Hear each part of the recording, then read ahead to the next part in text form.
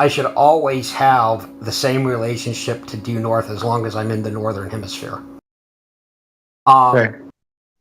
Eventually, I'll hit California. I think we all agree on that. I start from like Myrtle Beach, South Carolina, or wherever that red line is, and I head west, due west, and eventually I'm going to hit California. Then I get on some sort of craft, boat, airplane, submarine, whatever, and I continue to head due west.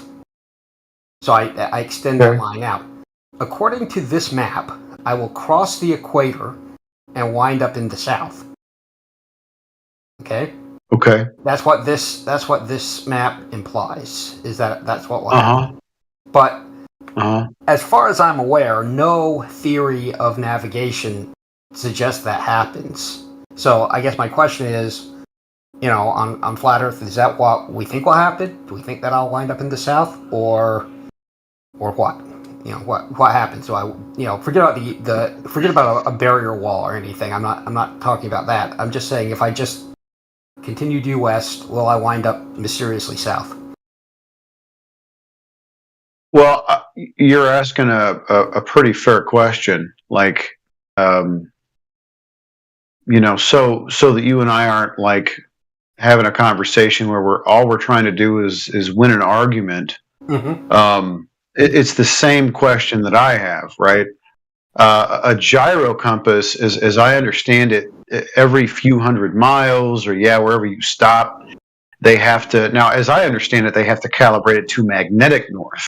I don't know if they calibrate it to Polaris, but neither here nor there, because they're just going to go ahead and say, we're going to pick a place and we're going to calibrate it to this location, so we're always trying to head in the correct direction or whatever, right? Fine. It's a great question to ask. I don't know, Okay, that's a fair answer. I'm just being honest. I don't know. I would love to know. If you just keep going straight, what do you run into? And that should be doable, because you don't have to go south of the 60th parallel or anything. You should be able to do it without crossing the Antarctica barrier. Expand on that. What do you mean you should be able to do what? Just continue heading a very straight path? West. Straight path west, yes. Okay. In theory, I mean... Because, right, this is all theorized, right? You and me, actually, this is the thing that we have in common. Like, the crazy thing about most people in this discussion, I'm going to be honest with you, I ain't never been on a boat and then just went west and didn't think about what I was going to run into, right? Mm-hmm. And I've never talked to anybody in these discussions where they went, hey, I've been on a boat and we just went west and then this is what we found out. Or I just went straight. Like, that's a weird, you went straight. Okay, how did you know you went straight? There's all these charts and there's all these maps and I'm landlocked, dude. I ain't getting on no boat. I've been on a plane. I went from, airport to airport. So all these questions and all this stuff, it'd be great to talk to somebody and be like, hey, have you ever gotten in a plane and just went straight, whatever the hell that means? And what'd you hit? I don't know if I'd do a plane, because even in on any scenario, there's like nowhere to land out there. So sure. I don't know if I'd do it. Well, I mean, you could land we have the ocean, I guess, if you had a seaplane, but... Yeah, like, we have all these limitations, all right? And so even if you're, like, in a seaplane and, like, I ran out of fuel and I landed in the middle of the ocean, well, no one's bringing me any gas, I don't know if I'd want to so... Yeah. So it's so much of what we talk about, and I'm being honest, is like this hypothetical, Well... I don't have the experience, and I can't answer the question. And so I'm hoping that I'm kind of like representing the flat Earth position well. Is like, if we don't know, we kind of don't want to make a claim, because I don't know. Yeah, I don't know. I'm not. And if I got it right. And I think most people that would be on the globe side, and bear in mind that I was on the globe side once, like, I never even thought about it. And if I had to answer the question, I would always defer to an authority that told me what they did. Right? Mm-hmm. So that's like a faith-based thing. It's like, oh, well, they said they did this, so I guess that's what they did, but I couldn't verify it. I couldn't speak to it, but that's what I would tell you. Yeah, well, I don't do ocean navigation. I mean, I've flown all over the place, and I've been on boats and stuff, but I've never done, astronavigation or anything like that. So, right. But I think I could manage a gyro compass. I'm pretty sure I could do that, and I think a boat would be able to make that to hold that course. A due west course, I don't think is beyond the ken of boating skills to hold. So it should be, sure. In theory, it should be testable, even without Antarctica. Well, don't worry about the Antarctic Treaty or anything like that. If you wind up there, let's learn something. Yeah, so let's use the AE map as an example. All right, so I'm not going to be the flat earther that says the AE map is our map, because I know that it's a projection. Right, it's not. And I know that it's a globe, that it's been smashed out, and this is, this is how we use a scale and all that stuff, whatever. So if I was using a gyro compass, due west for me, if I checked my gyro compass every once in a while and recorrected it, it would kind of be a circular path. Like it just would be. Like, honestly, it would just be a circular path. West is west. Yep. So west is different than like a straight heading. You know what I'm saying? Well, like eventually west would become like I would be going southwest. And then after a while, you know what I mean? Well, if you kept that Polaris at one point and you kept going straight, it's different than going due west. Can you see in the chat? I'm going to put something in there because I looked into this actually because I didn't know, so I was curious. So there's a great circle route. If you already know this, we don't need to go into it, but I didn't know it. So there's what they call a great circle route, which is theoretically, well, it's supposed to be the shortest distance between any 2 points on the globe. So, and it's the way that planes try to fly and whatever else. There's also what's called a rhomb line. It's RHOMB. Yeah, I've heard of it. Rhomb lines, okay. Yeah. Rhomb line. And that is a straight compass heading. So I just put a picture in there. So if you follow a great circle route, you will constantly be making course changes. You can see all of the different course corrections. So the captain is constantly turning the wheel a little bit to keep that correction going. If you follow a rhomb line, then you just lock it into 270 and rip the dial off. I mean, not literally, but you're just straight on 270, 270, 270. Now, on a globe, assuming a globe of pure water, there's no land anywhere, you would eventually circumnavigate it parallel to the line of latitude that you're here. Okay, so you just spin around, but you would never change your heading. You would never change your 270 degree heading. You just wind up back where you started. With a great circle route, you will wind up where you started, bisecting the globe, but but you'll have to make a zillion little course corrections every time every time you go a certain distance. You have to change your directional heading a bit. So right, yeah. So that's how. Because I was thinking, I was like, okay, so this is a great circle route, and then I was totally off base. I was like trying to figure out how it would work on a globe, on a globe. How would it work? And that was totally wrong. I needed the rhomb line type of transit. So anyway, yeah, okay. If we don't know, we don't know. That I'm perfectly fine to accept that answer. If somebody thinks you know, I'd like to hear that. And I agree with you that the AE projection can't be the true map.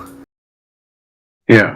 But I think it has to be something like that, because otherwise, how does international travel work? Like, I know I can get from where I live to Singapore, and reliably. So somebody has to know how that works. How, the distance and the directions of travel, and somebody has to be able to figure that out. So.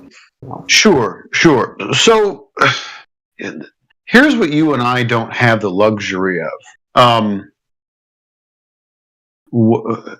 You and I don't have the luxury of talking to a boat captain. You know what I'm saying? And then in this day and age, the boat captain is going to tell us about the GPS coordinate system that he's using. Yeah, absolutely. You know what I'm saying? So it's like, right. So you and me can't just like get in a boat and go, all right, well, it's just us, and how are we going to get there? You know, and wherever there is, how are we going to figure this out? And I think this is the struggle that everybody before GPS, the charts, like you think that there was a time people got in boats and just went. Okay, they didn't have a map. They didn't have a sextant. They didn't have GPS. They didn't have anything. They just went. That's like primitive. They usually did that along a coast. They would, when they were exploring, they'd hug a coastline as much as they could. Right. That's a good way to die if you just go out into uncharted waters. Well, So, but somebody at some point had the balls and said, "All right, screw this coast thing. I'm going to go that way. Right? I'm going to go perpendicular to the coast and the stars that we've been using so far, and I'm going to see what I end up getting to across this vast ocean." Okay. Mm-hmm. And that would be a great way for everybody to kind of figure out what we're dealing with here, because if you're going to keep this is the thing about the sextant that I really appreciate, is like, I'm not assuming, I have no preconceived notions, right? You and me are on a boat and we're on the ocean, and I don't know if you've been to the ocean. I'm sure you have. You sound like a guy that has at least done some traveling, right? Yeah, and I'm hoping that you can make this right. I'm hoping that you can make this concession with me. Just an honest conversation. Sure. I go to the ocean and I look at it, and it just looks flat. It just does, right? Like the horizon looks flat. It looks right. Flat. Yep, I agree. So all I can assume is I'm going on a course across flatness. The water looks flat. The horizon looks flat, and so I'm trying to keep the star here, and I'm trying to I hope I can keep the star. Like if I want to turn around because I'm getting kind of, my knees are knocking together. I want to turn around and go back because I'm like, we ain't even hit no land. We ain't hit nothing. This is a long ways out here. I want to go home. I want to see my kids and my wife. And so I'm going to go back the other way. So I'm going to turn around. I'm going to keep that star, whatever I was using, off now to my left or my right, whichever way I'm going. And I just want to go home, right? I didn't think about whether I was on a ball or nothing, So navigation is this weird thing, and at some point somebody was like, let's make a device that we can track that star, and after a while we start to plot points of where these stars end up, the almanac, right?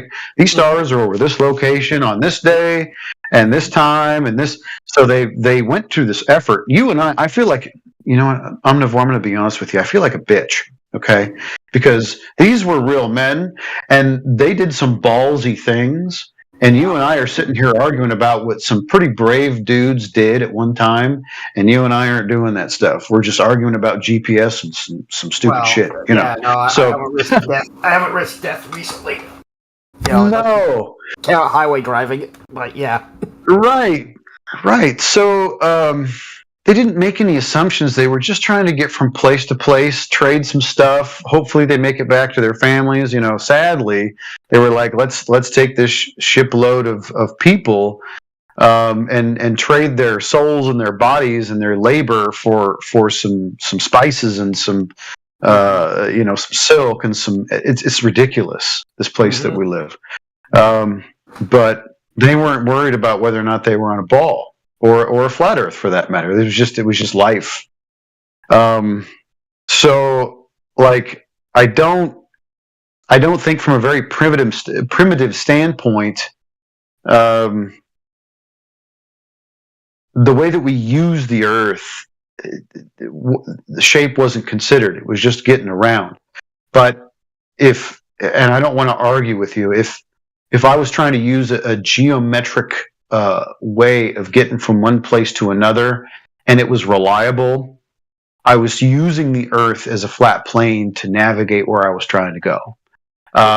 And to this day, it's still doing that. So, like headings and stuff, I'm with you. I don't know what happens if we just go this direction, and the run lines and like what map you use and how it's supposed to work. Like, it's so convoluted, I can't sort it out. Mm-hmm. So, to me, it's so simplistic to just go, you know what? If I had to make a tool and grab some angles and not even thinking about it, just be like, I know that the star is over that place at that time, so I'm going to get an angle to it, and I'm going to do the math, and I'm going to get there. That's all they were worried about. Now you and I are arguing about it because I don't know. Like I said, at one time, it wasn't that long ago, I was in the same boat that you're in. But now, I've had to scrutinize all those claims that I was given and go, well, as I observe it, as I use it, as I measure it, as I treat my everyday life, I don't ever think about the Earth being a ball. And I'm just being like straight up honest with you. I don't even want to change your mind. Right. I don't think of it. It doesn't do me any good day-to-day life to think of it as being a sphere because, I'm not.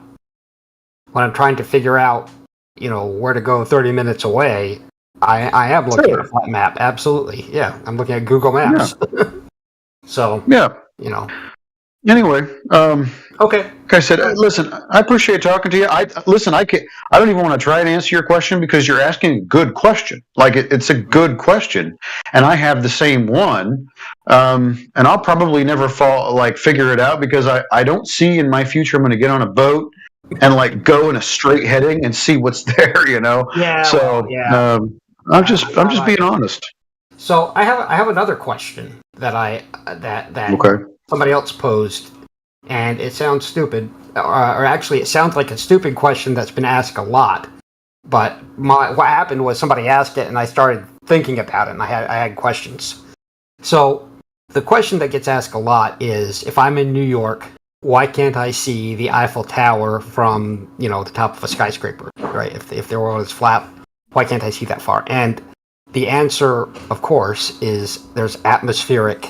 There's air and clouds and whatever else between New York and Paris, so you wouldn't be able to see that far any more than you could see through a fog bank. But the question that I had then, what that came up for me hearing that was, if I'm on top of a skyscraper in New York and I look out east, I can see stars at or close to the horizon, right? So I look out there and I see a dome of stars overhead, and down it goes all the way down to either close to the water or right above it.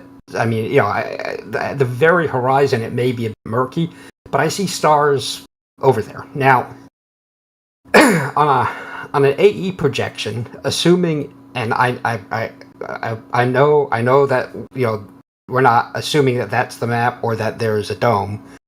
I'm with you, man. Go ahead. Ask the question. I'm listening. If I put a dome over the AE map, the stars on the horizon are going to be like east of Siberia, like east of Russia or something. So they're going to be pretty far away.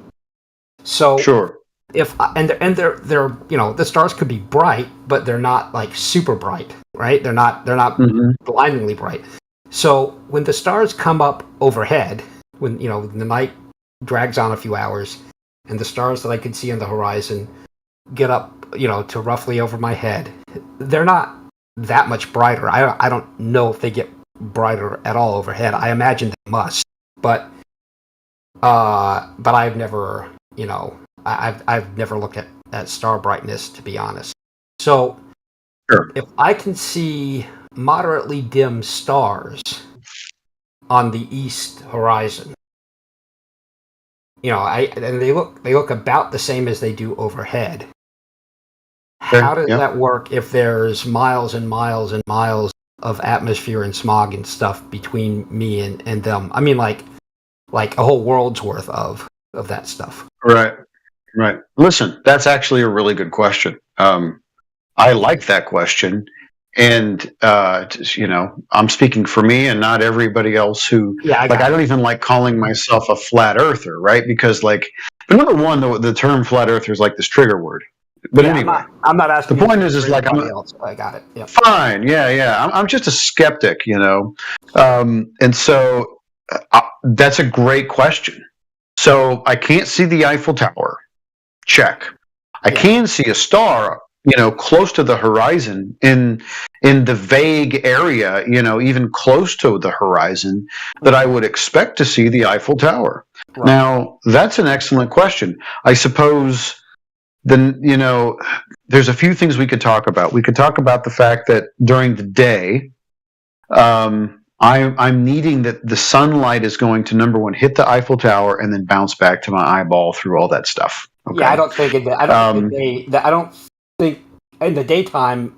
I don't think there's a question as to why I'm not seeing things, because I see the sky go down and there's clouds and the sun is real bright. So I would expect to be able to see. But I definitely see stars. Well, if the Earth was flat, we would see to China. Well, no. Before you jump in, I'm having a good conversation with Omnivore here, just for a second. So, at nighttime, the next thing that somebody who's a skeptic but is honest would say, I don't actually know what a star is. Okay, sure. Because right, you and I ain't never touched one. We don't. We see these things every night. Everybody has since the beginning of creation, unless you're blind, right? Mm-hmm. So you see them, but you go, I've heard a story about them, and yet the people that told me the story ain't going to verify that for me. So I call those stars. And I know that the ones that have these patterns that they kind of, orient themselves to are called planets. Mm-hmm. And I've heard a story about them too. But why I see them close to the horizon at night, whereas I don't see like an entire city across the ocean. If it's a coastal city, I don't know. Like the light attenuation, what's a star? Like, just the honest answer is that's a good question, and I don't know. Okay. Fair answer. Okay, I haven't gotten an answer as yet, but there may be one out there, and I just don't know it. So okay, sure, that's fine. All right, good talk. Yeah, I appreciate you, Omnivore. Sure, no problem.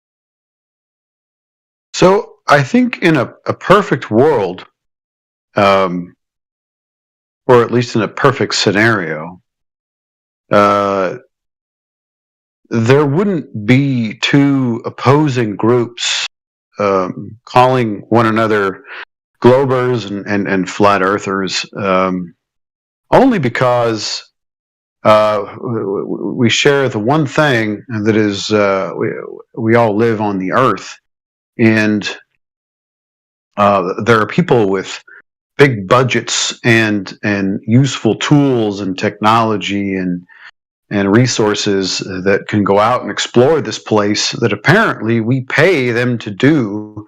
And for some reason, they've decided to gather up information and share some of it with us, and then keep some of it, secret. And I don't even know if that particular point is in contention. But we all have equal right to know the truth about everything and the place that we live, because I don't think any man is going to be better than the other. And yet somehow we've decided that there are certain men that we would prefer do all of our bidding for us and do all the research for us, and then trust them to give us the truth about the place that we live. And no matter what side you're on, nobody's been honest. So I'm hoping that somehow in this day and age we would stop contending with one another and actually ask the appropriate questions to people that we've trusted to give us the truth about where we live. And if they haven't been honest, why is that? And what is the truth? And that way we don't have to end up in chat rooms on Discord, contending over crap that, as far as I'm concerned, is of dire importance, but yet we're just kind of slinging mud because we all don't have the bare facts. No one's just going to walk up to us and tell us this is what they saw, this is what they measured, this is what they did, because there's so much controversy about the information that they're giving us that someone's lying, and it ain't those that are arguing about it, it's those who are giving us the information. So I hope we can all keep that in mind when we talk about this, that what is the truth? Never mind our biases, what's the truth? And who owes us the truth? And why aren't they giving it to us? Okay, I think I could sign on to that. Yeah.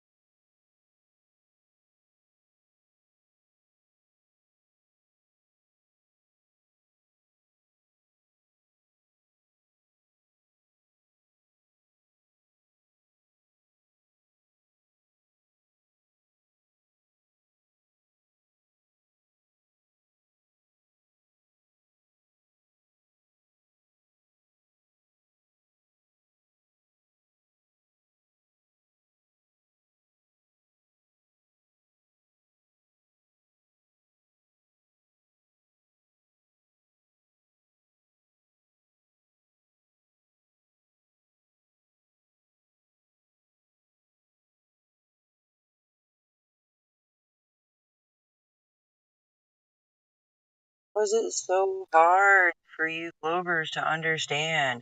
It's like you think that we don't understand refraction. We understand that light does some weird things through the atmosphere. But when we're talking about seeing solid objects over some serious distance and there's no curve to be had, I'm not seeing a light. These solid objects in these great distances are not just magically refracting up into my line of sight. That's not happening. Light may have the capability to do some weird things like that, but solid objects are not bending up past the past the physical curvature and into your eyes. That's just not happening. So, like, why do you guys keep claiming refraction? It's absolutely asinine. That's all I'm going to say. I'm off my soapbox. Jesus.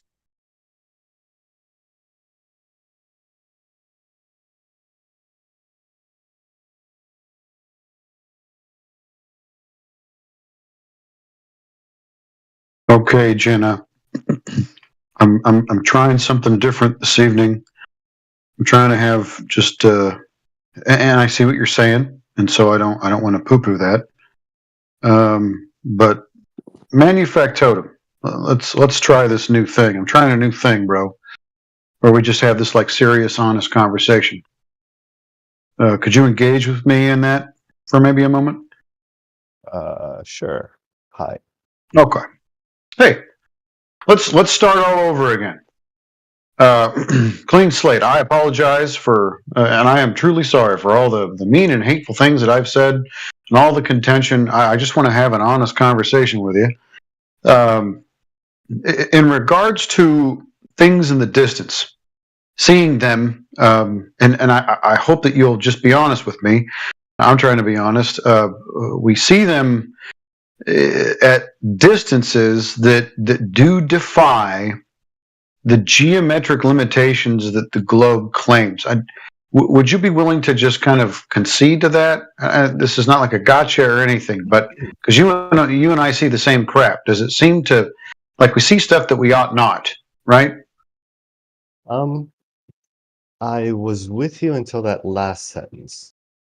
So Okay. I would agree that it defies the geometric limitations. But when we say that we see things that we ought not, what we ought to see is not purely based on the geometry. Okay. So, tell me why you think we should see, and maybe we should be more specific just for the sake of the conversation. Can you give me a scenario or an example of what you're talking about?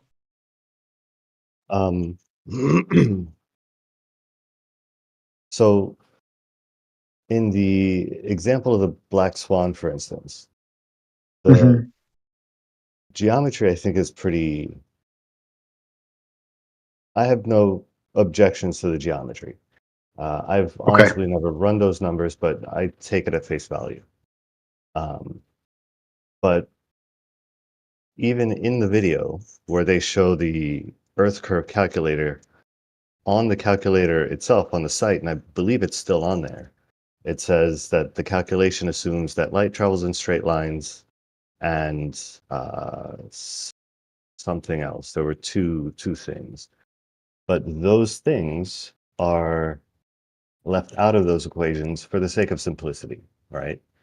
So I think putting those things back in tells us probably what we more closely ought to see, considering that those things are out there in the world. Okay. I hear what you're saying. So let me see if I can steelman your position. You're saying if we take into account things like refraction, all right, that would determine kind of where the horizon should be seen. Generally, yes. I wouldn't be so specific. I would say if we take into account sort of real world variables, refraction would be one of them, but more generally just that we're looking through air and that, like light can bend through atmosphere. Okay, it can bend. I don't even know if I really want to argue that point. However, like if we were to be specific about the terminology that we use, light seems to deviate, right? So, like when we describe it, even in terms of refraction, heat, and moisture and stuff like that, tends to the cumulative effect is like each straight path that light takes, it seems to deviate it, and it may kind of seem like a curve over a certain distance. But the crazy thing is, like, rays are conceptions, beams is a description and a conception, but light is so mysterious that we can't fully talk about it in absolutes. So it seems to bend. We'll just use that term. I'll go ahead and walk with you down that path. It seems to bend. All right. Sure. With the black swan, for the flat earth side, and I'm only speaking for me, I'm not going to speak for everybody else because they may not agree with me on this. The thing that we have the biggest problem with is that the oil rigs don't move. It seems like the horizon is the thing that moves. So it's very peculiar that you're not going to move the oil rigs, but some days the place where the sky appears to meet the earth or the water all of a sudden decides to be in front of and now behind these oil rigs that will never move. And that's an interesting phenomenon, don't you think? I disagree. I think the oil rigs do appear to move. Like, I think is it the oil rigs that move or the horizon that moves? One thing has to move, the other one has to remain stationary. Do they both move? No, I think everything that we're seeing over that distance is moving. So everything is now not where it's supposed to be. Yes. Okay. To a great. So if that's the case, okay. So if that's the case, and I'm glad that you're just being honest. If nothing is where it's supposed to be on that day, the idea of the black swan is, well, then what day is it where everything is where it's supposed to be, and how would you determine that? That is the question. Right. I think on days where there's less, so I don't know if we're going to agree on the basic premise that more refraction causes us to see a less faithful image. Or maybe we just disagree what that looks like. But I would say that on the days where we see more refraction, on the days where what we see is more affected by refraction, we're going to see those objects not where we're not going to see an accurate representation of where those objects are. And on a day where what we see is less affected by refraction, we're going to see it closer to its true position. Okay. Whether we ever see it exactly where it is, I suspect not. Okay. So you and I have the same quandary. Like, you know what I would love to see, Manufactotum, is somebody going out and gathering the data, because someone will say, the claim is refraction as to why the horizon, and in what you're describing to me, according to your explanation, nothing is where it's supposed to be on that day, the Black Swan day, right? Nothing is exactly nothing is exactly where it's supposed to be as far as the apparent position, right? Where it appears to be and where it ought to be, and what we can measure to and how we measure it and all that stuff.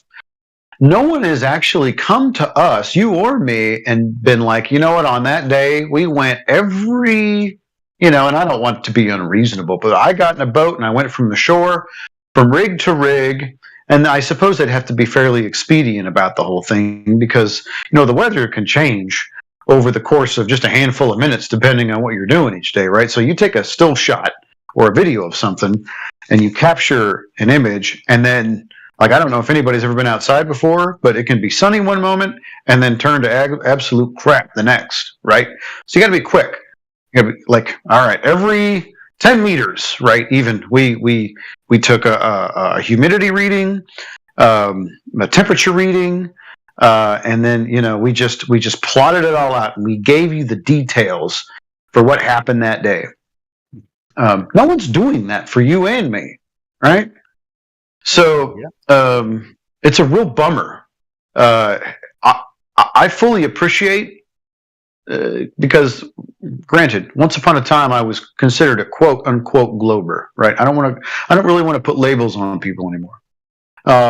But once upon a time I would have been a skeptic in the way that you're a skeptic, and I would have been like, okay, well, we have two different observations on two different days, and yet no one's going to give me a decent answer as to why we experience these two phenomena, and no one took the data, but we see two different things.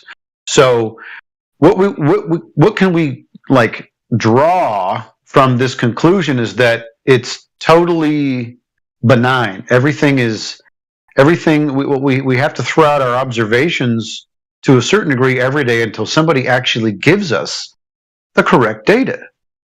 So the place where the horizon is, no matter the day, I don't think is going to be a satisfactory answer as to whether or not it is Earth curvature or it is not.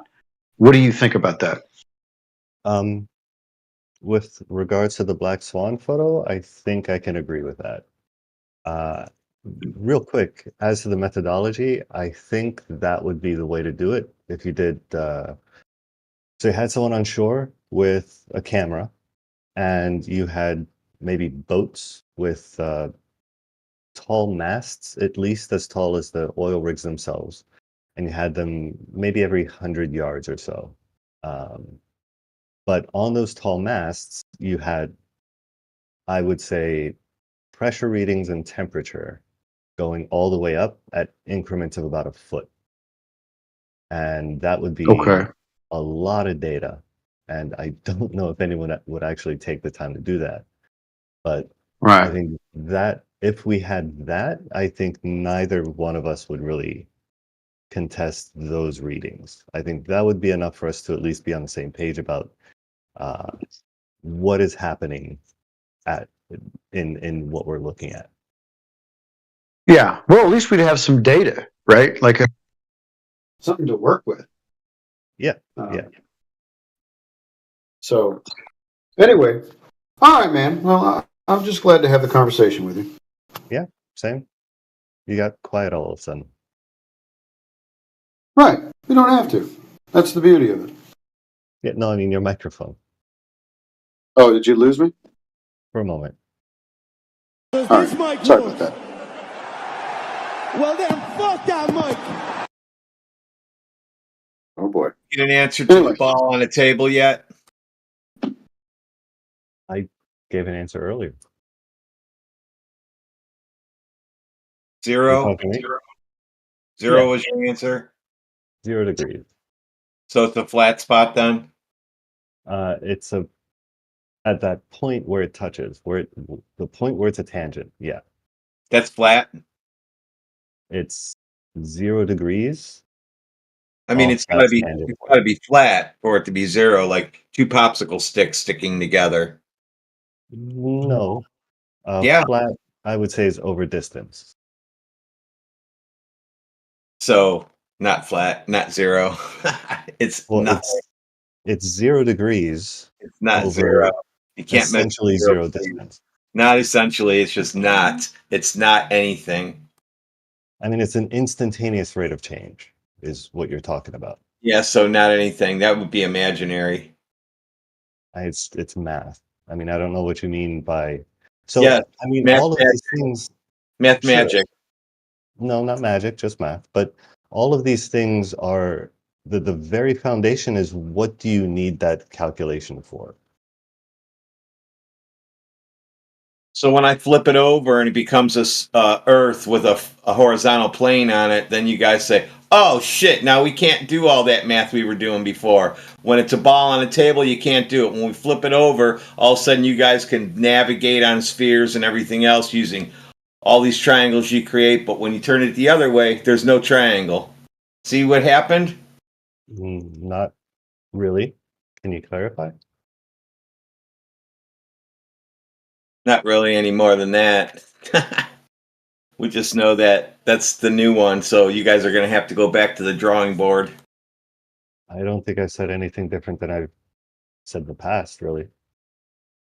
Yeah, you can't have an angle between a straight line and a curve, so that's it.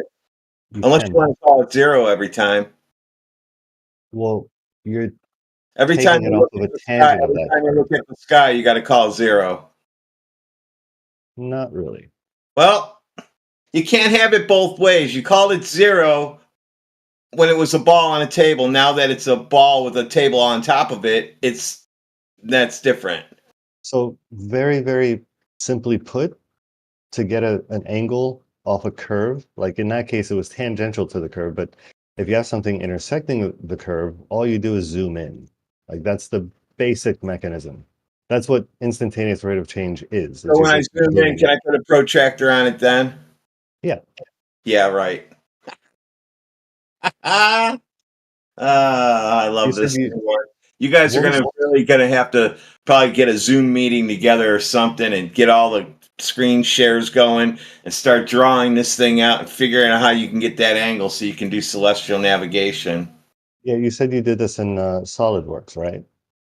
Can't do it in SolidWorks. Was that the program you mentioned, though? That's the program I mentioned that I cannot do it in. Okay. So you take a circle and you just draw a line across that circle. Just so that it lays across that circle at any angle, right? Then you zoom in to where the line intersects the curve. You zoom in as far as you can and you put a protractor on your screen. And that's the angle? Pretty damn close, depending on how much you zoom in, yeah. Oh my God. If you zoom in to where you keep zooming in and it doesn't seem to change anymore, I think it's straight enough that you can take an angle.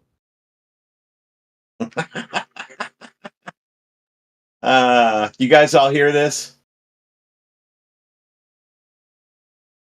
If it's a ball, if it's a ball sitting on the table, the angle between the table and the ball is 0. If a ball has the table on top of it, then you can put a protractor on it and measure the angle. Well, if it intersects. That's kind of what a tangent is, dude. Yeah. At the point where it touches, that's going to be 0 degrees. All over. Has this guy never touched AutoCAD in his fucking life? Or like any kind of fucking like geometry? Says he used SolidWorks. It should still work on that.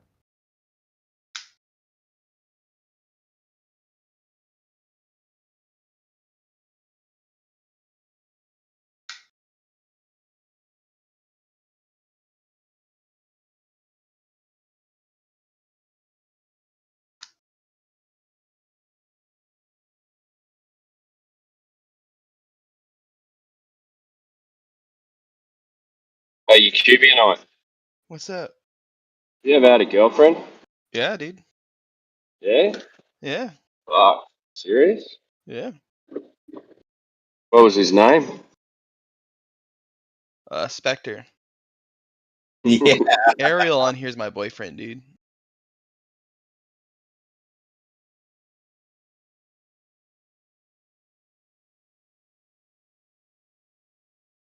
So nobody's got that angle yet? I'm pretty sure like 90 of us already gave it to you. Yeah, what is it then? Go ahead. Of a table and a ball? From the center, it forms a 90 or what you call it, 90-degree tangent. I didn't say from the center.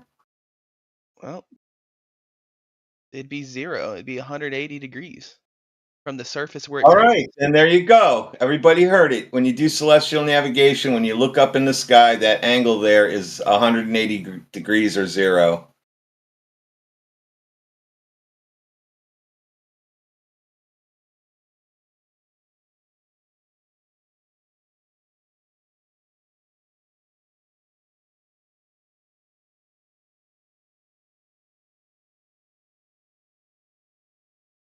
Another victory for 2024. All you got to do is put the ball on the table and it becomes 0 or 180 degrees. And then if you put the table on the ball, they can get angles to the stars. Doesn't make sense, does it?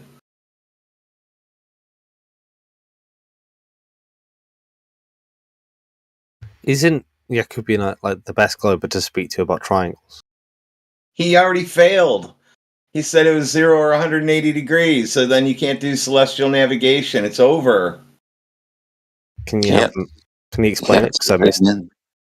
What he did is he zoomed in and he made that curved line flat unmeasured 180 degrees. So it wasn't curved anymore.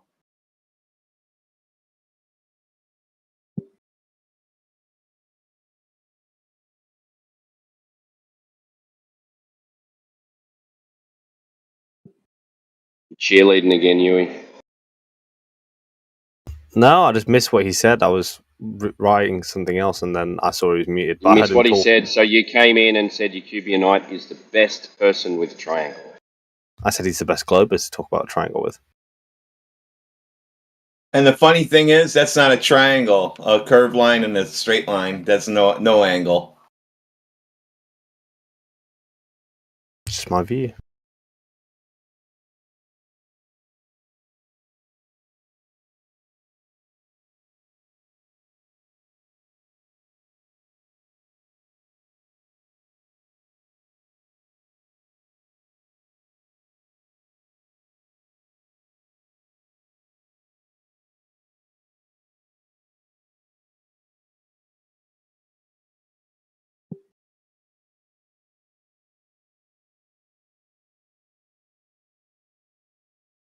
They want to draw a line to the center of the ball. That's fine.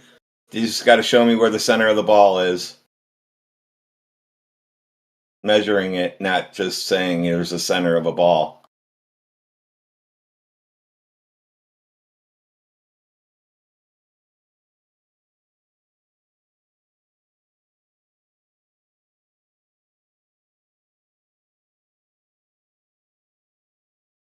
Well, I don't know where to go from here, guys. Is there anything left? I mean, this celestial navigation they thought was pretty strong last month, so that's done. What else was there left? I think that's it.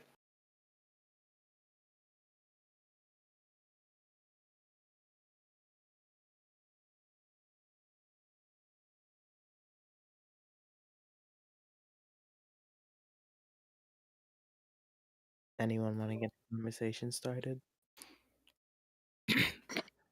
I'm I mean, sorry? I think everybody here believes the Earth is flat, right? Yeah, obviously. I mean, come on. The majority, not everybody that's in the chat. I mean, how do you not? It's like, does the water freaking curve? You know? No, yes, it doesn't. it's a fluid. It's the LARP Patrol. Let's hear it, Flat Earthers. Are you guys? Let's hear it, Flat Earthers. If the Earth was, can you explain to me if the Earth was round, then how come when you walk in a straight line you don't start to bend upside down and curve? It just doesn't make sense. Because like, if the Earth was a circle shape, if you like walk in a straight line, since it's circular, it's not going to stay a straight flat line. It's eventually going to curve at some point, and then since it's flat, or no, since you think it's not flat, then you're not going to be walking straight or on a flat surface anymore. So I just think it proves itself that the Earth is flat. No, because if you think about it, if you watch the Mr. Beast video where he put a piece of toast on like two sides of the Earth and he made a sandwich, he didn't actually make a sandwich. He just put two. Anybody else left? Nope. Somebody was trying to give us an Earth sandwich. I mean, I'd never heard that before. Yeah. That's it. We're down to making sandwiches. Hey, can I just say again, real quick, that again another reason to why the Earth is flat. It's just kind of like, so you're driving a car, right? And when you're driving on the freeway, you're not gonna just curve off the Earth in this, because that would mean the Earth is circular. Instead, you just keep going in that direction. Because why? Because the Earth is flat. Resting the case. That's ridiculous. The Earth is obviously a ball. What are you talking about? Yeah, cars and water stick to balls. Yeah. Obviously, the gravity of the Earth keeps the car on the road as the road follows Nah, it. I think it's Yeah, because the Earth is flat. no, the No, Earth's not. gravity pulling the car down. But the Earth is flat, so No, if it was no, rounded, it doesn't really make sense to me. no, You it's know? not. All cosmology and astrophysics points to the Earth being a ball. What are you talking about? Did flat earthers come into here? Ridiculous. Yeah, he said if he drives a car, it doesn't fly into space. That's stupid. Of course, gravity keeps the balls in the car, the water in the cars on here. That's just. All three gave Come on, up and left already. They got Oh, mute, and then the other one gave up. that was a shame. Counter LARP for the win. It's just hitting them. We're hitting them out of the park today, everybody. It's just click, boo. Crowd goes crazy. Radwin, can you walk me through your table on a ball thing? I was kind of. What are you talking about? Sure. Draw a flat line on a piece of paper, and then draw a circle on top of it where the ball meets the line. Give me the angle there between the line and the ball and the circle. Brilliant. Isn't that awesome? So they're giving me 0 or 180 if you zoom in. So I'm like, fine, let's flip it over. Now it's a horizontal plane on a sphere. Now you can't do celestial navigation anymore.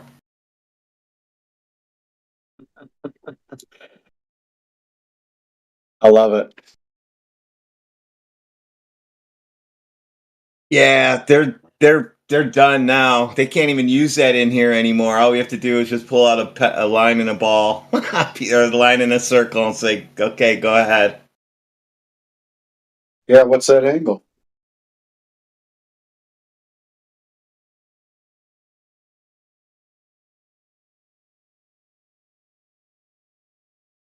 See, that point is where your eyes are put at.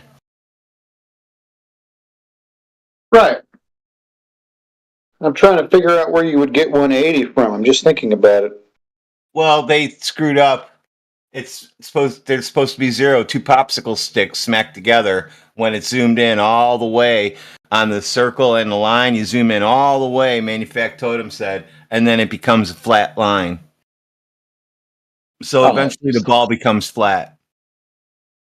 So no matter how you do this, you have to have a flat surface. Well, that's in a program where I guess they're dealing with like pixels, right? That's the only way it would be 0. Yeah, in a program. Then he said you just zoom in on there and you can put your protractor up to the screen and estimate that angle. Brilliant. So sticks and shadows and protractors on screens is all we got left. I'm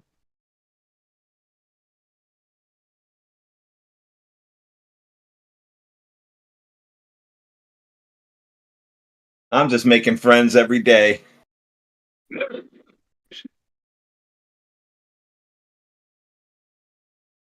First, I didn't like that air pressure presses down on water, because when you remove the air pressure, the water flies away, just like they want everything to float away. It does.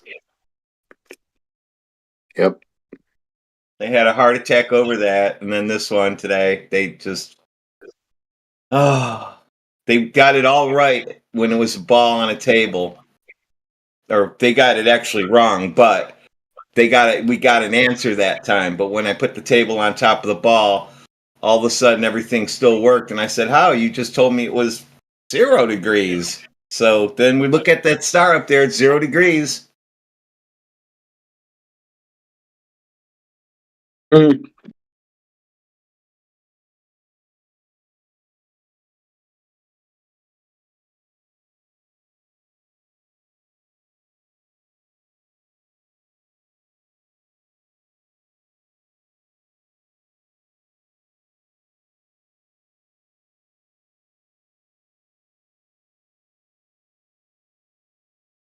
It took Darth Duncan or Duncan Darth right out of the ball game with that one. He just quit after that. Praise the Lord.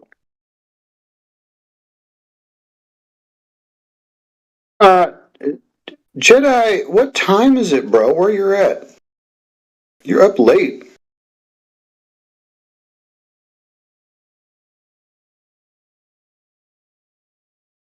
Just gone 2 o'clock in the morning, mate. You're a diehard, brother. Has the politics server totally jacked up your sleep schedule? What are you doing? It's always been like that, man. Even on 24/7, my sleep schedule is. I'm more awake more in the early hours of the morning than I am in a few hours. I've gone on to American time. Usually, what happens. All right. Well, I'm glad to have you. And yourself, brother.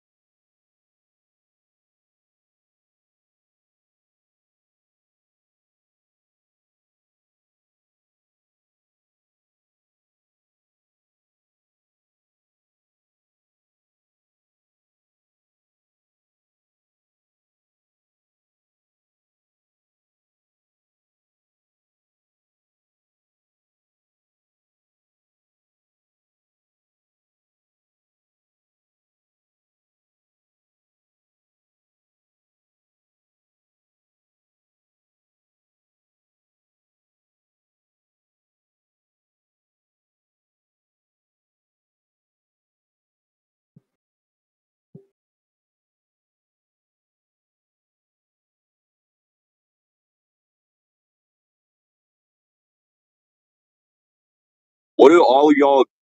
What do all the Globers in here think about the Indian moon mission?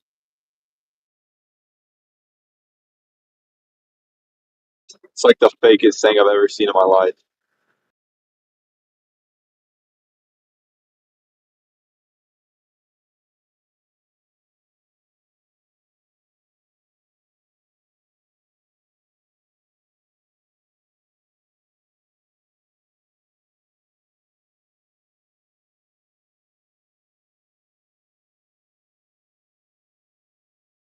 Well, I don't want to speak for him, but I believe that what they would say is if it was on TV put out by an authority, then it has to have credibility and it must be real, because if it's not on TV, then it's not real.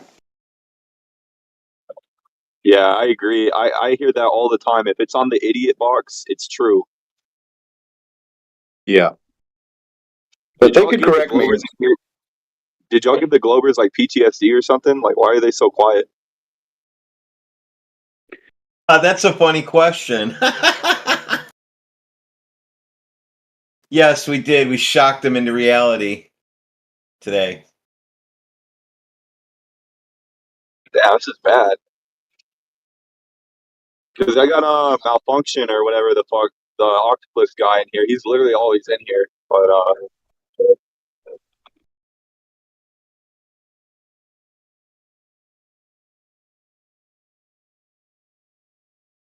Manufactotum is the way that you say his screen name. my reading level's not that high.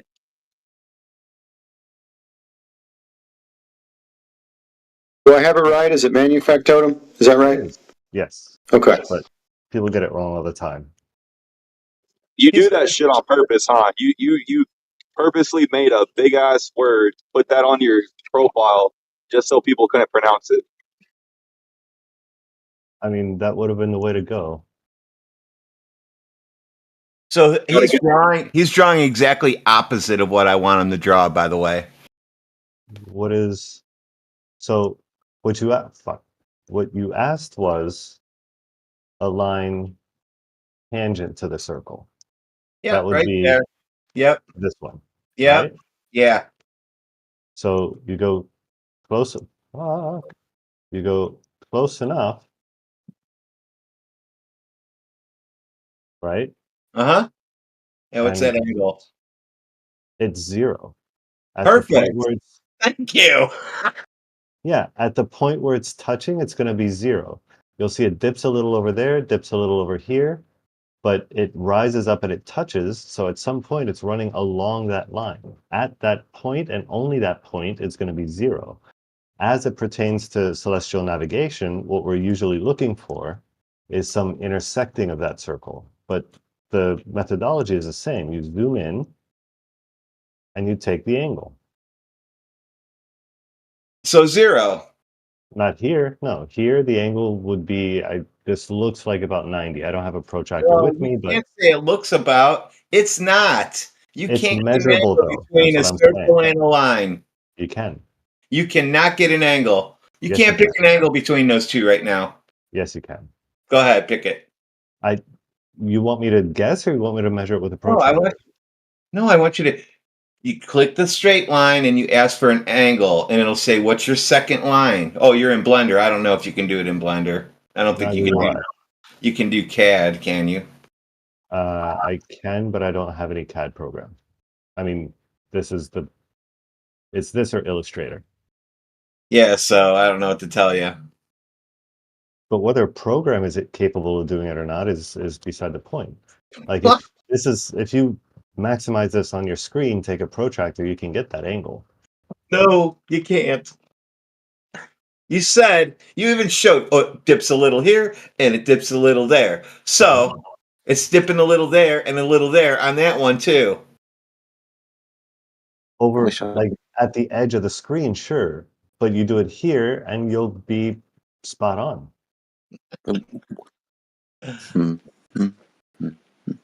All right. I mean, just look, if I'd been in geometry class at school and my teacher had given me one straight line and one curved line, and they intersected, and they gave me a protractor and asked me to measure where that angle was between that horizontal line and that curved line, I wouldn't turn around to them and say, can we zoom in on this? Can we zoom on this and make that curved line? Can we make it not a curved line? Can we make it a straight line? And when we make it a straight line, can I then possibly measure an angle from that, what I've now made a straight line? We were measuring from a curved line.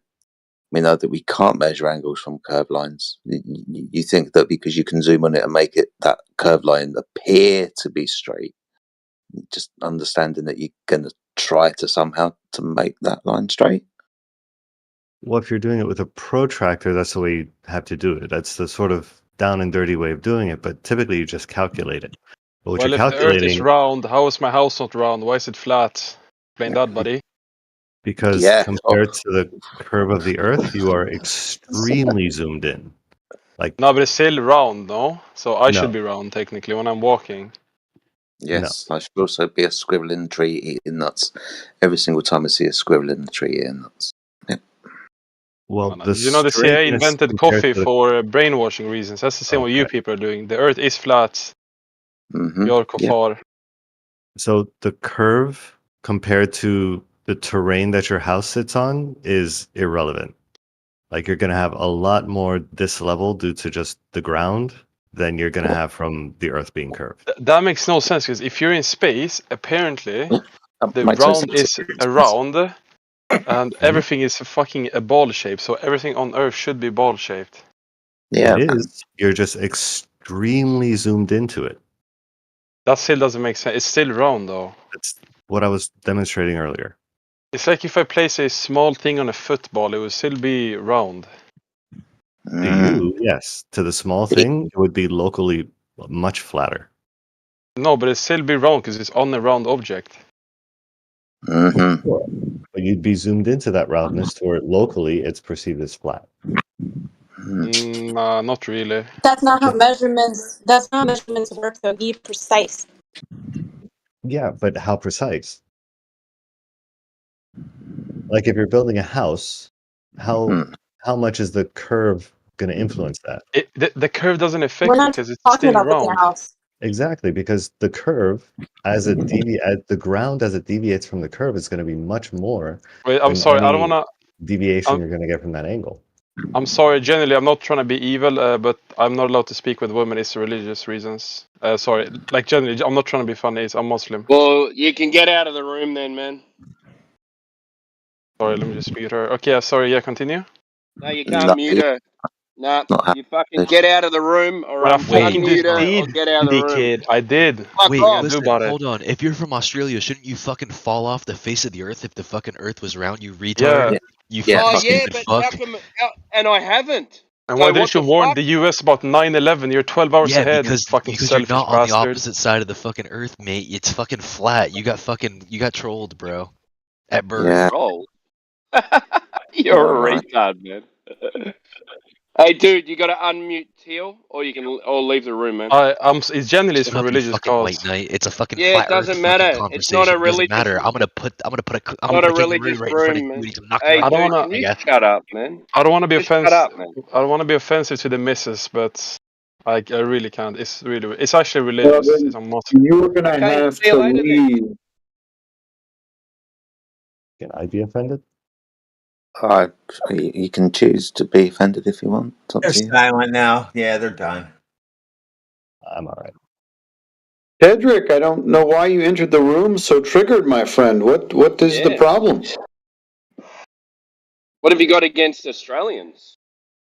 My goodness.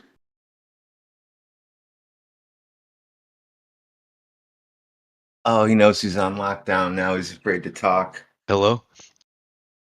Why are you upset, So, bro? the earth is flat. I hate aboriginals, and Australia pisses. Okay. Wow. That's Bye. interesting. What's Australia ever done to anyone? What is this game of mute and unmute? How about Fuck Pretty off. fun, isn't it? I like this game. It's a game I like to play called Let's See What Word I Can Cut You Off On. Well, I'm gonna fuck. What? You got that one? Oh.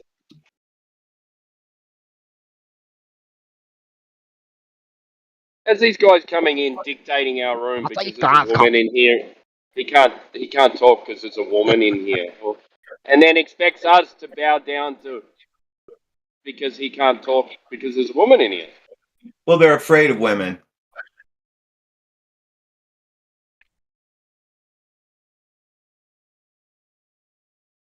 Yeah, it really is.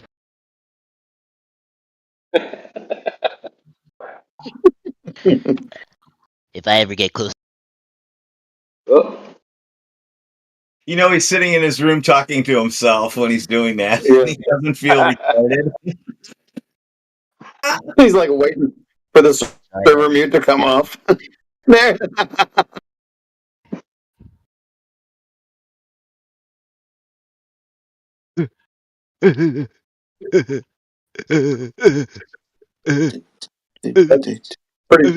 Pretty dignified, bro. Like you got to feel pretty good about yourself at this point, don't you? Hey, Cedric, let's start this conversation Oh, again. Are you you fucking able? bogan Are you cunt. able? Are you able to have a normal conversation or not? Oof. Tim fucking have a normal conversation. Okay. Alright. I don't mind if you try and do that accent. That's fine, but as long as you can have a coherent conversation, that's all right. Fuck yeah, cunt. that was pretty good. That was good. I'll give him that. That made me laugh. That was good.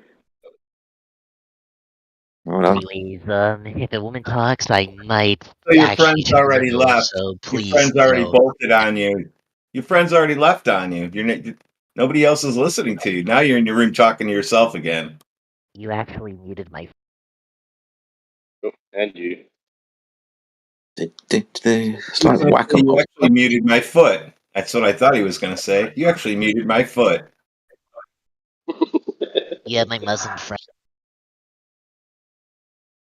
My Muslim. Yeah.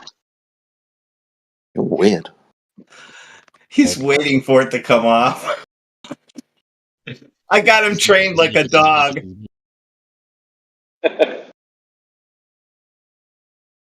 Speak. Bad dog. Oh, there you go. Virgin. There he goes. There he goes.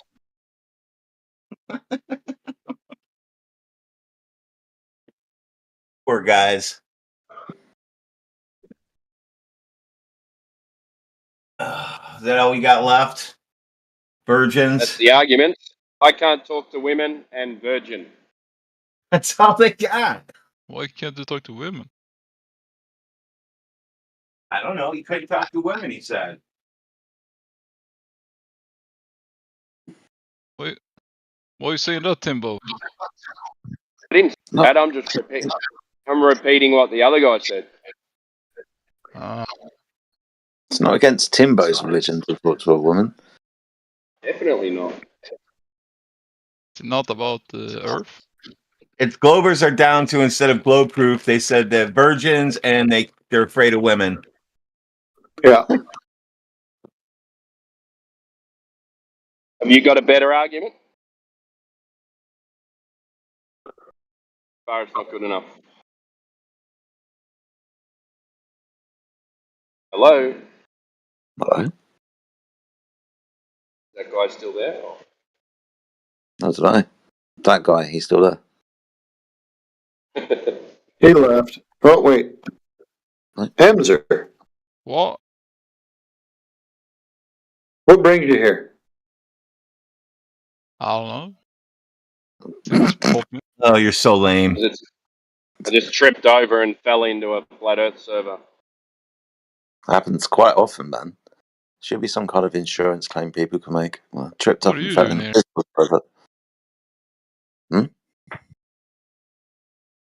Hello? Hello? What are you doing here? What are you doing here? I ask first. Okay, I'm waiting to talk to my friends or other individuals with regards to the We're doing math problems today. 0 and 180 degrees. Yeah, it's very simple math.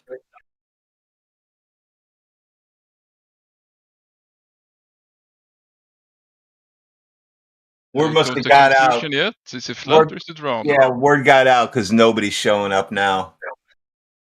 Is it flat or is it round? Yeah. It's flat. Round and flat can be the same thing, yeah? Oh, do you mean curved? Oh, I get you. No, as opposed to curved, it's flat. Coins can be flat, right? But circles. Wait, so if it's sorted, why are you still there? Well,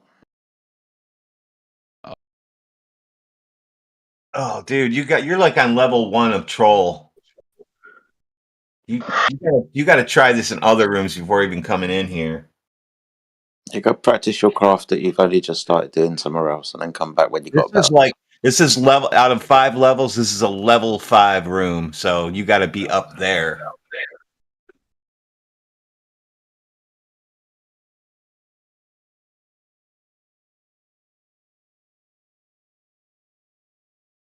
Got a lot of people in chat at the moment. That's really cool. I'm also live streaming on 24/7 on YouTube. Pretty good. You got Adam's movie corners in the house. What's up, Adam? Air pressure. Good to see you, my man. Amish is in the house. Always a pleasure. And It's Flat has joined us this evening. Breathing Earth, something or other, can't be bothered to read the rest of your name, is trying to challenge me on the ideal gas laws. If you're on That's Embo, isn't it? Maybe. Yes, Breathing Earth is Embo. Oh, God. Well, if you want to. Hello. Alright, who are you? You aren't ready for the briefing Earth theory. Oh, goody. We got another one we can shut up. You can go ahead and do that, Jedi. I'll try to find a picture. You aren't ready for that truth bomb. It completely annihilates both of the theories discussed here. What are you talking about?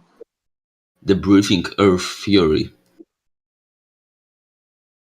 Breathing Earth theory. Yeah, breathing Yes. Earth theory. I'm a breathing earther. I believe the Earth expands and shrinks. Yeah.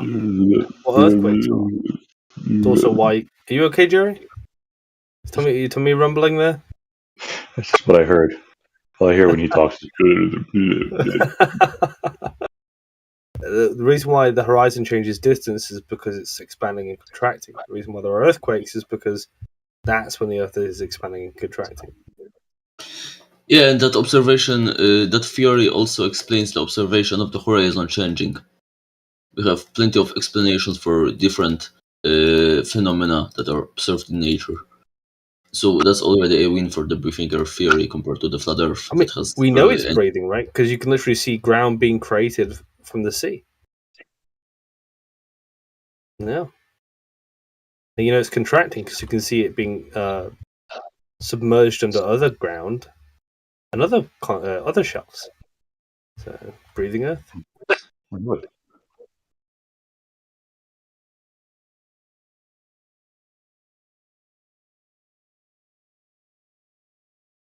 It's just reality.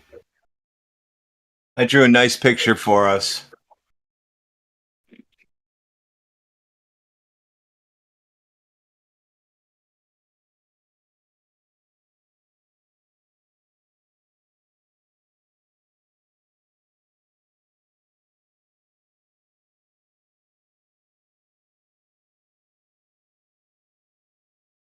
What do you think, Jedi? You like breathing Earth?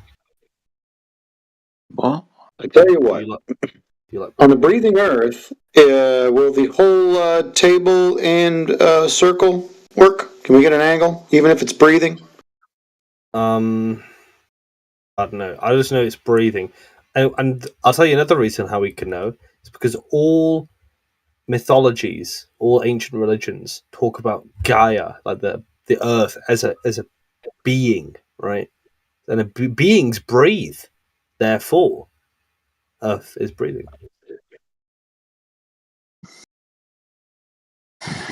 Mother Earth, right? So all they got left is just anything but talk about the subject. I think Manufactotum explained your subject. No, he got it all. Yo, then fine. Celestial navigation is out the door. So I'm just gonna keep knocking these Globers off one by one as they come in here. I see. Do you want to be knocked off, Huey? I'm not sure if I want to be knocked off by him, but I'll guess beggars can't be choosers, can they? No, not in these hard times.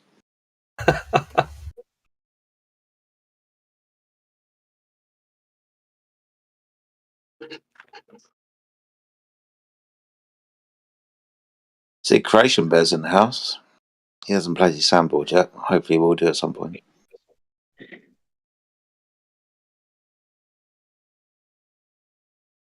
Embo, are you gonna solve that math problem for me that I posted at 25 minutes after the hour?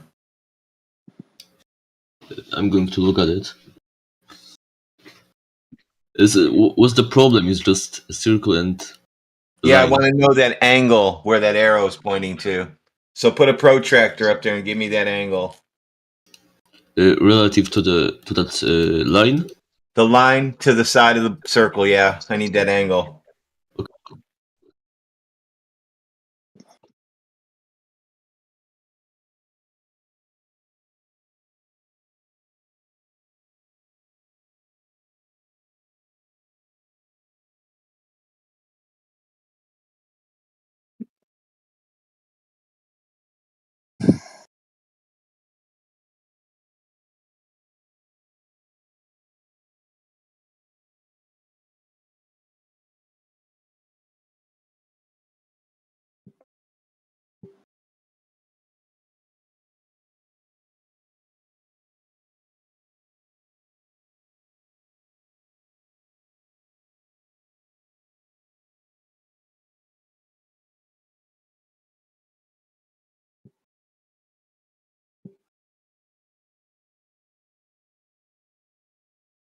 That's right, totally. You'd have to draw a tangent line but we're not going to draw a tangent line. We're just going to use these two lines, and we're going to measure between the horizontal line and a curved line to see if we can actually measure an angle.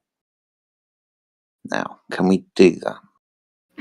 So this would be something approximately like 14 and half degrees. 13.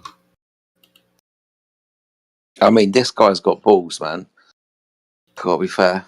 All we've had so far is 0 degrees and 180 degrees, and obviously you can't measure if one of those lines is curved. And we had Which a is- 90 degrees. 190. Oh yeah, yeah, and we have that as well. But you're going to say what? 14.1. That's fucking That's, awesome. that's lower than you're allowed to look at the horizon with a sextant. 14.1. 14.1. Wow. All right, so it's awesome. So obviously this just works. No. Manufactotum Totem and Embo, and go for it. I want you to argue this out. You can talk it out. Say what now? So where's the problem? Yeah. Embo says it's 14.1 degrees. And that's an angle to where? That's the angle. To the tangent line from that arrow he drawn. Oh, so the tangent line to the arrow. No, it's not a tangent line. It's just an arrow he placed it in a random place, and that angle I've given is the angle between that arrow and that tangent line. So that's We're not interested in the fucking arrow. We're interested in the curved line. Dude, I'll take the arrow out, and then I'll just yell to you, I want that angle inside there, where the line and the curve, right there, that angle. Where between the line and the edge of the circle. I just need that angle. You said 14. I'm writing them all down. We're making a collection.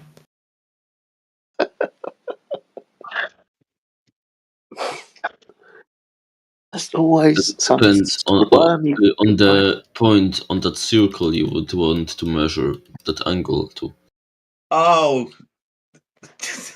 You want me to give you a point on it? Yes, I mean you require it in order to measure the angle. No, we're not going to be doing that. I mean, I assumed it was where the two touched. Now, there's going to be a test on this at the end of next week, you guys. So you better get it right. You better figure out which number you're going to use: 0, 90, 180, or 14.1. Sorry, just so I know, who's grading these tests? Me. Jedi. I just like the 14.1. I think that's funny. That's more precise than the others. Speaking about tests, my challenge still stands, because if you aren't aware, a few days ago I've taken a random exercise about gravity and density and buoyancy from a test that high school students have to do in order to pass, and I want flat earthers to solve that using something that isn't gravity. Okay. Who gives a fuck? As long as I can write on it and you hand it back to the teacher.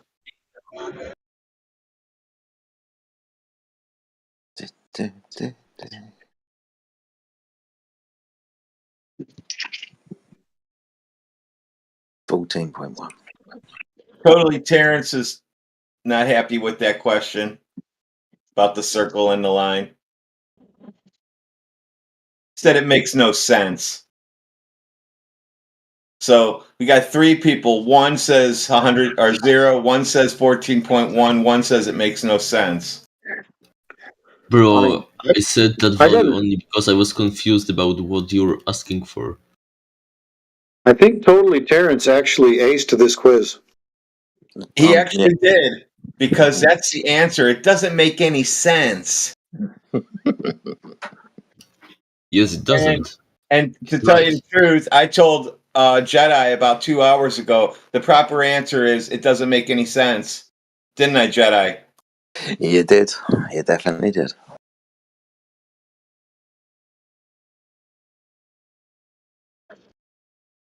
What's the point of asking that question, though?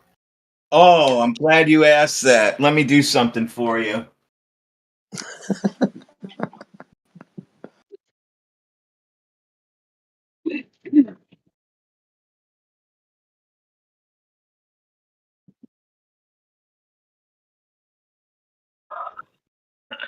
Wait a second. Okay, so you ready? Yes, absolutely. I gotta bring this into the fuck. I gotta paste it in.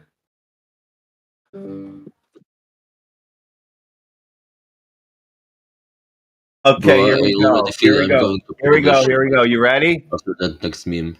Yeah. Now, the arrow is pointing at the man standing on top of the ball doing celestial navigation. So now your celestial Yes. navigation is over because now your degree is only 14.1, 0, 90, or 180 when you look at a star. Bro, what? Yeah, that's the end. That's the end. It's over. Whoa. that is so convincing. Bro, what was the correct answer? The correct answer is that it doesn't make any sense, because that's not how celestial navigation is done. Jedi, I think you're up, or somebody else wants to talk about celestial navigation now with him, because that's not how it's done. No, it's fine. Hey, You see FU where- Jedi. You see where that arrow's pointing? What's up, mate? Hey, I Measure the have. angle. Oh, hello. Measure the angle where the arrow's pointing. What's the angle? It's the same picture as before, but in case you haven't realised, it's been turned upside down. Into a sphere Earth with a horizontal plane when you're doing celestial navigation. I just fooled you.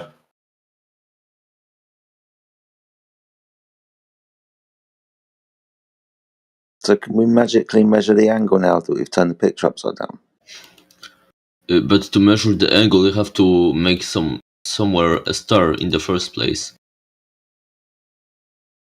That picture doesn't contain any star. Okay, let's say that the star is at the end of the horizontal line on the right. Then it would be at the horizon, so the angle would be 0. But the surface of the Earth is curved. Yes. Mm. Okay. But if you're standing on the ground level, then the horizon doesn't have any drop value. It's completely at eye level. So that horizon will be the same as that horizontal plane. So the curved surface will be horizontal. The horizon would be, because What's the okay. The horizon is not the same thing as the surface. It's only a place where the line of sight meets the surface. So if I was to gain altitude above this surface and draw a tangent line to where it met the surface, what would be the angle between the straight line? Sorry, what would be the angle where the straight line intersects that curved surface? What would be the angle there? Between that line, the tangent line, and the horizontal plane, you mean? Because to make an angle, you don't need only one line. You need some two. We need two. We need two straight lines to make an angle, don't we? Yes, exactly. Yeah. If one of the lines is curved, we can't measure an angle, can we? Jedi, here I'll post. I don't think so. I posted Ruhip's drawing originally, so that one's ruined. And they all agreed when I showed it before. Yes, that's how it's done. And now they're saying no, you can't do that. It's funny. All you got to do is set a ball on the table, and you debunk the globe. I don't think that's how it works. Shut up. You guys have a lot. You guys should be in a conference room right now talking about this. No, I don't think so. Okay. Oh, now we're going to have a different story. Cool. So if I want to measure an elevation angle up to, say, the top of a mountain, I'm going to have to reference a horizontal plane to measure that angle from, right? You're gonna the angle Yes, that the absolutely. light's on. Yes. And that horizontal plane is in reference to the surface of the Earth, because the elevation angle is above that surface, and that surface is mean sea level. It's not Not really. necessarily. It's not necessarily mean sea level. If No. you're measuring to the terrestrial objects, then the elevation angle could be negative because you could be higher than that point you're observing. Can I So, for ask example, why you drew where your distance is at? That's not a curved line. That's it's a great question, but I don't think you want to know the answer right now because it will take a little bit to explain it. Okay, cool. So if we want to figure out the elevation angle of a mountain that's, say, 10,000 feet, that 10,000 feet will be in reference to what? to the horizontal plane. It's mean sea level, right? Not necessarily. It's this mountain is 10,000 feet above mean sea level. You're talking about the published height of the mountain. Yes, he just uses completely different concepts interchangeably. The physical height of the mountain above the sea level and the apparent elevation angle that you measure. Yeah, because we're going to want to know the elevation angle of that mountain above the horizontal plane of reference. Right, but what if I'm standing on another lower mountain? Another lower mountain? Mm-hmm. And then when you're measuring that angle of the mountain in the distance above mean sea level, and you're above mean sea level, you're going to have to correct for that, right? Or what I'm going to do, so that picture, the first picture that I put in there, I know my level, so I'm going to measure the elevation angle from wherever I'm standing. Okay. And then I can compute the height based on that, and then I can add the elevation that I'm measuring it at. Okay, but your reference is going to be above your altitude, and the mountain's altitude is both going to be above the horizontal plane of reference.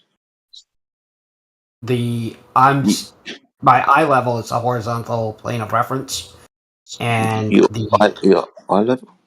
Yeah, see where level is written there. The horizontal plane of reference comes from where?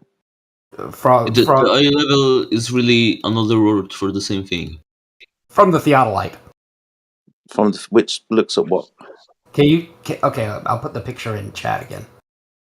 Okay. I'm just talking about getting elevation angles up to the top of mountains using a horizontal plane of reference, that being the Earth, when we're talking about their altitude above mean sea level. Right, well, so the mountain has a published height, right? I can look in a geography survey and find the elevation of the mountain. But that level... Okay, so you see the line that I just put in there, right? The picture I just put in there. So the green level line is the level. Mm-hmm.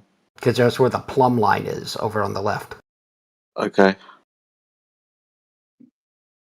I'm with you on this. That's a perfectly flat Earth drawing. I know you are, but you're not going to like it when we get to the end, so it's okay. No, continue. Take it to the end, Omnivore. I mean, that's what we want is to hear. Go ahead. Okay. So what I'm doing here is I can calculate the height. I'm pretty sure FE Jedi understands this. I've got my elevation angle, which is level with a plumb line, and the theodolite, where that line goes through the little telescope thing there, right?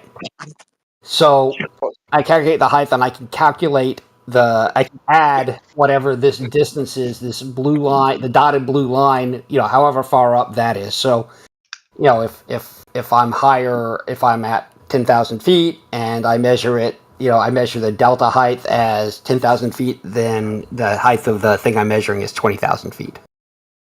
So then I want to calculate now. But what I'm going to do is I'm going to calculate the height using everybody's favorite rise over run, right? Slope. I have my distance down here, got my elevation angle, got my height. And it's nice and flat, right? You see that air pressure? I do. Yeah, okay. So what happens is, and do you know how to use Arcane to calculate the height? You guys play Clash of Clans? What's that? You guys play Clash of Clans? That's a crasher? I don't understand.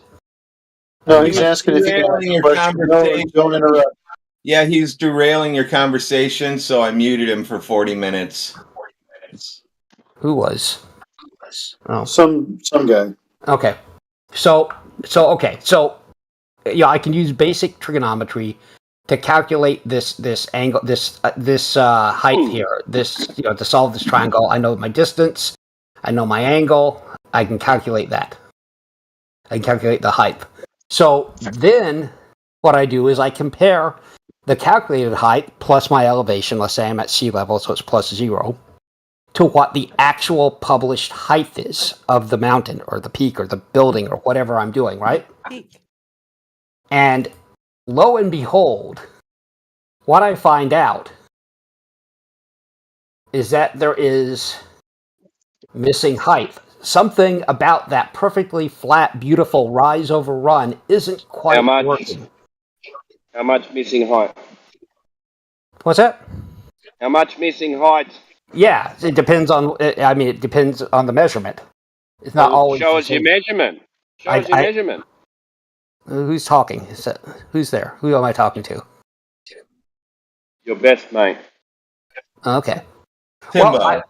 Well, that's what I thought. I thought Timbo. I thought it was you. Okay. Do you have the measurements of the observation you've done? Cool. I do. I didn't do the observations myself. I don't have to. But these are the measurements.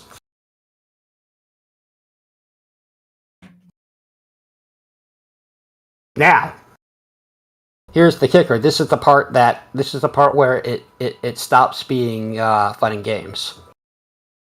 What's the distance? The distance is from me to whatever landmark I'm measuring. Yep. What is that? I don't understand. What is distance? What is the distance of the object? Okay, so you mean where is it in the What is the distance of the object you are measuring the angle? Timbo. Your question doesn't make sense given the scenario right now. Well, the distance is column H in that spreadsheet I just gave you. Okay. I think there should be more Australian robots. Sorry, Timbo, that was awesome. Oh, robot was it? Just the way you my come stupid voice. Yeah. Hearing Timbo scream is not, So what happens is, it's column H. Do you see that? Wait, did someone say that distance is irrelevant? No, distance is not irrelevant. Distance is someone required. did in the background. Someone said distance is irrelevant. Who said that? Well, it wasn't me. No one said that. What? No one said that. Yes, someone said the distance is irrelevant in this situation. Maybe it was you, Timbo. I'm not sure. I didn't say it was I irrelevant. said it. Now I'm asking. I said your who question said it. didn't make sense. That makes sense. Oh, what question?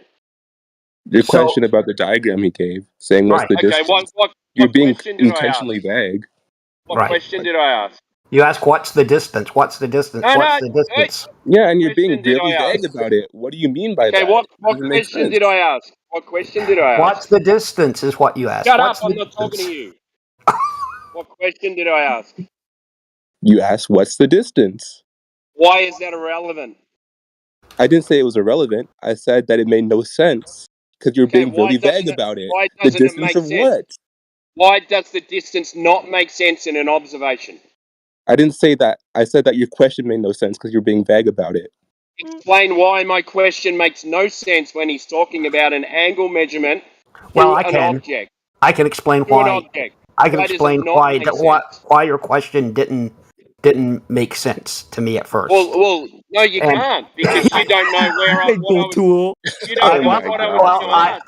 I You can. don't know what the fuck I was going Well, to I ask can. after I asked that. So what is I your think- distance? What is Everybody your just distance? chill out. Shut Okay. the fuck up. What's your distance? What's your distance? 6 inches. Sorry, I had to. That's on me. That's on me. Yeah. And for that, you can now fuck off. Oh, roasted. You didn't really do My anything. brother Man. just got me. My brother. What's your distance? My brother just got mit. That's what he said. What's That's your what you- distance? Yeah, that's what you sound like. My brother just got meh. That's what you sound like. Yeah, what's the distance? Now you're going to answer him.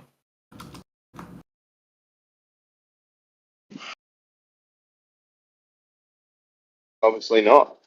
All I pointed out is that no one knew what you meant when you asked that. Because you're being really Did vague. anyone know what I meant when I said what's the distance? Yes.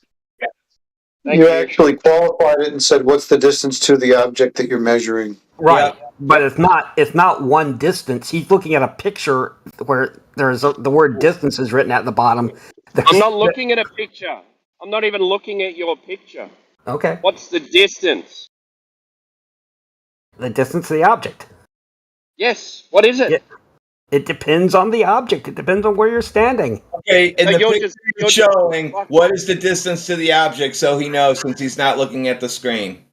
In the picture that I'm showing, there is no distance to the object because it is a illustration. Right, that's what I was trying to what are we explain to you. talking That's about why then? we're talking Why about are we talking about a fucking picture? Oh, Where's dear, the measurement? Timbo. Where's the measurement? Timbo. Where's the measurement? Where's the Timbo. measurement? I know. Where's the measurement? I know. It's painful, right? No, Column it's not H. painful. Yes, it is. Column H. Column H, Timbo. Column H, Timbo. I told you column H. Column H. Talk over the top of me before I finish what I'm going to say. You can leave the room. All right. I'm saying. All right. You're claiming these things. Now you're claiming that you're shooting through a theodolite. Now, what's the distance that you're shooting through this theodolite? It's column H. What's the fucking value? Column H in the spreadsheet. You're as retarded as I thought you were. I got it. You don't. Yeah, Timbo, you're obviously confused, Timbo, because you don't Okay, so understand this. all right. So I'm confused. So what's the maximum distance that the theodolite can shoot within accuracy? That's a good question. And it turns out that in the transcontinental triangulation, they shot hundreds of thousands of meters. Here, I'll put an image of that. Can you show me in the manual where it says the maximum distance used for a theodolite? It doesn't. It doesn't, does it? No, it doesn't have a maximum distance. So, what we're looking at here in the chat, I know you can't Hundreds see of it, Timbo. thousands of meters. Wow. Hundreds of thousands of meters. Yeah, I know. This one is tens of thousands of meters. 44,000 meters, 30,000 meters. There are some longer shots in there. 44,000 meters. Yep. You could just alternatively say kilometers. I could, but the distance in meters is what's listed in the transcontinental triangulation. So what's the maximum distance for a theodolite? Well, you could talk to the manufacturer, but it's not listed in there. I did. He said 3,500 meters. Well, show me in the manual where that is? He said for accuracy, this is the maximum distance that we tell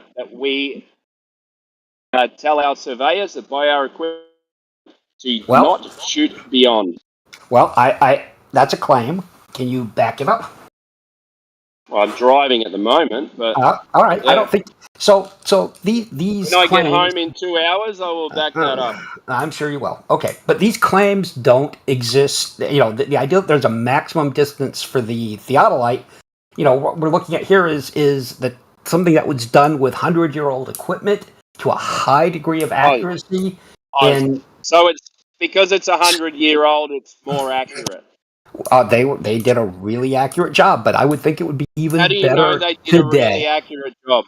How do you know they did a really accurate job? Because I've read the description. Because it matches the sphere. No.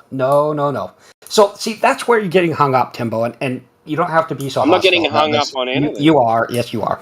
I'm not getting hung up on anything. You come in here. You're shouting. You come in here now I've looked. You've come in here with a kindergarten drawing, and now you got no values. I thought you didn't. I thought you didn't look at it, and I gave you the values. Looked at it. Okay, I gave you the values, Timbo. What's the distance? I gave the distance to column H. H as in values. hotel. We want values. Go, H values. if you live in the UK.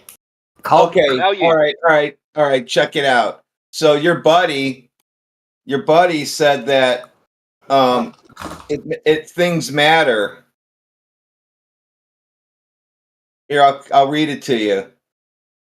Let's see. It doesn't defeat celestial navigation that where you can't find that angle. It just means your margin of error increases with distance. Now you just increased with distance, so now you're screwed by your own buddy Terrence.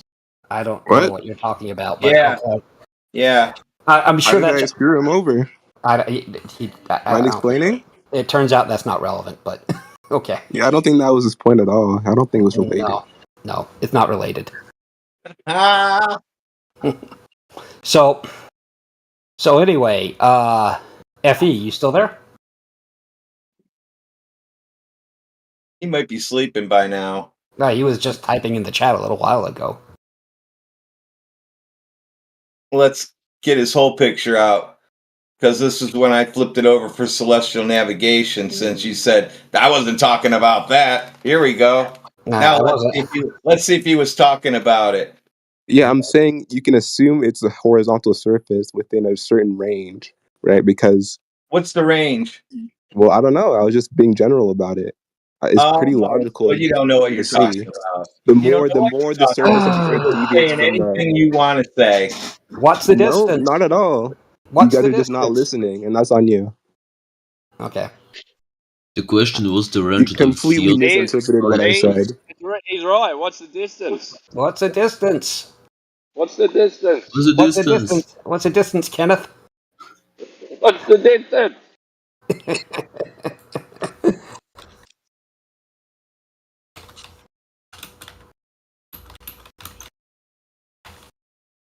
So that was comedy. But anyway, it turns out when you use the nice, wonderful flat method, you don't get the correct heights. But when you use method? rise over run, What do you mean you don't get the correct height? you don't get the posted heights. The published heights? Yeah. I'm sorry, Omnivore. I got to ask you're saying that the surveyors aren't using rise over run to get the heights of mountains? Not at that distance, no. Well, okay, so You're an absolute idiot. let me I have to ask you one question about that. So if I'm standing at the base of a mountain and I get the height of a mountain, why do I care what the height is from 100 miles away, since I already know? Yeah, I don't think you would care. That's, But let me answer, says who? At what distance? Timbo, you're going to have to figure it out yourself. I'm sorry. Well, you just said shooting the height of the mountain at those distances. Yes. What yes. distance? What distance? It's column H in the spreadsheet I gave. Oh, But you're if you're a driving, fucking don't look at it. Okay. I gave you a bunch of data, but you don't want to look at the data, so it's okay. And Jerry, Certainly, if you could appreciate that he's driving, you would tell him in column H what the value is. Come on, man. there's a score of values. Do you just want one random value? Well, we're being specific. I mean, do you want to give us the specific scenario that you? Well, no. There's okay. From Mount Scott, Oregon, to Watchman Peak, Oregon, The distance is 8.04 miles. Okay, 8 That's miles. 8.04. What was the device that was used? I mean, these are important things. So, are we using the total station? Is this Jesse Kozlowski stuff? Jesse Kozlowski stuff or Jesse Gordon stuff? I'm not sure, but Jesse Gordon, whatever. Yep. Okay. So, what was he using? Theodolite. I don't know the exact make, but I can get it if we have a question. He's got pictures through the viewfinder for most of them, so he can. Okay, fair enough. So, would you be agreeable to the fact that surveyors doing this rise over run method, right, are only shooting at maximum 2 miles? So, I don't necessarily agree with that, and let me explain why. So, first off, the guys who are doing the triangulation, which is all you're doing here is measuring an angle. You're not measuring a distance. Do you understand why I'm saying that? Yeah, I know what you're talking about, the radians and the mountain peaks and stuff. The degree of angle. All right? Yeah. Okay. Right.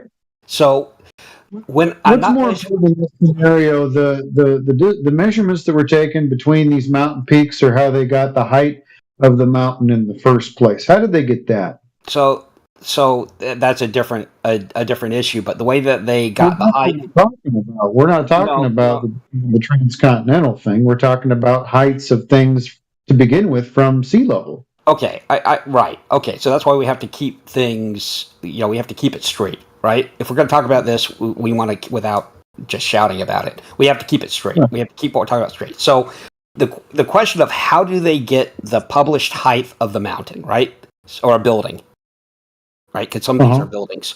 So the way that they get it is by doing surveys. At this point, probably with airplane or satellite observation, maybe with GPS. But now I just want to be thorough. I don't want you to tell me maybe. I want you to show me. Go ahead and give me the citations of the ways that they do that.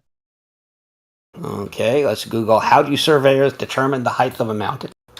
Well, that'd be better, because instead of you just telling me what you think they're doing, we can go ahead and check. Okay. Transverse surveying, isn't it? One of the most common, easily accessible methods involves GPS technology. The geodesist hikes up to the top of the mountain and positions a receiver that communicates with satellites overhead. Blah, blah, blah. Right, but a lot of this stuff was done way before GPS. I mean, we've had these heights for a long time. They weren't using any of that. Of course. So how was it done? I would guess it's done something like this.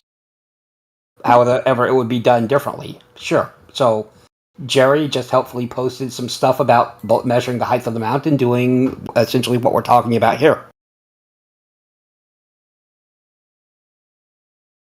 So they're referencing a flat plane, and they're taking an angle measurement to the peak. Well, they're not. They're not, though. They're not. Well, that's what Jerry posted. If you want to post something different, I know. This stuff and everything, go ahead and post it. Okay, so there are numerous books on surveying. I can post some of them. Well, go ahead. I mean, it's fine. Like, we can take all day on this. I just want to know at what point they're ever using a curved surface to get these angles. Okay, so I'm not gonna take all day to do this. We can look it up later. We can come back to how the surveyors did it later, or we could ask a surveyor. However, what happens is they reference it to a datum. Maybe you've heard that term. And that datum would be what? It's a sphere. It's a geodesic sphere. Okay, just go ahead and post that for me.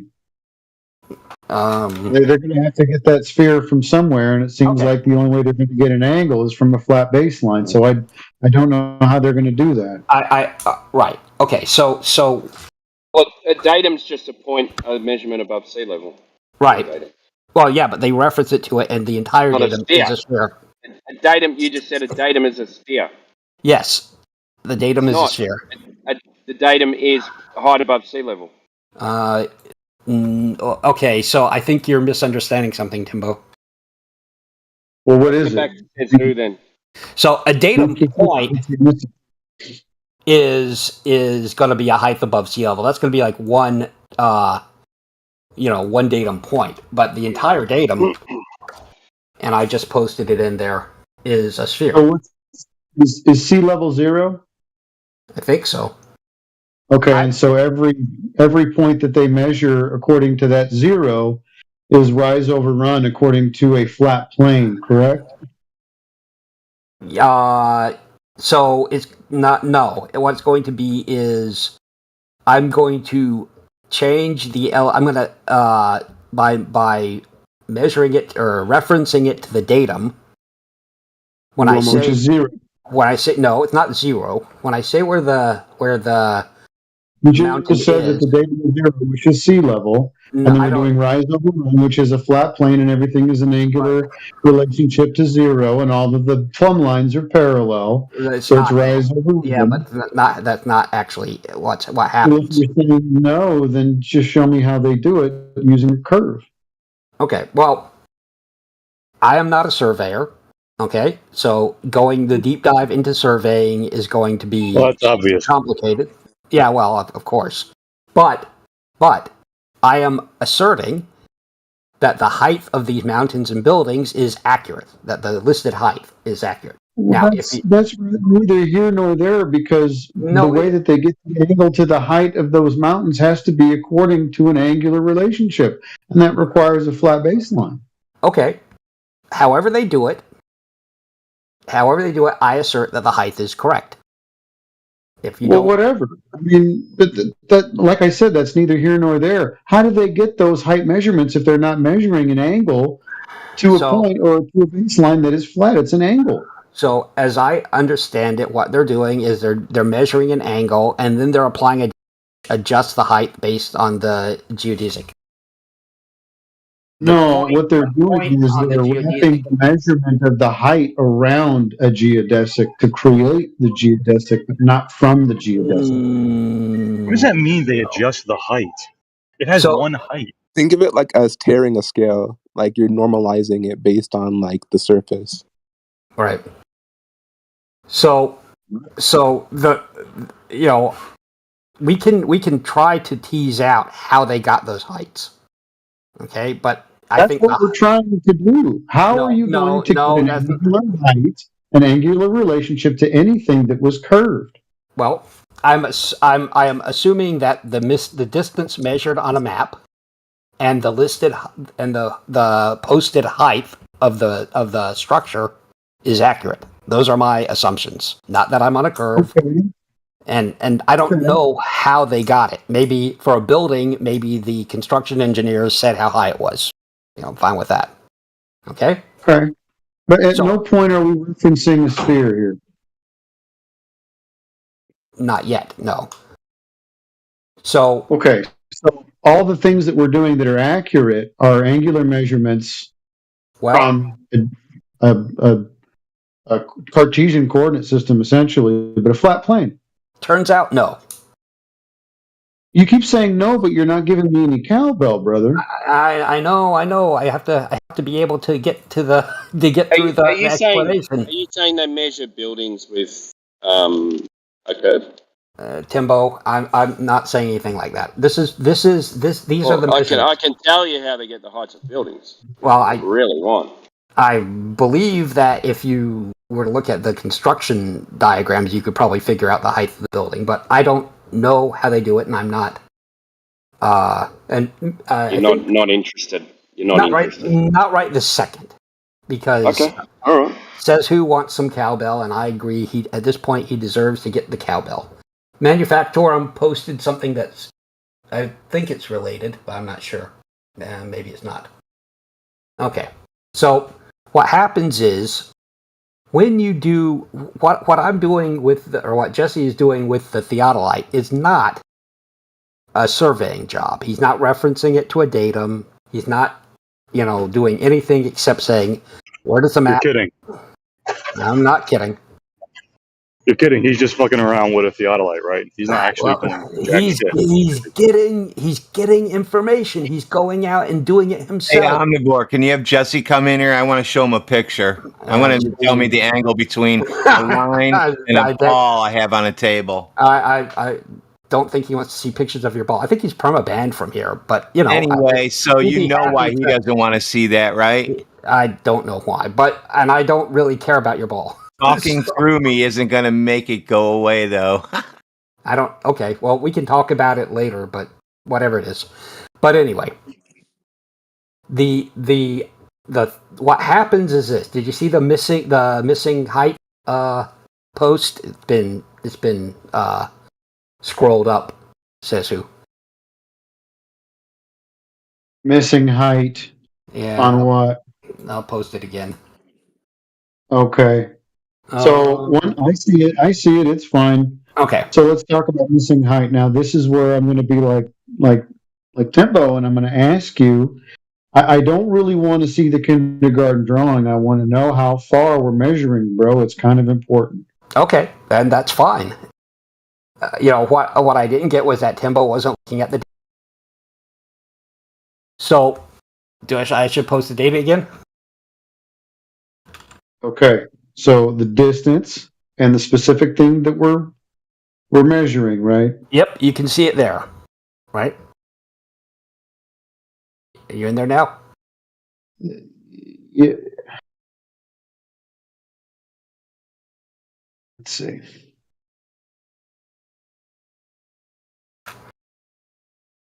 Okay.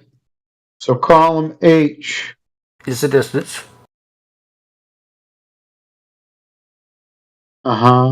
In miles. Mm-hmm. Measured angle. Delta height.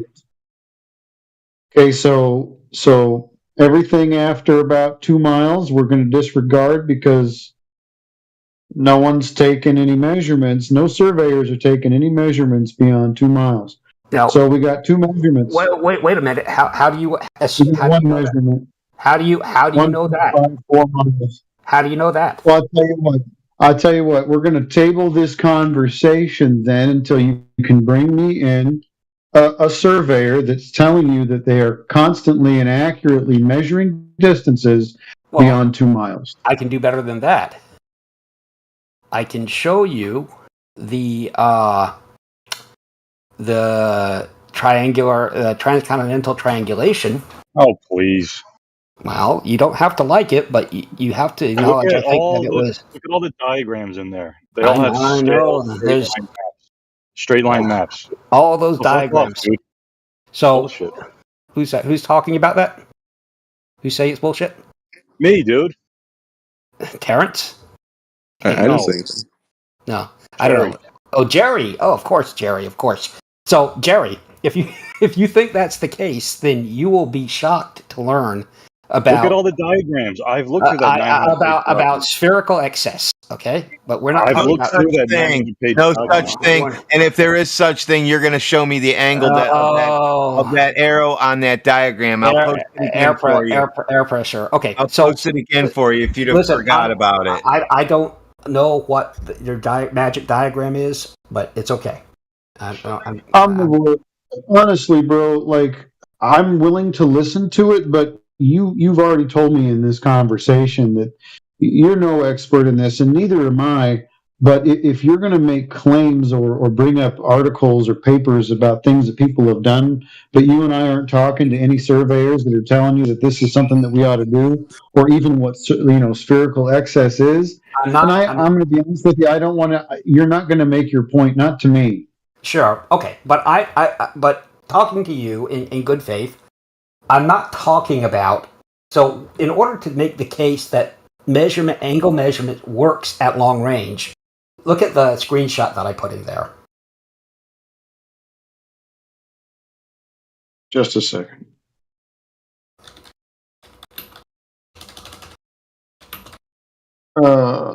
Okay. Yeah, the numbers, right? What about it? So, as you can see, 100,000, down at the bottom, 100,000, 450, So I'd say that's a bit longer than 2 miles, right? Yeah, no, I'm not saying that people aren't doing the thing, right?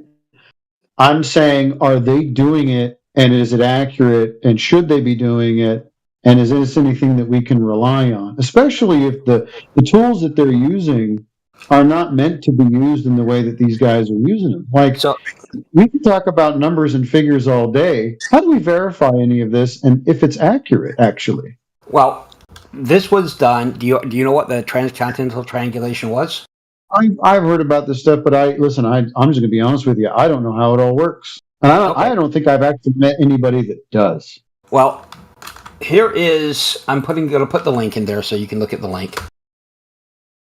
So this was done at the turn of the century, and these guys did a triangulation, of mapping and topography across the United States.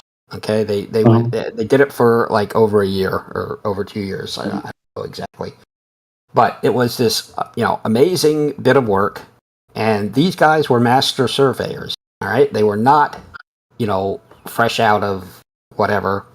So they weren't Jesse. They weren't Jesse. They were master surveyors, and what they were doing was trying to get an accurate topographical map of the U.S. or of the parts that they were studying. So what they did, where it says observed angle in that screen cap that I put in there, those are the observed angles from one peak to another peak. So they'd have a station on 3 peaks, right, for a triangle. Uh-huh. And they'd shoot the angle. So all the theodolite measures is angle. It doesn't measure. Is that a straight line of sight to each point there, Yep. Omnivore? Yep. Straight line, right? Jesse, when you learn about spherical excess, it's gonna blow your mind. Oh my God! But my name is Jerry. Jerry. Okay. They have a straight line of sight to each point, right? Yep, they do. Great. Yep. Did you hear what he said? Says who? Straight line of sight. Yep. Okay, Yep. but that's fine. So they're doing those observed angles. Okay. How many angles does a triangle with 3 straight lines of sight? That's a good question. Yes, Three, I got this. So I have a question for you, Jerry. Do you see the Answer the question. Screenshot? Answer the question before you ask another one. Okay. The answer that he wants is 180. The answer have you got another answer? Yeah, the answer that actually happened is more than 180, and you can see the excess in the addition column. So did they have curved lines of sight? No. Omnivore? Nope. Right. So where did they get the excess from? That's a good question. It's from an equation. No, it's not from an equation. So Yes, who it believes is. Earth is flat? No, it's not. Nope. It is from an equation. Wait. Who believes Earth is flat though? It is not from an You equation. do, mate. You just haven't realised it yet. It's not from an equation. It's the observed angle. I got a question for you, Omnivore. Let's run through a scenario here. So they went from one side of the United States landmass to the other, right? And the whole way they went around. Yep. Is that the claim? Because I really don't know anything about this. I've heard about it, but I don't. They went pretty far. I don't know exactly the entire width and breadth of it, but it's in here. I mean, we can look it up. It's in the document. Okay. So let's talk about the struggle that they're about to try and overcome here. So they've been doing rise over run and they've been doing pretty good wherever they go until they end up at, let's say, the Rocky Mountain Range. Rise over run is theirs. So they're not doing rise over run. That is not what they're doing. So what are they doing? They're measuring the arcs, the angles between peaks. No, you said that they're trying to endeavor to measure across the United States. Isn't that what you just said? Yeah. So I measured it. It's pretty level. It's level. Okay, this guy? This guy clearly is this guy. Differential leveling. Differential leveling. They? Who is Into the this break. they who's Can you measuring? what? What are You you can't just talking say about? they are measuring. Who is they? They are the people Differential doing the leveling. measuring. Okay. The surveyors Like who the did government? the transcon, they were hired by the government. Okay. Okay. So who did they hire? The names of the guys. Did you Not just the jump names. into Just this? give me a company. Did You you know what I just mean? Like, jump? who is Did that? you just jump? Did you just jump into this conversation? Yeah, Yeah, he but did. you can't just say suggest- they are measuring. So I suggest you just sit back and just listen for a bit instead of yelling at everyone. All right? I don't like when they say they. Like, who are you and who are they? But you just mean, said you they. don't have the as well. context to You just listen. said The they. derailment is over. The derailment is over. Thank you. All right. He said, I don't like I'm they, the- and then he used the word they in explaining that he doesn't like they. Well, I don't think he was being exactly consistent.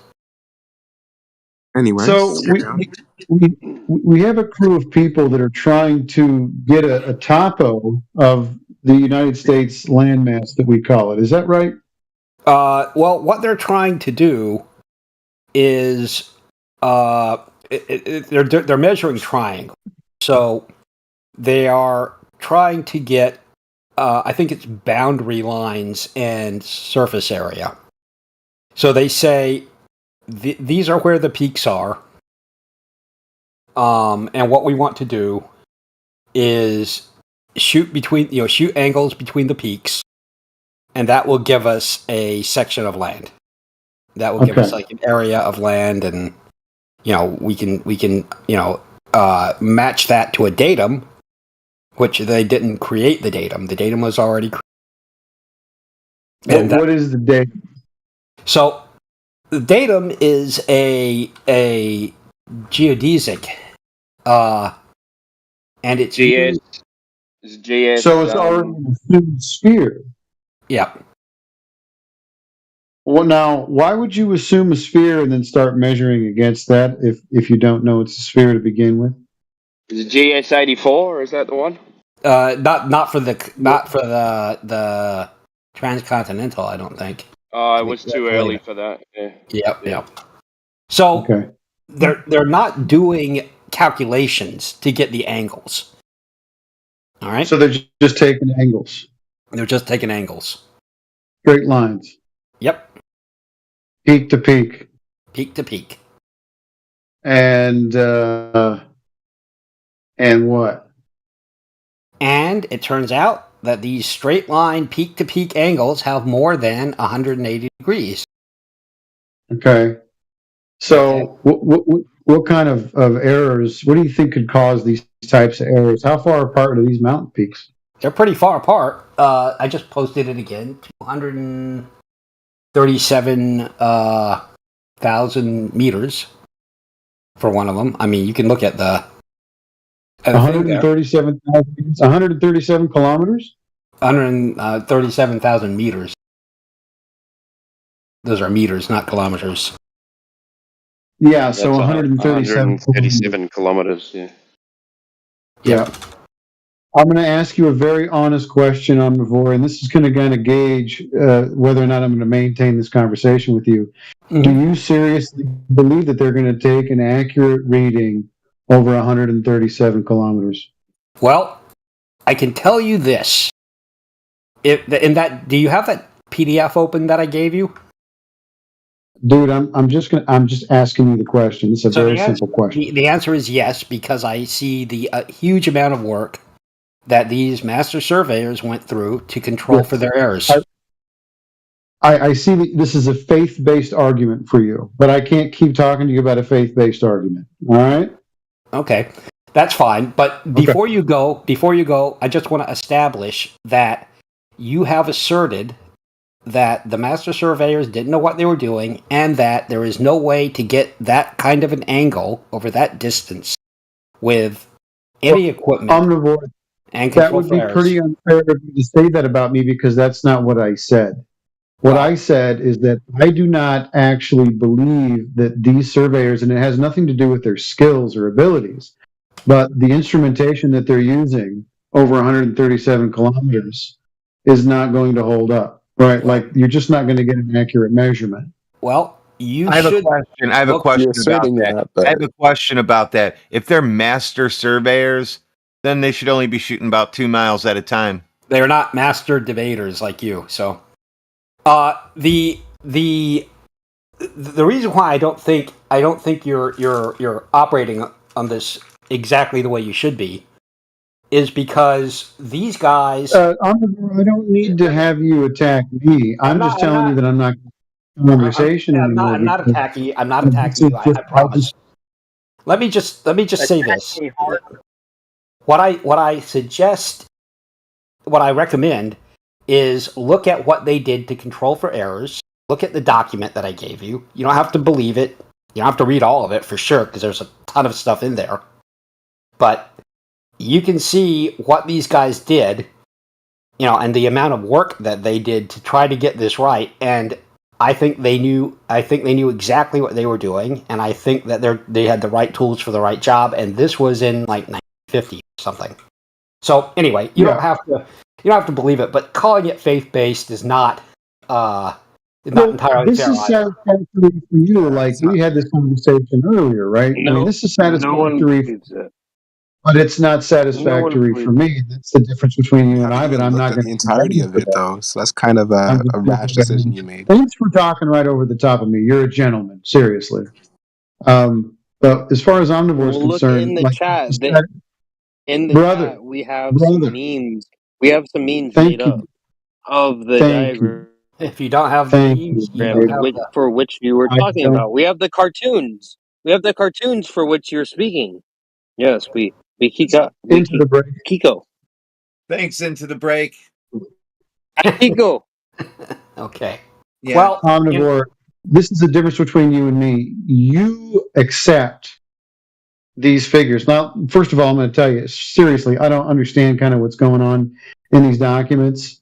And I'll really actually have to put the time in to see if I can comprehend what's going on here. Over 137 kilometers, it's just not doing it for me, and I don't care what kind of corrections that they're making. It just kind of sounds absurd to use this equipment at that range. Okay? Well, that's fine, but the reason why I believe it is not because it was written in the reason why I believe it is, A, I know of other things that have used the same equipment or better equipment in the same way and done it successfully. For example, the Ordnance Survey of the UK, which used different methods, but same idea. And because there's no published maximum and no reason why I can think of that it wouldn't work, especially the way they did it. And because they did a lot of work to correct for it, I'm willing to accept measurements to that degree of accuracy, but that's because I've read what they did to correct for errors. So, yeah, I wouldn't just believe it if you told that, but having read, I mean, seriously, right? Like I told you, I haven't done the research. Okay. But from my point of view, I'm just going to go ahead and not go along with you on this one. All right. You don't have to go along with me, but it would, if you read through it, if you're having trouble falling asleep, and you get it on your Kindle or whatever, and through it at night, you'll find out that these guys, went above and beyond for error correction. So anyway, that's all. But they shot over 2 miles, so they weren't really that much worried about it. Well, they're not as good as you are. I'm sure that still won't answer the angle question. Yeah, you said they were all masters. I don't know what your angle question is. I don't know. Hey, guys, Gloopers are really confused what this has to do with the fact that the Earth is a globe. They're all very confused in Dude, you're late chat. to the Everybody's party very, right very now. You're late to confused. the party, dude. How the globe is a Just globe. Sit and watch. Yeah, how it relates is that they have to throw away all of geometry. All of it. It's all gone. And then they replace it with a unresolvable surface that has more than 180 degrees in a triangle.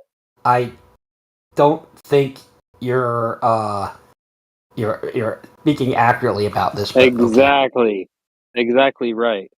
Like, no matter what you do, you're going to be measuring a level. You're going to measure a level, and then you're going to experience and how detrimental that level was to you. It depends on what you're doing Don't with that worry. level. Yeah, you're But late to the it'll party. always We're be a on an level. angle It measurement. We're not will worried about your level never not be anymore. level. Can I ask Omnivore a question? Sure. So, my understanding of spherical excess, and correct me if I'm wrong, you said you're not an expert, neither am I. But my understanding is that the angles that they're taking is they set up their theodolite, they point it at some distant object like a mountain or something, and then they turn it lateral. They establish that as one leg of that triangle. They turn it laterally to look at another mountaintop. They set something up there where they just were, go to each of those mountaintops, and then measure the angles from the other mountaintop to the place they just were. Correct. And vice versa, right? Yep. So disregarding the sort of up and down tilt, what they're measuring is the left to right, correct? Yeah, right. The measurements are are from left. There may be some, up and down, but it doesn't matter for the purposes of a lateral angle. Right. So my understanding is that disregarding the up and down is how we get that spherical axis, right? Because we're basically getting the angles from 3 vertical planes. Correct. Okay. The plumb lines are not all parallel, as it turns out. And that's yeah. That's what creates the spherical axis. Yep. Okay. Just wondering. Thanks. No such thing. Well, okay. Are there such thing as curved triangles? Argument by incredulity is best argument. Are there such things as curved triangles? Yep, they're called spherical triangles. Okay, so great. Now that you've answered that question, maybe you can answer this question.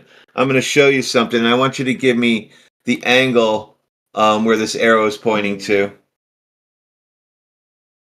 There you go. Not this nonsense again. I don't think. What's your point with this? I don't think that's an angle, airpress.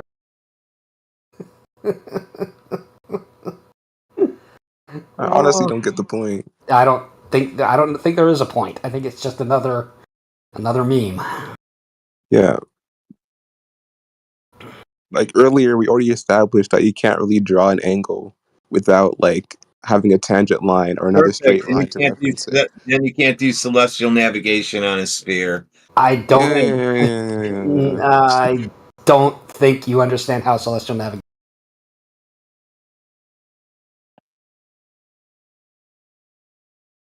Well, let's take a look.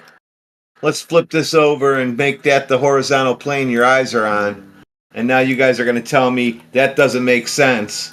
But now that's celestial navigation, and now you're going to figure out a way for it to make sense. But when it's a ball sitting on a table, it doesn't make sense. I think the amount of stuff you're misunderstanding there could fill a large set of volumes. But go ahead and solve for that angle then. That's not you can't do an angle. Mr. Curved Triangle. Curved triangles. Hello. Go ahead and give me that angle for that curved triangle. You don't. It doesn't work like that. Okay. Exactly. So you don't have that on a sphere. No, it just means that your question doesn't work. That you're not asking a good question. That's all it means. It's a very good question. That's why you guys every single one of you failed today. 8 people now. 8 people, and most of them haven't come back. They don't want to even see this again. What's the color of magnetism? Air pressure. Oh, you failed. Oh, you failed so bad. It's purple. Oh, damn it. Somebody knew.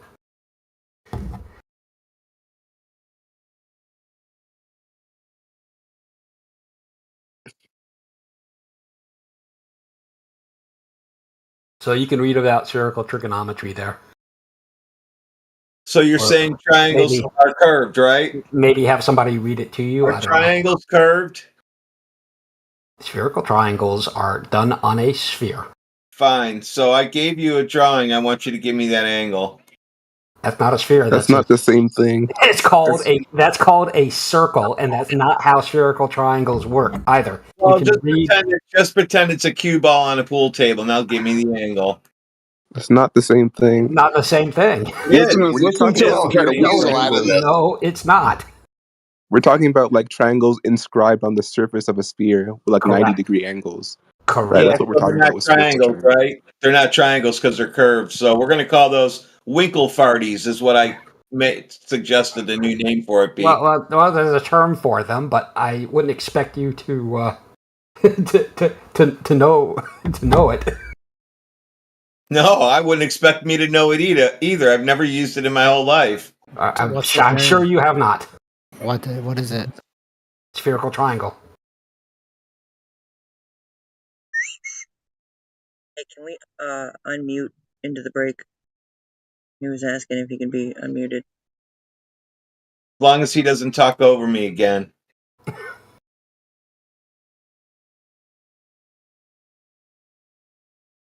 You know, I'm not taking over. I'm only augmenting this speak that is happening. This is a very grand energy. I love this. So he doesn't like the ball sitting on the table. Thank you, Jenna.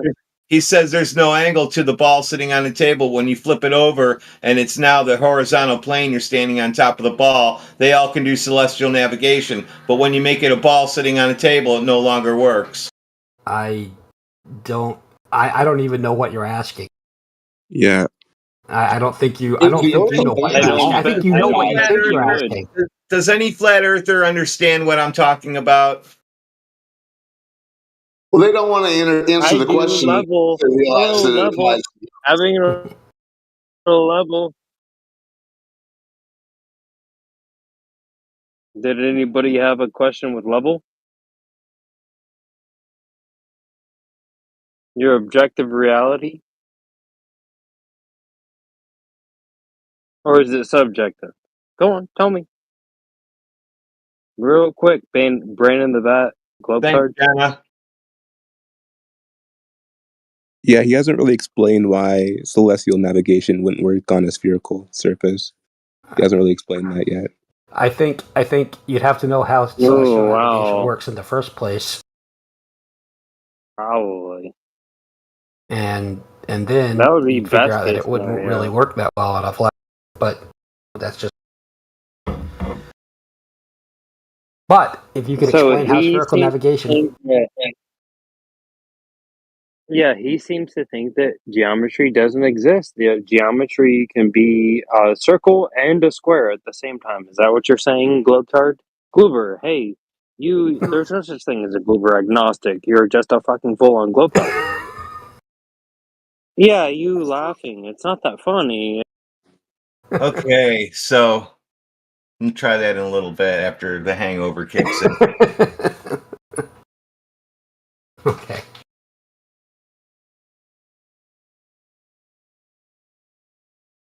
That's correct, Mark G. That is a tangent line, not a triangle. But I can. You guys keep digging holes, don't you? We're recording this, right? Okay. Well, do you know what a tangent line is? No. No, I don't know nothing. I know you don't. It's okay. It's not up for me to solve your math problem. I would never ask you to solve my. I'm laughing because I was smoking a big joint when I came up with this one today, and I presented it to Jedi, and then some Glober jumped in, and it's been the whole thing all day. Okay. As soon as it's a ball on a table, as soon as it's a ball on a table or a circle on a line, nobody can figure it out. When I flip it over and There's tell them nothing to figure out. celestial navigation, then we've got 30 people trying to show me how celestial navigation can work unless it's a ball on a table. Okay. Well, okay. I imagine I do not. Well, you were totally stoned. I believe you. And I hope that your journey of insight. It sounds like you are too, Omnivore. Good God. Currently. I wish. Mine's medical weed. I don't doubt that either.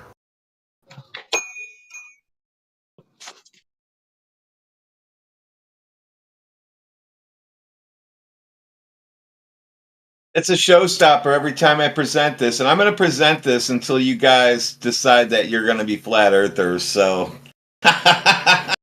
There is no argument, though. Like, you just showed us a picture. Like, what's there to understand? Right, there is no argument. You don't even have to talk about it anymore. There's no Terrence, argument. hush. Let him stick with it. Sure, yeah. I know you guys are going to be quiet. You'll never come in here with theodolite crap again.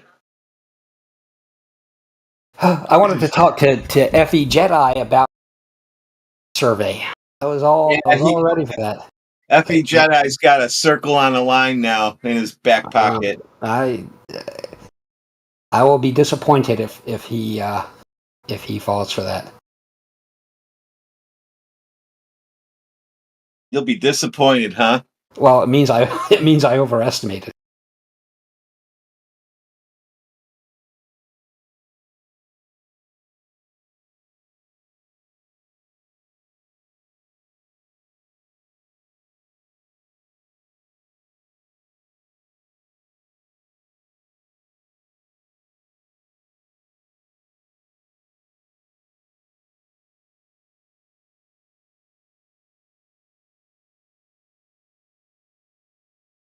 Hey, Ty, why don't you speak up and solve that circle problem for Omnivore so he can go to sleep tonight?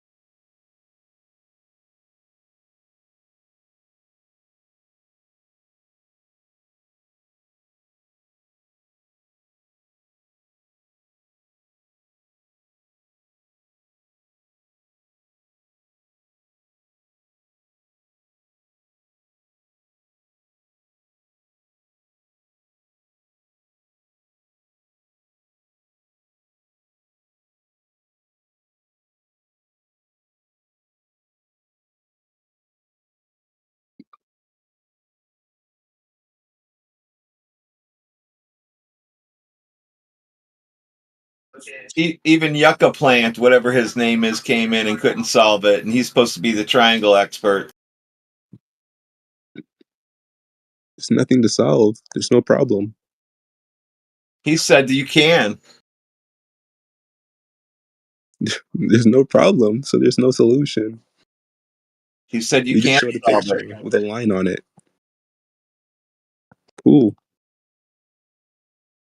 So are you guys going to decide? You guys need to take a vote. Is it solvable or not? You guys need to get, because you got unsolvable. That doesn't make sense. 0, 180 degrees, 90 degrees, and 14.1 degrees. Well, there is no angle, but that's besides the point. The point is that it has nothing to do with celestial navigation, or nothing to do with why it wouldn't work on a spherical surface. Yeah, I honestly don't understand the assertion there. I understand that he wants a angle between a tangent line, which he said he didn't know what it is, and the curve of the sphere. But angles have to be two rays, which are straight lines. So I don't. So no spherical excess then. Not in that picture because you don't have a sphere. You said triangles have to be straight lines. No, I didn't. I said angles. Angles are is a point and two rays. After one angle, they can be straight, but after one angle, they can be curved. After you have three angles, triangles can be curved. It's a point and two rays.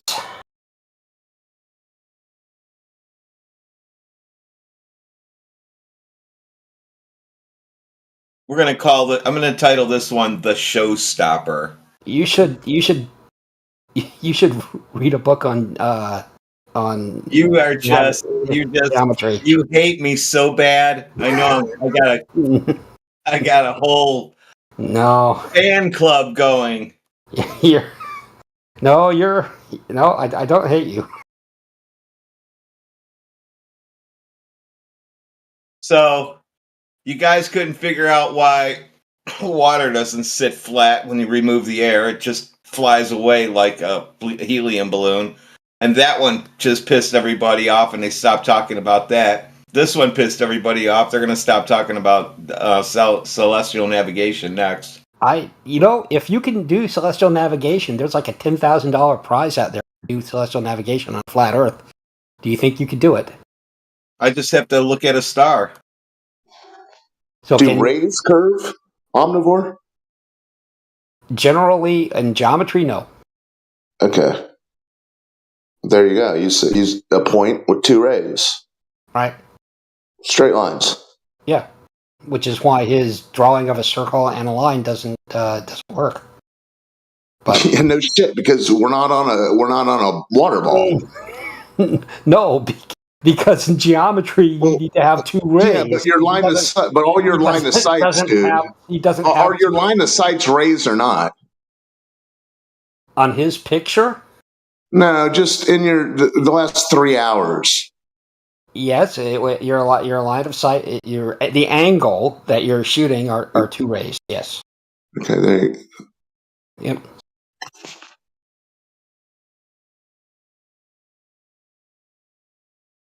And yet, you get spherical excess. And yet, when you flip that picture over, that's your eye height to Earth when you're doing celestial navigation. It's a tangent line. Yeah, so the angle is 0 or 180 degrees or 90 or 14.1. I don't know, or it doesn't make sense. It's not an angle. It's just a tangent line. You should. I mean, you can maybe Google some basic geometry. So then this doesn't work. I'm glad you're. I'm going to show you. You guys are just digging holes left and right. So this doesn't work, man.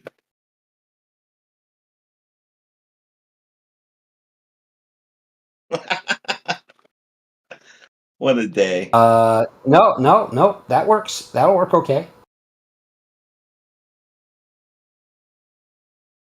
So the line that you've got there would be where the bottom of the theodolite touches the red curve.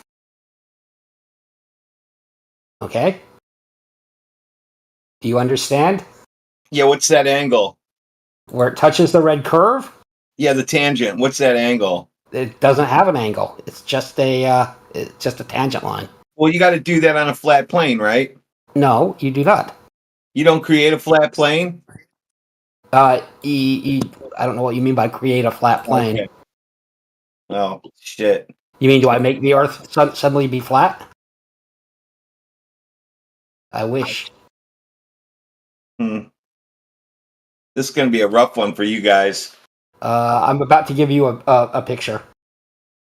But let me add my other picture so I can make a trifecta. You probably so if you look here, I drew a black line on your. That's your pool table. Okay.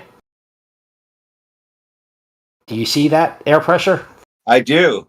Okay, so that's your pool table. So that dashed red line has an angle which is the altitude or elevation angle. So you saying that drawing's correct? You know, the original drawing was just a straight flat line like that. I drew the curve in there and I removed the grass that was there. And you guys all said that was right. And when I made it this way, you said this was right. Now we have a picture of everybody talking, and I drew the red line from the star down. I haven't been talking to you. Okay, I don't know what you did, but I'm I'm going to telling picture that one from my pocket. I'm telling you. What's that, old Haas? I said I want that picture from my pocket. Okay. So what you're doing that doesn't work is you're assuming that the black line there is the dashed red line, and they're not. So. No, the dashed red line is you looking. Then you have to. First, you have to get your level, right? Where your eyes are, how high you are, right? Off sea level? That is part of what you have to do, yep. But you're not generally... That's the black line. That black line is the angle. It's the other ray, the ray to the star. So you've got alpha is your angle of elevation. I'm not worried about those. Well, that's the angle that's the angle you're asking about. It's not 180 degrees then? What is that weird shit on the... Is it curved or not on the other side? It is not curved. So the star to the ground position is not curved away from you.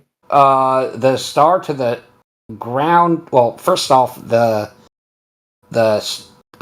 don't think the star to the ground matters, but the star to the ground would generally be a 90-degree angle. It would be straight down. All right, I'm just going to ask one more question. Which one of those two lines, is it the curved one or the straight line, is correct for you?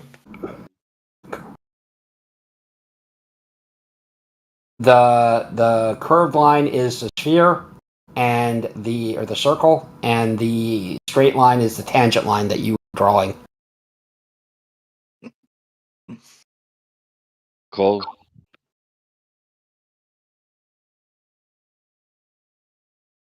What do they call that?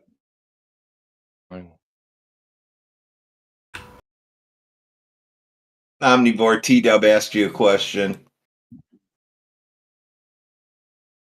Okay. I didn't get it. What was the question? Call that line. What line? Black line. The black line, that would be a tangent line. What's it called? What's it otherwise known as? I know it as a tangent line in geometry. Surface level. He won't say horizontal line either. It's called surface level. So do you know what level means in T-Dub? That's not level. Do you know what level means in yeah, but that's not surface level. Okay, that's fine. But what do you think level survey? That black line is otherwise known as surface level, and it's parallel to your red dotted line, which is eye level. Oh. Okay. Why is it called surface level? I know what level means. I know what level means in surveying, and I would assume that you are a surveyor of some sort. Oh, I'm not. You're not one of these master surveyors? No. We're near it. Well, you will like this. You will like this. You find. We're gonna like master surveyors. Yeah, you can. I'm pretty sure you're a master debater. I know. I bamboozled all of you today. You checkmated every one of you guys. Yeah, that's what it means. So I put a blue line in there, which would be your 90-degree angle. Okay. So it wouldn't be the tilted line, generally speaking. I mean, you could draw that ray. That's fine. typically it would be a 90-degree angle down, but with celestial navigation, as I understand it, you don't do that. You don't do that. You don't that blue line doesn't exist because the star doesn't have a 90-degree position on the globe or on the world.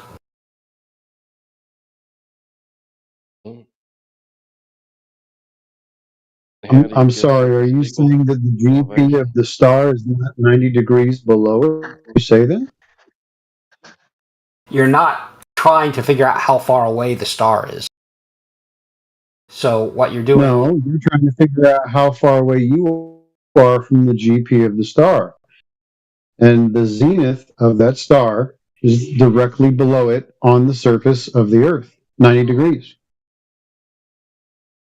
Well, to my understanding, you're not taking a 90-degree ray down from the star, but I'm not a celestial navigator, so, take that for what it's worth. But if you were trying to do it, you would do it with the blue line and not the red.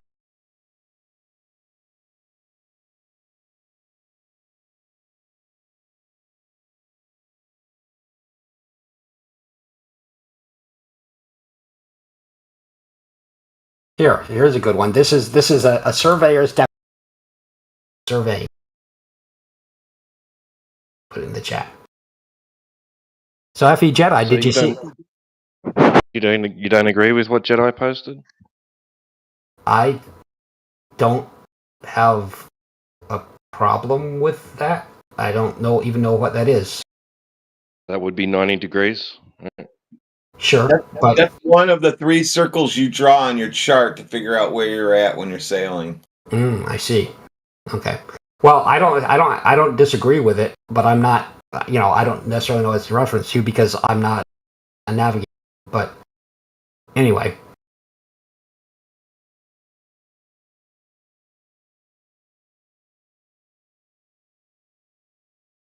So that's exactly what they're doing. What you said, as far as you understand, that's not what they do. Well, exactly what they fucking do. Okay. Saying well isn't going to make it any different. That's exactly how it works. Okay. I'm okay with that. I just, I think of what I think of that as trying to find. Hey, go claim your 10 grand from McToon. No. I don't think A, I'm not a celestial navigator, and B, I don't think you could do it for 100 grand.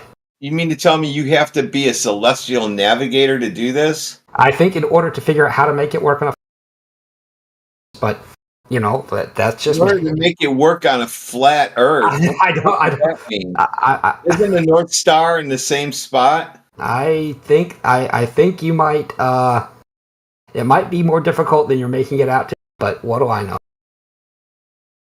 That 10 grand should be easy to get. You should call him up. Well, we already followed the money trail. He's got 0 Bitcoin. I think you can just say no. He doesn't have the money. I'm not going to do it. But I think at the end of the day, everyone could do it. You would. Sure. So do it. Waste all that time. Me? I don't. Do it and waste all that time and knowing that there's no Bitcoin in there, right? It's so easy. Do it. Waste all my time doing it. Video it. Write all that shit down. Put an Excel sheet. All that shit. Knowing that there's no Bitcoin. Is that what you're asking me to do? Yeah, that's what I would be doing if I had your. Why? Because I could use 10 grand, but just me. Well, then do it. I don't know. Is there a reason why you won't do it? Because I don't think it can be done. You've never tried. I haven't tried. You're right. There you go. But I'm sure there's people who would know it better than me who've done it. So.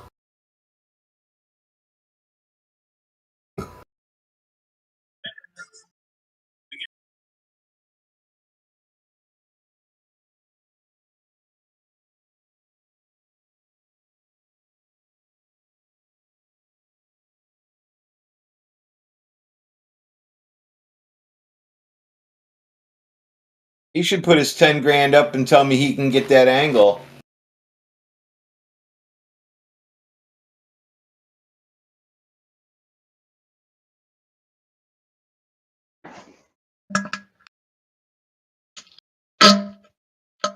I'll have to make a video maybe and put it out there for you guys to fucking cry over.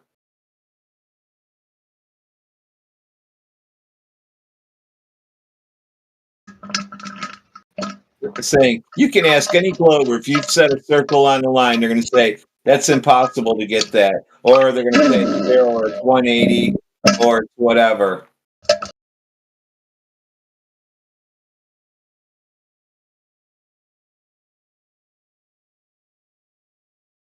And they'll be crying. At least they won't be able to respond to it. They can't even make a debunk video for it.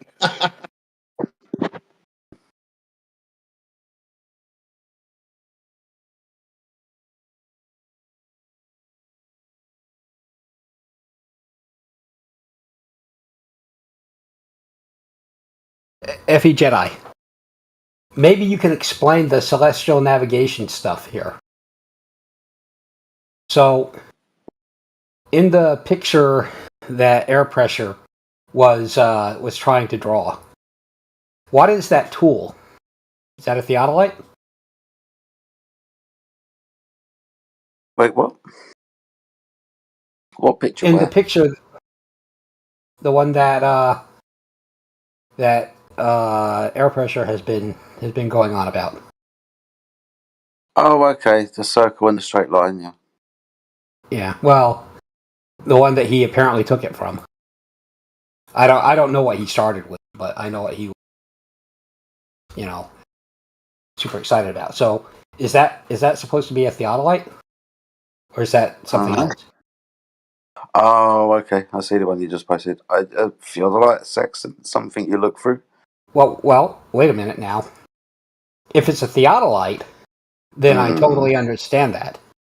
Mm-hmm. But if it's a sextant, how does that work? How do you? What are you doing with a sextant for that? All right. So when you use a sextant, you're first going to want to establish a horizontal by looking at the horizon. Right. That's what the horizon mirrors for. Right. To look at the horizon, you can call that a tangent line if you want to. Well, yeah. It's above a tangent line, but yeah, sure. It's above the tangent line. What? Yeah, because your eye level is not in the water. No, if you're standing up, right? Above you have to know your height too, right? Yeah, exactly. You have to know your height too. Why do you have to know your height? Because you want to know how high you are above the tangent line. Yeah, why? I think because. So I don't know the answer to that. Go ahead and tell me. Okay, so the clues in the name: dip correction, altitude correction, or like I said, height of eye correction. The three common things with that is correction. When you subtract your height above the surface, your altitude will be 0. Right. Okay. So my altitude is 0. And I've got a horizontal line that goes to the horizon. I agree with that. And then measure an elevation angle up to that star at a known time of year using an almanac. Okay, so what does that tell me? That tells you the ground position of the star. Okay, so I've got the. So how do I calculate the ground position of the star? Like it tells me it's 10 miles that way. Pretty much, yeah. Depending on. So how do I solve that triangle? I don't know. Depending on the time of year, that star will be an altitude.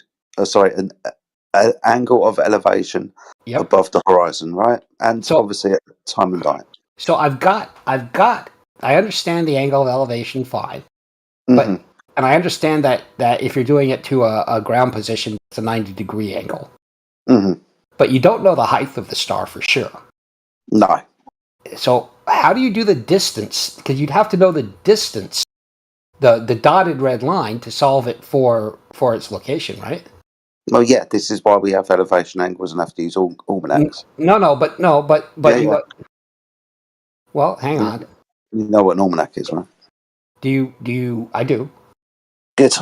But I don't know how you get that dotted. I don't. But mainly, I know how to do trigonometry. Okay. And we're not doing trigonometry when we're doing celestial navigation. I don't think so. I wouldn't think so. But how do I get the ground position?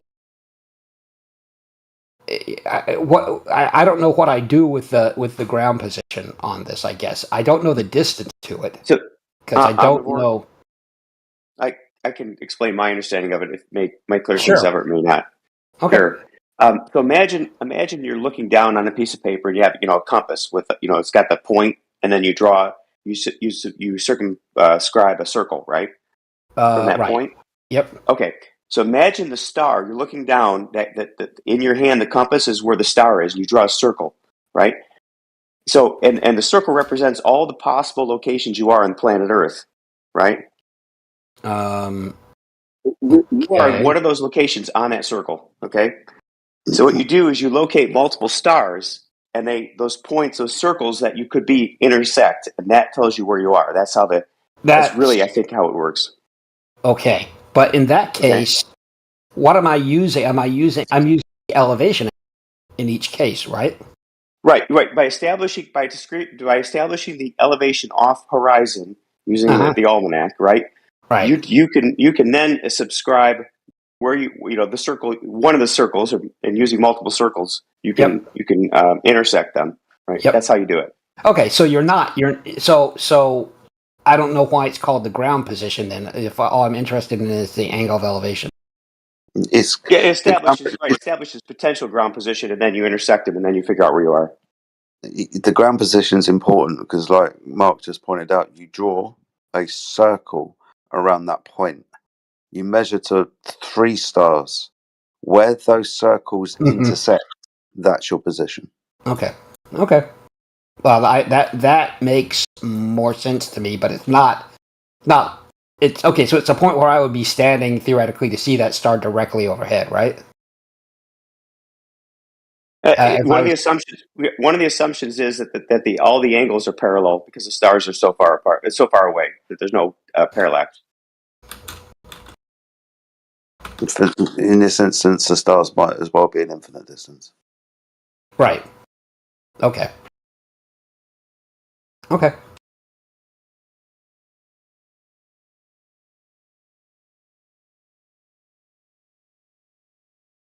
Did you see my ordnance survey picture? Yes, I did. Yeah. Okay, good. Did you see? Are you interested in seeing a document about how they did that ordnance survey? Yeah, if you want to send me one, I will send you one.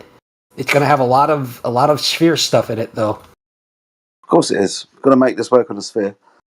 Well, no, it's that their 90-degree angles are explicitly within. I put it in the chat. Are explicitly within the margin of error. That's lucky. For the geoid. That's lucky. Yeah, I know. Mm. You'd kind of say that wasn't conclusive then, wouldn't you? What's that? You'd say that wasn't conclusive there, wouldn't you? I would say they did it. They did it the right way. I just said if you were like full flat angles, therefore flat. That's if I can put. By the way, that PDF was written in 2020.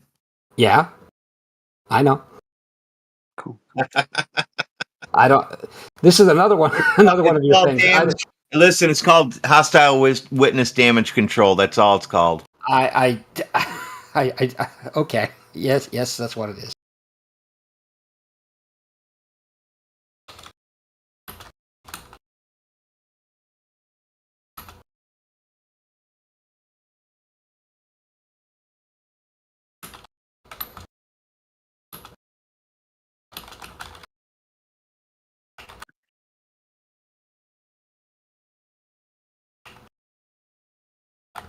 How dare you?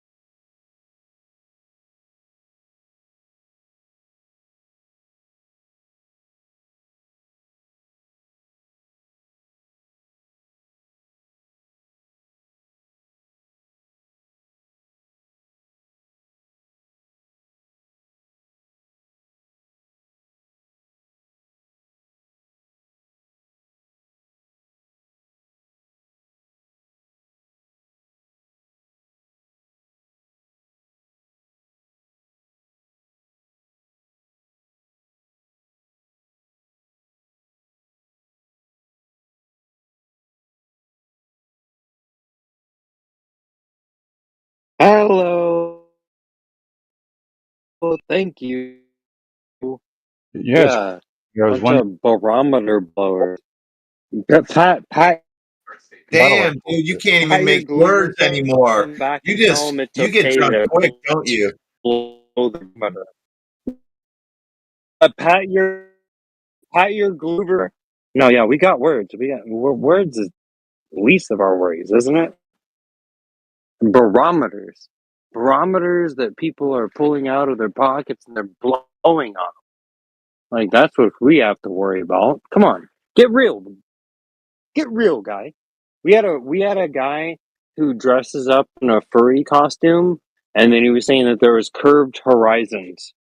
Or the other, he thought he was fully serious, and he was getting content for his other furry people that do that. And then when he finally left, I told him, "Get lost, freak." And I'm the bad guy. Am I the bad guy? I'm the Well, there's bad people guy, who right? think you could measure an angle down in one direction and then go to that second spot and then measure down back to the first spot. Omnivore is one of those people. Like, these people, this is So weird. he's saying that he can measure like level not being level. Somebody Yeah, he actually thinks says that. Some retard actually he says thinks level is not level. he thinks a point can be higher, lower, and at the same elevation as another point, all at the same time. Let me guess. He also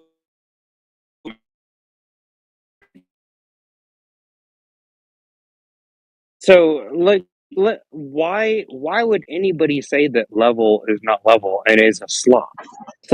Sorry. You got to They have a very They get strong really mad belief. when I say glob, and they're saying no. It's actually called globe, Mr. Globe to you. And I was like, yeah, it's glob. It's fucking retarded. Glob.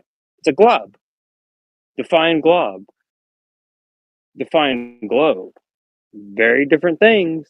You're talking about a glob, and that's stupid. Happens every day. Gloobers, hey, is there some sort of intelligent gloober that's here that wants to tell us if it's a curve, hump, drop, slope? What is it?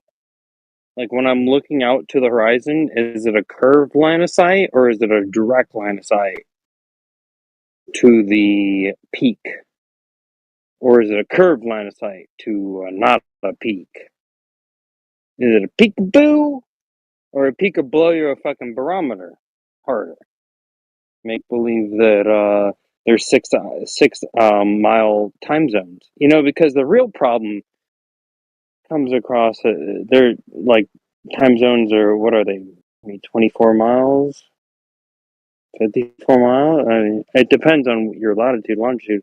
But if we're to take yourself having a observer height of on the ocean, then it's 6 miles.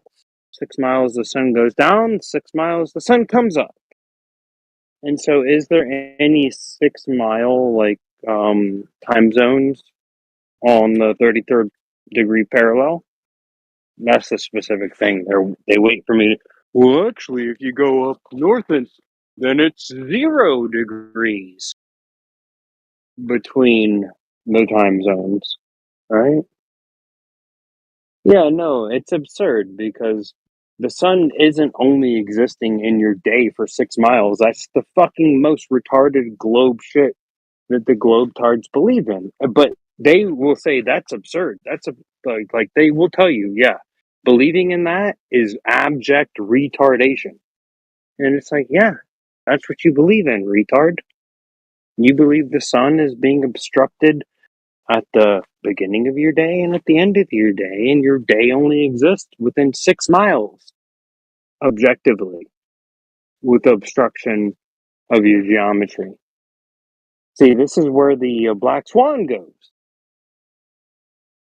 It goes to the sunset and the sunrise, and they hit. Oh, isn't it going past the north and south degree? Oh, wait, actually, I'm looking at a compass, and And north-south, and it's like, hey, actually, it's objectively retarded to think that your sun is only existing on your beach day, or your day on the dinghy, or on a boat, in 6 miles. Like, that's literally retarded.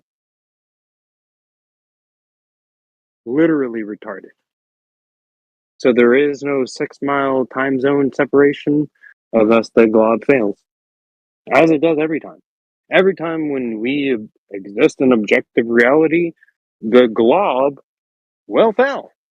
Because the glob is imaginary and objective reality is not. Hence, there's no identity violation happening. Who's confused? Who's confused? Well, I think you are confused, but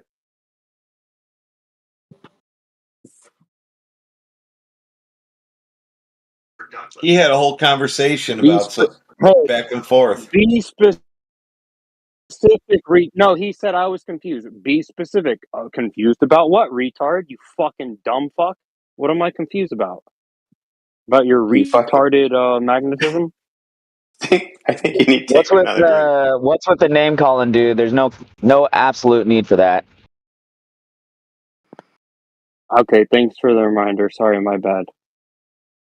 Well, did he want to be specific? 15 Did he want to say that there was on actually average. something that I didn't understand? Did he want to break it down for me? On average, each Or was time he zone is just about 15. was he just On fastening? average, Was he just fastening his helmet pretty much too tight? on average, I'll repeat myself. On average, each time zone is about 15 degrees. Now they draw them for political reasons, so they don't exactly match that. But on average, Okay, each time so zone 6 miles. would be 6 15. miles. Hold on. Time zone Each on time the zone. Hold 33rd on. degree latitude are 6 miles. I don't think I was done. What Each are you time zone trying to is. do? No, wait. Why I'm trying to don't clarify you come up with what your your premise? misunderstanding I is. don't know. No, you're not clarifying anything that I said. I said something very specific. There isn't a 6 mile difference in the in the 33rd degree latitudes. Time zone. There you go. Now go from that. Work from that.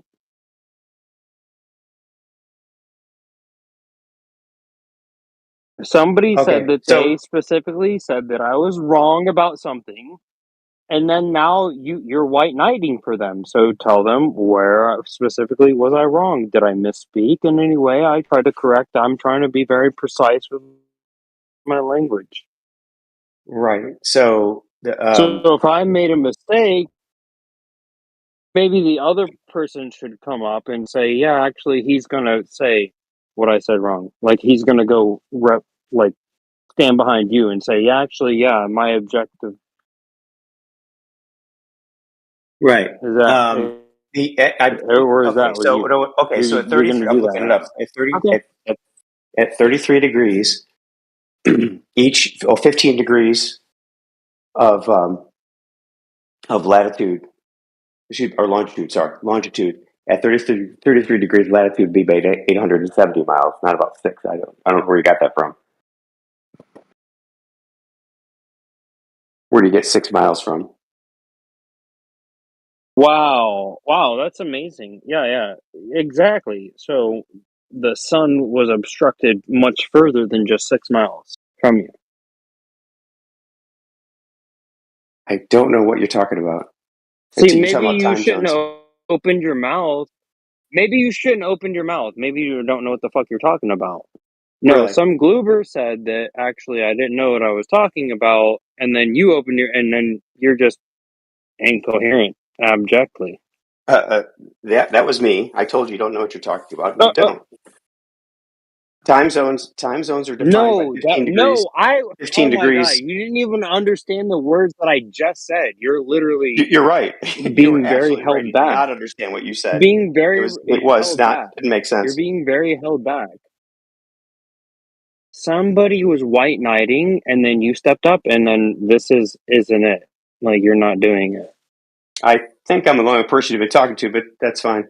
I don't. I really don't. So time zones. Okay. Time zones are really defined by supposedly noon Yeah. overhead. So The sun's directly you overhead, admitted that right? a time zone isn't on the 33rd degree parallel, isn't separated by 6 miles. You admitted that.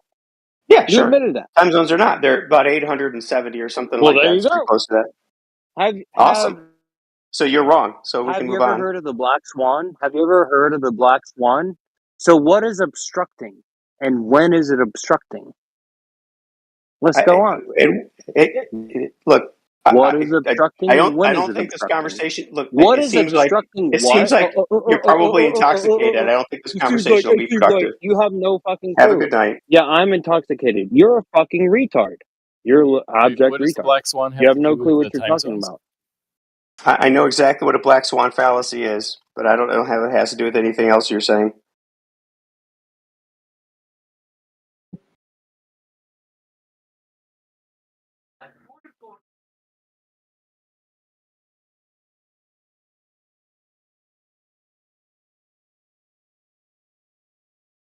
Matthew, you know how to solve for curved triangles, right?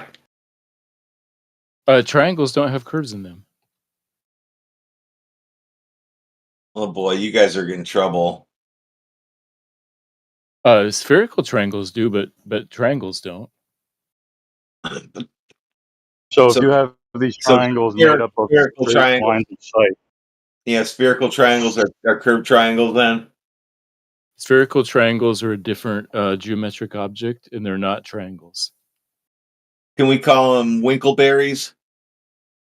Sure, but you'd be the only person calling them that. What are they called? Spherical triangles are made up of 3 points on the surface of a sphere that are connected with arcs. They're not straight lines. They don't add up to 180 degrees. They're a separate geometrical figure.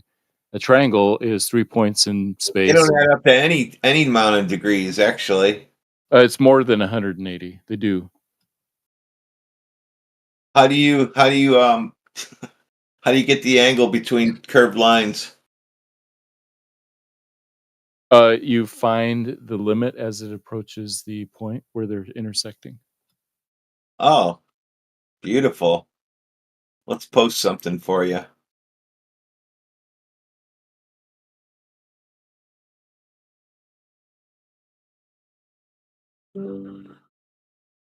Okay. So in this example, I pointed an arrow at the angle I want between the flat surface and the side of that circle. Uh-huh. The angle approaches zero. You can get as close as you want. This is sort of the idea in limits, and it's used in calculus that you can get as close as you want to the answer, and the answer is that the angle approaches zero as you get closer and closer to the intersection. Perfect. Now the arrow is pointing towards the man who is looking with his sextant, and he's looking out at the horizon, but he has to do his eye level height drops that brings him tangent to the ball. So now, what's the angle? It depends on how high he is. No, how he's close- tangent to the ball. When you do the formula for celestial navigation, you do the drop angle. Oh well, for eye height. celestial navigation, you don't need the horizon or any of that. You just look at you do the angles eye height level. In celestial navigation, where you're going to be using a marine sextant, you're not going to be referencing the horizon? Oh, if you use a marine sextant, yeah, I'm saying that just the raw formula, all you need is the vertex distance, how far the star is from directly up.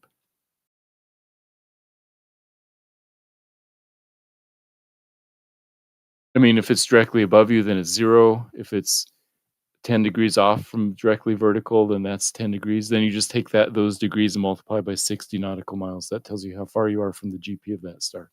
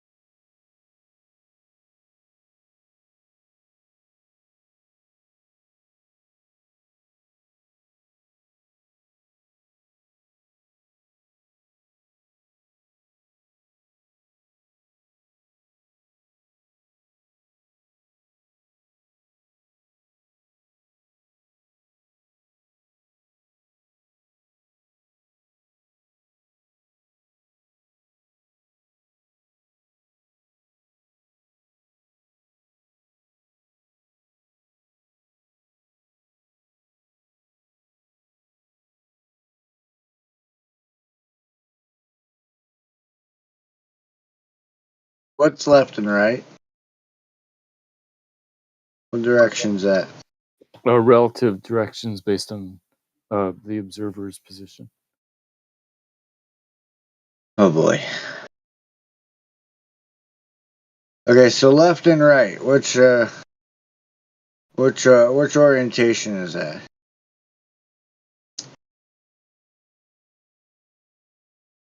If you're standing north, left is to your west, and Oh my right goodness. is to your east. Oh my goodness. Horizontal. It's horizontal. Thank you, for fuck's sake. Jesus Christ. Thank God. Thank you. Horizontal. Okay, so what's up and down? Wait, it's not horizontal if you're lying on your bed. Left would Oh be my down to the goodness, ground, please don't go here. Horizontal. What is up and down? Actually, Matthew, if you're lying on your bed, left and right are still the same, unless you're laying on your side and then you're pointing up and down. Yeah, if you're lying on your side. So Thank you. Orientation. Now, what is up and down? they are directions. Oh my Vertical. goodness. He's looking for the answer. Thank Vertical. you. Thank you, for Christ's sake. It's hard to get answers out of these guys, I'm telling you. I don't have his Jesus script memorized. Christ. Okay, so what I'm trying to get at here is that unfortunately you got yourself like what's called a 3D universe, right? So you got left and right, which would be your horizontal. And you got your up and down, which would be your vertical, which are what? Perpendicular. Right. Yep. Horizontal is perpendicular to vertical. Always, correct? Right. You want to know why? Why? Because the universe you live in is Euclidean, not non-Euclidean. Do you know what a spherical planagon is? I don't know what a planagon is, no. Exactly, because there's no goddamn such fucking thing. I can make up words too, yo. If you stick to reality, if you just stick to reality, what's the straightest, what's the fastest distance between 2 points? Is it not a straight line? Yeah, Can you go less distance than a straight line? No, it's the shortest distance between 2 points. You live in a Euclidean universe. I rest my case. Okay, but that doesn't really say anything about the globe Earth. Yeah, when you're talking about a there straight isn't line one. on a globe There Earth, you're isn't talking a about a globe projection. Earth. There isn't a globe Earth to do any of your math with. Says who? Everyone. Everyone who's just I you just guys. showed you a ball sitting on a pool table, and everyone fell flat on their face. There was nothing. There was no problem with that. Like you just showed a photo. Like what What is were we left supposed to and say to right? that? You're also What forgetting is the third left and dimension right? forward and backwards. What Just is forward left and right backwards. is relative to how you're Horizontal. oriented. Up and down, vertical. Well, that's X, relative to how you're oriented. Y, Z. Those are the only coordinates that you're going to get. Why? Okay. Because it's a 3D universe that is Euclidean. Okay. You know how you know that? Do you want to know how you know that? How do you know that? Because straight lines exist. If it was non-Euclidean, straight lines wouldn't be here. But here's where you're wrong, though, right? You can say that straight lines exist, right? They But do. no, you can say that straight lines exist, right? But the thing is, with the Euclidean, the thing is, can you let me speak? The thing is, right? We don't know if the universe is non-Euclidean or Euclidean yet because we don't have a large enough frame of reference to perceive a curvature, right? So scientists have been like tracking down on this, right? We don't know if the universe is non-Euclidean or Euclidean. We have to find points to measure from which are sufficiently large enough to perceive whether or not, like, triangles will. On a sphere, what's the shortest distance between 2 points? On a sphere, what's the shortest distance between 2 points? On a sphere, it's the projection of a line onto a sphere, which is a geodesic. Around the sphere. What's the shortest distance? Is it a straight line? Is it a straight It's line a or is it a projection curve? onto a sphere, which is a geodesic. It's called an Does it arc, you occur? dumb fuck. Or through Is the it shortest sphere. on the sphere? Like The the shortest cordial Yeah, gentleman. on the surface of the sphere, yeah, it's not, it's going to be a curved line. Exactly. So, what's your point? Where? That much was Where? obvious. Hold on. Hold on. I gotta ask this question. I gotta ask this question. Where have you gone to stand on a sphere? What? Outside. Yeah, do you work in a circus or something? Dear me. What was your Well, question? Like, how do I I'm stand on a sphere? assuming, because you sound pretty confident. You got that confidence to your voice. So I'm assuming you had to have stood on some sort of sphere. So you got to know what you're talking about, Let me right? inform you that I mean, he is a brain in the jar user, so that's who you're dealing with. what? I didn't say anything about that. I'm standing on a sphere right now, as to my belief. Oh, So But you're standing on a haven't gotta ask. proved that though. Yeah, Gotta you're ask. at the standpoint where you need to prove that what you're standing on is a sphere. Now, the well, I mean, last there's time I plenty of checked, evidence out there. You're just gonna reject it. So, I What but are you the mean, gonna only give? evidence that you What are you got gonna is give? what? the What are you only gonna give evidence us that I have, evidence well, with? we Yeah. have photos from space, but you're gonna just say that, oh, that's a conspiracy because you guys are completely brain dead. Oh, no. Let me address this. We'll say Okay, come on. that's. We'll say that Well, hold you on. We gotta give it. We gotta no, give it no, to this. that's fine. You can give us pictures from space. Yeah, sure. I'll ask you how you violate PV equals nRT. If you're gonna appeal to the ideal gas laws, then you have something in store for you because you can't apply it to how gravity affects the particles and like gases on Earth. That's just not applicable. No, you can't. Can you point out to any law with regards to gas, kinetic molecular theory, Boyle's law, Lusak's law, Brownian motion, any of the laws that we deal with, the ideal gas laws, where it mentions gravity in any of them? Well, no, because we're talking about containers with those. Okay, so when you don't have a container, how do you achieve pressure? When particles bump against each other, you achieve pressure. Just But generally speaking. we understand how important volume is to pressure, don't we? I mean, yeah, in certain circumstances. Yeah, sure. Cool. So if we have an undefined volume and we understand that gas will fill space, how to achieve gas pressure if there's nothing physical to press upon? Well, they're pressing against themselves, like the particles in the air, right? When we're talking about atmospheric pressure, we're just talking about how much particles in the air bump against each other and like consistently.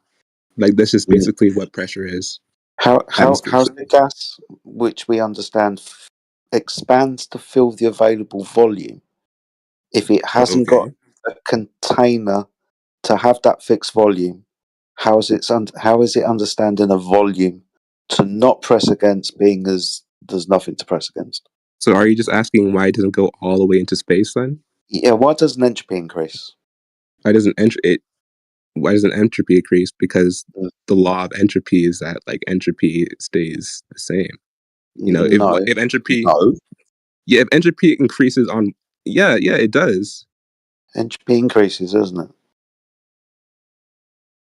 When we're talking about an isolated system though, we're not talking about an isolated system, so I don't think we can apply entropy to this. We're talking that if I've got a container of gas, we're gonna do a little bit of Russian dolls, right? Inside the little Russian doll, right in the middle, I've got gas. I click my fingers and that little Russian doll disappears and the gas expands into the next Russian doll. I click my fingers again and the gas expands into the next Russian doll. I keep doing that over and over again, infinitum. The gas will fill the available volume. Okay. Cool. So if we have an open system in an ever expanding volume, how do we have gas pressure and why is the gas still here? Well, I mean, you can consider gravity as sort of the container. You could consider gravity as a container. Yeah, in a sort of sense, yeah, you can. How do you do that? Okay, so the way the atmosphere works is that we have a bunch of gas particles like surrounding Earth, and Earth has a very large mass, which scientists have confirmed that gravity, like mass attracts mass. So Stop right there. Scientists have confirmed that mass attracts mass. yeah, How have they done that then? how did that happen? Through experimentation. Through experimentation. Yeah. Awesome. Can you give me the hypothesis, please? The hypothesis? Yeah, Okay. the prediction into the cause and effect relationship, where someone has varied and manipulated gravity to see if it causes something else to happen. Okay, so if I have mass A and mass B, like two different masses, there will be a force between those that we can measure. Well, okay. 2 questions. 1, what's mass? 2, what's the mechanism that these two masses are attracted at a distance? Okay, so the mechanism. I mean, gravity is sort of the mechanism. It's just the name we give to what we're seeing. Yeah. There's no reducing it beyond that. So I don't Well, really know how to answer. let me see if I can help you. We got 2 masses, right? 2 imaginary masses that are separated by distance. We can say that these objects have mass, and we can call it an equal mass. That's fine. I want to know how these things that are separated by distance, that are not physically interacting with each other, appear to make a force and cause acceleration. How does that happen? Okay, well, I'd appeal to Einstein's theory of relativity in that case. He explains not that mass as a curvature in space-time. So not mass attracting mass then? Well, no. I mean, it depends on what you mean. I mean, in the way we perceive it, it seems like mass is attracting mass. But what we're just seeing is objects following the curvature of space-time in a designated path, which is like, yeah. Okay. Now, is space-time a 4-dimensional coordinate system, 3-dimensional space, 4th dimension of time? Yeah, it's 4-dimensional, but like it's yeah. It's exactly as you say. It's with time. Yeah, it's a 4-dimensional coordinate system. Is a coordinate system physical? I'm not exactly sure what you mean. I'm inclined to say yes. Is it physical? You can give me 3 dimensions. You can give me height, width, length. Yep. Okay. You'll understand that the physical object will display height, width, length. The height, width, length, the coordinate system itself doesn't exist. Right? I mean, yeah, it's an abstract concept that we made to describe. Yeah, there we go. It's an abstract concept. So not physical then. Okay. It doesn't mean it's still not useful. I didn't say it wasn't useful. We were going down the road of natural science because you said science had proven with experiments. We've gone down the road of the mechanism by which it appears that masses, whatever masses, appear to cause a force where one accelerates or they both accelerate towards each other. You've said Einstein explains this within a coordinate system where mass sits in this 4-dimensional coordinate system, and dependent on that, the placement of mass in that coordinate system will bend and warp that coordinate system, will bend and warp 3-dimensional time, and will bend and warp the fourth dimension. So yeah, I think I said that right. But that's just how we kind of explain it. That's the only way we could sort of make sense of it. Yeah. So that's the abstract part. Yeah, that's how what's actually happening is the actual part. Like it's just the mechanism in which we explain like the attraction between masses.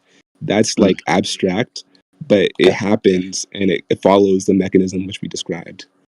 Okay, you understand that Newton's mechanism and Einstein's mechanism are 2 different mechanisms that kind of try to explain the same thing, right? Sure. Okay. In a sense, yeah. Okay, cool. So we can come up with lots of ideas to explain certain things, right? Absolutely. Good. But those different, but those explanations will be different. I mean, yeah, but they're not all For going to be as correct as each other. yeah, they're not going to be as correct as each other because some make certain assumptions and other ones don't. For example, Newton doesn't mention anything about non-Euclidean geometry, geodesics, bent and warped because of the displacement of mass in a coordinate system that exists within the framework of 3D space and time. Yeah, sure. It That- has its limitations. yeah. Well, it's not scientific proof either way. These are just conceptual ideas. Okay. Scientific proof would be the very manipulation of the presumed cause in an experiment, right? I mean, whatever way you want to perceive gravity or conceptualize gravity, we can explain it fairly well within certain limitations. Like it doesn't even matter if I use Einstein's theory of gravity here. I could just appeal to Newton's and use that as a baseline for gravity, which is fine in this conversation, I think, because I don't think I need to appeal to Einstein's theories. Well, none of them would be scientific. None of them would be scientific? How so? No. Well, Einstein's given us a coordinate system and lots of math. When I say scientific, I'm specifically talking about natural science, where there will be a demonstration in an experiment of a cause and effect relationship. Okay, so Einstein didn't do that. Sure, I'm with you. I mean, gravity is a theory. I mean, we can't directly prove it, but like we can tell you certain things about how gravity behaves predictably, and I think that's sort of the essence of the science. We're predictably telling you, the attributes of gravity, how it interacts with masses and objects in our universe in a way that's useful. So I don't think I can just discount that because it's not completely, as concrete or, as you want it to be. Complicated, but I don't think that's a detriment. All ideas obviously will work that the Earth is a ball in this presuppositional idea of it exists in space. Okay, but what's your perception of gravity? Like, how do you think gravity works? I don't know, man. This is a difficult question. Being as all of our lives we've been taught that one way or another it's got something to do with the Earth being a ball of mass. Maybe the mass of an object hasn't got anything to do with it, but being as no one can kind of vary and manipulate the cause in this instance outside of relative density, where we vary and manipulate the objects that we're talking about in mediums like helium balloons and rocks, and we see what happens to beach balls when we take them down to a body of water and watch them float to the top. All of that type of stuff. Outside of that, well, no, we use. Sorry. Like we use, like the understanding of gravity that we have to explain like the movement of celestial bodies and all that, right? We can explain that it's definitely something to do with mass, right? If it wasn't, then the movement of like our orbit around the sun would make no sense. We'd have no way of predicting it.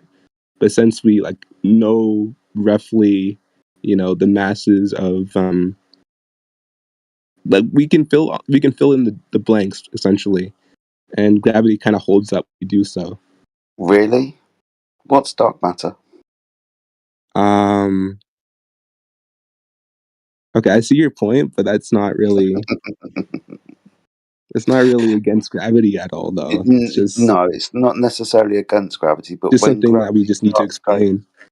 When gravity starts going wrong, as in the edges of solar systems aren't flying apart because the gravitational equations don't hold them together, then we start thinking that, well, if it's not the hands of God holding the universe together, we better make up some kind of energy that we can't see. Same with nebulas as well. Kind of a problem there with the gravitational constant. We'll always just invoke where the numbers don't add up. We'll put something else into the equation and plug that gap for now. That's cool. Okay, but there's many cases where like our conception of gravity works. Like in which regard? Okay, so you earlier you said something about like we don't know what mass is, right? But like, yeah, you said something like that, right? But what we could do, right, is we could use Newton's theory of gravity, right, as like a force, and then we could say, okay, um, force equals mass times acceleration and all that. So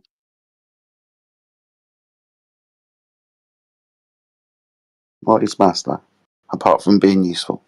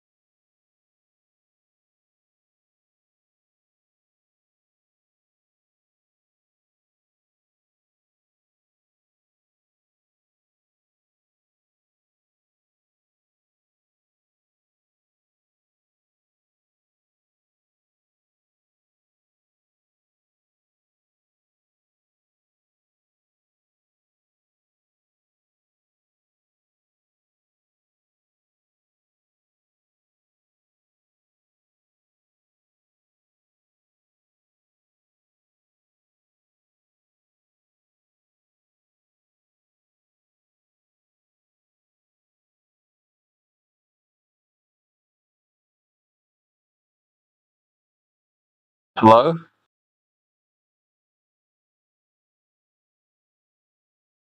Hey, what do you want to Hello? talk about? Yeah.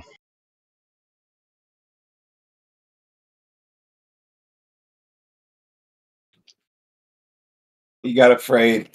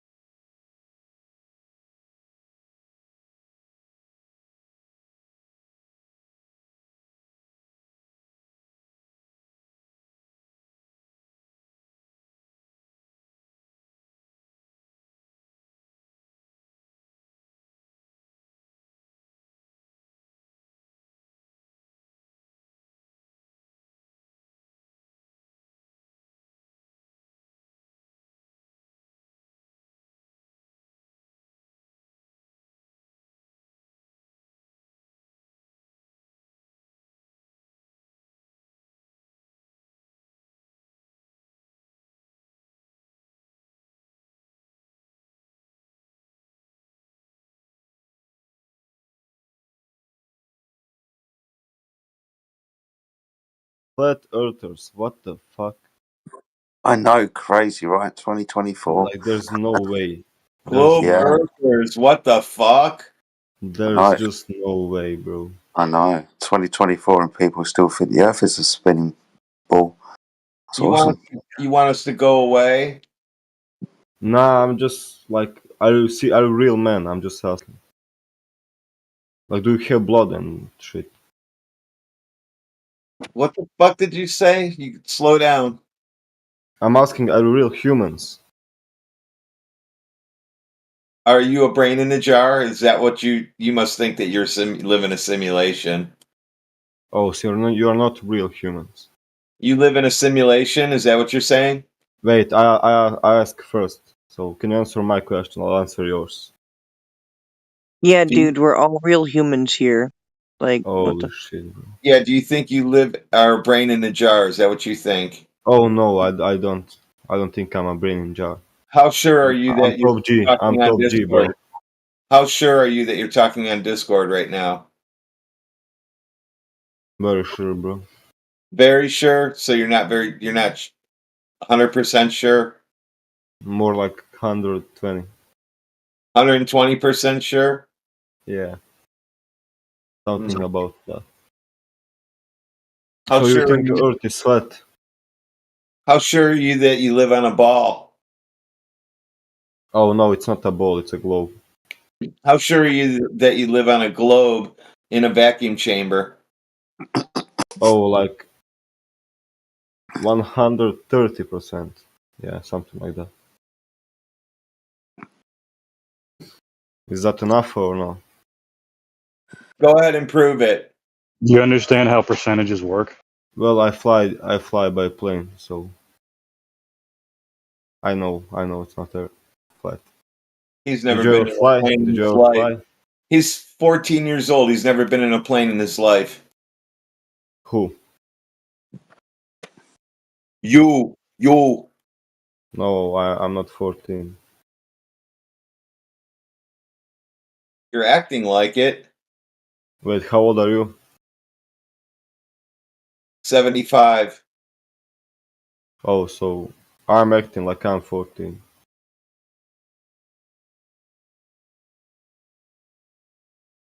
You ask 14-year-old questions. I'm asking you, how old are you? I told you. So let's say you are 20, 22, something like that. At least 20 years old. So you spent 20 years on Earth and you are this fucking dumb, bro. There's no way, bro. No fucking way, bro. Hey, have you ever seen a swimming pool before? Yo, Trump or Biden? Have you ever seen a swimming pool? No, I have never seen that. All right, we're going to kick you out of the room then. Because I never seen a swimming pool. Yeah, have you ever seen a pond? No, never. All right, that's that. He needs a different room where they can help him.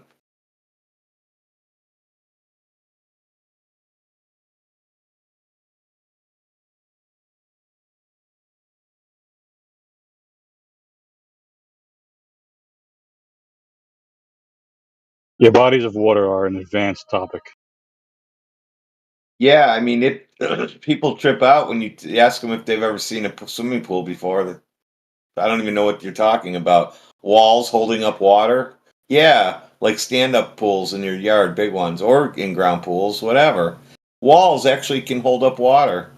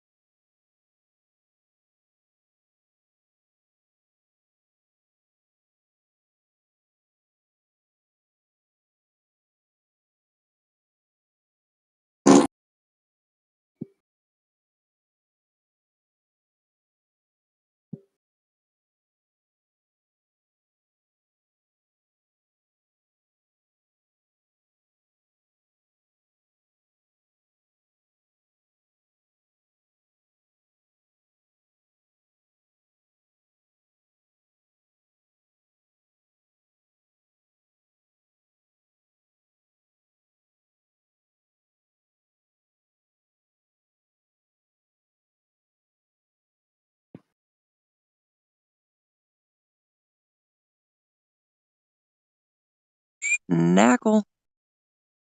Snackle.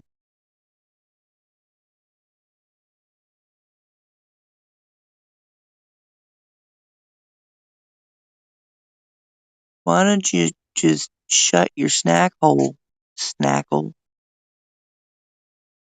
Yeah, they're not even in the room. They're just typing. Not in VC.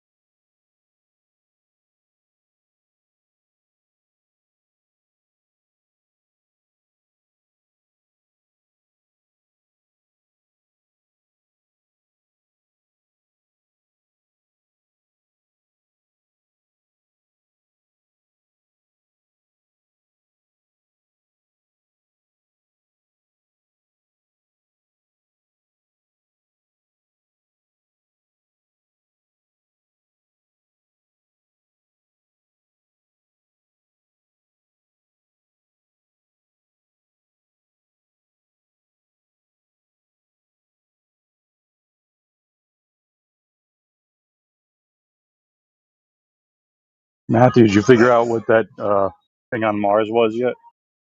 It looks like a juice box, but it can't be because they haven't sent any. Uh-huh. How do you know one didn't get stuck on the rocket when they were loading that thing? They're very careful about what goes on the rocket. Are you sure about that? Because I've seen think so? I've seen gorilla suits and fucking splashing water around and taking showers with water dripping. They're not too particular. I'm talking about the super clean facilities in which they assemble spacecraft. I actually saw JPL today. It was on a hike and I saw where JPL. Yeah, but you got to when that rocket's sitting out there, dude's got to get on the forklift and load that thing up with oranges and all that other shit, gorilla suits, guitars, shit like that, the stuff they absolutely need. I'm talking about the Mars rovers. They are assembled in clean rooms and why? They're going into a dusty environment. That doesn't make any sense. They're trying to prevent any Earth-based microbes from making it to Mars. Wow. So which ones survive in the vacuum of space? Tardigrades do. In the vacuum of space? Yes. How did you prove that? Oh, I haven't proved it. Oh, so that's just yeah. I know what else. Unicorns and purple zebras also.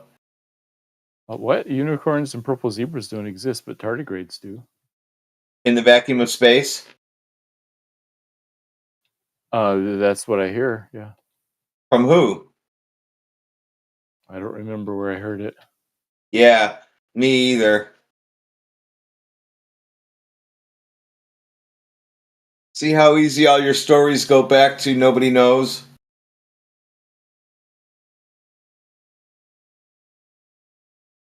Well, I didn't say nobody knows. I just said I don't remember where I heard it.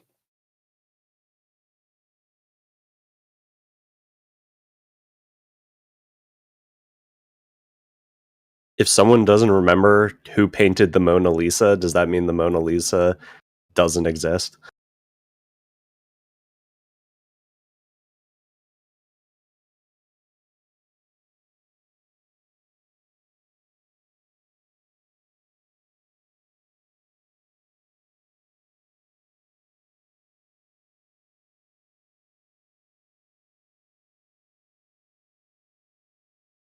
So it was NASA then. Yeah, all right. I figured it was somebody like that. Oh, somebody like one of the most accredited organizations in history. Accredited for what? Someone's triggered. A ton of engineering feats and... What engineering feats? They buy their parts from us. What do you mean they buy their parts from us? Who's from us? me, from my company? They didn't engineer those, we did. What engineering feats did they come up with? Wait, so your company is profiting from all the NASA money? Not all of it. Probably 5% of our sales go to NASA and SpaceX. Not even If that. someone- Maybe 1%. If someone buys nails from Home Depot, does that mean Home Depot built the house those nails were used to build? What does that have to do with anything? They didn't engineer how vacuum systems work. We did. So because your company engineered, like, I'm assuming one or a handful of things they utilize, NASA has never engineered anything? Our parts are standard work for all of their stuff. Yes. That's not a handful. Yeah, okay. Parts. Parts are not all there is to engineering. I'm only saying that because I'm not going to tell you where I work. You don't even know what the fuck I'm talking about. Yeah, but I mean, you clearly do you understand that your team or whatever company you work for isn't doing all the schematics for what NASA does? Well, in order for them to be able to be sold the right part, they better have us be designing it, or it's not going to work. Yeah. You realize that multiple like companies can be involved in one engineering project, right? Like this isn't that hard to understand. Yeah, it's not. realize that. Thank you. What's with this Yeah. pathetic NASA cuck in here? Don't know. Should we troll him? I shot him down to saying, well, it's other people, not NASA. What? No, you didn't.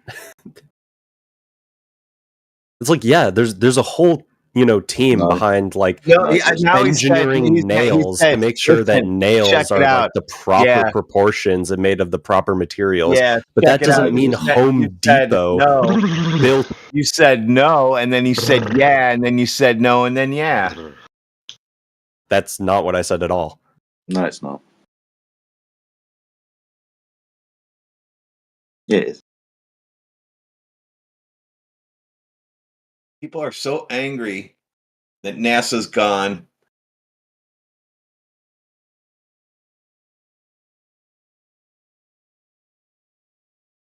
I mean, it's just very simple. Like, just because someone invented one thing doesn't mean that all things that come from that invention should be accredited to the like very first inventor. They don't take credit for their shit that we did for them. I mean, yeah, which is why I'm not talking about it. Well, you are talking about it when you say, look at all the things they've done. Yes, because What have they done? they have designed with engineering things like Right, the Mars engineering, rover. the engineering team.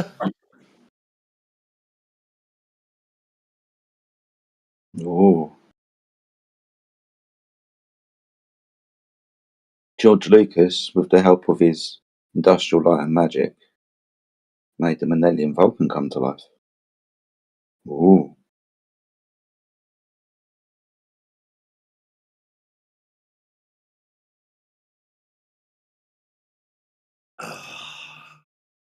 It's going to be a good year, fellas. Yeah, do you know today is National Accuracy in Elections Day? January 6th. What's that mean? I don't get They it. made a day out of that. I'm teasing a little bit. January 6th. Yeah, I'm not familiar. There was a famous incident that happened in 2021, 3 years ago today.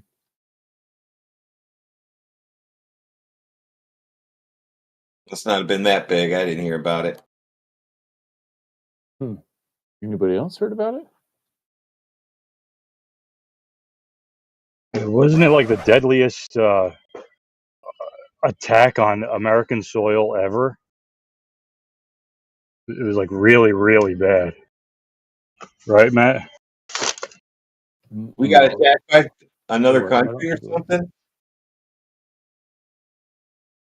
Well, I know they won't come to Ohio. Hell no. They didn't take our shit away.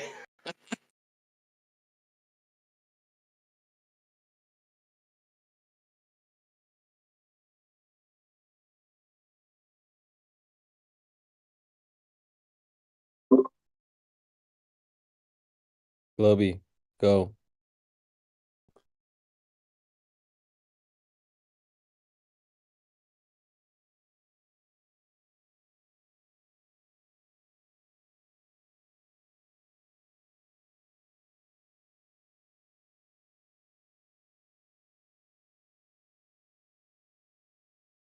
Bruh.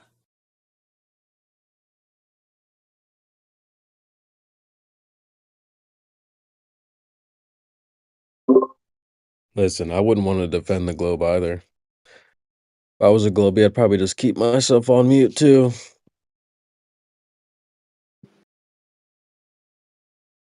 They've been through punishment today. I mean, they're actually like in recovery mode right now. Reduced to simping for NASA. Sad.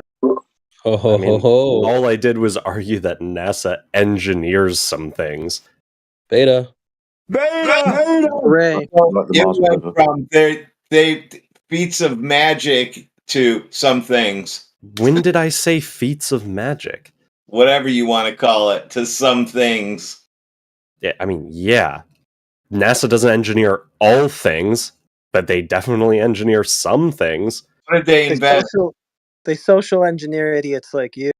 Yeah, they definitely engineered you. They don't poof space into existence.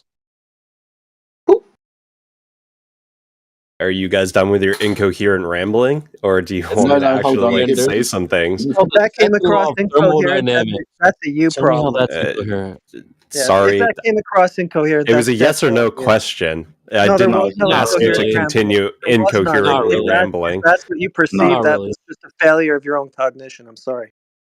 I'd like to incoherently ramble for a while. Is that okay? Yeah, do you still beat your I'd like to hear boyfriend? Jedi incoherently ramble, please. I'd like to order the incoherently ramble to go.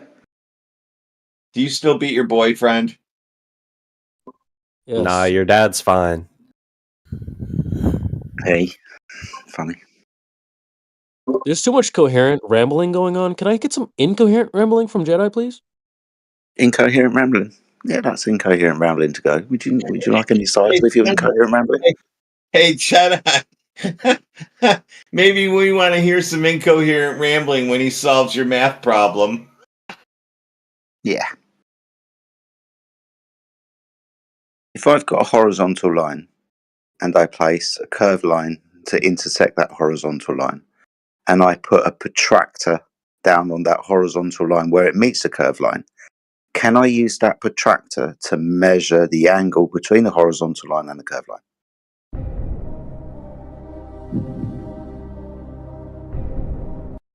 If you don't know any measurements, then no. Thank you. That's another one. This is like 10 in a row. This is fucking easy, this shit. I mean, you just said, "Oh, let's It's take two amazing what imaginary a lines we line know and a circle absolutely will do." nothing about." So how am I supposed to calculate any angles? Well, it's just any horizontal line and any curved line. It would be stupid to suggest that you can measure the angle between the horizontal and the curved line with a protractor. That would be stupid, wouldn't it? Doesn't matter what it we're talking about, hypothetical If you or in reality. physically have the lines like drawn down to scale, you could. No, if I was to have a straight line and a curved line, doesn't matter what the fucking scale was, I wouldn't be able to measure the angle between the horizontal line and the curved line, because an angle is defined and described as two straight lines meeting at a vertices. Yeah, but you can determine the angle to be between like an x and y value. Obviously, it'd be like ad infinitum because it is curved, yes, but you can determine that like the angle wouldn't be larger than something and wouldn't be smaller than something. Well, come up with a number for us. You need to have the actual lines. Okay, so if I've got an actual horizontal line and you would have a horizontal line and a curved. I'll give him the prop. Hold on here. This way he's got I've got a prop for you. Yeah, this is easy. You can like mail them to me. No. We're going to mail you a straight line and a curved line. Sounds like fun. Now I'm just going to draw them for you. There you go. So there's a straight line, and on top of the straight line is a big curved line. We'll call that a circle. So where the arrow's pointing, what's the angle? Well, the arrow isn't pointing to like give you what you would want to do is plot this on a graph and then give me an x and y value of where you want me to calculate the angle. If I was to put a protractor down on this horizontal line and try to measure the angle of that curved line in, say, elevation from that horizontal line, I wouldn't be able to do that now, would I? Yeah, because you don't have the complete information necessary to do so. I've got two lines. Right? Yeah, and you don't have a specific point to which to measure them because you haven't graphed it. Yeah. So an angle is defined as where two straight lines meet, right? Yes, but because there is no since this isn't two straight lines, what you have to do is approximate and decide where you want to measure the angle. Explain how it's two straight lines. Awesome stuff. So, being as one of these lines is curved, I can't use that then. Yeah, I literally just explained this earlier. Fine. Yeah, it's fine. That's all we wanted to know. We don't need the wrangle dangle of we need to, measure to a point or draw a tangent line, all of that bollocks. We understand that it's stupid to suggest that you can measure an angle when one of those lines is curved. That's stupid. Yeah, so what you would do, right? Did you say angle dangle? You sly dog. What you would do is you would choose a point on the curved line, right? That's and not No, we're not doing that. I'm explaining to you how you can get a plus or minus angle. Okay, so what you do is you take a point because it's a curved line. You can't calculate the angle. But Thank you. Just leave it at that. Because it's a curved line, you can't calculate the angle. You don't have to say but. Yes, but you can determine that the angle must be between you have an certain established value curve, yeah. That's and lovely. another certain value. That's lovely. Anyway, so what I'm about to show you is going to piss you off. I flipped the picture over. Now that red line is pointing to the guy standing on top of the ball who just looked through celestial navigation sextant. So he has to use the horizon, then the dip correction, which is his eyes to the ground. And that's the ground, the line. So now, what's the angle there? So we can do celestial navigation. So what you do is you approximate by choosing a point on the curved line and drawing a straight line from that to the intersection of the curved line and the straight line. And then keep through saying that the you can curve, approximate the angle. You haven't So you're established welcome. there's any curve yet. You haven't established there's a curve yet, bro. So Well, slow down with this okay, the so curve stuff. You have to establish we that have first. established there's a curve there because You you haven't drew done it. that in this conversation yet, so But that's not a You default guys position. literally asserted here on the piece of paper there's a curved line. You have to establish it in reality. We understand how it works on paper. We're not Thank you. talking about reality. We're talking about What? The hell do you think we're talking about? La La Land? It's a picture. We're talking about reality. Okay, so that's a completely different conversation. Nah, you Let think me reality is Let me fair. help you out with one more picture. So this will really, if that didn't piss you off, let me piss you off even more. Here you go. This is Glober's drawing, and after I gave them that example today, they started drawing lines all over this thing because they couldn't figure out how to do it. How do you like that? So looks like you can only have a flat horizon and a flat plane to stand on to get a 90-degree ground position to the star above. You can't do it on a circle. Isn't that fucking crazy? Well, the thing is the curve is unless it's over such a enormous distance, it'll be functionally equivalent to 90 degrees. 3,000 miles. 3,000 miles. Yeah, so the thing is on this in picture that reality or you've on shown in paper or on reality? Because you said we're not talking about reality. So I guess you can just tell us how things work on paper. No, but we are because we are using a point in celestial navigation to sailing from. We're going from the North Pole and we're heading south 3,000 miles.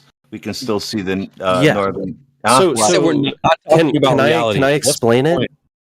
Yes. I'll explain it I'll explain it with the drawing first, and then I'll correlate it to reality. Are you fine with that? Ooh, awesome. Okay. Yes, please. So we're not in this, reality.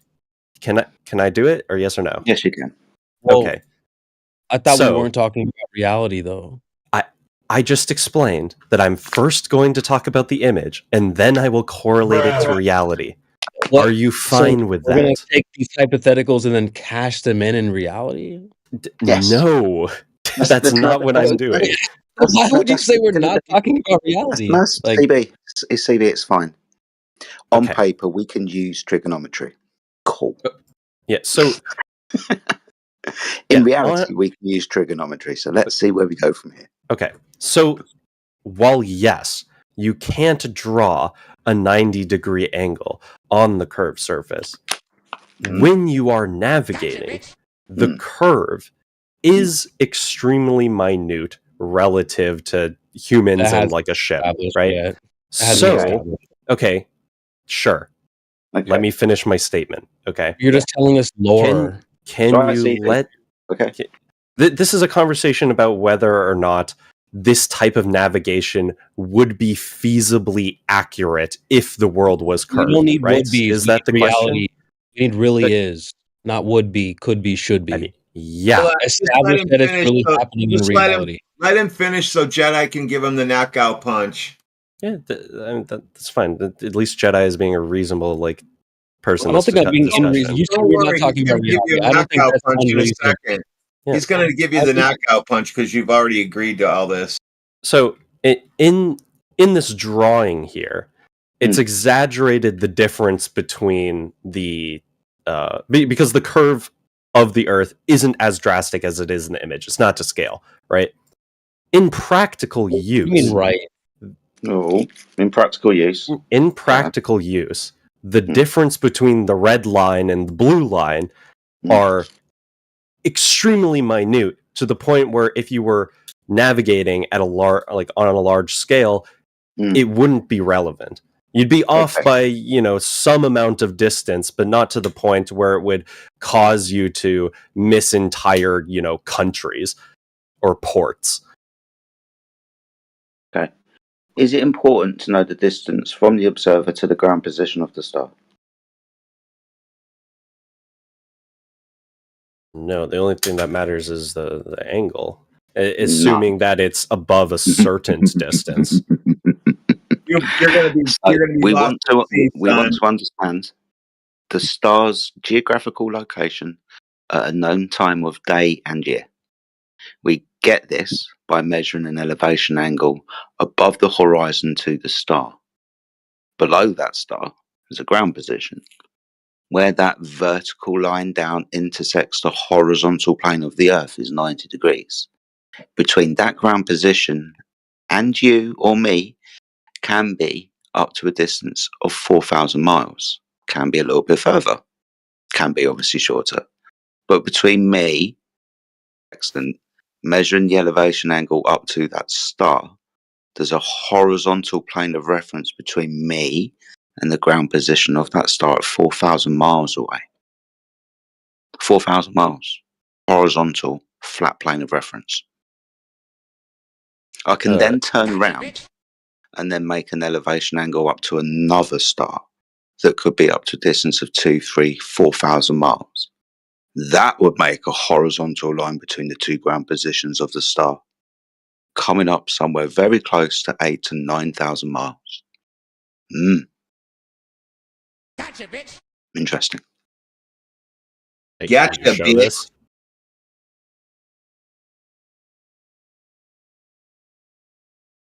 Perfect. When you say the distances are so insignificant, 8,000 miles is not an insignificant distance that would not display Earth curvature. In reference to the two star observations that I've made, the two 90 degrees are in reference to each other and me. Distance between the two angles, not between two stars. After I've got my ground position of the star and I know the distance to the star, I can then draw a circle with my compass around that star. I've measured another star. Let's measure another star so I can measure 3 stars. When I've drawn circles of equal altitude around the ground positions of those stars, where those circles intersect, that's where I am. All angles, all 90-degree ground positions are always in reference to myself and each other, requiring the surface of the Earth to be a horizontal plane of reference. So the difference between the angles relative to a human on the Earth are going to be essentially the same, calculated whether it's on a flat plane or a curved surface. Can you measure angles off of curved lines? Again, you can't. But that's it. Okay. Again, you're not. And there's the no curved difference surface in that's angle measured. We have measurements of would human be beings. We don't have okay. measurements of the curved surface, okay? You guys are always Can you let really quick me to make talk? comparisons. Nah, because you guys you're quick to make comparisons. Well, the size of humans is small and the size of the earth is large. Like, okay, we get that part, but we have measurements of human beings. We don't have measurements of any globe. Maybe a picture will help in this instance. Let's see if I can find one. So again, the way that you would calculate it is simply by plotting the curved understand. line on a graph and We just understand you estimating would, a but line we're in trying to place of establish it. this is really happening in reality. That's the part we're concerned with. It's not that flat earthers don't understand how the globe could work. That's not the issue.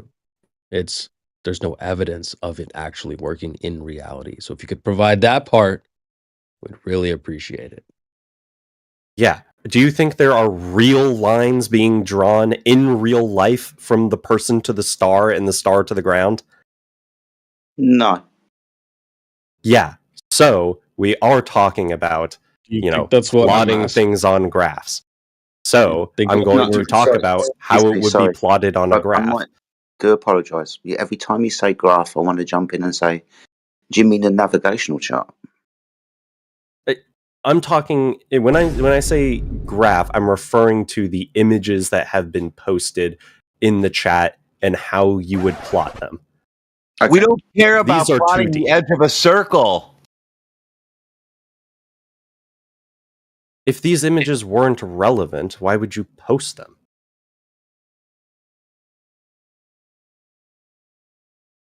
From my understanding, we're talking about the phenomena. I'm gonna go and take a picture of a ball sitting on a table in a shadow, so it's on like a bed sheet. We're gonna get a profile of it, and it's gonna look just like that. And then you're gonna say, "Now that's reality. Now I can work with it." How's that? Yeah, but we're gonna need a microscope to get down to the scale Okay, of the curve. I have an relative to optical the Earth. comparator at work I can All day. use. I have an optical comparator at work I can use, and I have magnification levels. Wait, somebody better pick up that What's phone. this? Because I think we just called it, right? You're trying to make comparisons between things like people and the earth, which you don't have measurements for, so you don't even get to make that comparison. We are talking about graphing a phenomena.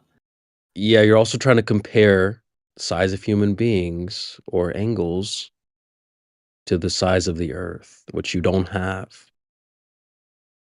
You don't have definitive proof that the entire I'm not Earth is making flat any either. claims, So bro. how? What do you mean? No. What Hold about on, see? This hold is what on, women hold on. do. I have proof. This is what I women have do. proof. What about the Listen, men? I do? have proof because what you said was when I set the ball on the table, you said that's impossible to get that. And when I flipped it didn't. over I and said it you need a microscope. became celestial navigation, it's still impossible. All I did was turn the picture over, dummy. When did I say it was impossible? I just said you would need a microscope to get to the proper Fine. scale of So curvature. the angle. So we're going to call the angle to the star now microscopic. Why do Yeah, because you the, don't get the a reference to basketball or whatever you're scale, dude. using isn't the size of the Earth, so of course the proportions. You Thank you for don't have playing. the size Yeah. of the earth. Thank you for playing Holy. Stump the Flat Earther today. You guys lost again. If I have a parallel line from my location to my zenith 90 degrees above my head, and over there, 500 miles away, is another navigator with 90 degrees vertical straight line down from his zenith above his head. Are those lines parallel to each other, or are they divergent? So there's two different people in different locations that are drawing a parallel line, like directly above them. Yes. And you're asking if they're parallel? Yes. If the ground was curved, no. If the ground was flat, yes. Hey, right answer. I like it. Yeah. If the surface of the Earth was horizontal, then those lines would be parallel to each other. You see the image that I posted earlier with the three little triangles and the three little circles of equal altitude. Those lines are all relative to each other. those 90 degrees are all 90 degrees relative to each other and myself when I measure a zenith angle of 90 degrees. 90 degrees over here by me, 90 degrees over there by that. I measure an elevation angle up to the star where that vertical line meets the intersection of the horizontal earth. There we go, elevation angle up. Beautiful. So the only right, you can do these calculations, right? And you'll be like, oh, okay, so here's this location that we're in, right? That's the red dot. If, and again, this is just a hypothetical. I'm not relating this to the real world yet. But you're going to try to cash in world shit. So I'm trying to have a conversation with Jedi. If the ground was curved, the calculations that you're doing, you have to, because yes, you can't determine an angle using a curved line. What you have to do is plot a straight line in place of the curved line by choosing a point on the curved line and then a point where the curved line and the straight line intersect, and you draw a straight line there to approximate that the imaginary angle between the curved line and the straight line must be between two certain values. And when you do that, you won't get the same accuracy as you would on a flat plane with two flat lines, but you will get so close that in terms of real world navigation on this what do you mean hypothetical real planet, world? on this hypothetical planet, that would be functionally the same. You would get to the same locations within a distance that would allow for circumnavigation to be effective in the same distance, right, relative to things like large cities, right? It wouldn't be down to the point of like a house, but it would be effective enough for travel. I don't even know why you're talking about reality. I'm not. I'm talking about a hypothetical world. Evidenced by my use of the term hypothetical. But y'all ain't slick, because you're going to try to tell us, turn around and say, well, this is how reality works. I haven't done that, so no.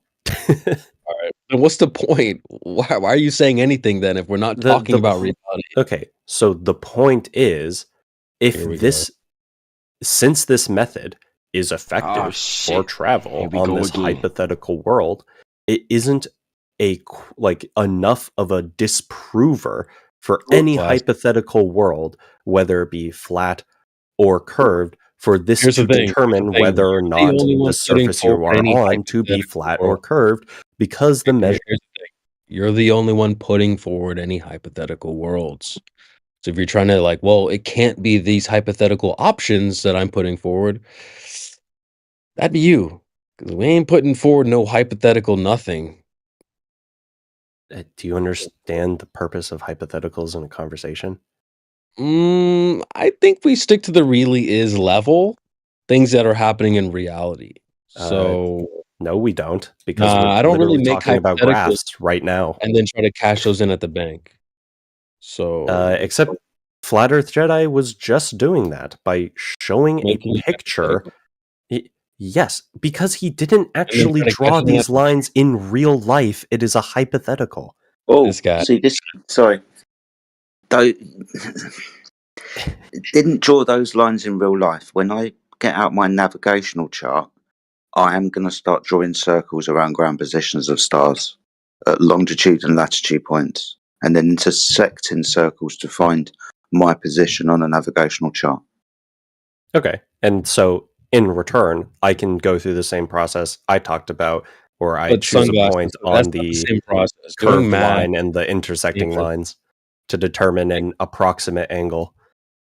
And we would roughly land up with my red circle would be not direct. It wouldn't be as precise of a point as yours, but in terms of navigating on a large object, it would be effectively just the same. How do you know what would happen on a large object? Here we Because go. This is the just lore math is reporting. just the same. Like, what are you talking about? It'd be I'm talking about reality. it'd be That's what less I'm talking about. precise. Yeah, How would you but know it would what still be it would considered still push you that like the process would still be Playful, you gotta functionally have my accurate as long as the object is large enough. you know how? Based on what? The basic Oh, you're hot, Mike. geometry. I'm gonna just mute you, Playful, if you're hot, Mike. All right. Yeah, just So keep that yes, dude on muted. a small object, right? If you were talking about a basketball and we're like trying to determine like a You go again. specific You compare the Earth to other objects. You don't have reference to scale like that, so you don't know to compare the Earth to a basketball. um, And you don't know what would we happen if know the how Earth big a was a large basketball is, basketball. right? So am I But able to talk you don't about a know how big the Earth basketball? Yes, I know how big the in what basketball sense is. compared to what? I'm not Compared to talking what? about comparing it yet. Then I'm what's the just point of saying, bringing up a basketball then? You're trying to compare that to the Earth. okay, Bro, why are you so this pretending is like no one cares very, hard very enough? simple, right? Yes, I The know. You're trying to compare the Earth to a the basketball. same object, You right? don't If know what we would happen if you don't know what would dude, happen if you lived on a basketball. I can tell you Not that really. because I know the exact size of a basketball, how imprecise this process would be compared to a same like surface sized object if it were flat and using the same method, What? right? What? Wait, hold on. Wait. Same sized object if it was Like flat. it has the What? same surface area.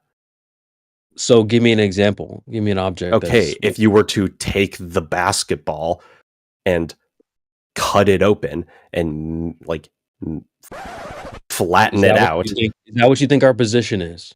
No, we're not talking What are about you the making all real these examples world. for? Because you were saying, I don't know how big the Earth is. I'm like, okay, well then I'll talk about a basketball because we know how big a basketball is. But then you're like, well, if we cut it open and then it's flat, then and that's no one's position. Yeah, but we're just talking about comparing a flat surface to a ball. Like, all right, I'm gonna let you cook, bro. Go ahead. Okay, so we can test how accurate these systems would be on various sized objects, right? We can take the surface area of a baseball and we can take a baseball and we can compare these two methods and see how accurate they'd be, right? And the curved method on a flat surface will be to some level inaccurate, and the flat method on a flat surface will be significantly more precise, right? But then as we scale these objects up to like larger and larger objects, the relative precision starts to matter less and less, right? If we had an ant as our like individual on these planets, and we're like, oh, we need you to go to like a certain location, right? Yeah, sure. At some point, the precision matters because it's like, oh, he's on like a completely different area. But as soon Let as us know you when you get to the scale the evidence part. objects up Let us know when you get to larger the and evidence part, larger, bro. This is crazy. Let us know when you get to the evidence part. we're not You talking ain't about putting up for no evidence. evidence. I know. We're I talking know. about methods of You're like talking about ants on a ball, calculating. bro. Come on. Who do you think your target audience is? This isn't a classroom full of 3-year-olds or 5-year-olds. We don't need to understand how ants on a ball works. Like, if you want to prove that the Earth is a ball, by all means, we got time today. But I definitely don't have time to sit here and listen to you tell us how ants on a ball works. Please save us that. Yeah, what was the ant in my example?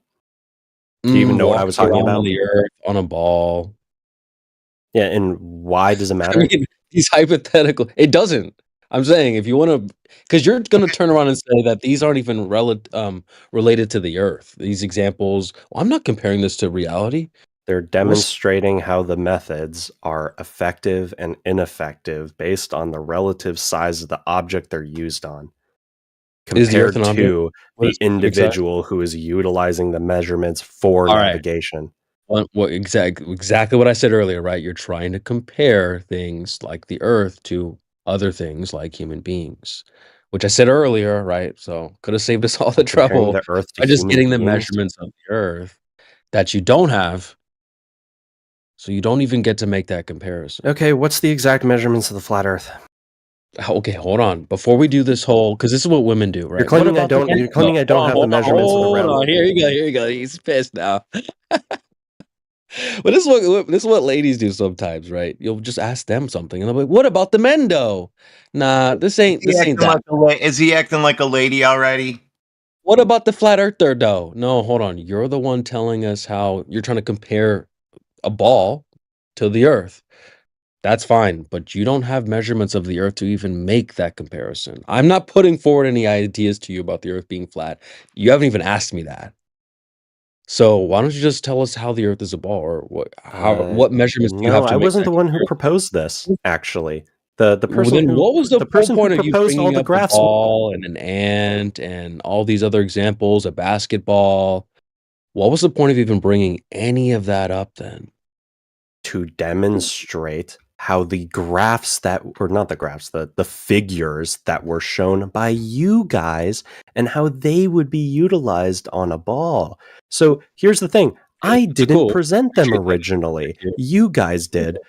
Okay, great. No, we got that part. How it would be. I already told you. The flat earthers are not confused about how the Earth would be a globe or how it could be a globe or how how the globe could work. That's not the problem. It's just the lack of evidence for this Earth being a globe. You do realize that since the proposing claim of this circumnavigation that relies on a flat Earth of a known size is a claim made by you guys, you must substantiate it. So if we're saying that exact size, Hold on. What size are the flat earthers saying the Earth is? Because I've been around for 6 whole ass years. We're going into my 7th year.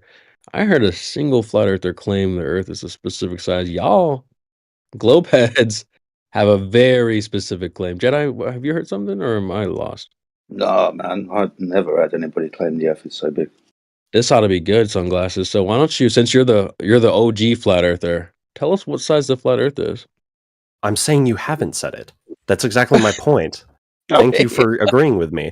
So if we're requiring the size of the object as a necessity for making these calculations, then you need to provide that too. Oh, wait, hold on, wait. I'm not even saying the Earth is an object or a planet. You're about to have your mind blown tonight. Someone else did by pointing out these specific tools for calculating like relative distance on the object we're talking about.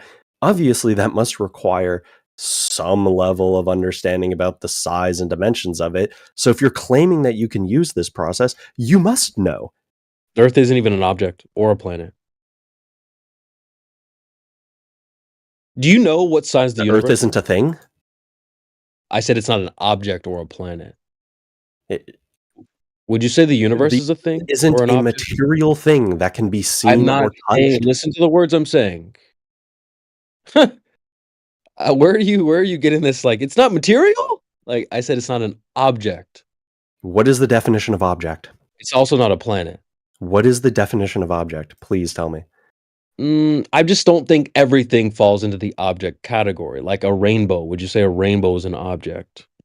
It can be seen and it can be touched. So yes. You can touch a rainbow?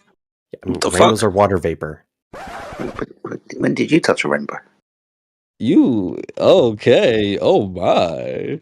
We know that rainbows are light refracting. I mean, I don't even think this is something that flat earthers disagree with. Wait, you can touch a rainbow? That rainbows are like light being refracted. No.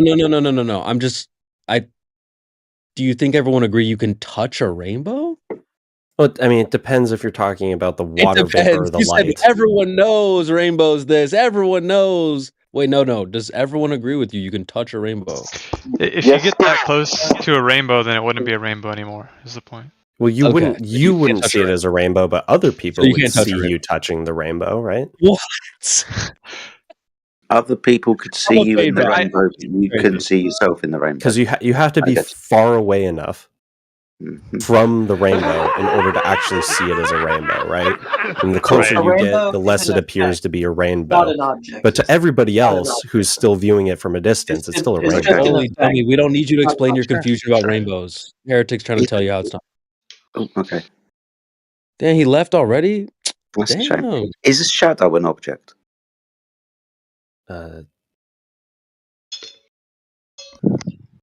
It depends if you're on your definition of It shadow. depends. The More like a occultation of light because of a physical object.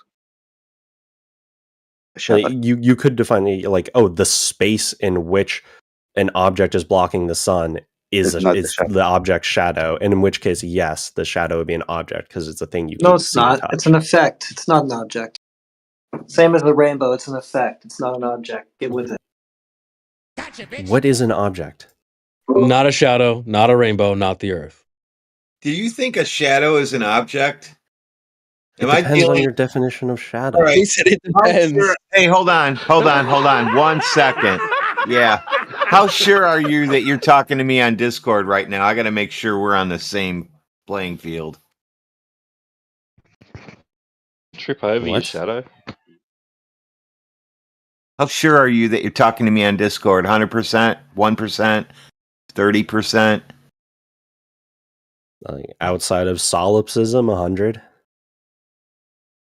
So you're absolutely positive, right? Outside of solipsism arguments, What yeah. does that mean to me? That's not a yes or no question answer, then, is it? It is. Is I'm it just 100% I'm or is trying it to say zero? yes, but without you going like, oh, making some like weird solipsism argument. So I'm adding that caveat. Well, then I want to hear yes. You're good. Just say yes. Yeah. You're 100% sure then? Yeah. Okay, so we can continue this. Because I'm going to ask you some other 100% sure questions that you're going to have to be 100% sure about. Okay. Oh, just keep talking. Don't worry, they're coming. All right. Sure.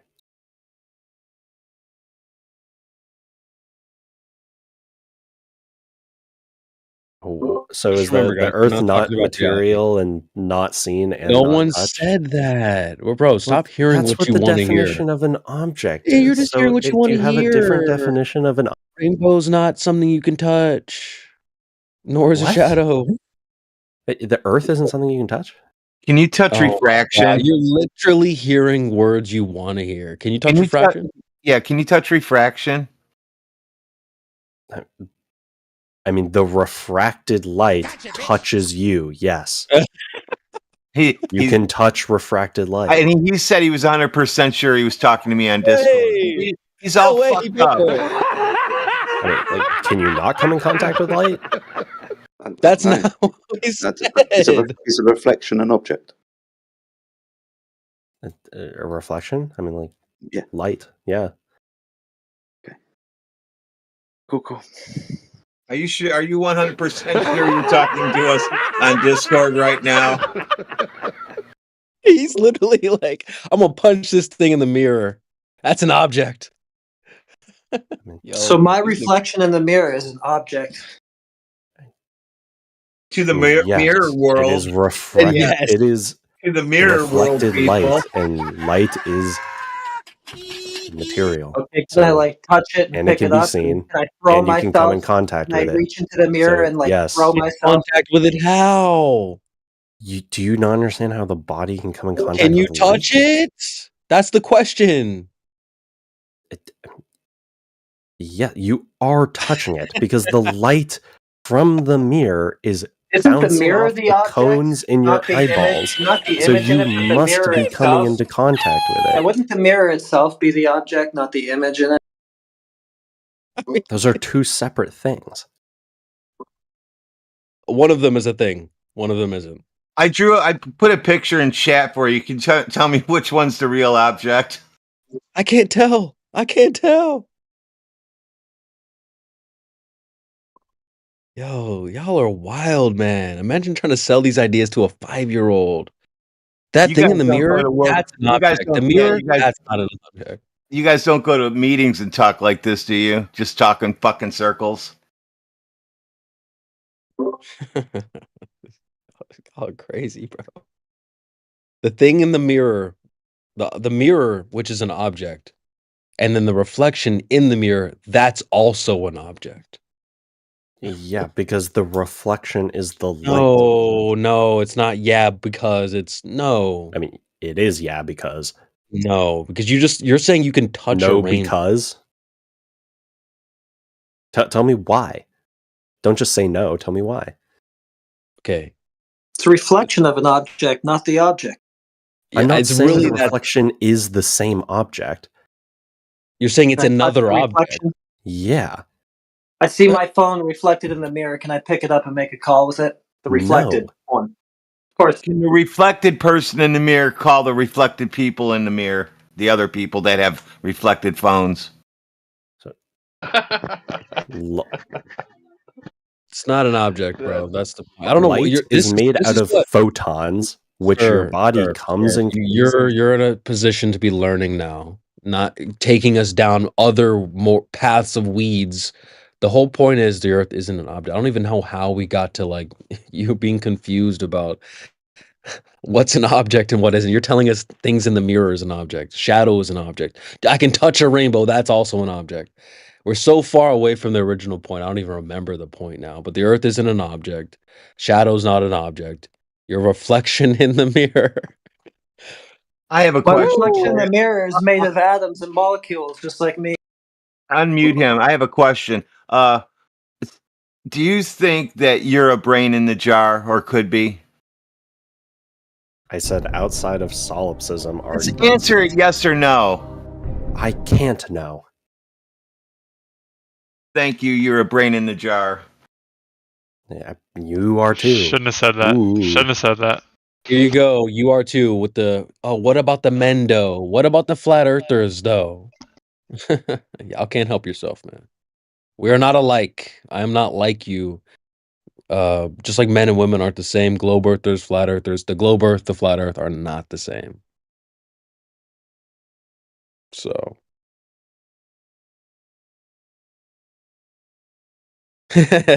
Wait. This is brilliant. Clipcord in the chat says, is your mom an object? Sunglasses says, all women are.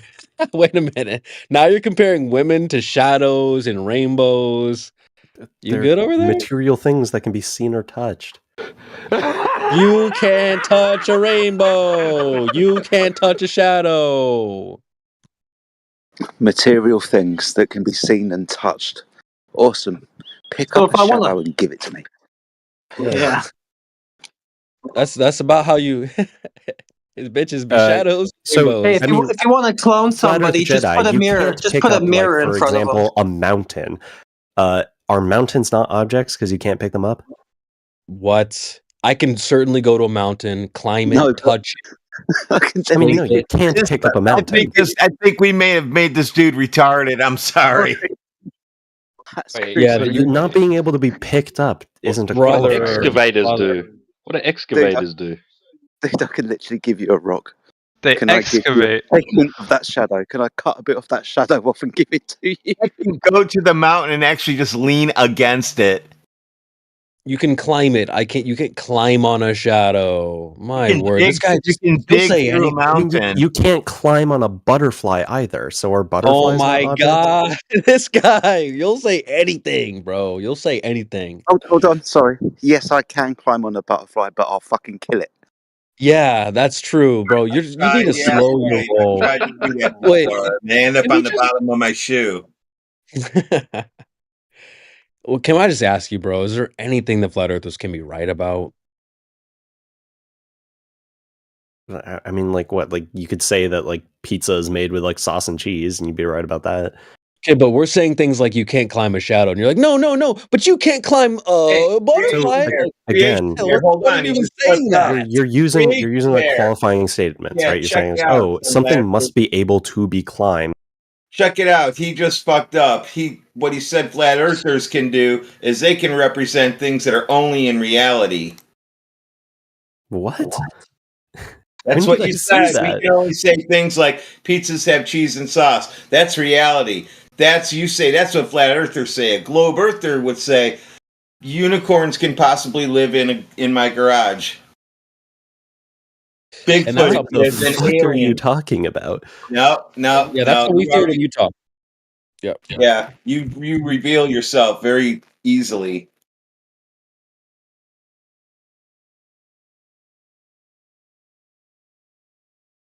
Flat earthers can only talk about things that are in actual reality. So by that concept, anything we say must be reality.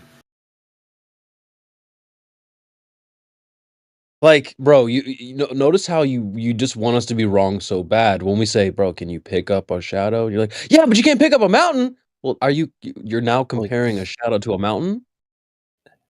Really? I'm showing why your Really? statement isn't a No, it's not. See, good this is enough what I'm proving my point qualifier when you say you're statement. showing why your statement is wrong. No, it's you're the one who said you can touch a rainbow, and I'm trying to show you how ridiculous that is.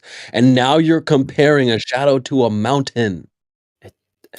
No, I'm not comparing Yeah, them. you just did that. I'm just And then asking if you and then can a climb butterfly. it. Sorry, pick it up, not It's climb you it. wanting us to be wrong. Why would you compare a shadow to a butterfly in the first place? Because I'm not. He wants to know if you can climb on a speck of dust, and I typed in yes because all I have to do is walk through my house and there's a speck of dust somewhere. How are you not? Go ahead, What Jedi. shadow's made of? You're all right. I'm just gonna put more fuel onto the fire, but maybe I won't. You're fine. You're just doing What's what the the shadow girls made want of? fresh and fit, bro. Anything that go, just no matter what they say, You the an girls are just unironic, just fresh and arguing fit to viewer? argue. Listen, relax. You're late to the party. You're just arguing to argue, right? You What the said you can touch fuck are a you rainbow. doing here? Hold on. I am definitely not True. arguing to argue. Hold on, relax. Because I brought up fresh and fit. You're like, oh, fresh and fit. Yeah. So I'm not arguing to argue. You said you can touch a rainbow, right? So we're trying to address that. Now you're moving on to like, but you can't climb on the back of a butterfly. The fuck? Like, how is that compared to a rainbow or a shadow? Okay, so I'm following the dictionary definition of object, Here which is we a go. material thing that can be seen and be touched. Right? So, like a shadow. Yeah. So depending on how You said yeah, you so define a shadow, yes. If you define a shadow as the dark spot on like projected onto something by the absence of light, my right? word. Then yes, you can see it and you can touch it. Touch my fucking shadow. You're retarded, bro. Look, what he's saying is that you can literally put your finger down on the dark spot on the ground. That I don't Yeah, think you'd that's be- the same as touching you'd the be shadow. That's touching the touching the shadow. ground. That's touching the ground. You're touching You're doing the both. ground. Nah. Nah. Okay. Do you have like an You're not actual touching a statement? shadow. You're not touching a rainbow. What the? How do you touch a rainbow? Please. Okay. This is So gonna get. a rainbow. We're on YouTube, so you got to be YouTube friendly. But Okay. So a rainbow is refracted light. I don't need you to Projected- tell me what a rainbow is, right? Because you already said that once you get close to it, it's harder to see it. So we already covered all that shit. So I don't need you to go. So a rainbow is light. Like we don't need. You can skip all that bullshit, bro. Remember who the audience is. This isn't a classroom full of 3-year-olds. This is their first time here. We've been here. So class, a rainbow. Where are you, David Attenborough? light. And there's colors, and it's a rainbow, and because it's light, and it forms color. Like, bro, fuck all that. How do you touch a rainbow? Just get right to it. Yeah. So light can come in contact with a person. Bruh. It can be seen. And I understand. He said it he is can be seen. material. Wait, I can be Whoa. seen. I'm asking how you touch it. I understand Mimi. that you can see it. This fucking guy. Mimi. So light can be Mimi. seen. Go ahead, It's- Jedi. it- Please help me out, bro. Is a horizon an object? Yeah, it's a body of light, right? Is the horizon an object? It's a body of light. Right, Define horizon for me first. Not a The- body of light. The apparent limitation of our view. The what? The limitation of our view. Just The the horizon. limitation of our view? No. Okay, where the sky appears to meet the horizontal plane of the Earth. Like the location? No. Yeah. No. So is the horizon an object? And this isn't a gotcha Under those question. definitions, no. Gotcha. Cool. If you were to say You don't even realize the what just happened in your horizon classes. Yeah, I don't physically think you realize is what just happened this there. He's gonna light. try to explain it. You're trying to explain it now. I don't think you realize what just happened. So he's gonna try to explain it. So actually, it's not physical. Like you're gonna try to tell us like that. We're just gonna all sit here and point and laugh. You don't realize the mistake you just made. Under those definitions, it isn't. A location isn't an object. Okay, fair enough. So when I make an observation at sea and I observe a boat go beyond the horizon, we understand that the horizon isn't a physical object to block my view of it, right? Under those definitions, no, it's not a physical object. Cool. Just the concept of a location isn't a physical object. Yeah. But I completely agree with you. if the Earth was a ball, the horizon would be a tangent line, and where that tangent line intersected with the spherical surface. The apex of your arc. Physical, right? So an object. The curve of the Earth. The curve of the Earth, right? You can talk about it in a literal physical sense, or you can talk about it as like a mathematical sense, right? In one of those cases, it is an object. 'Cause you're physically talking about like a specific amount of matter, right? That we can see, right? But if you're talking about just like, oh, here's this mathematical principle on a piece of paper that's just like detailing a concept, you can't touch the concept, right? Okay, well, we can't touch the curve either. You Or could, see but it. just like putting your hand on the What ground. do you mean you could? No. Let's just get to the reality part, Sunglasses. Fuck all this. You could potentially, maybe, hypothetically. You said you can see the curve. Yeah, have you ever seen a hill before? Oh, Have you dude. touched the hill? Okay, well there you go. You touched some curve. Hold There you on. go. He goes right back. Hold Okay. on. Bro. Do we have to ban you for saying a hill is a curve? What? I mean, is it not? Hold tight. I'll play. Yes, I can touch the top of a hill. Hey, okay, well there's a curve that you're touching, right? So therefore curve can be an object. Yes. My word. No, Obviously. Okay, attribute. Great. We agree on something. Okay. Do you think that's what I was asking? Like, oh, you can't touch a hill. Do you think that's what I was You saying? said you can't touch a curve, and then I The demonstrated that you curve can of touch the a curve. earth, dummy. Curvature of the Curve earth. of the earth. He already said What do you it. think I was talking about? So What? this is with relevance, right? The curve of a hill, I can see the apex of the curve of the hill. I can go stand on the apex of the curve of the hill because the earth is physically curving. It's a hill. With regards to the horizon out to sea, that's not the physical curvature of the earth. That's the limitation of my view, depending on the optics that I use and the atmospheric conditions of the day, not a physical object. Yeah, under that description, it is not a physical object. You're talking about like a conceptual location. Yeah, that should be at 1.225 times the square root of the observer's height in feet. Mathematically speaking. Okay. That's great. I love it. I mean, so this guy can touch rainbows and touch shadows, but the curvature, we ain't touching that, are we? So I love it. if you were talking about the horizon in the sense of like the visual, like for example, like the sunset aspect of the horizon, I would say that yes, the sunset over the horizon is an object because it is visible and it's material since it's light. Yeah, that's the thing we're referring to. Yeah. Well, no, it's not. Sunset was not used in the previous description at all. What do you think I'm Jedi just- was referring to? The horizon. We're talking about the horizon. Yeah, but under a different definition. Like, you understand that, right? Like, did he ever say sunset in his? He didn't have to. He's talking about the horizon. I'm talking about the horizon. If it was physical at 1.225 times the square root of the observer's height in feet. Yeah, an object yeah. I So can- we're talking about two different things. No. You might think we were talking about two different things. I was always talking about this. You were I was always talking about the sunset. Wait, do you think No, the sunset? I was always talking about the horizon and whether it was a physical object we can touch or was a physical object that could cause obstruction for things that went over it. So the Well, the Can we just literal. double check? Can we just double check? You know what horizon means, sunglasses? Because there's a lot of people out here. I'm not accusing you of this, but there are a lot of people out here that think horizon has to do with sunsets. Like that's the same. There's something that's it's the same thing somehow. So you don't.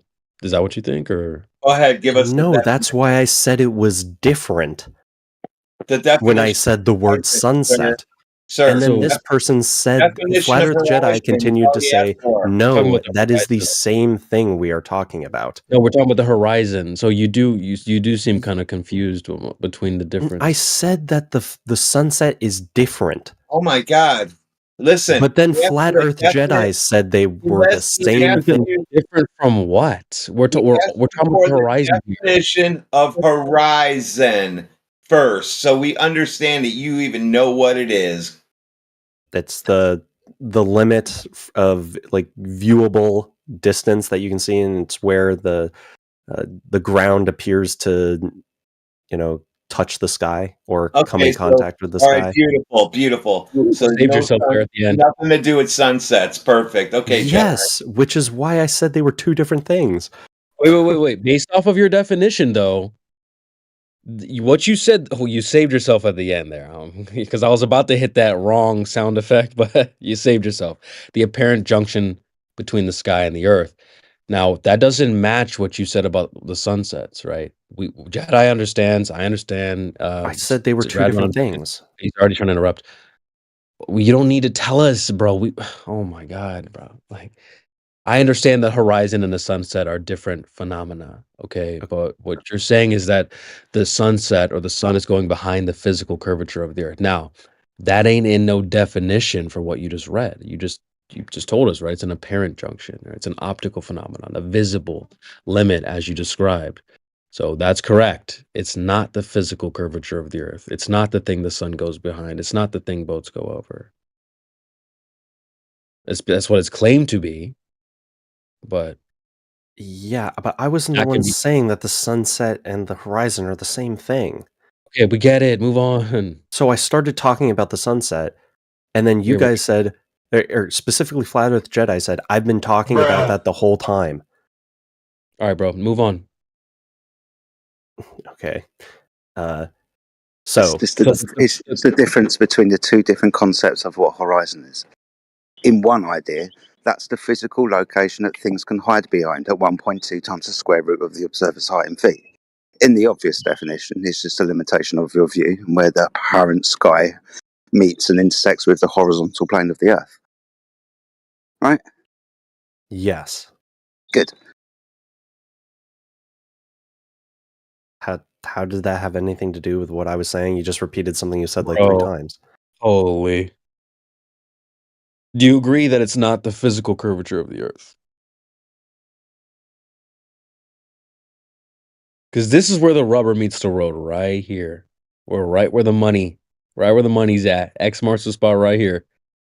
That the What do you horizon think? is the curvature of the earth? It's Yeah. It's What do you not. think? It's a phenomena that is what? Hey, buddy.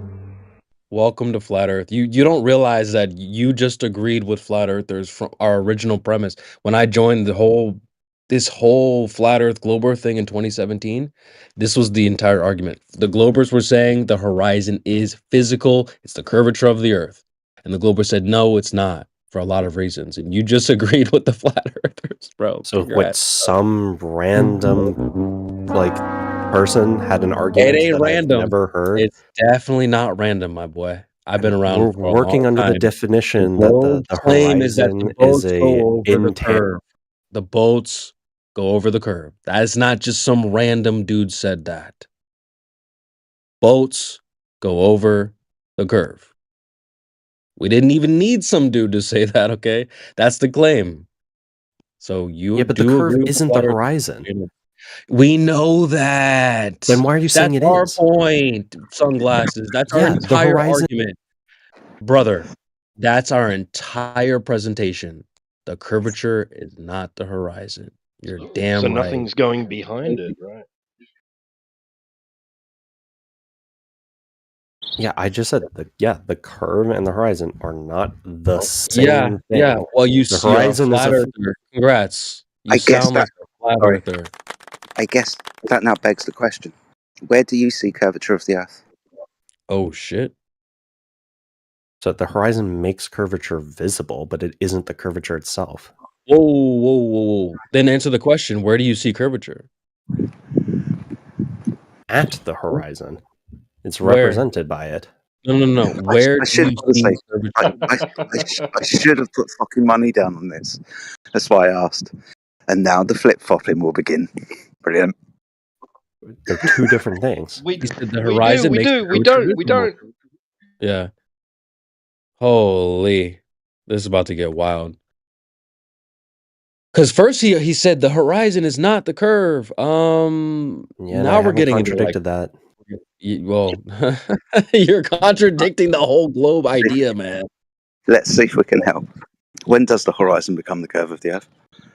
I never said it did. Okay, so where do you see curvature? You can see curvature represented by the phenomena we call the horizon. What's the horizon?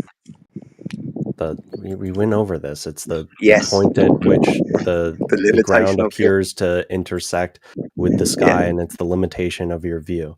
Right? Awesome. So how does the apparent junction of sky and land that is horizontal and the limitation of your view show curvature?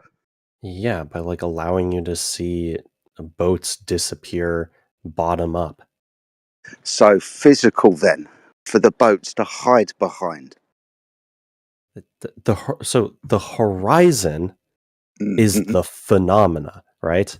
The curvature is the literal physical thing that is causing those things to not be seen. Okay. The horizon isn't what is causing them to not be seen. The curvature is. The curvature is causing the things not to be seen. So when we're standing on a curved surface, things that go over the top of that physical curved surface can't be seen because the physical curved surface is in the way. Yes. Awesome. And the horizon would be the tangent point from your eyes to the top of that arc. Yeah. So physical. No, the imaginary like location isn't like a physical thing. The concept of the horizon isn't. So the boat goes behind an imaginary location. What? No. Okay, you said imaginary location. I mean, yeah, the concept of a horizon is not like a literal physical thing. So not distance to it. Neither is curvature.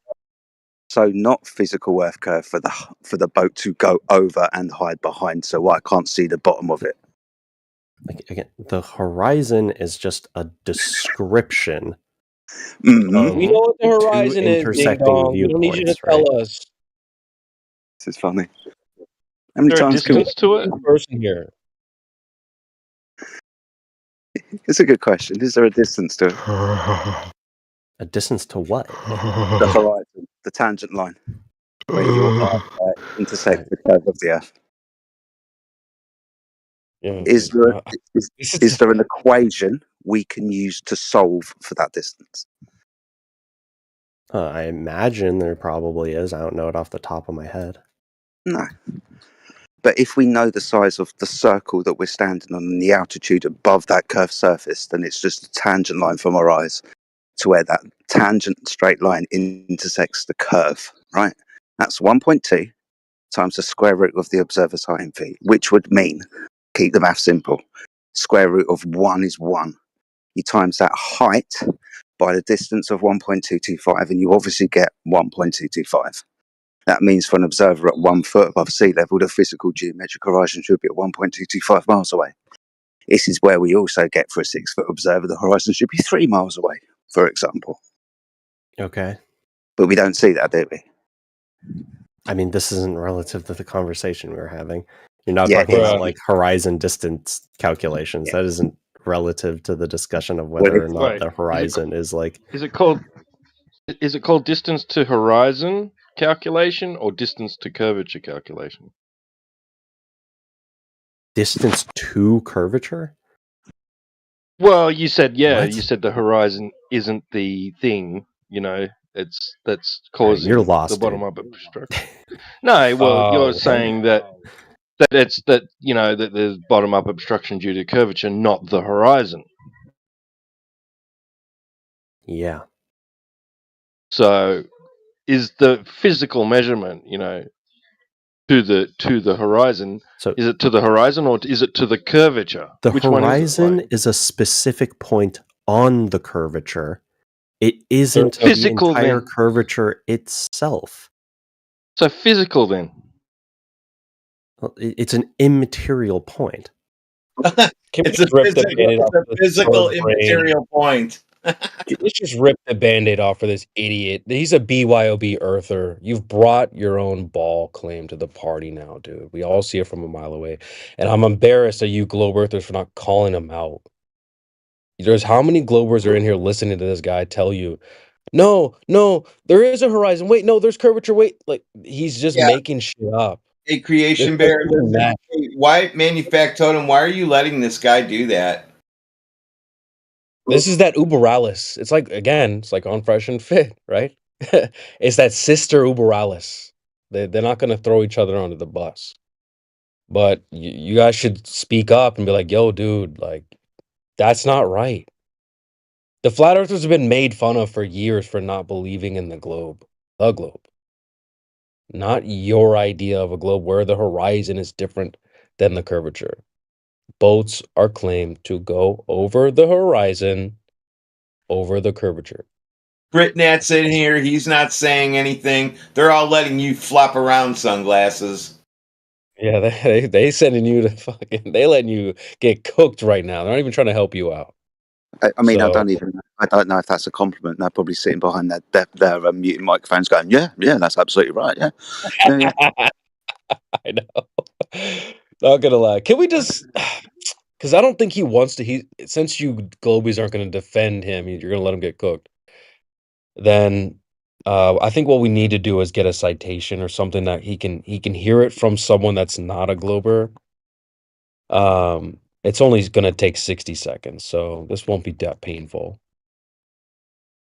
This is from like 9 years ago.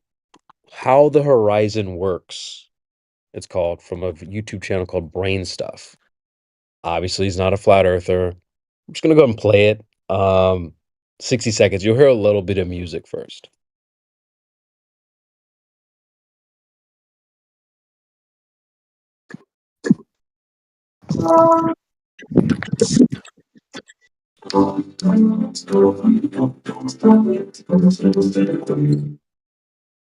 Hi, I'm Josh Clark, and this is Brain Stuff, and I'm here to answer a very pressing question. Have you ever been standing at the edge of water, say like an ocean, and looked down on the horizon and said, I wonder exactly how far away that horizon is? You know, where the sky meets the sea, that's the horizon.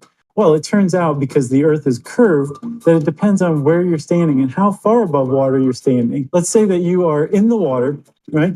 And you're up to, say, your eyes are about 8 inches above the water surface. Well, again, remember the earth is curved. And despite the ocean seeming flat, they actually curve themselves, which if you've ever really looked at the horizon, it kind of goes like this a little bit. So when he says it goes like this, just so you guys are in context here, he's saying it's visibly curving left, right. I mean, this guy's a fucking plum, but let him go. That's funny as fuck. Now he's gonna say it also goes like this. So when he does that, he's saying left to right and front to back. He uses his hand to motion kind of like a mound left to right, and then he does the mound front to back. So you'll hear him say it goes and it goes like this. Yeah, like a hill. Exactly, a hill of water. Which is pretty cool. but it also goes like this, right? So if your eyes are 8 inches above the water, right then you're about a mile away from that horizon point where the sky meets the ocean, as far as you can tell. If you're standing up above water and you're like, I am about 6 feet tall, that means your eyes are about 5.5 feet above the water's edge, which means that you're about 3 miles away from the horizon. Okay. So let's get a reaction from Homeboy. Go ahead. Are you talking to me? Yes, I Homeboy. stopped listening like 3 minutes ago. Oh, that's a shame. The guy on the YouTube video was telling you that the horizon is at 1.2 times the square root of the observer's height in feet. Physical wave curve obstruction for things to hide behind. Okay, well, I posted a definition of the horizon saying it's, not a tangible place. But Yeah, You're not you're wrong. welcome. Bye. Like, womp womp. The end. Like, No, wait. the curve is a womp physical womp. thing. Hold The on. curve is like a actual tangible It's object. It's womp womp that you had to go Google your worldview on the fly to find out answers that agreed with you. But we just played. It was like right? the first result, dude. What do you mean? Hold on. I'm You didn't sure, walk but- away from your computer. You said you weren't listening. So you sat there listening to us while you Googled. So you lied again. No, I'm sure I was muted, Hold on, so wait a second. I'm sure it was the first result on Google, my friend. That's not nothing to brag about. Holy, I can't believe you just advertised that. You said I had to search around to find an answer that agreed with me. No. Okay, I asked Google a question and it was the So you went with the What question did you ask exactly, by the way? You can Google it for yourself. Is the horizon an object? Oh my god, the fact that you had to Google that though. Well, you're the ones who need to Google it. I already knew the Wait, what makes you think we need to Google it?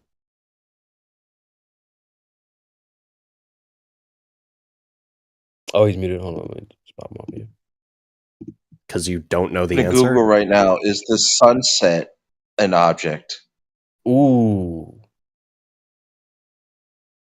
Anyway, did in the did you listen to the clip or you just like put your fingers in your ears or what? Yes, he said when he got muted, yeah, he was sitting there. It was on, but he was muted, so he didn't have to listen to us. He left. He left. Because he knows we're right.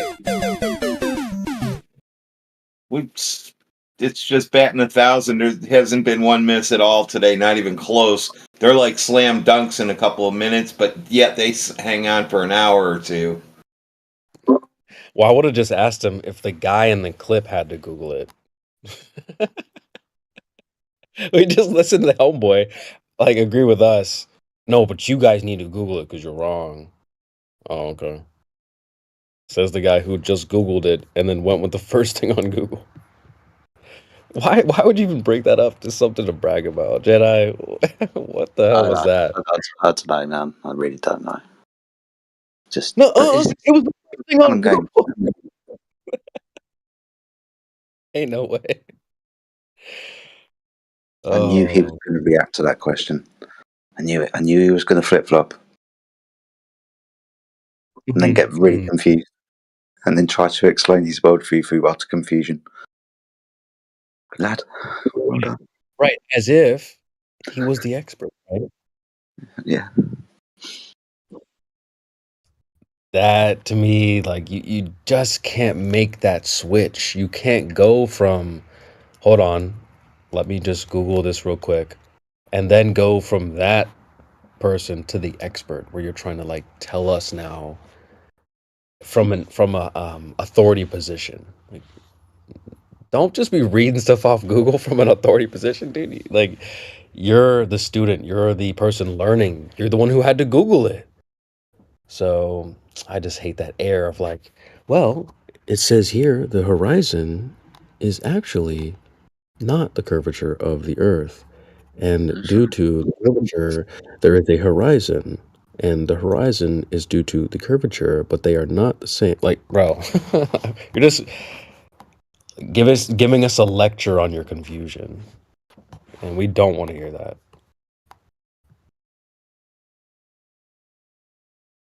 They always do that, right?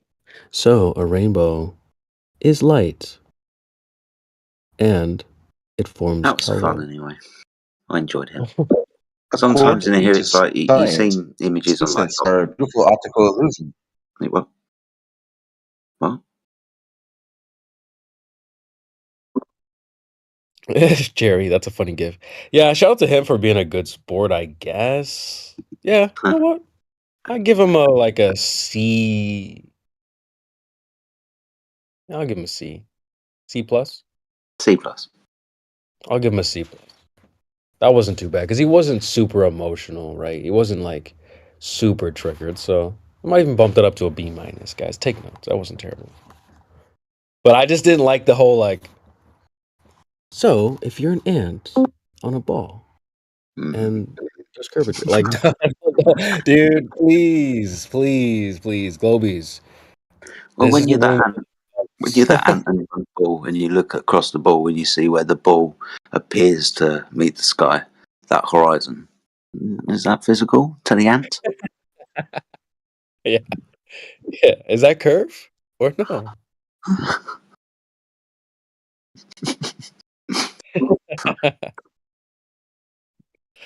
Shit gets me weak, man.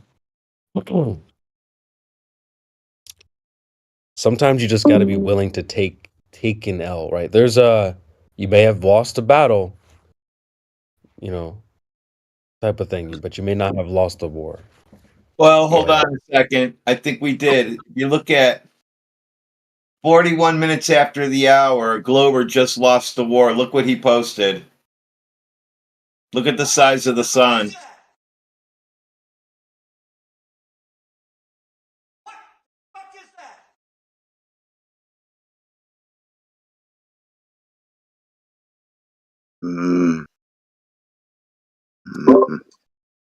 Are those parallel rays or diverging sun rays, or what are we seeing here? Look, why is it always cartoons too? The cartoons are cute. Well, I saved that one. That's in my favorites. What's up, guys? Hey, what up?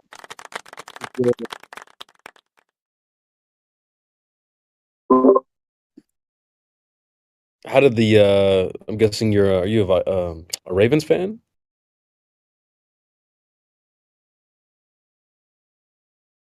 I'll take Me? that as a no. I'll take that as a no. No worries. Raven? What? Do you know who Ray Rice is? Listen, they don't do sports anymore. All right. Shit, he got the same name. Yeah. Dang. Yeah, okay, yeah, I know who he is, but I don't know about his team or anything. I just care about the meme. Oh, And I what's the flipped it meme? around. Because he punched his bitch. Yeah, he punched his wife in the elevator. But I turned it around. I'm not Ray Rice. I'm Rice Ray. Misogyny. Yeah, Alright, we Anthony. figured that out. That's why. No, wait. It's like I'm the good version of him. We figured I'm not out. Ray We Rice. I'm figured Rice that out. Ray. Yeah, we figured that out. That's why he called you that. We're the smartest people on this server, by the way. Amazing. Yeah, but that's true. All right, I posted it in the chat if anyone's confused. But anyway, back to flat Earth. Right. Yeah, well, these guys want to talk about eclipses, but they're afraid to come in VC because I told them globes it doesn't happen, with eclipses, and he's panicking, and he started posting that thing. I told him to come in here. Are they in here? No, they're afraid. That's what Gay happened. as fuck. Because I got a really good one for him, a really good combination knockout punch on the Selenilian eclipse now.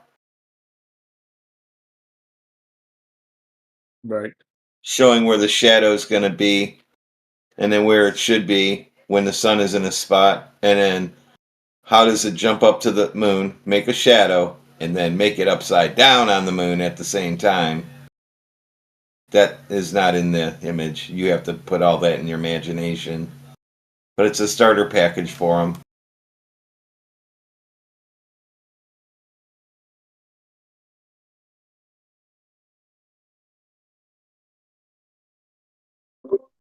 I'm just baffled. We're days or a week into 2024. I mean, and the arguments coming from the globe side are things like you can touch a shadow, you can touch a rainbow. You know, we're living in a dream. You might not be on Discord. It just, I'm shocked. I truly am. When I first got into this whole thing, I didn't think it would devolve to such a level where our opponents are saying things like, we can't know whether we're on Discord or not.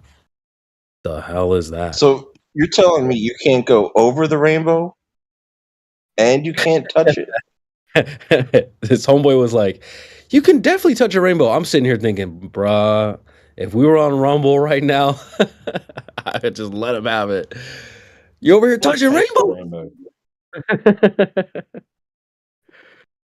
Beta, you touching rainbows? Nah, but that's crazy, man.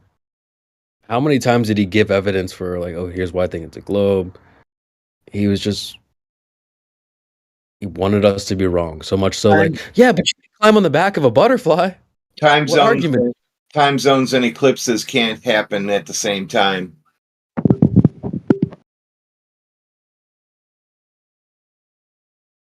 You're gonna have to explain that to me, mate. Time zones and eclipses can't work at the same time. Well, You'd have to show me how that's possible. So I said, well, since China has one time zone, obviously they can't have eclipses. But they're afraid to come in, boys. They know that we're going to figure out who they are.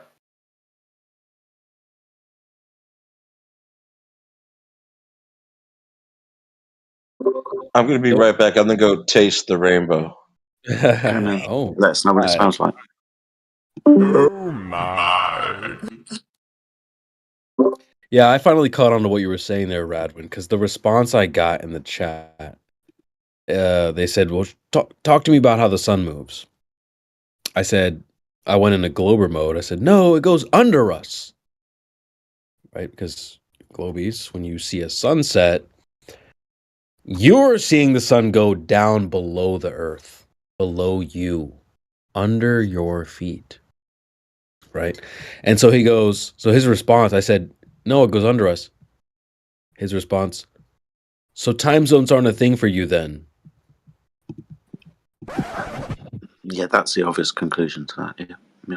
Exactly. Jedi, exactly. Jedi's been around long enough to know that is the proper next chess move. If the sun doesn't go under the ground, that means that time zones aren't a thing for me. Yes.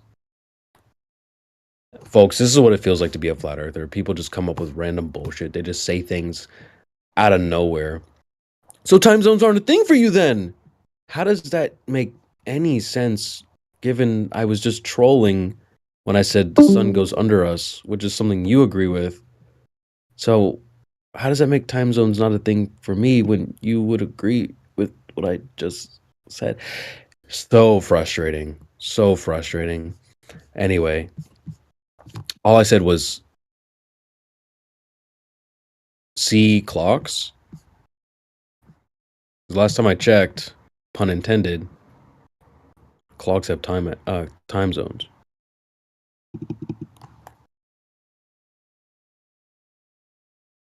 And also, last time I checked,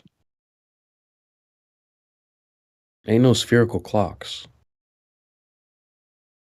So anybody out here that's talking about, oh, time zones only work if it's a sphere. Okay, dude.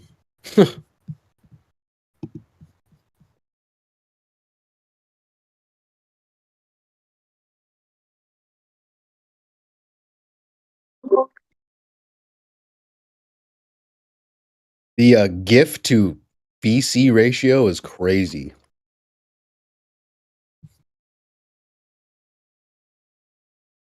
Like, I be posting GIFs and emojis and stuff like that, but I think my GIF to VC ratio is pretty balanced.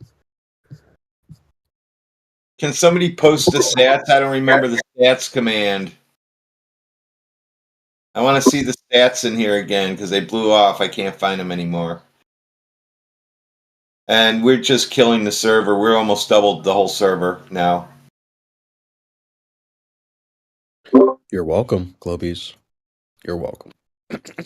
And these Globers think that, I don't know what they're possibly thinking, but they come in here and saying, this place sucks. Nobody comes in here. Today we had some missing. Nobody comes in here. You guys just have nobody around. And a couple of us popped in and went, filled up in like 10 minutes. Well, they're capping when they say, "Oh, it's just a zoo and we're here just enjoying things." That is a lie. That is a script. Y'all just take. You've heard that and it sounds good. That's cap. That's a lie. And I'll explain why. If you all just decided we're not showing up, period. Do you think we would show up just out of curiosity? Do you think we would just sit here and just, or do you think we would move on, leave y'all alone? So you can't help yourself. Y'all can't help it. You want to be here. It's like a moth to a flame. You gonna fly into that, man. You're just attracted to it. You can't help but be here. If you were smart, you just wouldn't show up, and we wouldn't even be here anymore. We're in your server. Go ahead, Jedi. We're in your shit. I like that analogy. I used it yesterday as well. It's the moth to the flame analogy. The moth thinks the flame looks really, really cool, just like the globe earther. Here's the flat earther, the flame. I'm going to go and have some fun with that because I'm bored or whatever. And then they touch the flame and they get fucked. That's what happens when you come in here. If you're a moth, you come to this flame and you think it's juicy because we're flat earthers. You get fucked. Yeah, you were talking about the bug zapper earlier. Yeah. Yep. Facts. I wasn't paying attention to you. Are you saying we're like a bug zapper? Yeah. Or the flame. Yeah. Because listen, they fall to the ground, and then like water sprinkles on them. They get rehydrated, and they come back to life. Well, they respawn. Yeah. They all try to say it's like they try to use the line like, "No, it's a zoo. We're here like enjoying it. It's entertainment." Okay, hold on, wait. Stop the show. Stop the show. Which one of you weirdos spends every day at the zoo? That's somewhere you go once in a while for entertainment. Maybe you take your chick on a date to the zoo, whatever. You don't go to the zoo every day. You don't make a habit at the zoo every day. Oh no, some of these globe earthers are like the zoologists that work at the zoo that observe the things in the zoo to see how they behave so they can That was understand. a really good point. Well, sometimes they cost money, but like the Lincoln Park Zoo is free, so you can go there every day. But you wouldn't, right? If you go there every day, you have a problem. Like if you go to the bar every day, you have a problem. But if you just go for a walk, it's free. Oh, you work there. But that's not what you're doing here, is it? See, this then you guys are already trying to just flat earth. I want these flat earthers to be wrong so bad. I'll even just take their analogy and they try to explain how it's wrong. Crazy. It's more like observing you in your natural habitat. No, I'm just walking through the server. Like you're not really in a zoo because you can't be, like you're not caged. You're in this channel. Is it like you like right now? Do you like watching? Do you like watching like other bugs get zapped by the bug zapper, and then you just kind of fly around on the outside hoping not to get zapped because you get zapped all the time in here. You know that as well as I do. I can't believe you just made the analogy of it's more like a walk to the zoo. You say as you unmute and speak in the server.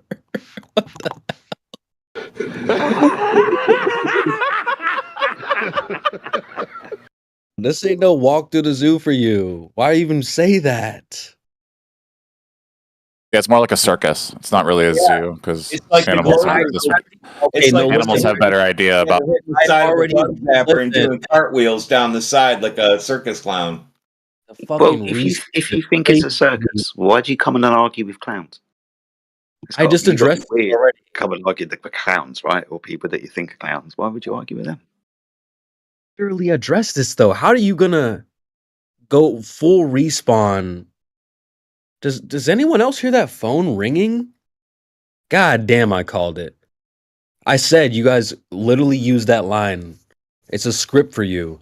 No, it's a circus, it's the zoo. Well, who spends every day at the circus? Who spends every day at the zoo? It's not like that for you guys. I could pretty sure I could get my boys, hey guys, fuck this fucking circus that's in our town. Boycott it. Get them out of here. We're not going to give them any money, any attention. You could just not show up and we would poof, be gone. It's more like moth to a flame. You can't help but be here. The fact that you brought up, no, I can just take a walk through the zoo. It's free. I just walk by the circus. It's fine. You say as you unmute and get engaged here and then run to the chat and engage some more. This is not just, I'm just going to walk and get some exercise. You can't help it, Talon. That's my point. You were smart. You and your boys just wouldn't even show up here and we'd be gone. You think we would show up if you didn't? You're giving us a platform. Oh, we want you here because you increase the numbers, and so that helps us in all the other political channels.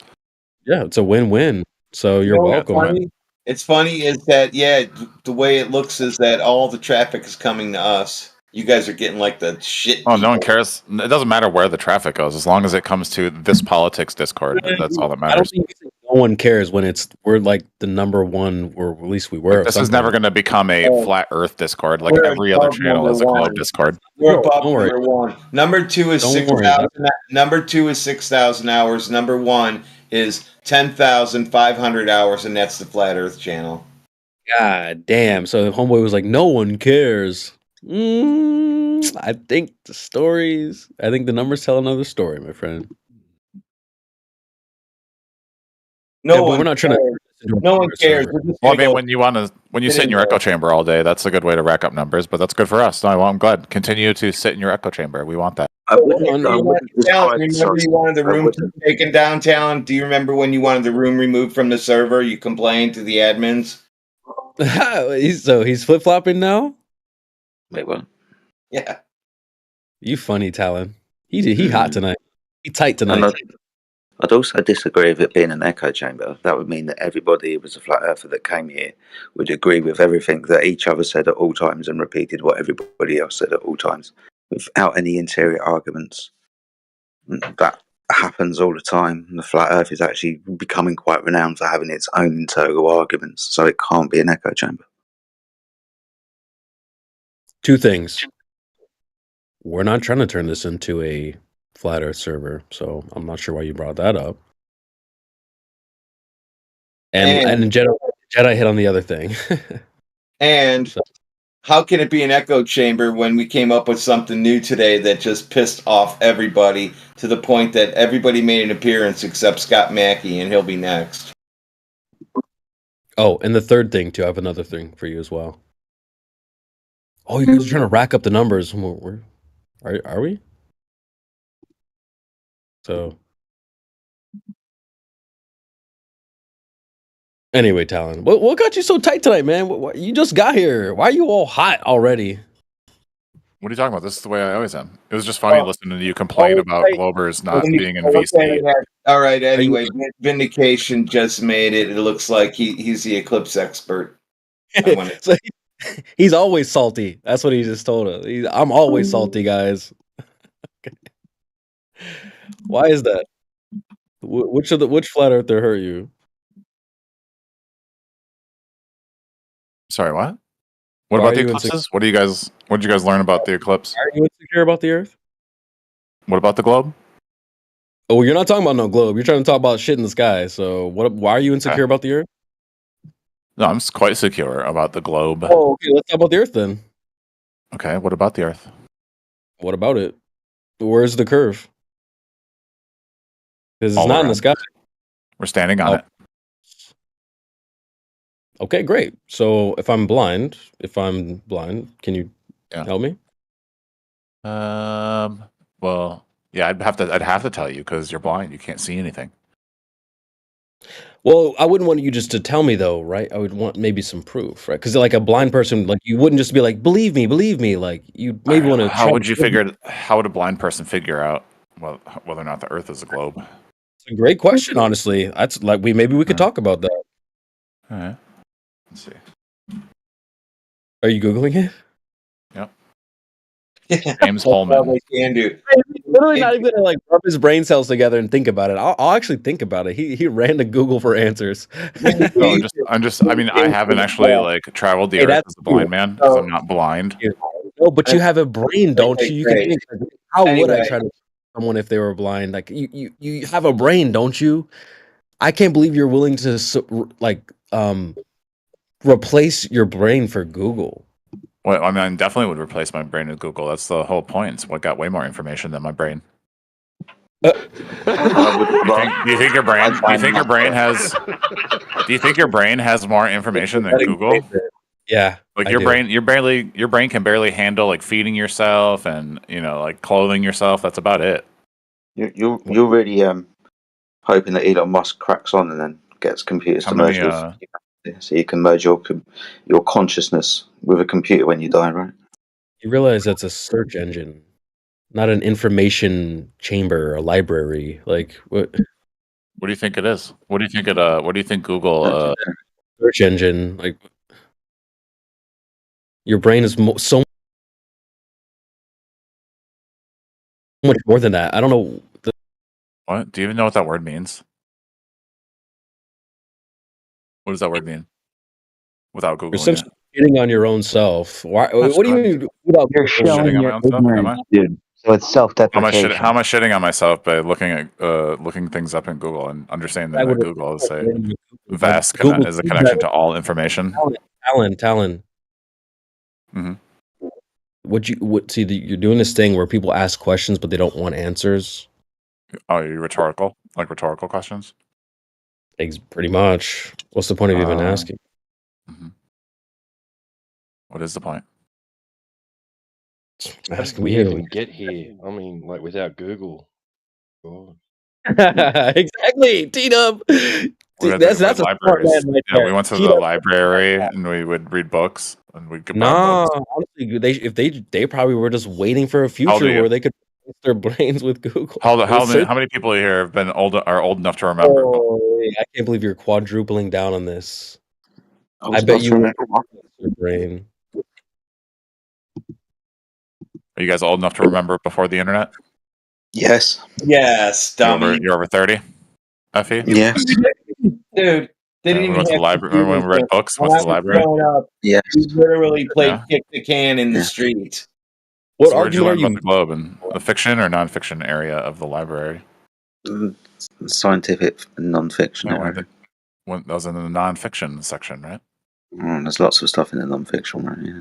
Yeah. Well, what isn't in the nonfiction section? What isn't in the non-fiction section? Stuff Yeah. that isn't non-fiction. Like fiction. What is What your is argument? fiction? Colin? What is fictional? It's fictional stuff that's made up. Yeah, stuff that's made up, right? Like everything that's non-fictional is stuff that you have to have proof for, correct? Whoa. So What? now we're gonna start walking off into standard models and stuff, which have changed over time. Standard models. So What in about some standard books models? a long time ago would not say the same things as physics books that we have now, for example. What do they say about the Earth? That's changed as well over time. What's changed? Which ones? Which ones changed? Well, the model for the Earth. So the Earth being the geocentric point where everything else revolves around. That was one model that was used at a time. There's another model. Just the heliocentric model. There's lots of models that are put around. Lots of debate within physics and the scientific realm with regards to what things in the sky were. Up until the late. No, I heard you went bars, man. Wait, what?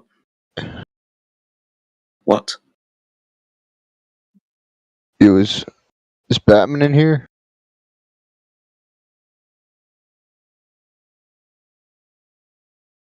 So there would have been. Interruption. Sorry, Jedi. It was just a drive-by interruption.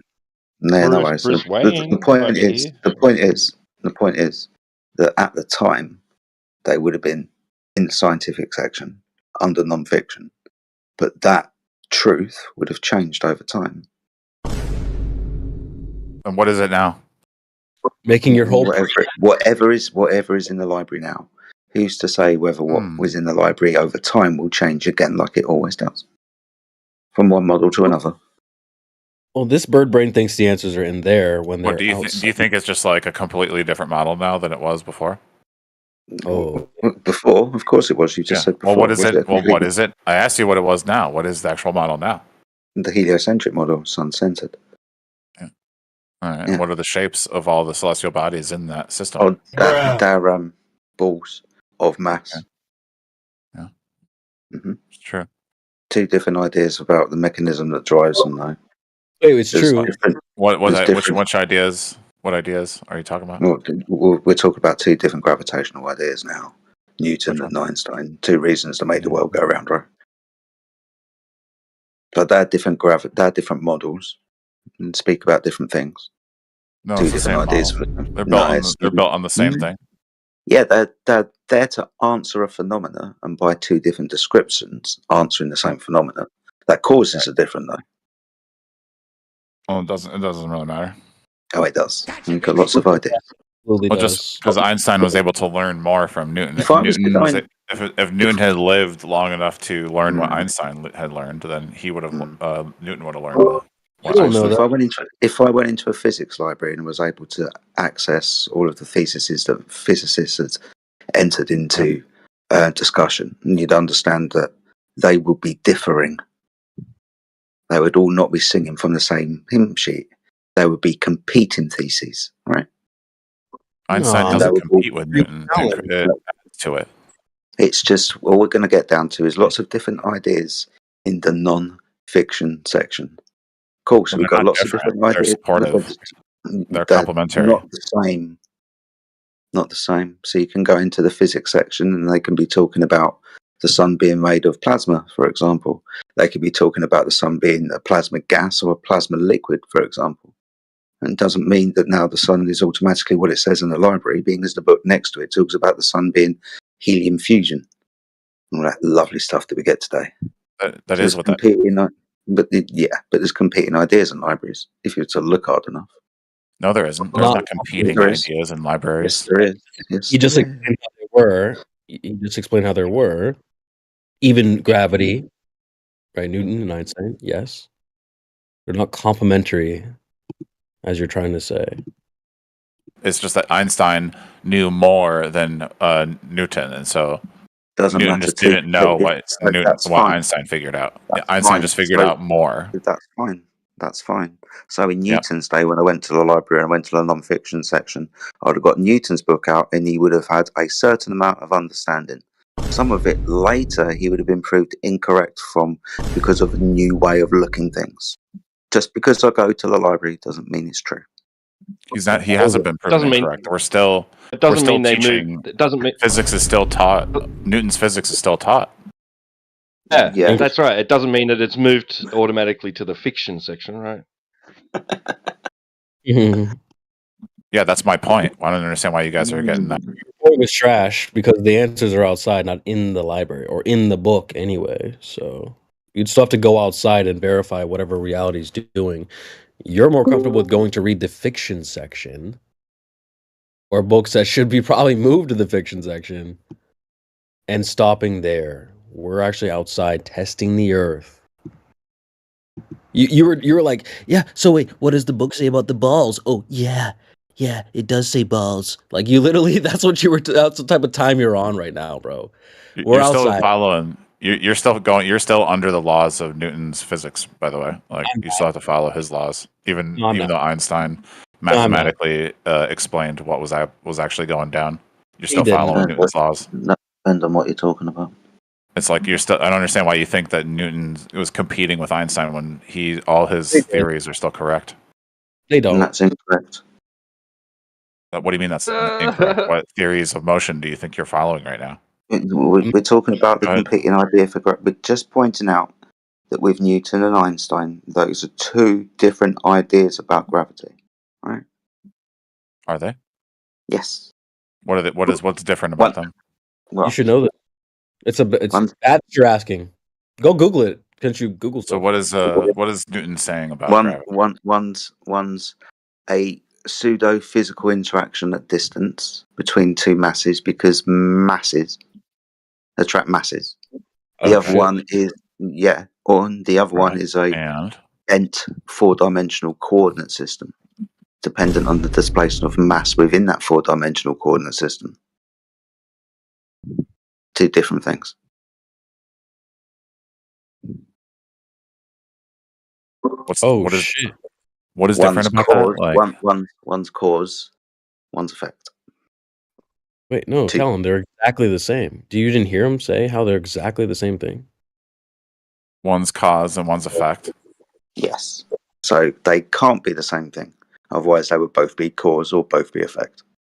Yeah, but they're both gravity Jedi. They're Okay, complementary. so what's causing Newton's gravity? What's causing Newton's? I already told motion? you a pseudo physical interaction at distance between two objects of the amount of matter in a space.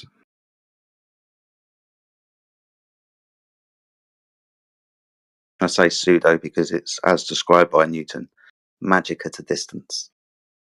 Well, what's pseudo about it? I mean, if that's what's happening, that's No, not magic is pseudo. That's magic just a at a distance. scientific No physical fact. interaction. No physical interaction. That's not what pseudo means. It's not actual then. So That's actually what's happening. But is it actually? Are the numbers still actually 9.8 meters? Talent. An actual force would be. What's an actual force, dude? What is an actual force? You tell me. I'm asking, You're the one who's trying to make a difference, saying it's different. Well, yeah. If we understand what an actual force is, then we'll understand that what I'm describing, what Newton was describing, was a pseudo force. All right. What's It's not actually happening because he can't give us a mechanism by which the Is gravity actually happening? Magic at a distance is happening. They are two different ideas. My goodness me. Yeah, Also, your distinction with question to out of answer different. ratio, your question to answer ratio is fucked up right now, bro. But it's What? time I for mean, you you're to like your comprehension is fucked up. Is what the problem is. What do you mean? You've been talking to Jedi. What do you mean? I mean that you don't know what you're talking. You've been talking to Jedi, boy. Take my nuts So out do you, your mouth. you disagree with the quote I just posted in the side chat? Douglas Klein, professor of physics. Newton's two crowning achievements, the laws of motion and the laws of gravitation, that had reigned supreme since published in the Principia in 1687, were toppled from the throne by Einstein. Uh-oh. I don't think that means what you guys think it means. All right, well, go ahead and hit us, Globy Whisper. Okay, tell does us, any translate- particle of matter in the universe attract any other Hold on, with a force? hold on, this is what I was saying earlier. Your answer ratio is fucked up. So this isn't a time for you to ask questions. Since you said we don't understand English, why don't you translate this from English? But whatever you think it's saying. Go ahead. We need a What do translation. you think it's saying? What do you think the laws of gravitation are? I don't think it's saying anything. I just read it like everyone else can. So if you're saying what we read is wrong, go ahead. Since you're Caesar the Dog Whisperer, Globehead the Globe Whisperer, go ahead. What does it say? Well, it's just there were things that Newton's Just laws translate could not. There were things that Newton's laws could not explain, and so the laws were still correct. It's just that they couldn't explain some of the issues of things that. Can you just like, I don't know, where are you reading? Where are you getting Hold on. that? So when Einstein Where- came along, all he did was explain what was happening. Hold on. I just want to, because I'm reading here, it says Newton's two crowning achievements, the laws of motion and the laws of gravitation that had reigned supreme since published in the Principia in 1687, were toppled from the throne by Einstein. This is from Douglas Klein, professor of physics and LibreText. Now you're saying a bunch of other things. You're saying what we read here is false or misinterpreted. So maybe we can go word for word, or what should we do here? Yeah, post the entire paragraph and not just that one sentence. Well, it's called a citation, my friend. I'm not Well, you sure have to if put the whole. I mean, you have to put the Hold on, whole one thing second, into the one chat. second. Maybe you're familiar with what a citation is, right? But there's also a link there for you as well with the source. So if you'd like to go through it yourself, you're welcome to. But you're saying that this citation is being misinterpreted or we're not translating it properly. So go ahead, right? If we're not speaking English properly or whatever, this is really Chinese or whatever, go ahead and translate it. Should we go word for word? So what do you think that sentence is saying? Like, what do you mean by Your crowning question to answer ratio is way off. No, you're So like I'm saying, your I don't- comprehension is way off. So I need you to answer my I question so understand. that way So no, I can explain if it to my you. comprehension's off, that's fine. Apparently, I can't read English. So go ahead. Should we go word for word? So should we start with Newton's 2? How about that? Newton's 2 crowning achievements. Can we agree that those are laws of motion and laws of gravitation? But you haven't read before what happens before and after that sentence. I'm just You need reading to the add. sentence. You need to add. Before.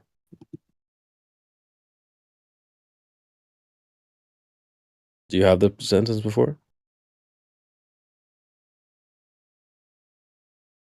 So I mean, yeah, I've got the whole thing up. It says the Newtonian formulation of mechanics was shown to be an approximation that applies only at low velocities, while the general theory of relativity superseded Newton's law of gravitation to explain the equivalence principle. The Newtonian concepts of an absolute frame of reference plus the absolute assumption Stop right there. of the separation of time and space. Stop right there. Stop right there. Can you read that line one more time? Can you read that line one more time? Yeah, it was Solid. shown to be an approximation. So so Newton was approximating because he couldn't That line, see that line. We don't need to explain shit. Right? Just read the line one more time for us, where it said superseded, please. Just loud and clear for the room. No, reading it again won't get it through your thick skull. But because you have, I can read it for you. If you want me to. Hold on. Because I got the thick skull, right, Jedi? Yeah, man. This nigga's crazy. Superseded. I'm going to quickly look up the definition of superseded for everyone. All right, let's gonna get the definition. I'm just gonna pull up the link here. This is funny, man. Yeah. So we folks, just for the audience. So we read a citation from the chat. Apparently, flat earthers are too stupid to understand English. So what we're gonna do is we're gonna go pull up some English words here, like superseded, and find out what that means, and find out whether or not the flat earther has the quote thick skull or its talon, right? This is awesome. I love it. Okay.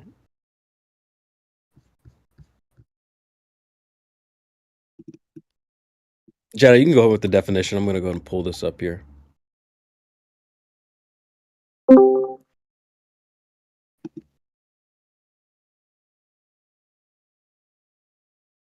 In the chat. Because I'm going to get these receipts. You heard? So verb past tense superseded, past participant superseded to take the place of a person or thing previously in authority or use, to supplant, and to give to use it in a sentence. Hold on, it keeps fucking going. The older models of car have now been superseded. Okay. So to take the place of. Einstein took the place of Newton. They're not compatible. It didn't say Einstein joined hands with Newton and sung Kumbaya fucking Ya. Einstein came along and dethroned Newton, kicked him out of the way, superseded him, replaced him.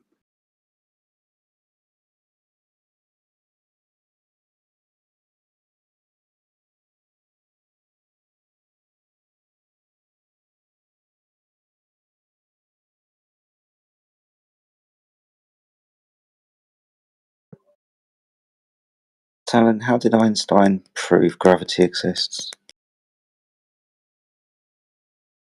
Can I try with talent? The other day we were in the the theist experience, and just I wasn't talking with him, but he just jumped in and started to melt down. Do you want to say what you're trying to say there? Well, when Or you were have you crying in moved the other you moved channel past? about how no one understands and you're just using your same rhetoric that you use here. But the theists are just as Yeah. biased as So you are in this channel, so you just rambled on with the same nonsense like you always do. so why would that trigger you then? What is nothing triggered me? I was just calling you out because you were in a channel that wasn't your little echo chamber. He did say he's always I salty. I was in a different channel talking, Yeah, and you were saying the and same rhetoric. It's like a yeah, broken and why record with would you. that trigger you? Because you're not very smart, so you don't have that many talking points, so you're always on Okay, repeat. so why are you triggered? That's the thing. So something Why do about you see? me Like I said, triggers you only have like so many talking points, so you just constantly project and say that other people and like ask people when they're Okay, triggered, with trying to no gaslight them because you don't Okay, actually so remember we were any in of a the different talking room points. that I couldn't mute you, and the topic was flat Earth, and you seem to be hyper focused on me to the point that the other moderator, a different moderator, said, "You know what, dude? Just shut the fuck up. You're just dumb." You're It was brick. the same thing. It was just another little echo chamber, like the way that you like it, because that's the only So place you that you can will never hang out. take any responsibility for what you say. and You'll what never you come do. into a fair chamber. You would never show up in the left room because you're too scared to actually debate somebody without being able to mute them. Yeah, I was in a different room. Exactly Yeah, where that's what that I'm was saying. happening. You were in another echo chamber, the theist experience, with a bunch of Christians that got triggered just like you because they're sensitive just like you are. Hey, Talon, can you just make an Yeah. argument? You're simply telling us how much you don't like Crit at this point, and it's just soy I and know it's beta. really glorious. No, I'm just talking about how he's really Talon, we boring. got Simps in the chat saying, "Oh my god, I love Talon for this." He's just telling us how much he doesn't like Crit. Crit is a legend, bro. But like, do you have an argument, or do you just don't like Crit? Why do you 'Cause keep? I know you don't like why me do you keep either. strawmanning I me? know you don't like Creation, you're me strong. either. I know you don't like me either, right? So you're in the chat saying, "Oh, you just want everyone to forget what I said." I think that's what you're doing. Because we just went through how Newton was superseded by Einstein, right? You're in the chat saying, "No, Creation Bear wants everyone to forget me saying that." Hell no, I don't. Jedi and I just went through he went to look up superseded, right? We went to go through the citation and the source. Now you're talking about Crit and how much you don't like him while you're in the chat saying, Creation Bear wants everyone to forget what I said. No, we ain't forgot what you said, bro. So why don't we go back to that and get on point? So what about Einstein superseding Newton? I missed that part. Oh, hang on, Scott. Crit started talking about me personally, and so I was No, calling. I was just wondering why that in a different room, the same result, nothing new under the sun. As I'm making the point that there's no change, that no matter what the circumstances, you will trigger, you will freak out, and it's not the fault of flat earthers. You say you come into the flat earth room and you can't talk because flat earthers mute you. We're in a different room. The topic's flat earth. There's different moderators, and you have exactly the same result. I mean, when are you going to cut the shit and just be able to talk at some sort of human level? If you're that triggered by flat earth, if flat earth is so triggering, just go on with your life, dude. Just like find something else to get worked up by. This like leftist, what you do is you make leftists look like a bunch of idiots. Because they associate you with kind of a left-wing leader, a left-wing person, and they're like, hot dog, you know? I mean, like, come on, man. You got to think about this. It's not just how you're presenting yourself, how So, Crit, you're presenting your ideas, too. I'm a leftist, and I've heard Talon speak on many occasions. I don't think he makes us look like idiots. Yeah, I think got it. You don't think. Scott, that's a reoccurring theme, too. I agree with that. Scott, you don't think, because I said you lost the plot earlier, and you said that was me claiming victory. You said I lost the thread. Yeah. Do you know what that means? It's not the same thing. Actually, I sewed a patch in a shirt today, right? So I had to put the thread through the needle, right? So sometimes you might lose the thread. Do you understand what that means, Scott? Yes. No, I understand what losing the plot means. No, you don't. No, because I said you lost the thread, right? Which is the same thing as talk losing over the me. plot. Hold on, Scott. Just talk over me. Go ahead. Okay, I will. So I know. I did say lose the thread, which the context is lose the thread, lose the plot. It's the same thing. So you do understand what that means, don't you? Yeah. What do they call a subsection of a conversation in a group chat? Is there a term for that? Scott, it's just the fact that you were in the chat Is confused. there a term for? See, this is how you never want to answer a simple question. Is there a term for a I'm just being conversation here in a bad. broader Like Talon. Since Talon doesn't make you look bad, I'll just be like Talon and not answer questions, just ask questions and shit. Since that's cool with you, you like Talon, right? Yeah. So I'll just be like him. Because you know it's called a thread. And if you're on a thread saying somebody lost the thread, it means that you lost that conversation. Well, That's what it means. What I'm referring Christian to beer, is Christian beer, Christian beer. That's what it means, man. Scott. You're a nerd if you think I'm talking about a thread like a like that. What I meant is lost the plot, lost the thread. I explained it to you already. So I Well, don't know. you should have said lost the plot then, and you should have said lost the plot. I did.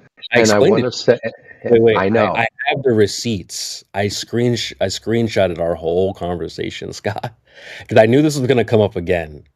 Because you guys try to be, oh, I'm smarter than you, I'm above you, but you don't understand basic things like a phrase like lost the plot or lost the thread. Dummy. Wait, did you really care enough about that conversation to screenshot? No. It's called. Wow. God, You no. need life. I don't care, right? But I knew it would come up again, just like you're bringing it up now. It's called receipts, Scott. I don't give a fuck. I'll delete them right now if you want. I'll just post them and delete them because I sent you delete all your shit in this server anyway. That's how you guys are. I have to screenshot shit from this server because it gets all deleted. It's called receipts, Scott. Try it sometime. I don't find anything you say worth keeping, so. Well, you say I say things I didn't say, right? Which is in the receipt, which I'll grab. No, you said you lost. You said I lost the thread. No, what you typed in the chat is, you're saying you won the thread, which is something I never said. I claimed you lost the plot. You lost the thread. You were confused. No, you said I lost the thread. Correct. Which you know what that means, right? Lost the thread, just like a sower loses. See, I don't know why I have to explain this to grown men. This is crazy. You think you're above me, but I'm here explaining basic phrases like, well, what does lost the plot mean to you? Well, I don't think. You're like, no, but the internet has things called threads, which you type back and forth, and like there's a winner.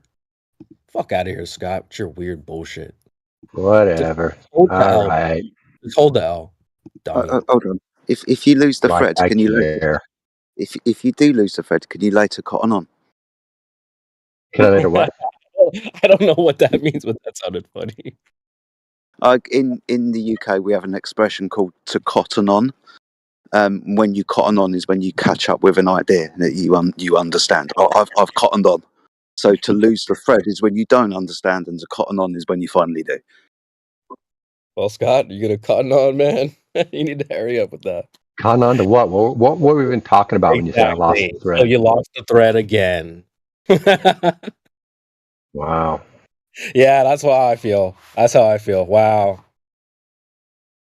Damn. Someday I'd love to know what you get out of this. Well, the fact that you're a grown ass man, I'm cooking the living lights out of you. Yeah, I know. I'm curious what you get out of that. I'm competitive, right? Men compete. Even if you look at study children, put a bunch of boys together, right? They play games like ball, right? They play basketball or football. They play sports where there's a competitor or a winner. You put a bunch of girls together and they play games like hopscotch or jump rope where there is no winner, right? So what do I get out of competing? Well, that's my nature. But you're the judge. Like to compete. So no, wait, hold on. I'm not the judge, just so you know. If that's what you're about to say. I was about to. All right, go ahead. I'll let you say it. No, you're the judge of this game, right? And you decide whether you win. Hold on. I just said I'm not the judge. And you said, wait, no, I didn't say that. And then you continue on to say, that's exactly. Did y'all catch that? Yeah, that's bricked. It's like literally talking to a brick wall. Holy shit. I knew what he was going to say before he said it. He stopped me and said, "No, I'm not saying that." And then proceeded to say exactly what I knew he was going to say. Unbelievable. Anyway, I'll just address it. I'm not the judge, Scott. The audience is the judge. Or actually, no, I'll say it this way. Whoever, I don't know if you guys believe in a creator. I know some of you guys, agnostic or whatever, which is fine. I know that's not everyone. And someone at the bottom of the panel, you were hot micing. Nefer P2 L name. But I would say that's your judge if you believe in some type of higher whatever. But there's the jury here. That's what you need to be more concerned with. The audience. There's a lot of people in this panel here that don't speak. They just sit here and listen. That's your jury. There's also the YouTube audience, right? There's your jury as well. Don't worry about me. I'm the lawyer for my client, and you're the lawyer for your client. What the lawyers think of each other, do you think that has any bearing on the case? Of course not. We might go in the elevator and talk shit. We might have a drink after, but doesn't matter what we think of each other, Scott. I'm not the judge for this whole thing. You have to make a case for whatever you believe to be true. If you think it's a globe, tell YouTube. Tell the audience. Don't worry about how I feel about that. I think that's my biggest pro tip and complaint of this server, is you're way too concerned with what the flat earther thinks. Or I would present my case, but the flat earther, that's a fault of yours. If it's a globe, just tell the jury and your judge. It's not me. I'm the lawyer. I'm the counsel for my client, Flat Earth. So you just went on for like 4 minutes, had me muted. What did you get out of that? I think I told the audience, right, since this is recorded, we're live, this is on air, the audience, I was addressing them and you as well. So I got, I don't know, a little bit of practice on the mic. Other people probably got to hear me make my case, which is my point. And then you unmuted and sort of didn't make a case to the audience. You started to address me, the counsel, instead of your whole, the jury and the judge, which is, you brought me being the judge and I explained how I'm not the judge. So what do I get out of having a conversation with another man and following along and trying to engage that person? I don't know. It's just how you sort of interact with other people, but I don't know. I mean, I don't really go up to people and when I have a conversation and ask them, well, what did you get out of what you just said? Like that, I don't know. That seems a little bit abnormal. So what do you get out of being a weirdo? Wait, you think going on for 4 minutes at a time while muting the other person who you say you're having a conversation with is having a conversation with them? Right. Now we're just getting way off track, Scott. So you don't want to have a conversation or no? Well, how can I have a conversation if I keep getting muted? Well, when you go outside, Scott, there's things like red lights, and so sometimes you have to stop.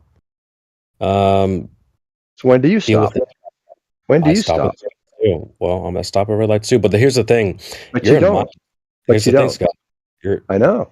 You're in my house, Scott. So I know. Maybe next time if I'm in your server, I'd be happy to. But you're too afraid to come to my servers because you're a pussy. Hey, hold on, Scott. I didn't know you had a server, so why are you? I don't have one. Come over to Gems. Wait, hold on, folks. Hold on, wait. I gotta go over to Gems. Yeah, we gotta mute you for a second because you just said come to my server, and I said okay. Well, you said come to my server, pussy. Wait, first of all, you didn't invite me to your server. How do you know I'm a pussy, and how do you know I wouldn't go? Well, I don't have one. Folks, this is what it's like being a flat earther. As Crit would say, they're bricked. He insulted me for not coming to his server, called me a pussy. Oh, do you have a server? Oh, no, I don't have one. How about that? And then what did I say right after that? You didn't have a server. That's what you said. And then what did I say right after that? You said, come to my server, pussy. I said, oh, I'm a pussy. And then what did I say right after that? You didn't even hear it, did you? You said come to Gems, but that's not what you said. You said come to Gems. Is your server, Scott? Because you didn't make this one either. Heretic made this server, right? This is not your server. You're just an... I have a mute button, don't I, Scott? This is my house, right? This is the Flat Earther's den. You're here. All right, so this is funny. Have you ever watched like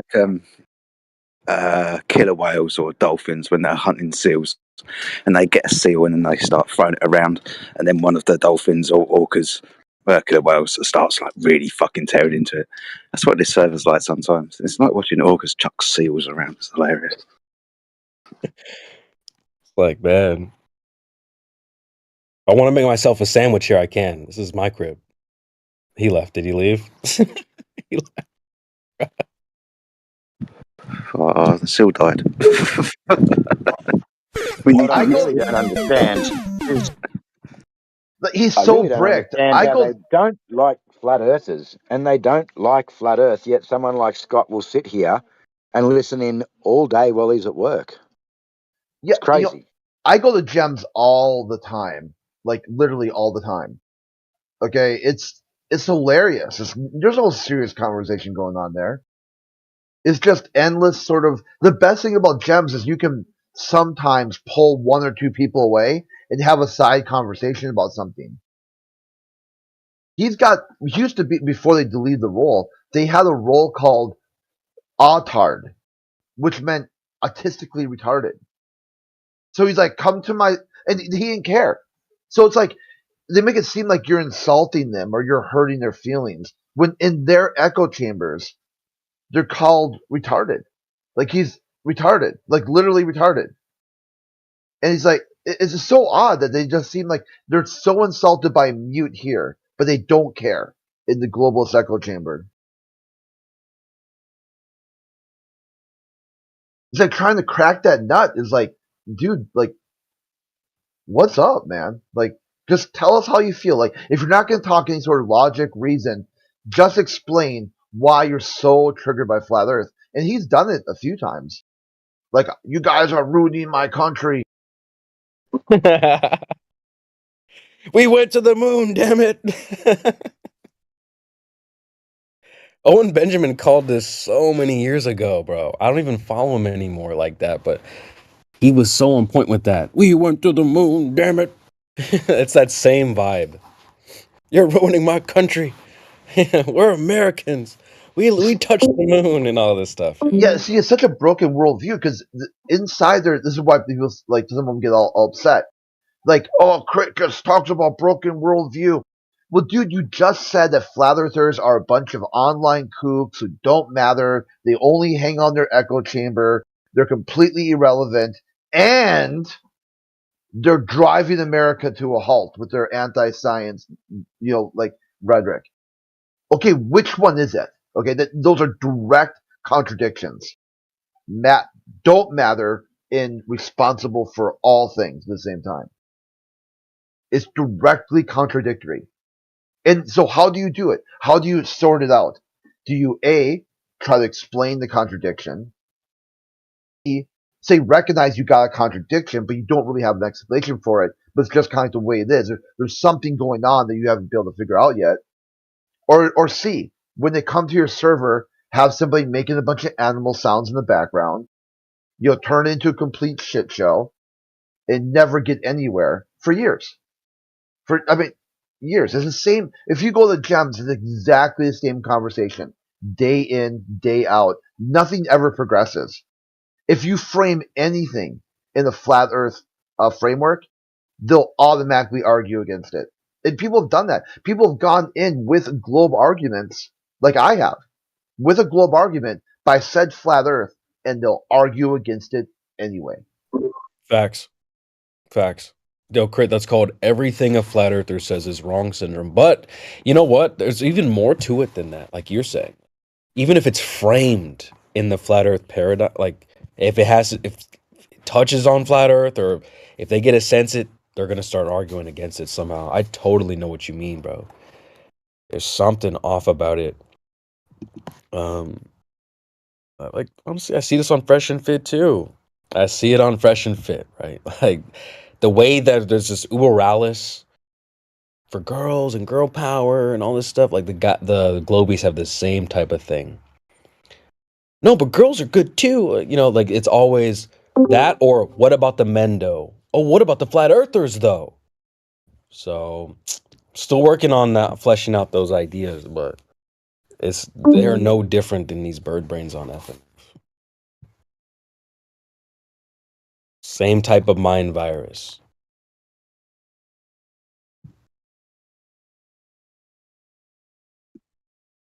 It's crazy. Like even it works this way too. If a flat earther says something to a globe earther, it could be something as simple as 2 + 2 is 4. They ain't gonna hear it. They're not gonna like it. They might even push back or tell you why you're wrong.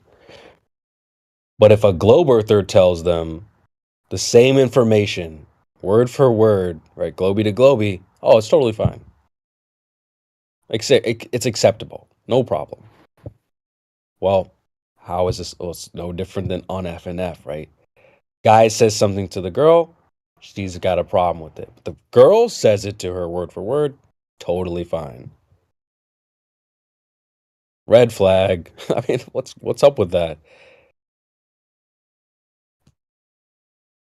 You're really not going to accept the truth because it came from a flat earther?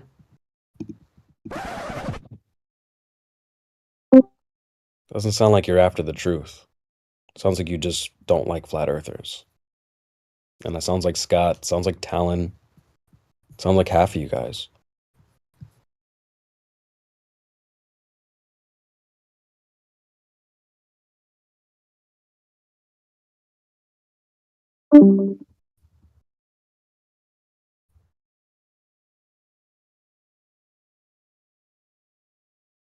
Anyway, receipts are in the chat from Scott, if you haven't seen them. Any globies in here? Want to cook? Yeah, Duncan Darth. Duncan Darth. America runs on Duncan. Text chat. Who's trying to dunk on Duncan? Well, it's like a kind of like a joke thing because at Darth Dawkins, at one point, I guess they thought they had doxed him and that he worked at Dunkin' Donuts or something. There's some sort of lore there with Darth Dawkins and Dunkin' Donuts. That's funny. Man, I'm still mad that homeboy was talking trash about my boy Crit though. That was out of pocket. Was that Talon or Scott? That was Talon. I was like literally on the ropes in the Theist experience about Flat Earth. Like I was like he was like just grilling me, okay? And I'm trying to fire back as best I can, and all of a sudden, like out of nowhere, Talon just jumps in front and takes a bullet, just melts down. I mean, it was like I wish I had a recording. It was fucking hilarious. He's like, Crit's a hypocritical, like blah blah blah, and then the guy like Fox said, "Holy shit!" Kind of like, dude, like you're going on mute. What the fuck was that? You know? And I go, "Oh yeah, that's what happens." I said, like talking to a brick wall. He didn't hear anything and then melted down over it and added his own context to trigger. This is what This is what the topic does to people. And then from there, Fox was like, "Oh yeah, I'm not going to act like that idiot." I liked his projection when he's stating that all the flat earthers get all emotional, and why don't you come to the leftist room where we don't get emotional? I think that that was definitely a bit of projection. I think it is the leftists that are the emotional ones, from my experience. Yeah, it's like he was in there too because the Theist experience are kind of right wingers. You know, I'm sort of like classically left or center left or whatever. And I'm going through like some like left. We started talking about politics too. And Talon was like, and he's in text chat, just sticking up the text chat, crying about over and over again about how like I'm libertarian, like it was so cringe, you know. And people are saying, dude, that's not what he's saying at all. What's wrong with you? It's like these are 1994 talking points.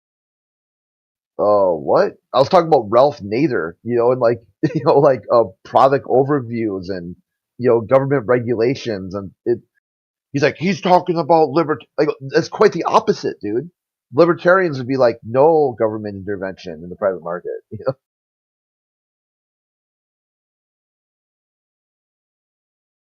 Yeah, when they do the whole adding context and replying to things differently than the way you said it, that's really annoying, isn't it? You know, like they'll do it in text and in VC. Straight Kathy Newman. Oh, so what you were saying, so what you meant to say was, what up, Matt? What up, man? What up? What up? No, I'm not. No, I'm not religious. Not religious. Okay. I was just asking that because your name is Creation Bear, so maybe I thought you believed in like the creation of Earth by God or something. Well, That was all. I do think that. Well, I don't think that cakes bake themselves.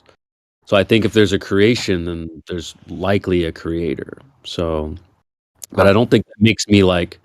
I'm not. You know, I don't. Nobody can say they've heard me like bring out verses and stuff like that from the Bible. I'm not against it or anything like that, but I don't. I'm not like a religious flat earther or what anything like that. So like I've always wondered this question. Like I know like flat earthers like believe in the flat earth and talk about it and whatnot. And do you guys believe in space? Hell no.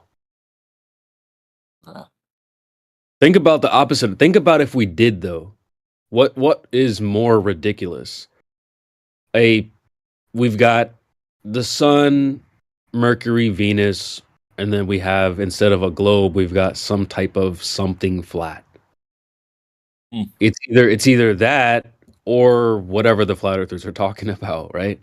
It's like to me, the flat earth with space seems way more ridiculous than to say, because I know people hear like, oh, you don't think space is real, but think about that though. Think about if you're taking space plus flat earth, how much more ridiculous that seems way more crazy. So it does seem a lot more crazy. It does. So if when you we don't say believe in, space like, is space- real, that's not like, oh, that's crazy. It's like, well, it's even more ridiculous to try to put a flat earth in there and say that must be what you believe. Go Sure. ahead with your. Yeah, I mean, I agree. I mean, you can't believe in both, probably. So what do you think exists outside of the planet? Like, what do you think we're on? That's basically my question.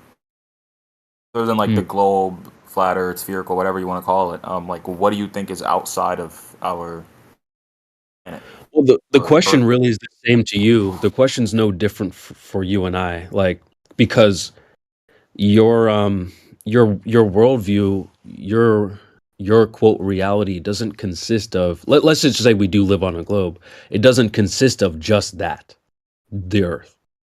So, like you asking me, what's outside of reality? How would I know that? I don't know. But it's the same question. Like, ask it to yourself. What's outside the boundaries of my reality? Don't nobody know that, though. Yeah. So No, it's the like the question's the same for both of us. Flat Earth is more like, and this is my 2 cents. So no one else has to accept this or whatever. You don't have to go with it if you're flat Earth or not. But I like to say it like this, because people try to take the globe, which is like we can all understand some type of spherical object. I can kind of go into my house or anywhere on Earth and find objects that would represent some type of Earth as a spherical shape.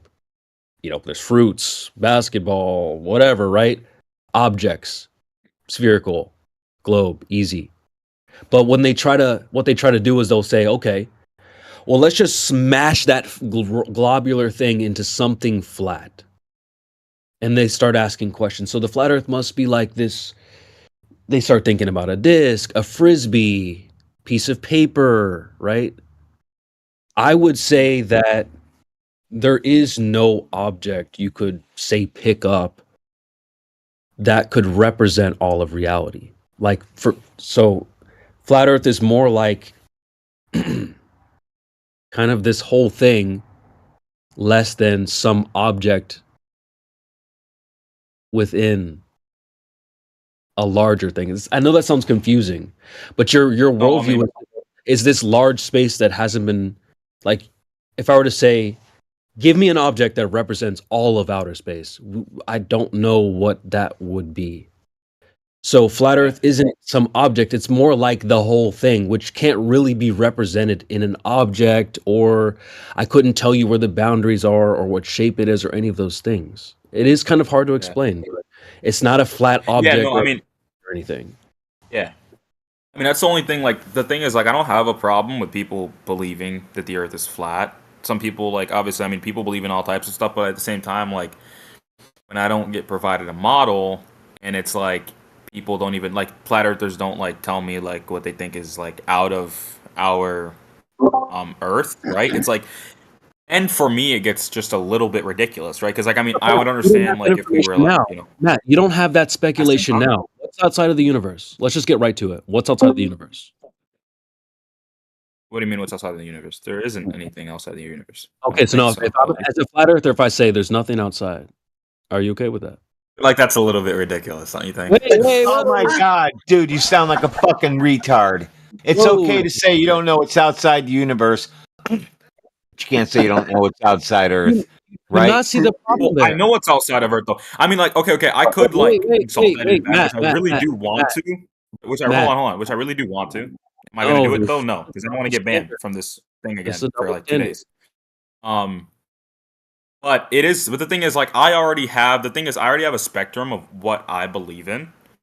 You guys are like, it's like, okay, you guys. I'm not saying you guys No, are inconclusive, but you guys at least Matt, appear we to got be. to address this. We're not gonna just let this one slide, bro. I'm sorry, I have to pop you on mute because you're not letting this be addressed.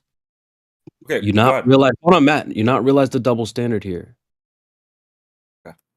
Our worldviews are no different. We think like your worldview consists of not just the Earth, a globe. Yes. Right? So if I were to say, well, what's outside of all of that? And you say, I don't know. Well, you said there isn't an outside. I'll accept that. I agree with you. I don't know. didn't say I don't. You said there is no outside. Yeah, no. So I'm going off of like what you guys accept as proof, right? Wait, no. So I'm talking about your so worldview. what I I'm think. talking about your Are you worldview. gonna let me go? Well, I'm trying to address what you said. Like, did you say that or not? So yes, I don't know exactly. I kind of forgot actually. Like, Bruh, then pop yourself on mute because I heard what you said. Right? You said there is no outside. Now I'll accept that for now. oh, absolutely. No, I did not say that. I did not say there is no outside. He did. Fuck that. Fuck that. We're on YouTube. Jedi, did he say that? Yeah, he did. Yeah. We're on YouTube. So should I rewind the stream and we'll all listen to you saying it, or do you want to like? This is so frustrating, folks. What it's like speaking to. Rewind it, Stevie. All right, you guys gonna have to hold rewind the it. mic. Yeah, I'm sick of all their claims of the saying that they didn't say these certain things. I heard it very clearly. Yeah. I mean, it's the whole point of why I asked the question to begin with. But, folks, the only reason why we're doing this is just to highlight the double standards. For him, it's a problem that flat earthers don't know what's, quote, outside. But, well, like, when we ask him what's outside, he's like, there is no outside. Or if he was being honest, he'd say, I don't know. So, hold on. Let's just rewind the stream here. It's a problem. Guys, you're going to have to hold the mic for a second while I find it.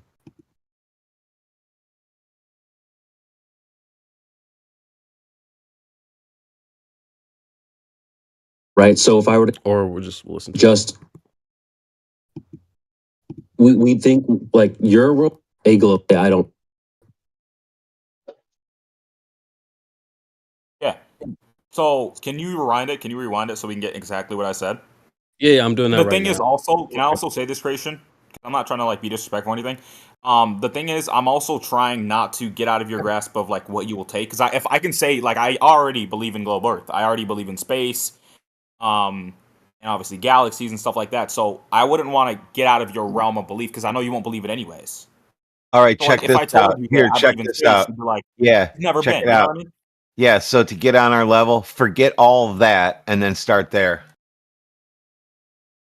So just forget all like space and everything. All else. of that, Start forget from- all of that and then start there, and then you'll be on our level.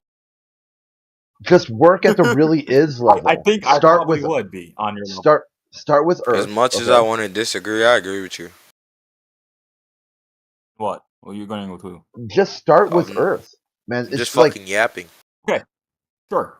Wait, is Earth flat or big? Is Earth flat or Both. big? No, Yeah. flat around. My bad. I'm sorry. I was gonna say yeah.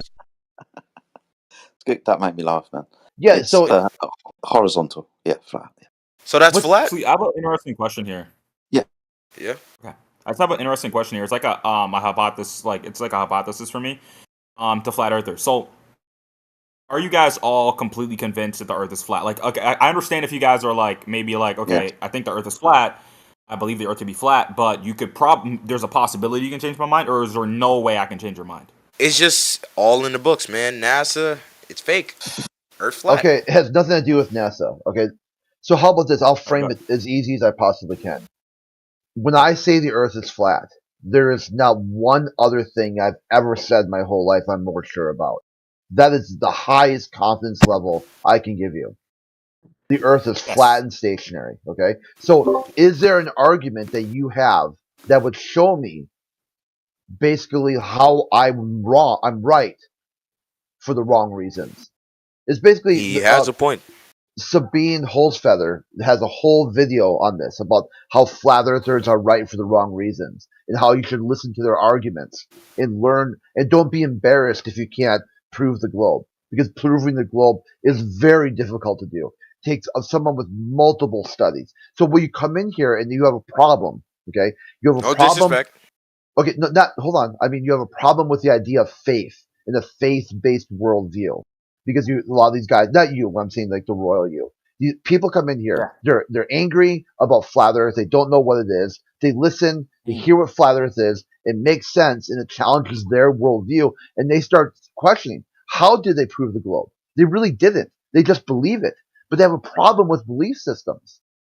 So it breaks their worldview. So instead of actually addressing that, they say, why do you believe in a organization like NASA who says don't trust me? Trust God, and then say they don't believe in God, and then NASA said say, that? yeah, NASA, the motto of the U.S. federal government is "In God We Trust." If you go to the JPL, there's a big sign on the wall when you enter. It says, "Everybody bring your data." But like you can only, I can't remember the exact word. I'd have to look it up again. We trust God. Everybody else bring your data. The current director of NASA, Bill Nelson, says he's personally spoken to God, and God told him that God's going to handpick him for this critical juncture to return men to return America to the moon. When people are atheistic and they don't know why they believe the Earth is a globe, other than they have a faith-based belief based on some sort of government organization, then they blame flat earthers for that. And they never want to listen. They just got to say, oh, you're wrong because, Crit's an idiot. Crit won't leave his echo chamber. Come to a different server. All these things, they're massive levels of cope. Yeah. Sure. Sure. I don't necessarily quick. agree with you, but I'm open to listen. Like, again, I'm not coming in here with like bad faith. I'm open to listen to whatever you guys have to say. I do have a question though. Before we move on to your question, let's listen to you because I got them receipts I just now. have a question. that I Hold wanna on, ask. hold on. Before we move on, let's just take a listen. What's outside the universe? Hey, go ahead. So What do you mean? What's my outside? question to you guys? No, Matt. Okay, so Matt. Holy if shit! I say there's nothing outside. Fucking hell! I get those receipts ready, and you start rumpusing already, bro. Shit. There isn't any. But what's outside the universe? What do you mean? What's outside the universe? There isn't anything outside the universe. One more time. Yeah, that's what he said. What do you mean? What's outside the universe? There isn't anything outside the universe. What do you mean? What's outside the universe? There isn't anything outside the universe. Oh. What's crazy? Okay, actually, let me speak now. So when you did rewind that, see, I never said there was nothing outside of the planet. I said there was nothing outside of the Dummy, Matt. I didn't ask you if there's anything. Oh my god, the retardation is crazy. My What are you whole talking premise. What do you mean? What am I talking about? My whole premise is that there's more to it than just a globe Earth, a planet. There's this thing called the universe, right? Your reality doesn't consist of just the quote planet. So my question to you was, what's outside of the universe? And you said there is no outside of the universe. Yes. So we don't need you to at first you said, can I speak? I know what I said. We don't need you to tell us that there's. So at first you were more talking to about the like planet. outside. Even then, your answer would still be wrong, though. Even if I was referring to the planet, there would be a quote outside of that, which was my whole point. So you got to toss Everything is heavily censored. hold the L. Okay. Just take the L. There is no hold L in my opinion there. Hold Of on. course to you. I mean, Hold on, because you said no. I never said this. We just went back and listened to it. Now you're still you're still bucking against the receipts now. Just hold that. We just listened to you say there was no. You're incorrect though, because you were saying I said that about the Earth when I said that about the universe. No, So you're dummy, that's incorrect. not what I said. Is he doubling down now? Yeah. Brother, the context is not. Hold on. Just so you're aware, the context is that there is more to the Earth. There's more to it for you in your worldview than just the globe, just the planet. Can we agree on that? So back to what we were saying. Matt, no, We were talking hell about no, hell no, Matt. We're not about to just let this slide, brother. That's the whole reason why we're recording on YouTube, for weasels like you. You say things and then you hate being held accountable to the thing that you just said. Now that we played the recording back, you're like, no. So anyway, no. I just proved that I'm wrong. No. Is there more to it than just the planet? Absolutely. And creation. Can I go on hold about on. some? Is there? Yeah. So, what was I referring to? Just the planet or Everything I do is heavily censored. the universe? Creation. What I was gonna say is that everything I do is heavily censored here. You're control. So the universe. Was I referring to the universe or the planet? Everything I do is heavily censored. The planet or the universe? Yes, you're going to stay censored if you can't control yourself. So was I referring to the planet or the universe? It's not that I can't control myself. It's not being controlled by you Let's and get muting on me to the every question. second. You just utter a word though. All right, here's what we'll do. It's not good faith. So here's what we'll do. What's bad faith is just, right, when you say X and we say, hey, you said X. And you go, no, I didn't say X. We go to the recording. We listen to you saying X. And you go, well, no, wait, no. This is you freaking out right now, right? So what we're going to do is just going to listen to the recording one more time. Again, folks, for the audience in the back. He has a problem, right? He's saying that flat earthers don't know what's outside the earth. They don't know what's outside of reality. Well, he has the same problem. He has the exact same dilemma. He does not know what's outside his reality. Well, maybe we should rewind it a little bit further, CB, because you made it very clear when you stated, is there anything outside the universe? And he said, no. Now he's trying to say that he believed you were speaking about the globe, or he's changing. So maybe just go back a little bit further and we'll just call him out on that lie as well. Perfect. All right, done. You don't have that speculation. A little bit ridiculous, right? Because, like, I mean, I would understand, like, if we were, like, you know, Matt, you don't have that speculation now. It's outside of the universe. Let's just get right to it. What's outside of the universe? What do you mean, what's outside of the universe? There isn't anything outside the universe. Okay, so no, people believe in all types of stuff, but at the same time, when I don't get provided a model, and it's like people don't even, like, flat earthers don't, like, tell me, like, what they think is, like, out of our Earth, right? It's like, and for me, it gets just a little bit ridiculous, right? Because, like, I mean, I would understand, like, if we were, like, you know, Matt, you don't have that speculation now. It's outside of the universe. Let's just get right to it. What's outside of the universe? What do you mean, what's outside of the universe? There isn't anything outside the universe. Okay, so no, if it's a flat earther, if I say there's nothing outside, are you okay with that? Like, that's a little bit ridiculous, don't you think? I mean,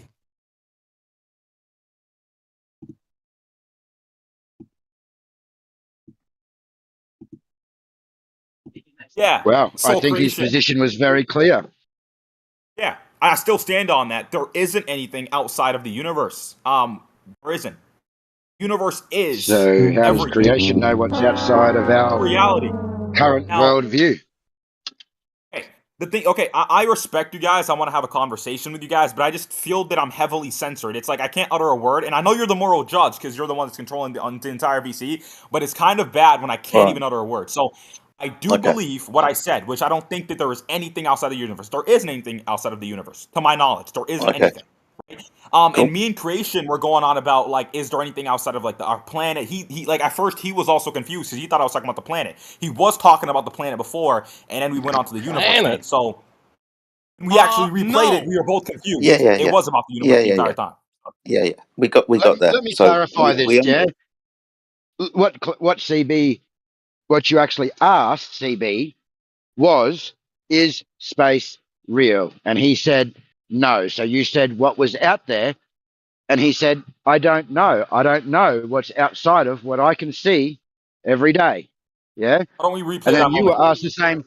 You were also asked that same question then, in regards to, well, you know, you don't just believe in the Earth, you believe in what's outside of the Earth. So what's outside of this universe? And you say, I don't know. So you're just being held to I account literally for the said that double though. standard. I said that. I said that there That's isn't right, but anything outside of the universe. you don't accept that CB says, well, I don't know what's outside of what we can visually see with our own eyes here on this flat plane. So if you want to refer, like again, you guys said you guys are recording on YouTube. So if you want to refer to anything I've ever said, you guys can just replay, just like Creation was replaying something I said, which I do still stand on. So go ahead and just replay that moment. I got you. But you realize when we played it, like when I told you what you said no, like nah, I didn't say that. It seems like we got some clarification. Oh, Trust you didn't me, know what I said either, Creation. Oh, hold on, wait. What? Just to be fair, brother, I am definitely not confused about what's happening here because I'm trying to help you understand that. Okay, that Creation. If you weren't confused, then why were you talking about the Earth? Why were we both talking about the Earth? You were like, what side of the Earth? And then you said I said nothing. But then when you replayed it, you said that I said nothing about the universe because that was what the actual footage showed. So we slow both down. were confused. I Slow just down. proved that. Hold on, look. No, you're slow down. causing confusion, dude. You're really starting to Okay, now cause I'm causing confusion. confusion. AJ just explained it. He's not confused, just like I am not. So we're trying to help you understand here. Look. No, but like AJ's kind of going to be on your side. You guys are both flat earthers. No, we understand where this conversation was always going to go. And this is kind of just stalling the kind of conclusion of what this really means overall with regards to both of our points of view, flat earthers and your point of view. When we're talking about the fact that I'm not getting as censored as I was before. That's fine. Now. Yeah, that's fine.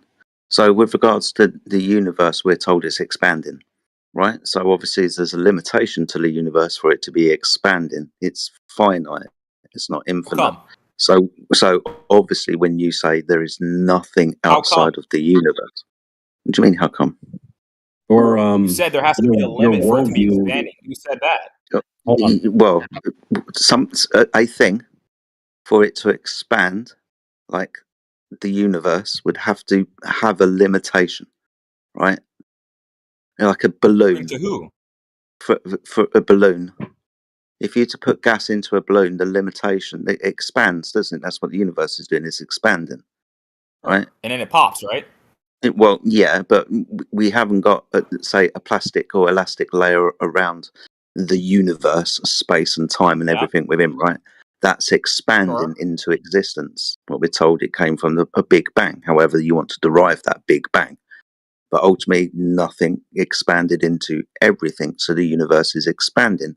What is it expanding into outside of the universe? What is it expanding into? You say nothing. There is nothing outside of the universe. That's fine. I say it's expanding into nothing. I said that there isn't anything outside of the universe. That's fine. That's fine. So outside of the reality that's been created, there is nothing. So when you turn around to us and you ask us what's outside of reality, and we say to you, I just said what's outside of the planet or what's outside of Earth. What's outside of Earth? Yeah, reality.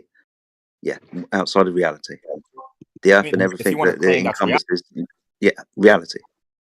That's what I tried to explain to you. But you said I was confused, but that was my whole point, Matt. Is that if you wanted to compare flat Earth and globe Earth, you cannot compare the globe object to some type of flat object. If you want to make a comparison, it would be probably between your universe and the flat Earth.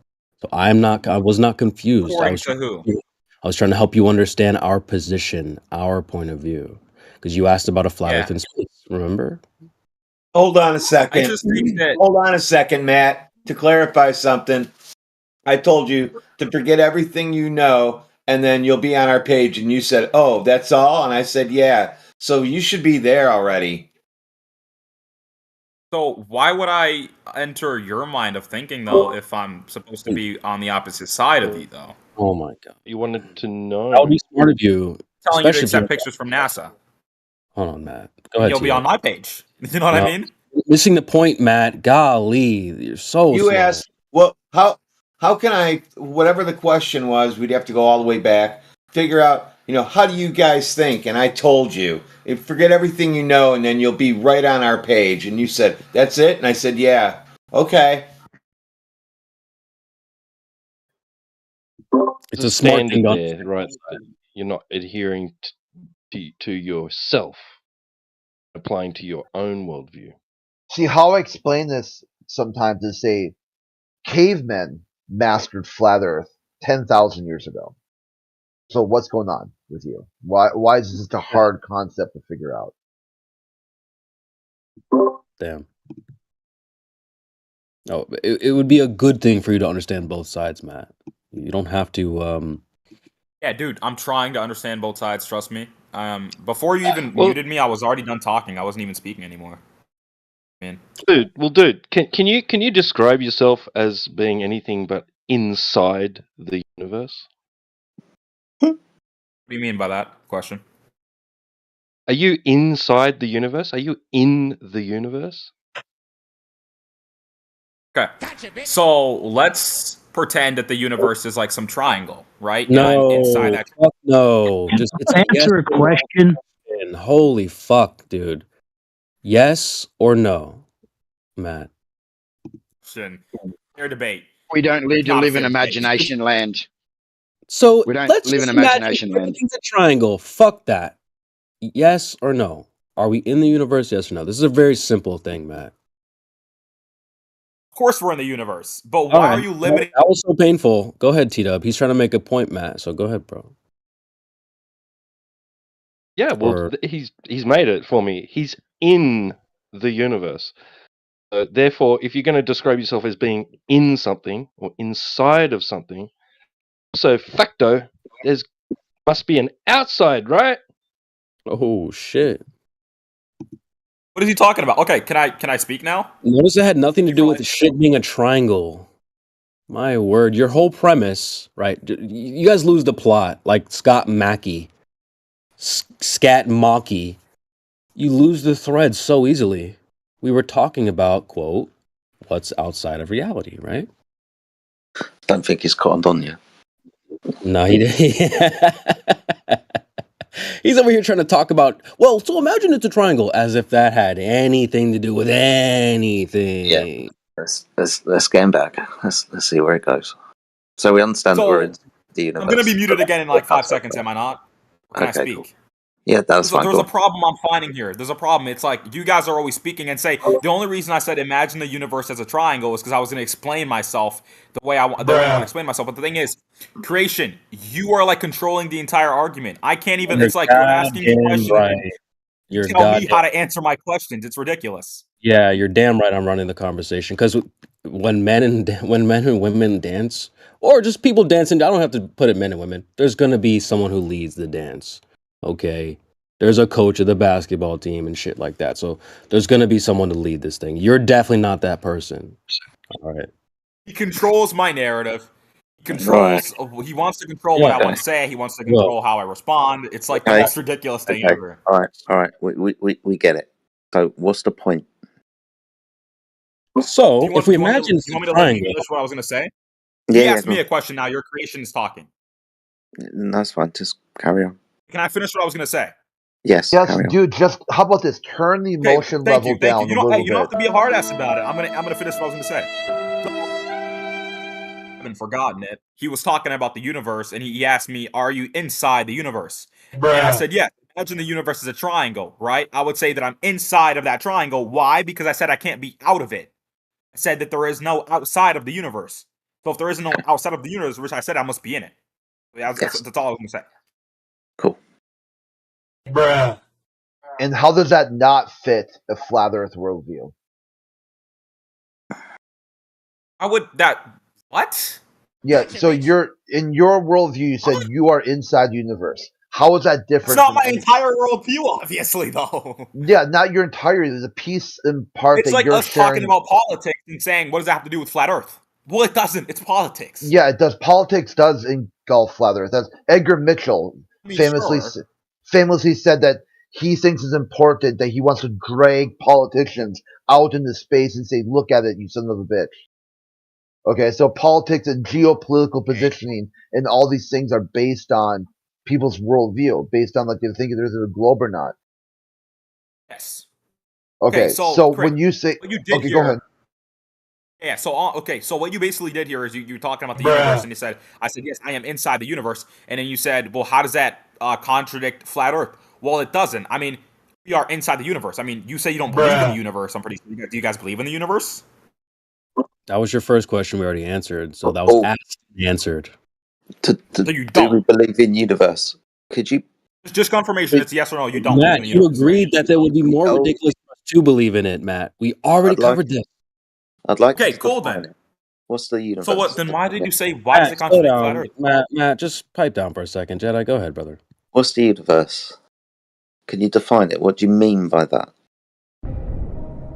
Yeah. So the universe is everything. It includes all of space and all of matter and energy that space contains. That is the universe.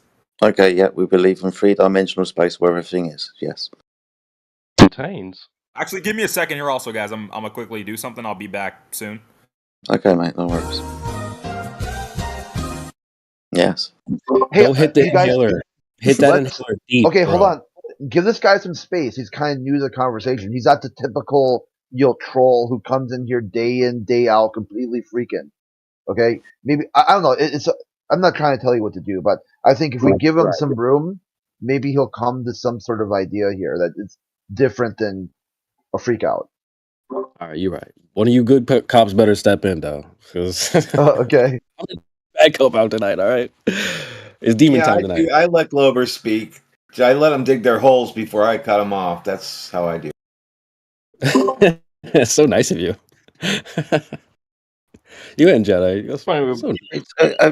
Have you ever watched somebody go to the gallows with their own piece of rope, tie their own piece of rope around their neck, chuck it over the gallows, and hang themselves? It's really interesting. No, they went to the hardware store, bought the rope, then went back home and slept overnight with it, and then grabbed it and brought it to the gallows the next morning. Loyal puppy, you know? They carry their own leash with them. Funny. Oh, that's pure entertainment. I see why you guys do it. Mate, you got to remember, like I said, the analogy with the killer whales and the seal. I'll chuck that fucking seal around there. Yeah.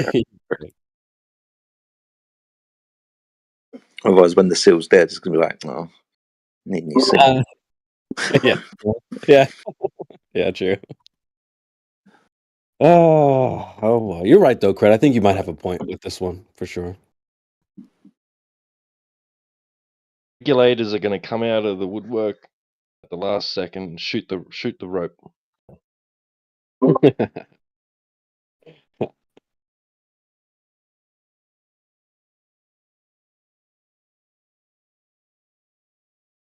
I feel like gone. We're missing.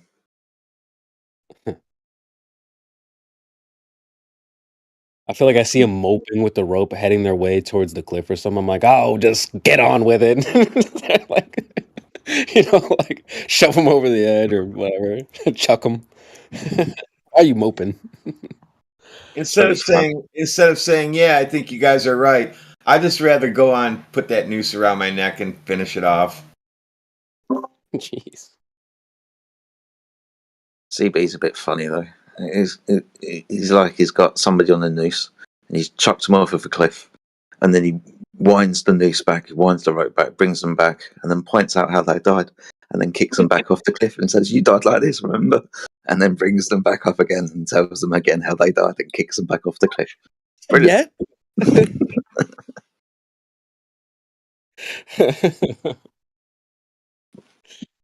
Oh man.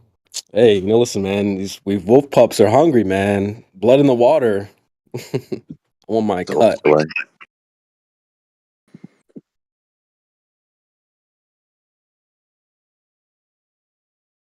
Holy, whew.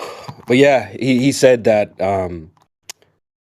Well, I do have it pulled up. I had to scroll back quite a bit, but I need to go back to the point where he said, "Yeah, well, I don't know. There is no outside." And I said, "Well, okay, well, what if I told you as a flat earther that there's no outside as well?" He's like, "Well, that would be crazy." Like, you see, that's where this whole conversation started, folks. That's crazy, that is. Try to pull it up. Give me a sec.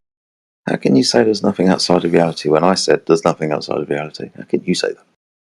It's like trying to find an area of acceptance or agreement and starting off from that, because that way you always will fall back to some sort of positive interaction. Instead of starting off with a disagreement, and no matter how far you push your conversation forward, if you drop it back, if it falls down, then you end with a disagreement. It's like to branch out and say, where is the exact point where our worldview is split? And is that something that's workable? Like, are you able to understand that, yes, if you just look at the same information, interpret it a different way. Right. Well, here, I feel like this is where the conversation sort of went to shit because we said, "Hey, bro, you said this," and then, "No, I didn't say it. Well, actually, I did," but and then it sort of just turned into chaos at that point. But this is the moment where it's split off here. Like, did you say that or not? Oh, so yes, I don't know exactly. I kind of forgot actually. Like, Bruh, then pop yourself on mute because I heard what you said. Right? You said there is no outside. Now I'll accept that for now. Oh, absolutely. No, I did not say that. I did not say there is no outside. You did? Okay, right? All right, not. I have to fast forward now to the part where he's like, yeah, you know what? I did say that. So give me a second. Let me mute up.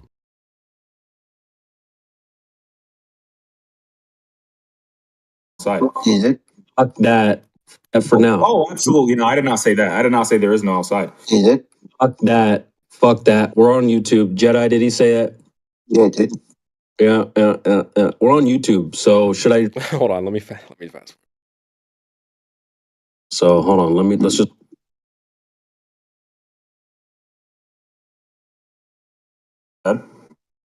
Eagle up guy. I don't. We think like you're Eagle up guy. I don't. Sorry, guys. It's just loading. So can you rewind it? Can you rewind it so we can get exactly what I said? Yeah, I'm doing that. The thing is also trying. I already want to. Sorry, guys. Just gotta find the moment. 1 second. I'll mute up and do this.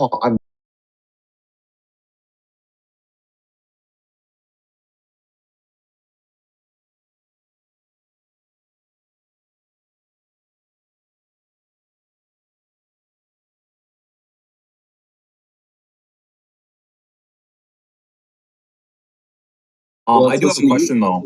Before we move on to your question, let's listen to you because I got them receipts. I just have a question. Hold on. Before we move on, let's just take a listen. So it's not the universe. Hey, go ahead. So what do you mean? What's my question to you guys? No, Matt. It's not, bro. There isn't any. But what's outside the universe? What do you mean? What's outside of the universe? There isn't anything outside the universe. One more time. Yeah, that's what he said. What do you mean? What's outside of the universe? There isn't anything outside the universe. What do you mean? What's outside of the universe? There isn't anything outside the universe. Oh. This is what it feels like to be a flat earther, folks. You get to see it in real time. We do. Oh, no, we don't. What? And what's funny for them as a flat earther, I'm wrong in both of those positions, right? For him in his head, I'm still wrong for both of those. It's okay for them to have. So it's okay for them to have a place that isn't occupying another area. is where things are occupied. Yeah, so I'm so busy with doing something, but just to respond to what you said, Creation Bear, is the fact that when I was talking about the universe, I said there was nothing outside of the universe, and then we also got conflicted with the planet. Because if you rewind it, you'll figure out that we were talking about the planet as well. So those were two different things when I said that there is outside and there isn't outside. Just to make sure this ain't no crabs in a bucket. Okay, I'm not going down in the confusion bucket with you. Okay, I understand you were trying to figure it out. That's fine, but I think we're on the same page now, right? So, Matt, do you know a guy called Bill Nye, the Science Guy? I'm not sure if you're American or not. That's what I don't want to assume that you know who he is.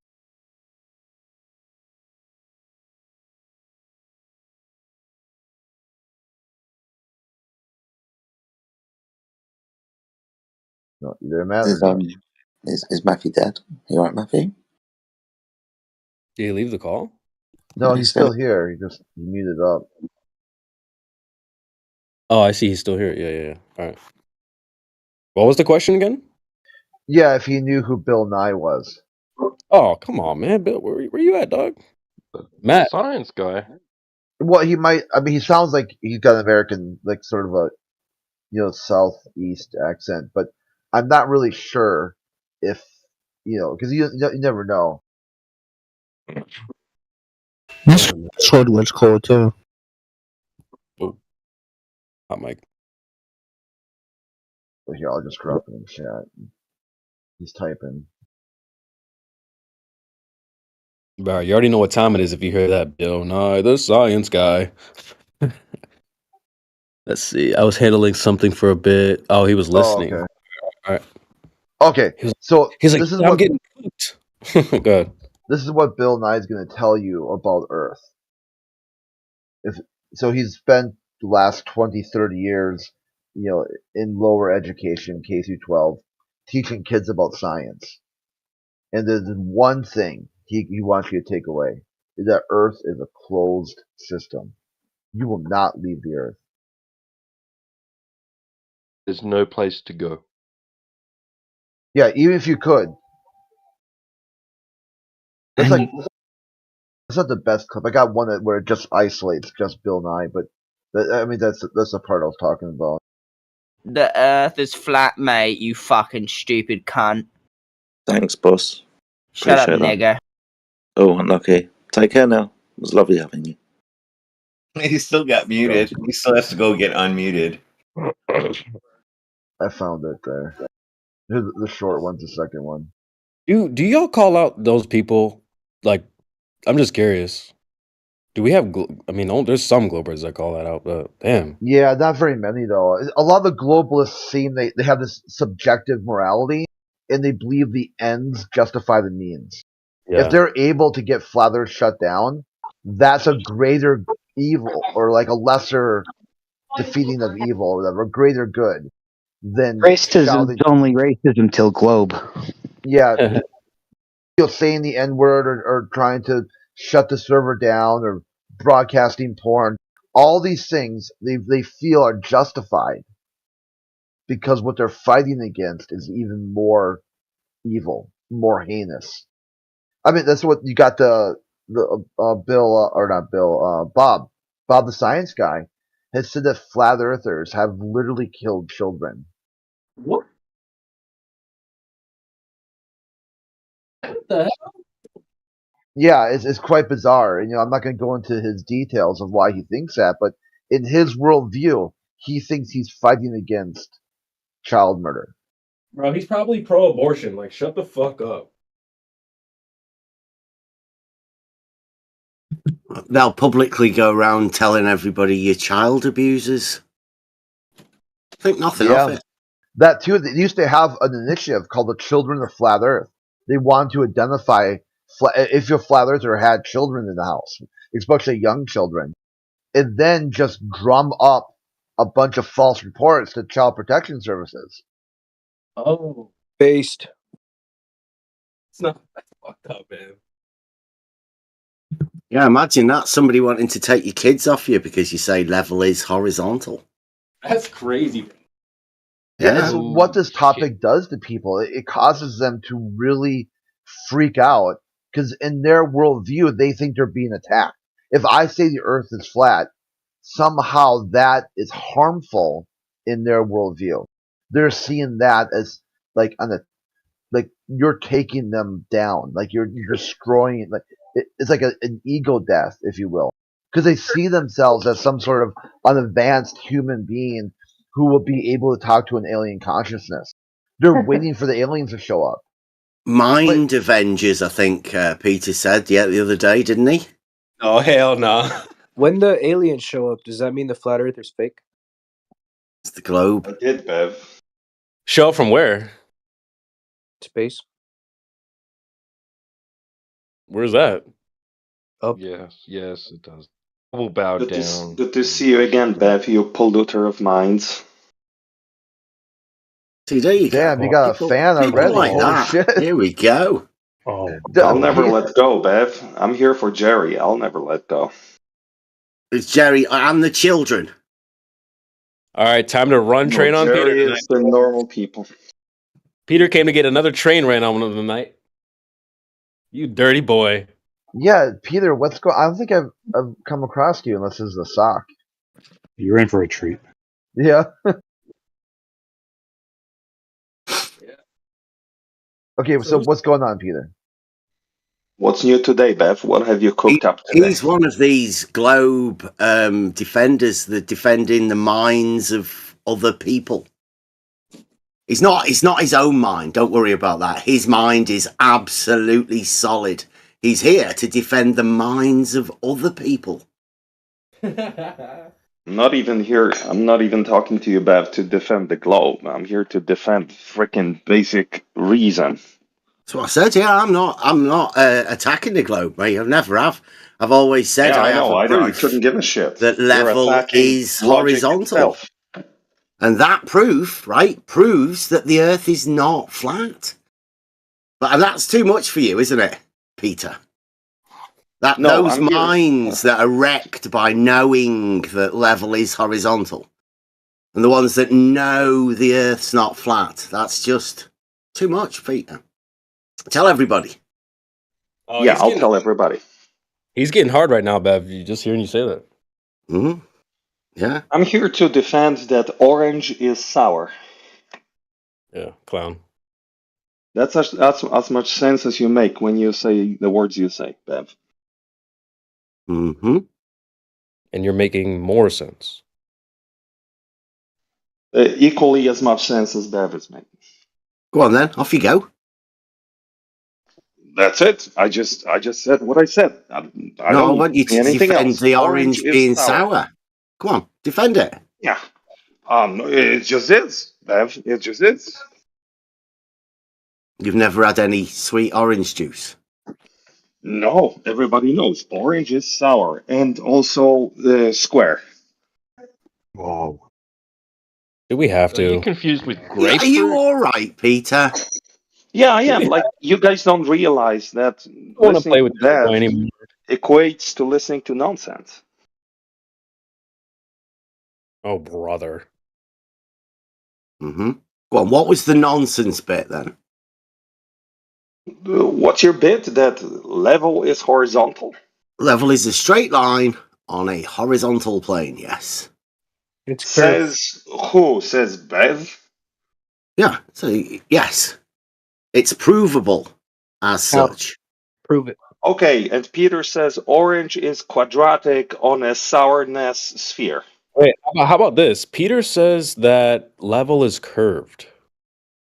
That's not very reasonable. No, Peter says orange Peter is won't a say quadratic form of existence. Not anything like that to say. Evolution. Let's not just devolve it into chaos. Let's at least try to stay on topic. Is it curved, or is that crazy to say too? What's the question? All right, Pete. Take care, brother. You can't even pay attention. You're too busy spouting sour shit into the mic, bro. Pay attention. He's focused. Let's go on one objective.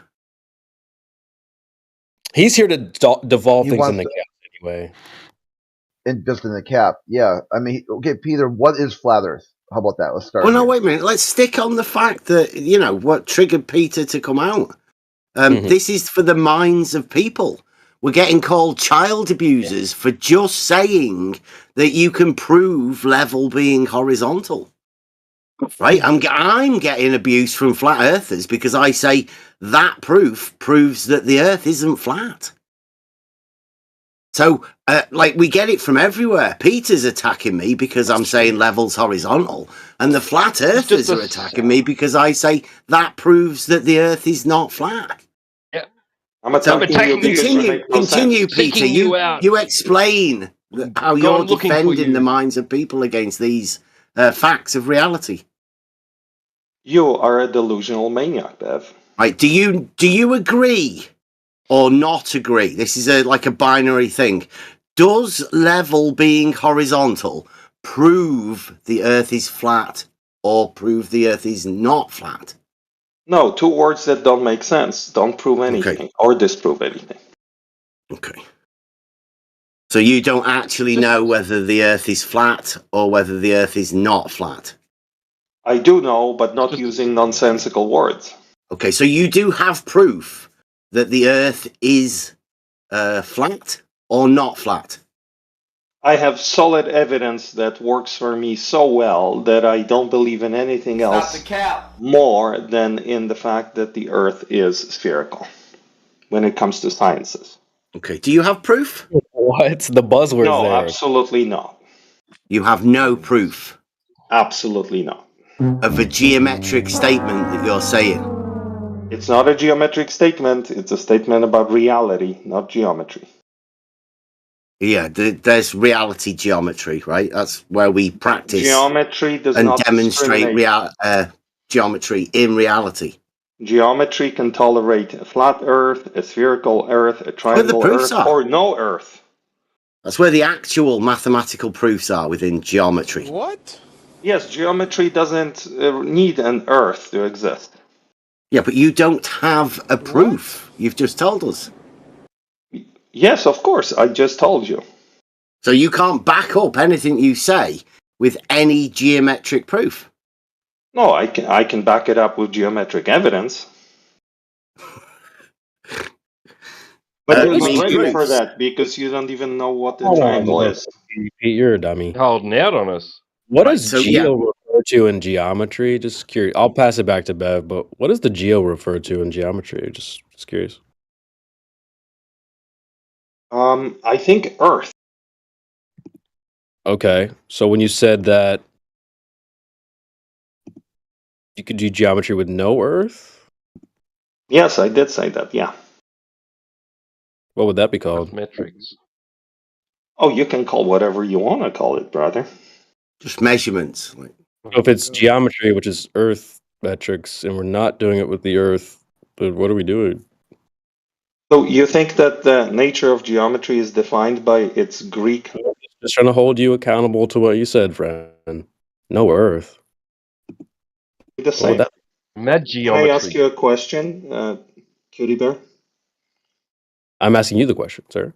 Yeah, and I am answering my question by clarifying something with you first, if you please.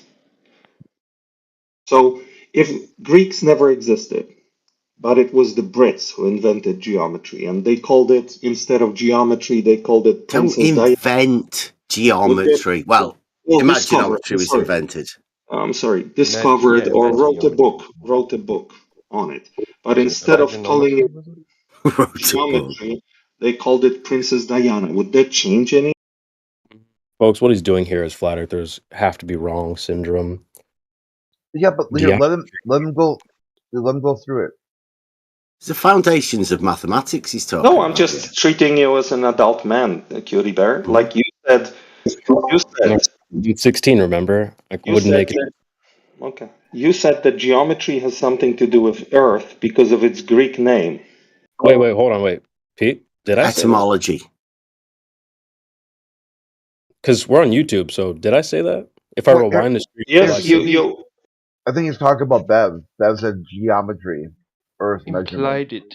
Oh, that Cutie You Bear? implied that my statement. Oh, wait. So did I say that or did I not say? You strongly suggested. So this is the goalpost. See, this You is guys hear his mind. This stuff that's going on in his mind. But Yeah, he's yep. defending other people. I'm mind. sorry, He thinks I other retract. people are his think- mind. He's awfully confused. Yeah, we know you retract, Pete, because you got those. You guys hear those squeals? They're squeakier than Paraplegic's wheelchair. We hear the wheels, the goalposts on wheels. Squeak, squeak, squeak, squeak, squeak, moving that shit around, bro. Wait, you didn't say it, but you meant to say. Wait, no, you didn't mean to say, but you implied. Wait, no, you did say. we see you swerving, bro. Them goalposts. Holy. Go ahead though. You can keep trying. We'll do geometry with no earth. I'm sorry, that's my Jesuit training there kicking in. Old hobbits are hard to come over. So, let's just forget that you asked me what the word geo meant then, okay? Yeah, I'll forget. Yeah. Back to you guys. All right, cool. So geometry has nothing to do with the Earth. Wait, what does geo mean again? Earth.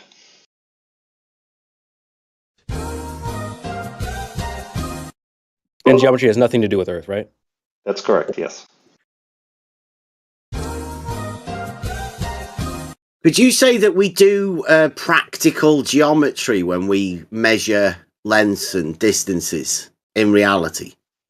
Yes, we're applying mathematics, specifically geometry, to reality. Yeah.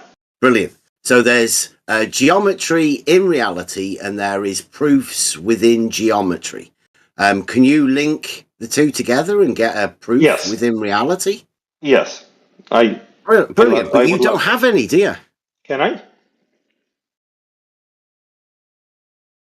Of course you can. Yeah, please. Please explain your proof within reality through geometry. Thanks, mate. You're a great sport. So, like many people often say, mathematics is not reality. It's a language we use to describe certain aspects of reality. Ooh, Virus is pissed right now. And geometry is mathematics, and it's an amazing language to help us describe certain elements of reality and approximate them. Yes. Does that help, mate, baby boy? He's in pain, guys. We see the pain. Are you feeling better today? I never felt better when I talk to Bev. It's like it's my favorite time of the day. Why you guys come in here to share some pain? Don't worry, we got he's the defender of minds, right? Particularly No, I'm Jerry. the destroyer of Bevs. Oh, really? Yeah. We went over that. Yeah, video and we the will other day, every single recording. time you're here. Did you hear it? I heard. Did you hear us go over it on Friday, Peter? Sort of. It was like a bit of a special. We started off with Bob the Science Guy and his Modus Polens for a guy called Petey who's making videos about geometry and stuff. And then we went over the conversation with you. I was in the conversation. I don't need to go over the conversation with me because I was me and I was there. Yeah, but no, we went over it on Friday when we took 2 or 3 hours going over it. Oh, I'm happy I made you talk for 3 hours about our conversation. No, everybody enjoyed it. Don't worry about that. It was a brilliant show of sophistry. Yeah. Well, like a hilarious show of sophistry, really. You wouldn't know sophistry if it's set on your face, Bev. Mm-hmm. Your arguments are getting better and better, Peter. You're too far gone. You're too far gone from logic and reason. Nothing to do with the Earth, by the way. Mm-hmm. You're too far gone to know such things. Well, Nathan Oakley's asking for proof. Have you got that? Can you help him out? Who the fuck is Nathan Oakley? Is that your cousin? Well, who the fuck is sophistry? She was sitting on my face last night. I didn't realize that was her name.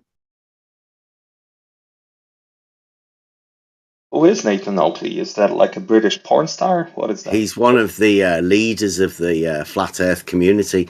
Your safe space, Peter. Oh, should I think where of you him like as, to Neil deGrasse display Tyson? your wares amongst the Flat Earth community, right? So should I say, Nathan take Oakley's me one to of your the leader, leaders and of the that's flat Nathan Earth Oakley? community. Well, there's many. I'm Spartacus. Well, take me to your leader then, Bev. Not my leader. This is the leader of the flat Earth community. Oh, I didn't know it had a leader. One of these, what you call it, flat Earth shadow giants. He just tells people what to say. Okay. Well, I joined late, so to me that person is Witsit and Caleb the Crazy Eyes. Right, so you understand. Yeah, I know. You're a Twitter guy, aren't you, mainly? Wait, hold on, wait. You just joined how long ago, Pete? 3-4 months. Damn, you already know her name and shit? You creepy motherfucker. I've been around for years and I didn't know her name, bro. How do you know her name? That's creepy, bro. You weird, bro. Whose name? How do you guys get confused this easily? What are you talking about, Cutie Bear? Okay, did you not just refer to a female name? Pete, this is, folks, I don't know if you guys realize what happens every single time. Wait, what did I just say? Just, Pete, we see what you're trying to do, devolve things into chaos. We actually have Matt in his back, so maybe we can talk to Matt in Nuclear, because Peter is just clowning, bro. I missed it. Did you're saying he doxed someone to their real life name? He's like, oh, Witsit and Kayla are the leaders. I'm like, Kayla? Who the fuck is Kayla? Oh, no, he's a Caleb is an Aryan. Yeah. He's an Aryan dude from... Caleb the Crazy Twitter. Eyes. Dude, just clean your ears. Remove the wax out of your ears. Peter Caleb the considers Crazy him Eyes. a leader of the flat Earth community. I don't know who Yeah, that is. Heard of him. it's a man. He does videos and stuff. Well, now you understand, Cutie Bear, that I don't know who Nathan Oakley is either. I don't know who Sophistry is, but she sure did sit down. Anyway. I think you had a brain fart. You did steal one of those jokes straight out of CB's notebook there. I saw you, though. I see you. You have a notebook? Well, I see you taking pages out of it, so yeah, I do. Anyway, back to your clowning or whatever. Back to protecting minds of people, Peter. I don't think you're doing a very good job at the minute. Not protecting any minds right now. I'm going after you, Bev. For what? For saying that level is horizontal, or for saying that the Earth is measured not flat? No, it's personal. It's personal, Bev. Personal?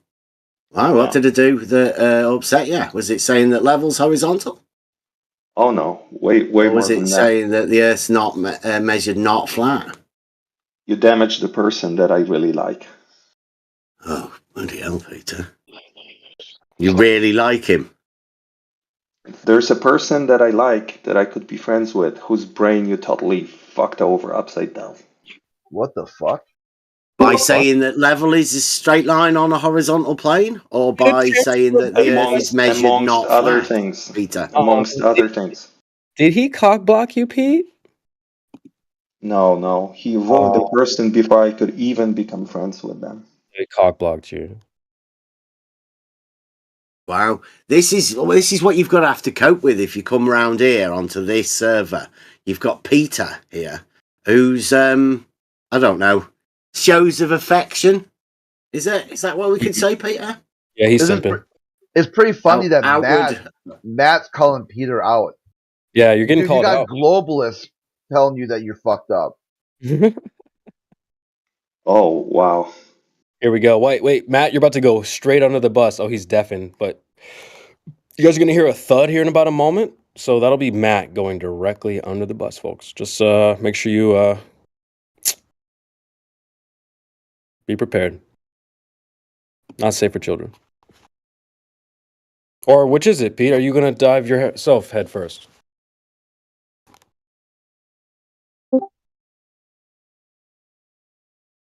And he goes quiet. Classic.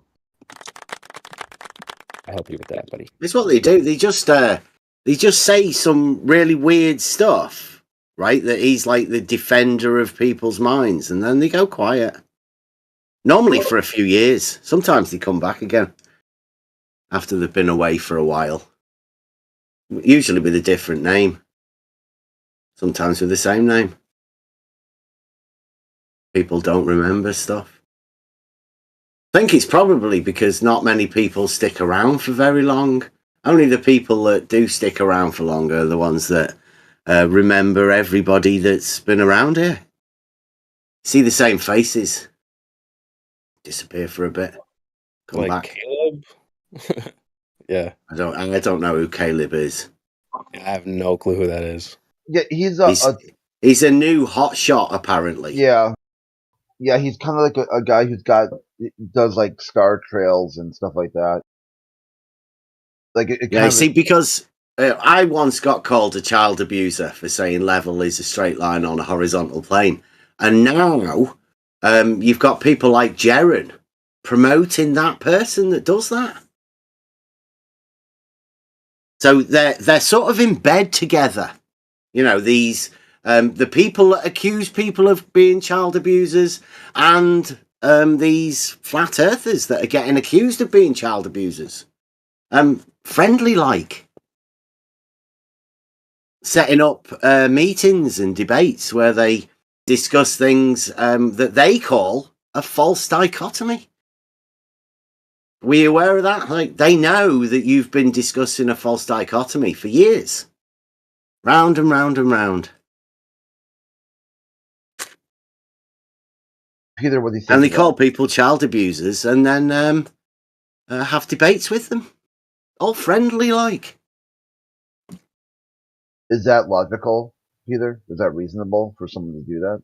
I'm sorry, I don't listen to Bev unless I'm in the act of attacking him. Yeah, okay, this is crazy shit, dude. What? Do you realise he's saying this on your Discord channel? This is Peter. Yeah, Peter. He's here to do this. Peter, attack! Can attack! you be Honestly, Bev Destroyer. Can you be friends with someone you disagree with? Is that possible Always. in your? Okay. Oh yeah. So I would say, in my worldview, I would rather have one friend who disagrees than 10 who agree. So how come you can't use that logic to whoever you think Bev cockblocked you from, and just say, hey, I still want to be friends with you, but we just disagree on this one topic?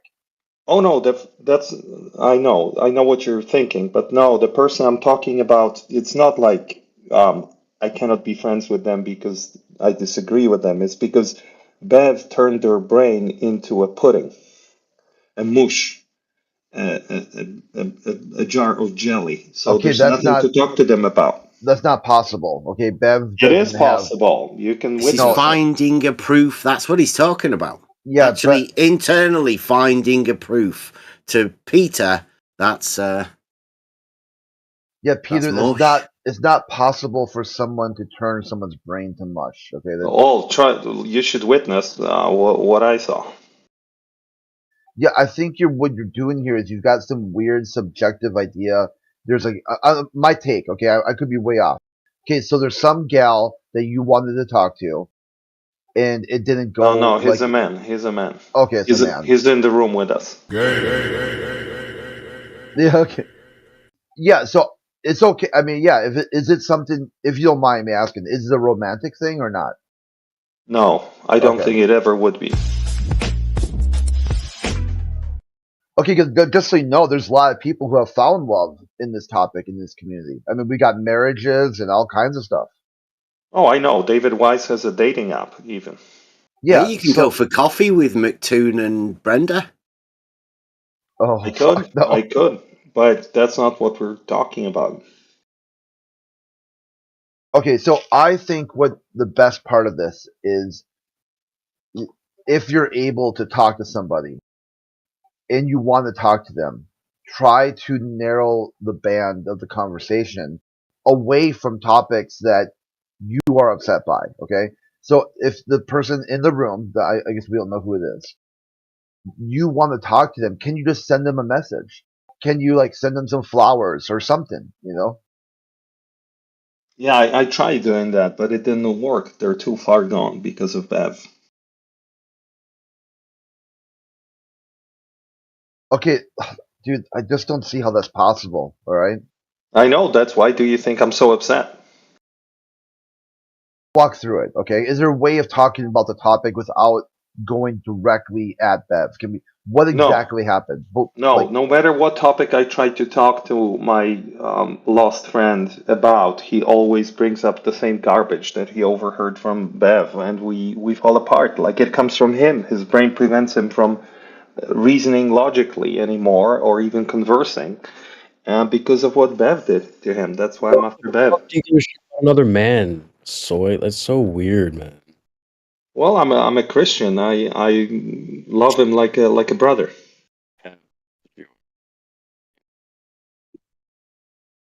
You're a Christian.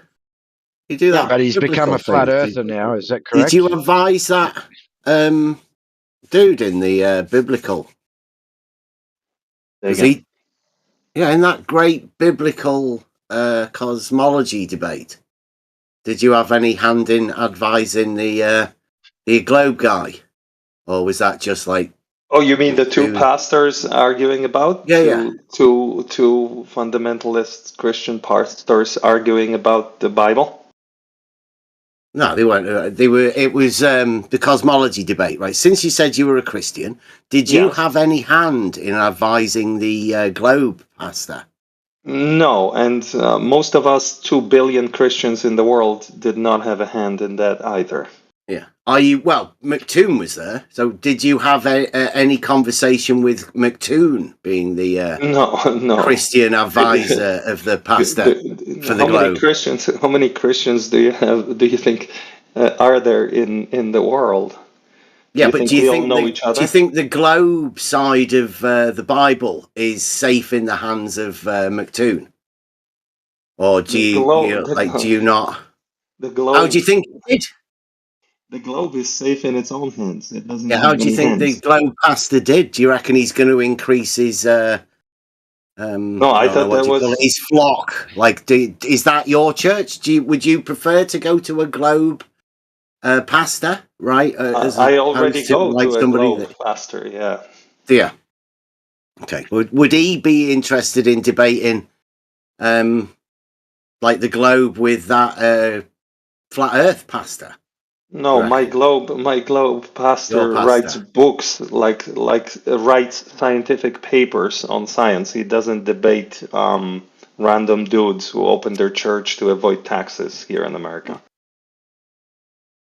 But there is at least another one globe pastor out there for you has a ministry, right? Yeah. Does he cast out demons publicly? Rarely, but sometimes. No. Yeah.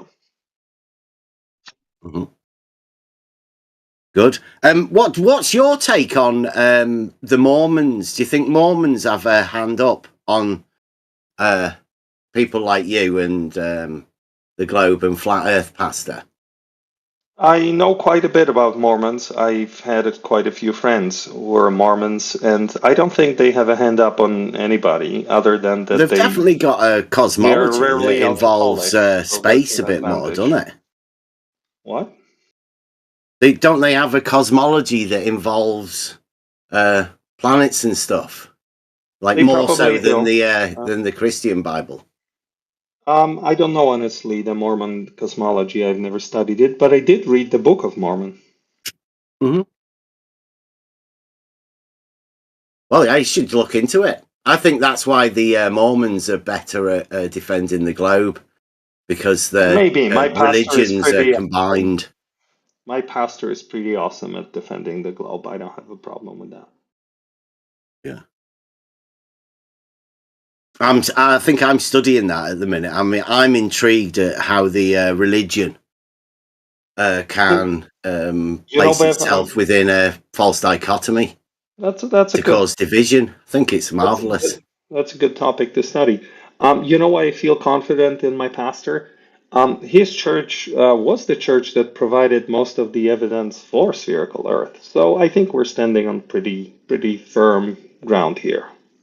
Well, his church. Yeah. Did you guys know that? Yeah, because I mean, these guys will be interested in the Church of Spherical Earth. Yeah, they should look into it. The church that gave up the most information, was it? Or there's no demonstrations, is there? No proofs. Demonstrations, yes, no proofs. Just denial of the scriptures that they supposedly believe.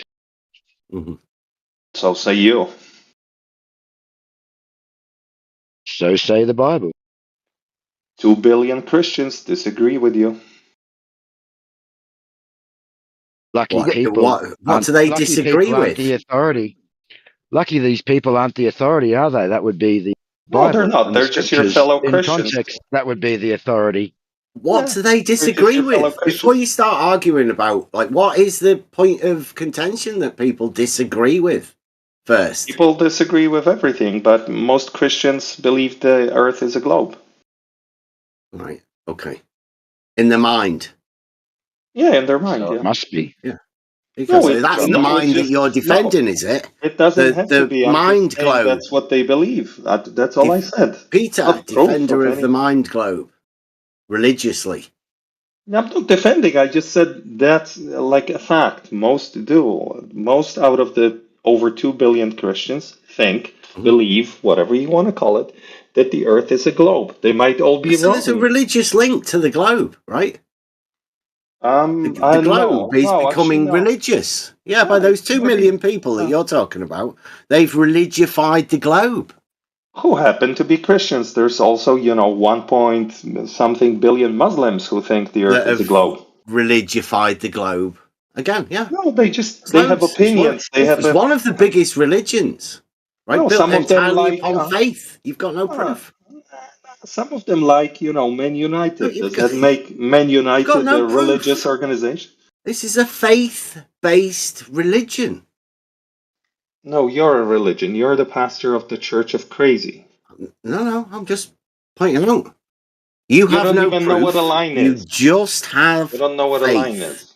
And your faith extends through all religions.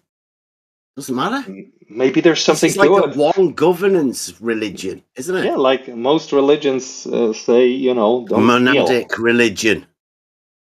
Built entirely beyond faith, and everybody says that, right? We have no proof. Yeah, most religious It's entirely religions say faith-based. don't murder babies. Maybe there's something to it. Yeah, I don't know. It's well, just people me. understand the Just throwing it out difference there, Ben. between faith and proof. That's what a religion is, There right? you go. There you go. You're onto something. That's how you know a religion, because there can be no proof. Dude, you did this to my You friend have to and go to faith. fucked him up. I'm not gonna let you do that to me. So just go on, keep on yakking your nonsense. Okay, so Peter, so inside your worldview, just so I got this straight, you're saying that all Christians have the same point of view. That this No. Okay, I wasn't done yet, Peter. Please, okay, just bear with me. On the individual topic of the nature of creation, that like if you read Genesis, it's described, and what you're hearing, it describes a heliocentric worldview. Nope. Okay, so what exactly are you trying to put down then? Nothing. Nothing at all? I was asked questions and I just answered those questions. So do you have a question? Okay, yeah, so what's going on, dude? Why are you? So Nothing's going on. That there's 2.3 billion Christians. They have different views. The views that were presented in the debate that was mentioned, not by me, between two American fundamentalist minority Christian churches, are not mainstream views of most Christians. That's all I said. And I believe that's factually correct. What I said, it's not an opinion. It's just my best understanding of the distribution of the different beliefs across Christians. That's all I said. And then the maniac was talking about Mormons and something else. I don't know why. Ask him. Well, the thing is, like Mormons and Scientology have heliocentric or space built into their like canon, I guess, or for lack of a better word. Okay, so that's why when people talk about that, they say, hey, inside those religious ideas is a framework for space. So where exactly are you drawing the parallel for, say, non-denominational or, Southern Baptist or evangelical, where do they have the same or something equivalent to that? Okay, as far as I know, most of the denominational Christians, let's say in America, believe in a globe Earth.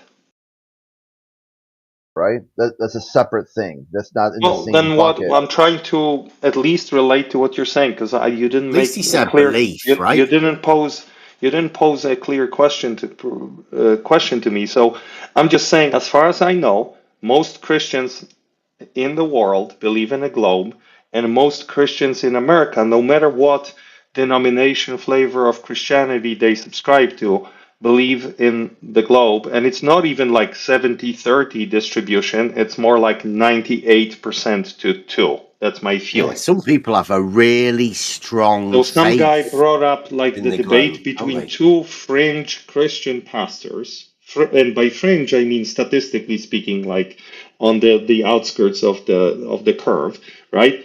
The gosh, don't get excited, not the Earth curve. So there was a debate between two fringe pastors. It was hilarious to watch. I had to skip over some parts because it was boring, but the ending was great. And Well, you did watch okay. that. Yeah, I did. I mean, the fundamentalist Christians How do you debating think over anything is how do you hilarious. think that the globe guy did, the globe pastor? How well do you think he did? I liked it. I think he called the other guy at the end. He said, "You're a Bible clown." I think, Oh, it's about and the I love name the line. calling, I is love it? the So line. it's Yeah, all I about love the the line. ad homs. Yeah. And it was great. The stage show was amazing. Representing yourself like a true globe faithful. Dude, he asked me what I think. To me, it was like watching a movie. Like I'm telling you what I thought about the movie. Why are you blaming me for the Scripted. content of the movie? Probably because you've heard the arguments scripted out. No, I've never heard all these the time. arguments. By the way, they were hilarious. For the globe. No, on both sides. Like they were fantastic. What do you think about the idea of injecting a divisive topic, a false dichotomy, into Yeah, it's a religion manipulation tactic. It's a manipulation tactic to divide the religion? to divide They were both anybody. of the same religion, right? Are you similar to you? Well, I think Christianity is so broad that you could say there are different religions within it. But yeah, they were from the same type of flavor of Christianity, both of them. Yeah. The same flavor as you? No. No, so you have a different flavor. Yeah. Could you advise them, or do you think it might take off? Would you like to debate, say, a Mormon? No, I mean you couldn't, could you? Because the Mormons are bound to be more globe faithful than I the can Christians. debate anybody. What are you, Bev? Maybe I am debating a Mormon right now or a Jehovah Witness. Who knows? Yeah, who knows? What are you, Bev? What are you wanting to debate? No, I'm just to show you that I'm willing religion? to debate anybody. No, Yeah, I you don't can't debate debate religion. I wouldn't No, I don't consider debate. debating religion because you've No, got I never nothing do. to argue against, really. Exactly. You've got no proof, have you? metaphysical. Yeah, it's metaphysical. There's no. It's outside of the realm of Yeah, the let's physical. keep the it in the natural. realms of proof, right? Where you can make proper arguments in reality. Would that matter to you, Peter, if someone is atheist or if they're a theist? Does that change like the way you interact with them? No, Okay, so why do you care what Bev's? I don't. He's asking me strange questions about religion. I am perplexed as to why.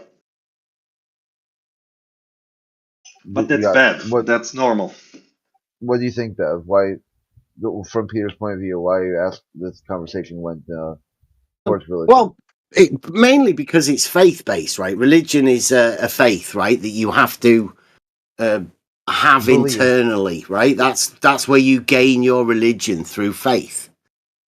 And you have to have faith because there's no proof. That's correct. Yeah. Just like Peter's globe. He has no proof. And he admits he has no proof. So it's just a faith. Science is very humble. Science does not use the word proof. You do exactly the same thing as people do to gain their faith. You pick on little pieces of evidence to build a picture to gain your faith, knowing that there is no proof. People who practice science, if you will.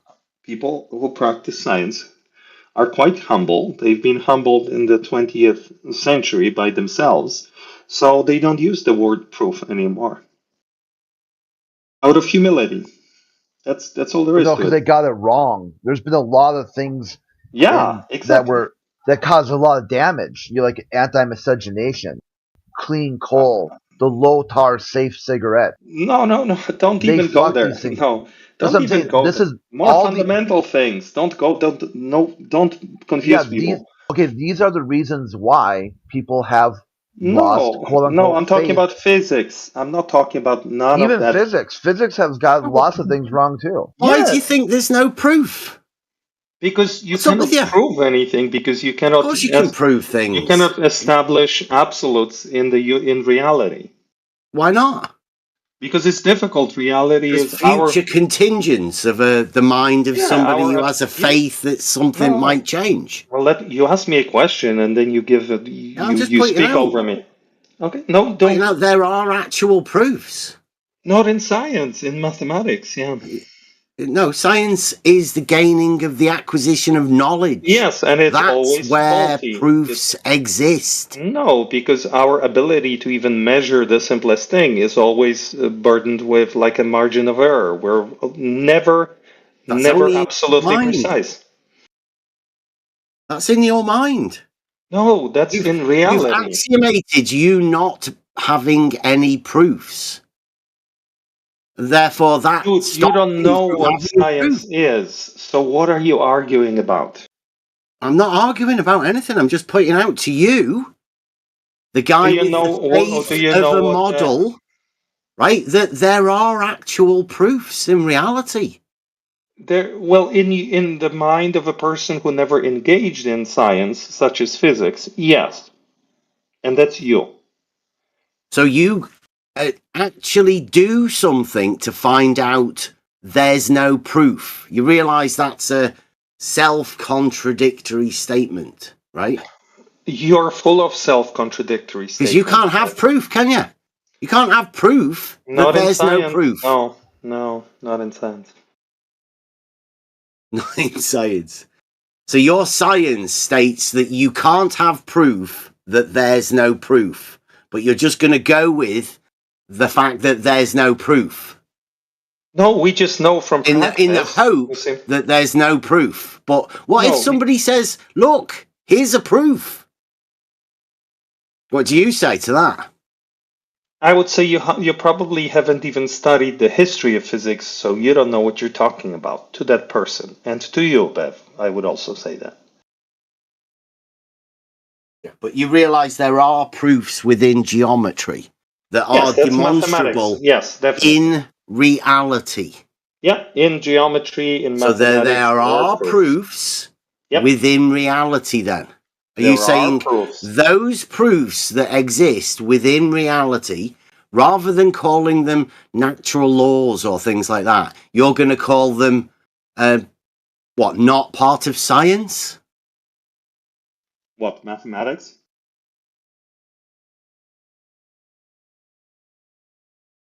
Mathematics, Bev? The proofs within reality. I just told you, in science, in natural sciences, there are no proofs. Mm-hmm. No, what about a natural law? Is that not a proof? What is natural law about? Tell me. About proofs Is in it about reality? ethics? The things that can definitely be proved within reality. Your base. And I'm telling you that it's a starting scale. your foundation. No. First principles. Jesus Christ. Again, there you go. You're good. I give you that. Like your ability to just ramble. Are you just calling out the name of your Lord? Did he come and help you? Taking the Lord's name in vain, was it? Or ad hom?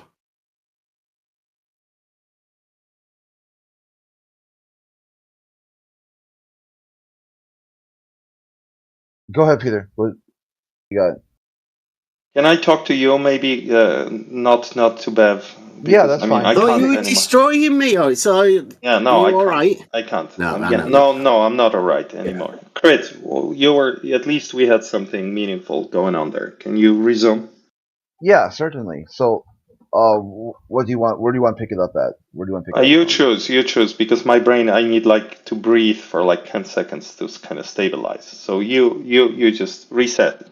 Okay, so the first question I have, basically, thought experiment, if you will. So just to troubleshoot, like where are you if there's a problem or a conflict? What's the first step to try to see where you fix it? Do you look for a way to peacefully coexist? Do you like agree to disagree? Or do you try to identify the problem and then look for a solution? Thank you. Depends on the context. At work, for example, I believe I'm paid to identify and fix problems and build, kumbaya relationships later. That's optional. So I focus on the problem. Okay, so this is I got a good example for this. In personal life, quite the opposite. So, So when I was in the army, there was a guy who always was talking about his bills. He had problems, finances, all the time talking about he's short for this, he's short for that. So we had to, at one point, he had not jumped for 4 months. And if you don't jump, you lose your jump pay. Okay, you always gotta keep qualifying for your special pays. So then it came to there wasn't any jump scheduled. So what was the problem there? Oh, man, what an example to give. I don't know. If I were in the army, I would prioritize building relationships over solving problems. No, I'm saying if you want to solve. Okay, so see, my take was that it not getting a jump in wasn't the problem. He wasn't. Was that the best example you could produce in a conversation? No, it was kind of a real easy softball one, just to see where we're coming from. I don't know, man. Maybe he should have jumped, I guess. Yeah, but that's the thing. Would that have fixed the problem? Because really, to me, it sounds like the problem was finances and being able to, control his money. Like it seemed like he would overspend on payday, and by the time his bills came around, then he went going to the club and stuff, and wasting money on frivolous crap. I think that would have been the problem. Okay, to fix. good. Probably you should talk to your friend about it. Yeah. Yeah, I mean, I did. This is So for you though, what would you said you have done? You tried to get another jump in somehow. Yeah, dude, it's a strange example. I can't relate, so I'm doing my best here. Okay, so how about so you got another conflict. If you pretend your friend's Jerry, right? He might care about him a bit more. Oh, okay. I actually care about him. That's why I'm going after you.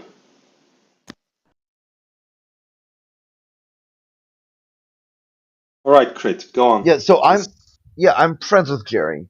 We used to, back in the days of yore, me, Jerry, and Chad were kind of known as the Three Stooges.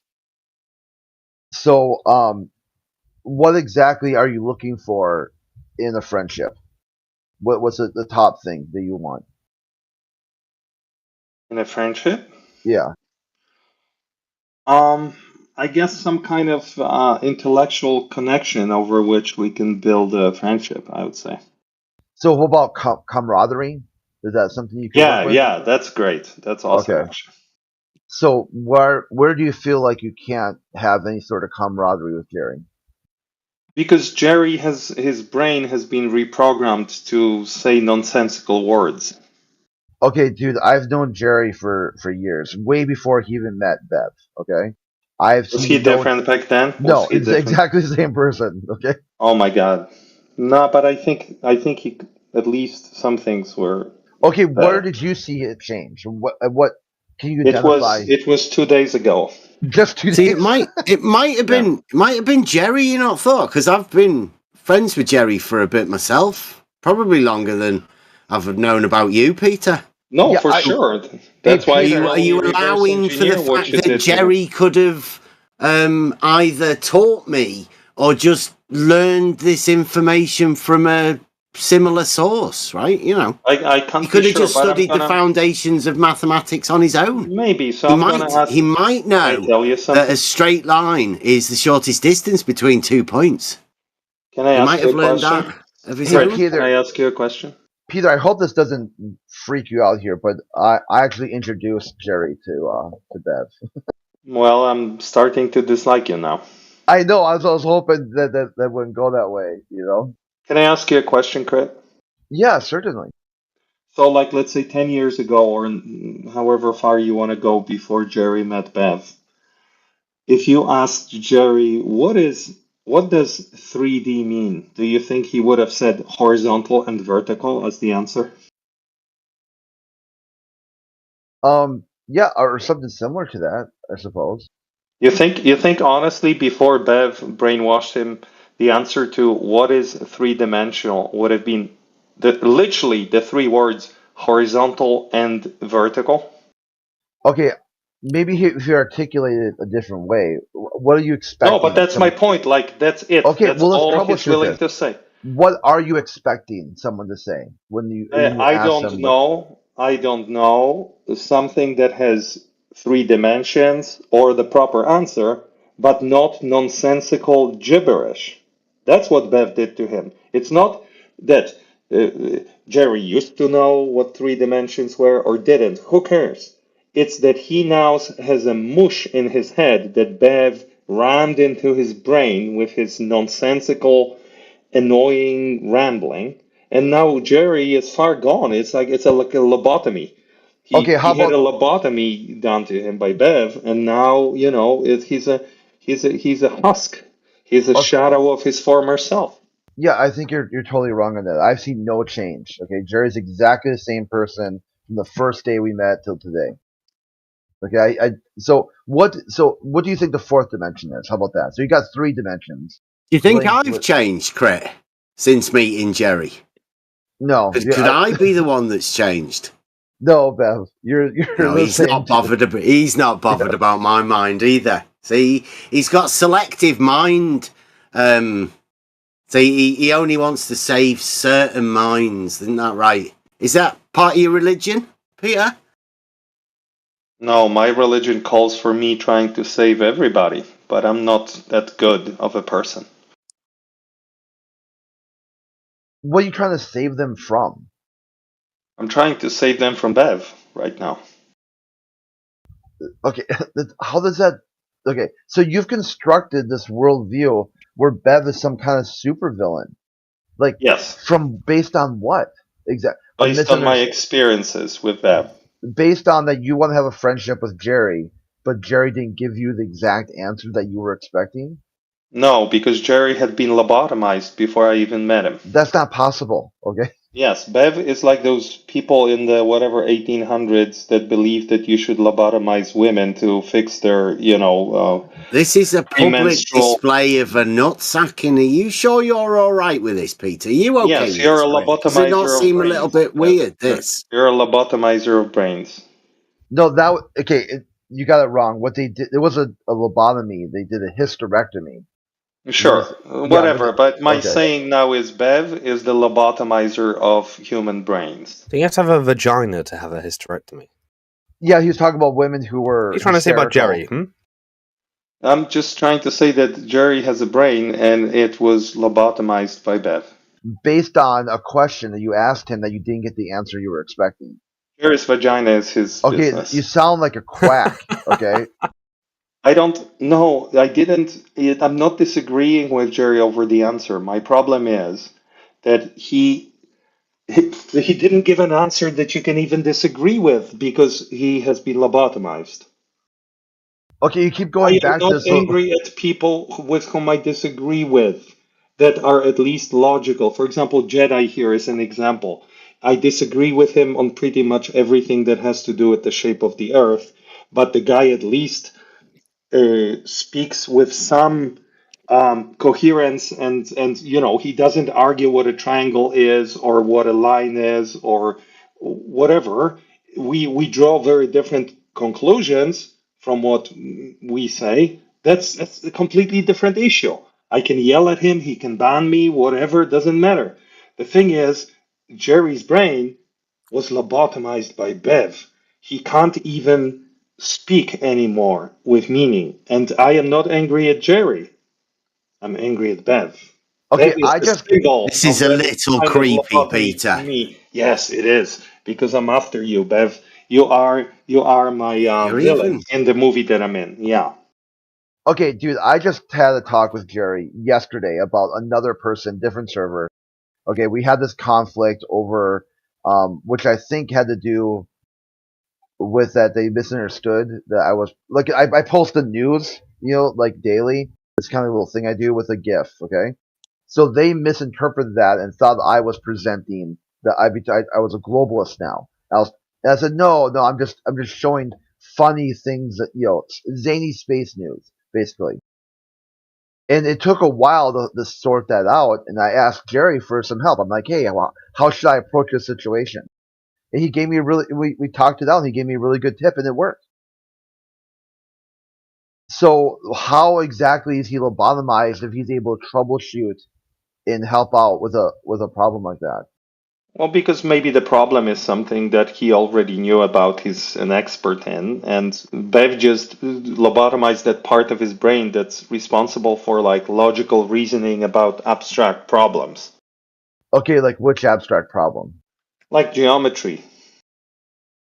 Okay, like what exactly in geometry? With a triangle? Everything. It's But the it's not proofs really he about doesn't geometry. have. That's what he's upset about.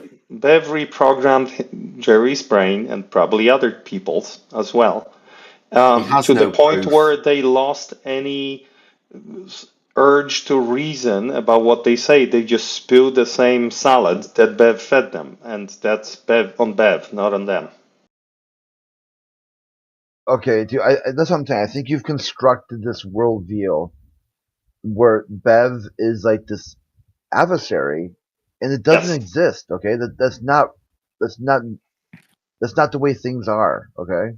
Well, that's the way they are to me right now. Yeah, So here I am. okay, so that's what I'm saying. I'm trying to help with that. All right.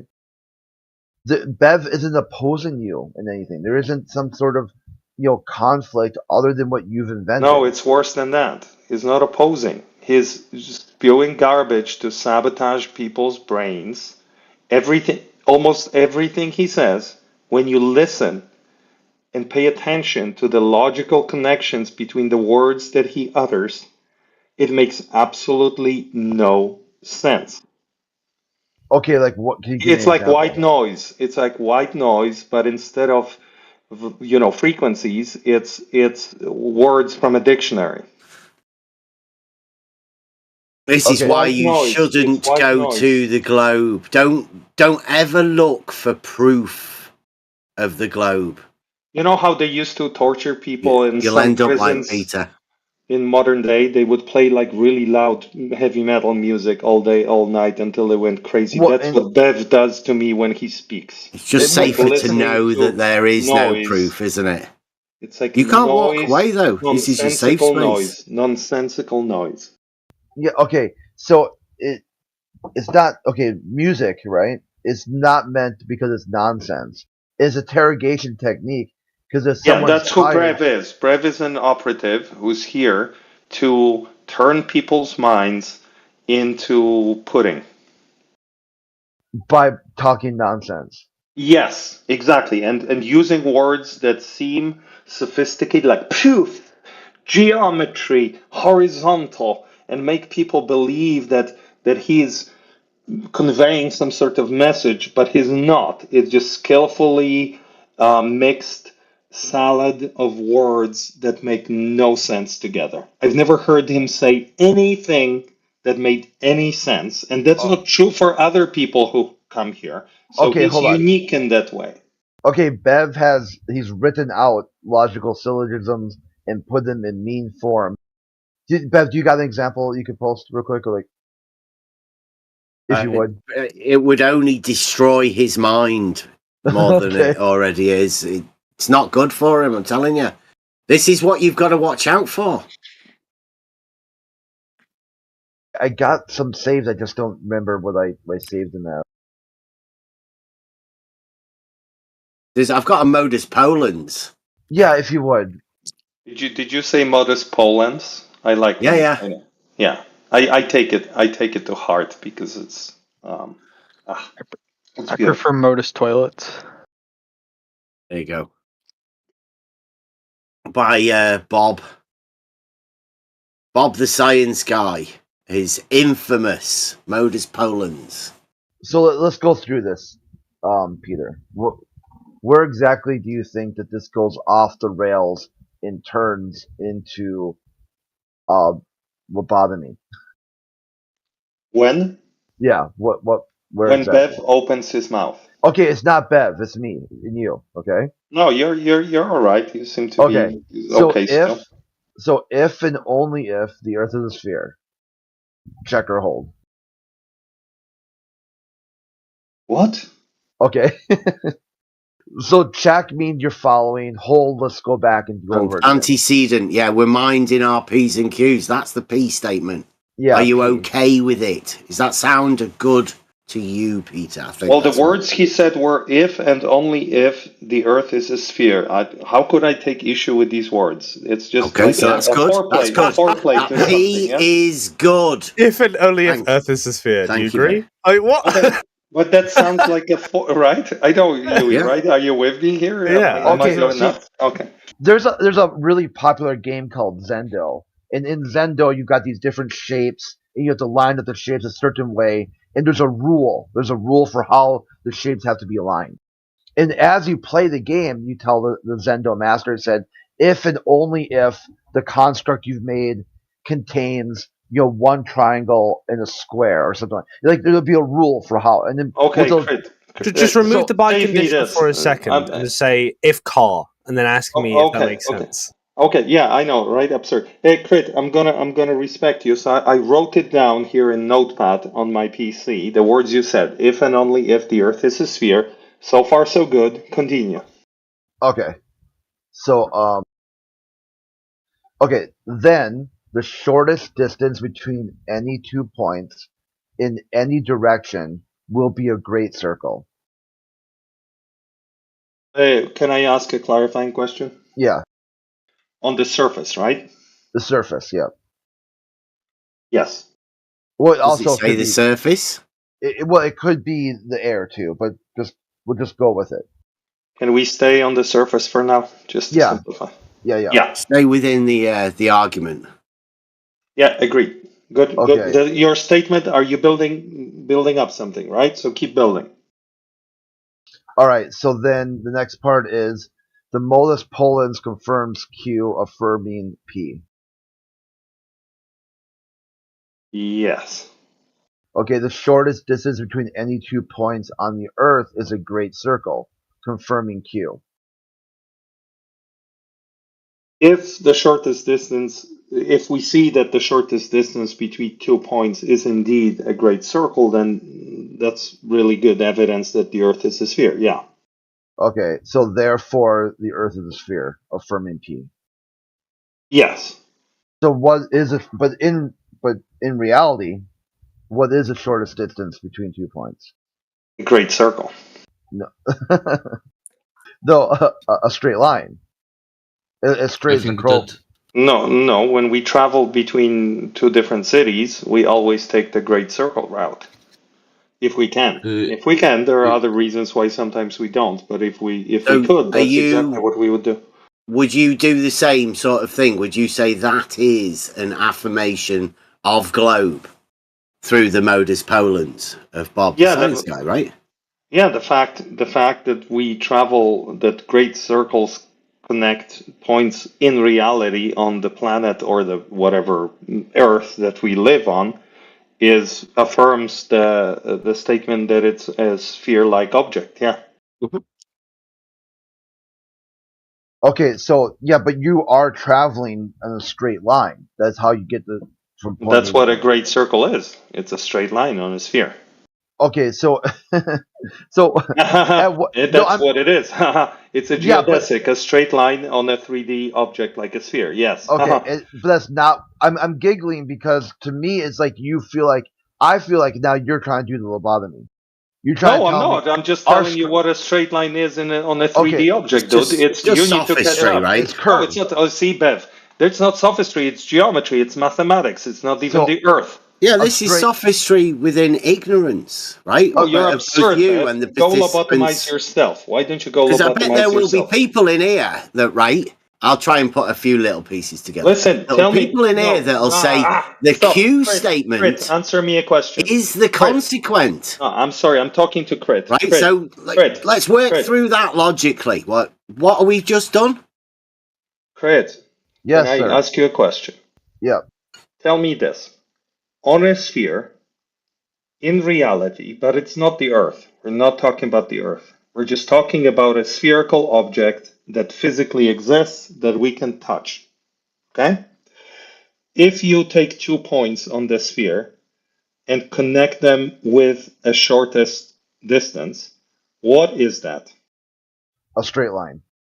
A straight line. And it's on the surface, right? No, the surface would be a curved line. Okay, because I'm sorry, my bad. When you connect them on the surface of the sphere, what is that? That's a I need curved 2 line. points though. Okay, a curved line. Let's call it a curved line. We would call it a Your own geodesic. argument here, Peter. Crit, can I?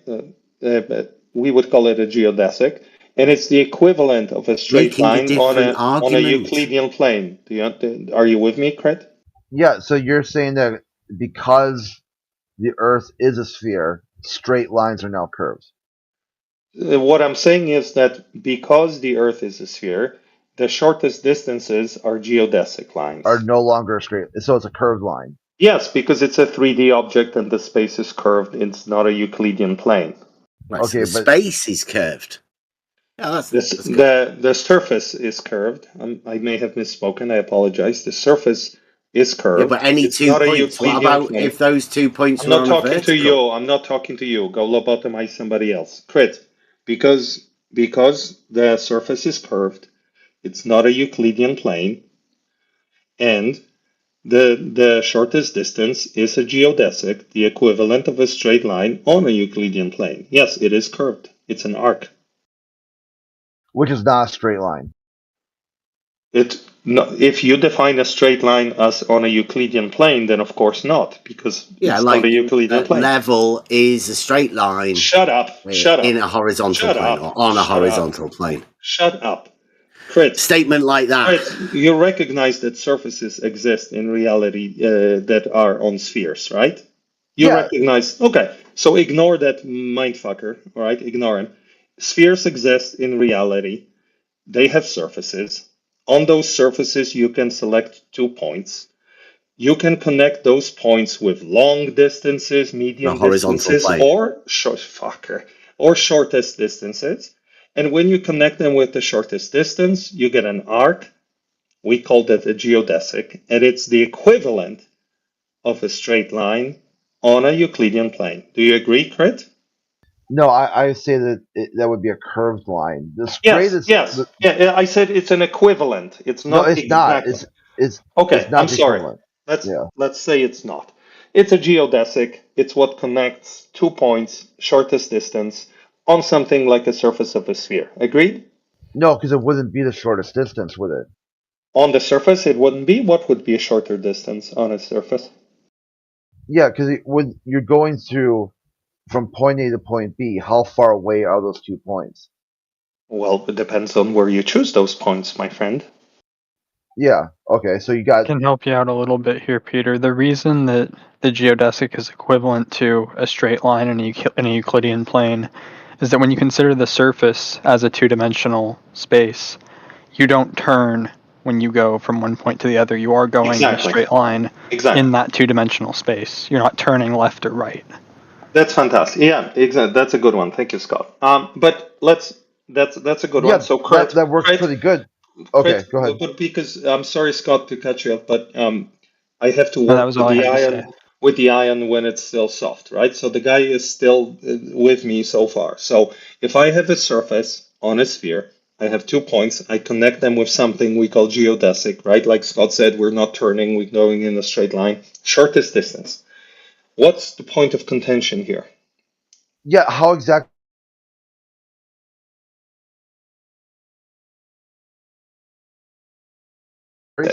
You when you asked him the 3D and he told you what was it, length and height? No. His answer, what is 3D in general? His answer was horizontal and vertical. That's a nonsensical answer.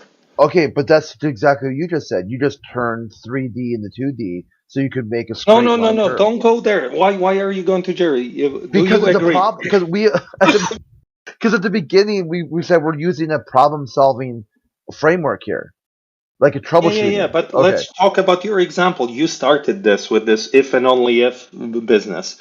So let's continue with that. So we went on a 10-minute, 15-minute side thing to agree that spheres existed and that they had points.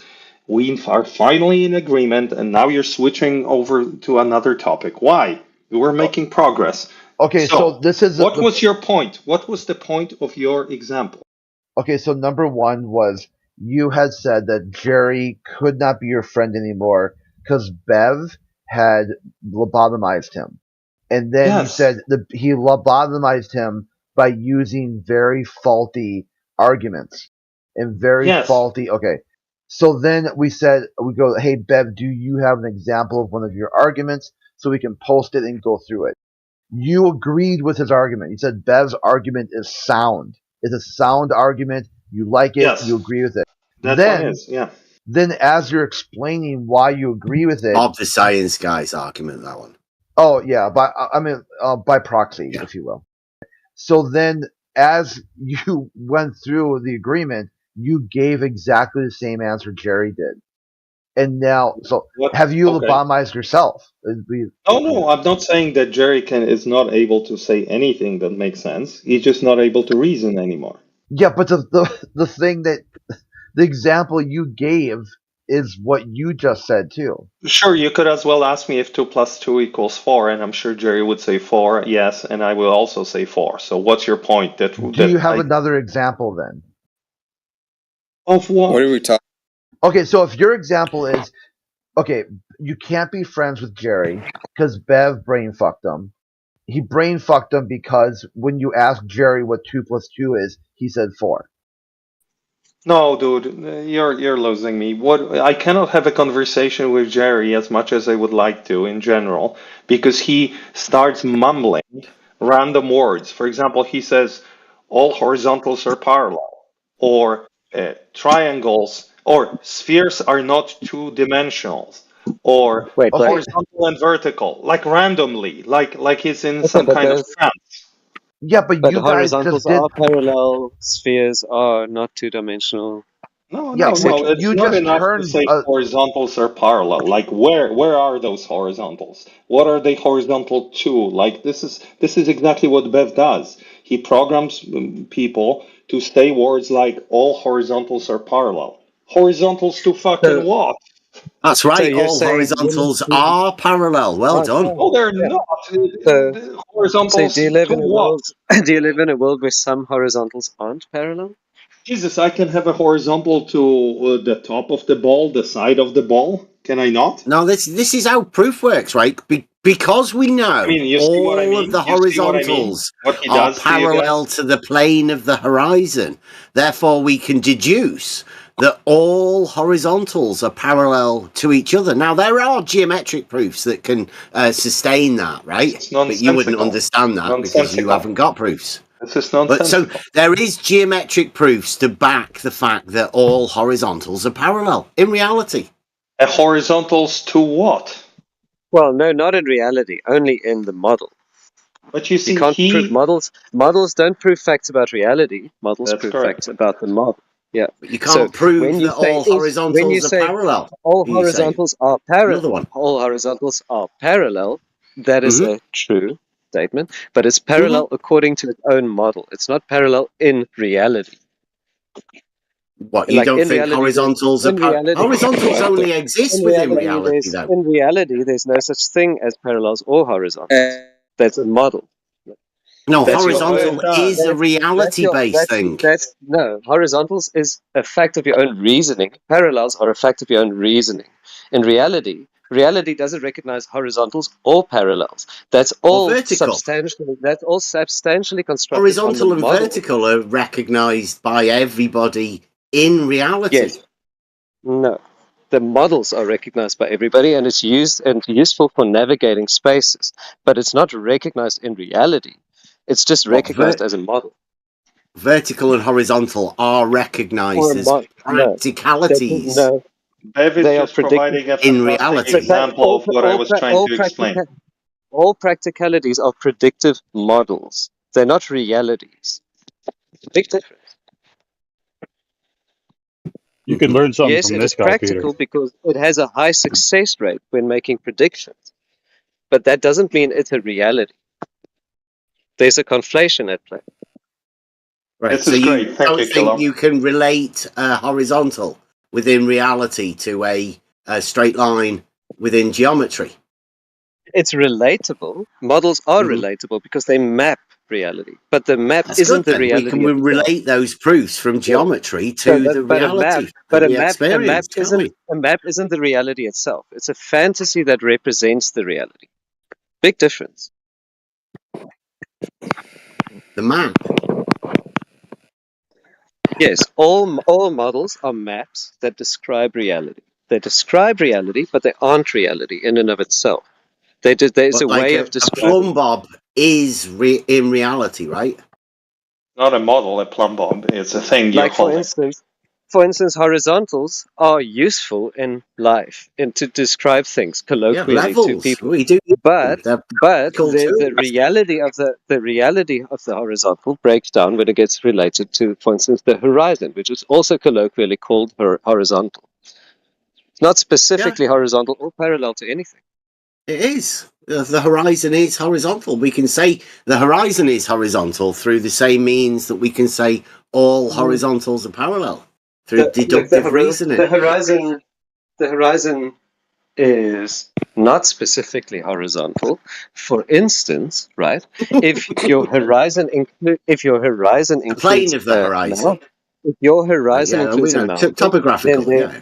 if your horizon includes a mountain, then there's a sense of verticality. If your horizon includes a valley, right, then there might be a sense of depth to it. Yes. Not all The horizons true are even horizon. horizontal. The true horizon. There's no such over no. water. Now you're playing that. Now you're falling for the no true Scotsman. And fallacy, the plane you can't of say the that. horizon.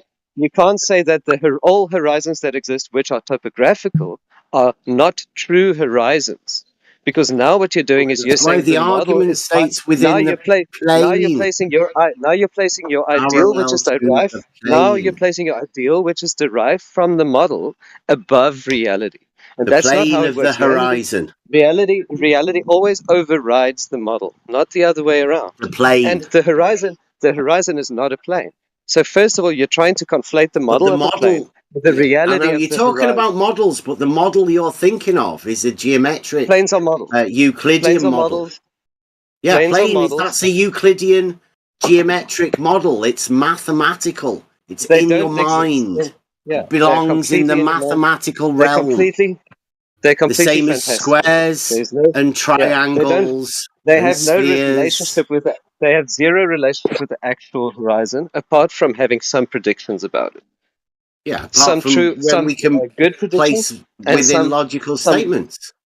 Some good predictions and some bad predictions. For instance, right, the topography, right, as we have addressed earlier, right, Measured is an elevation changes. is an exception to the parallelism of the horizon, and that exception is always at play. So in reality, done surveying, mate. I've actually measured that. In reality, there are in fact mapped it as well. In fact, there are in fact no Drawn horizons which are parallel or horizontal. Cartography. Because all of Earth is not level.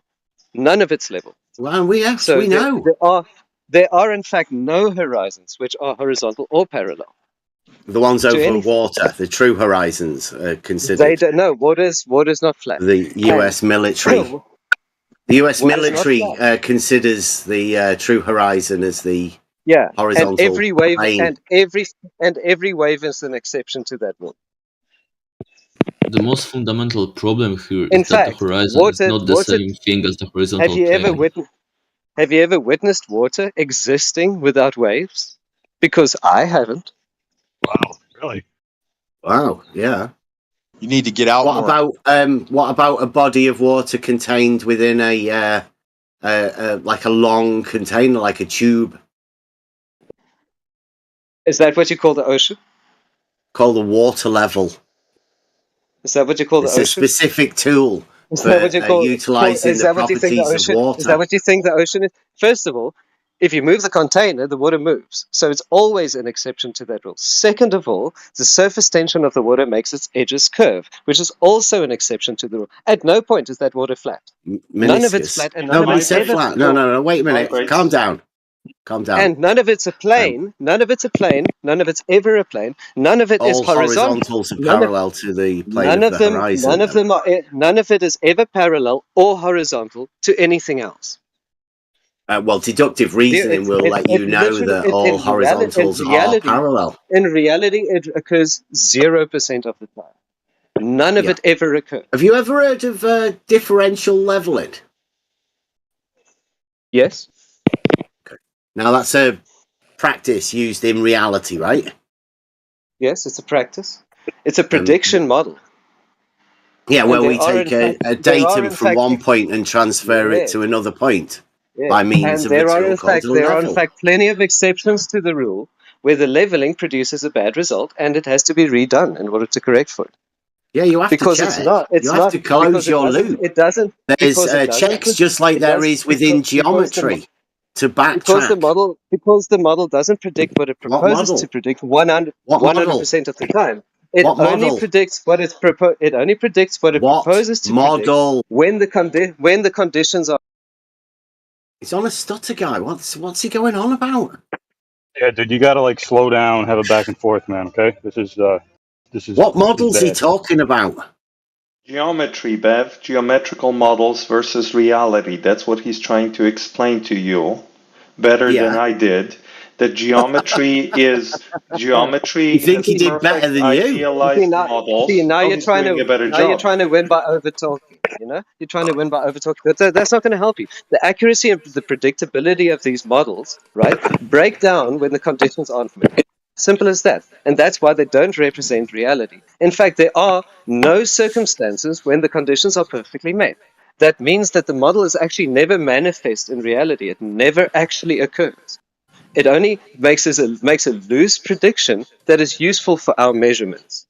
Do you think we can validate Nathan Oakley's claims that where the Earth is measured flat by employing a false dichotomy and Bob's modus ponens and saying that if a shortest distance between 2 points is a straight line, that's flat Earth?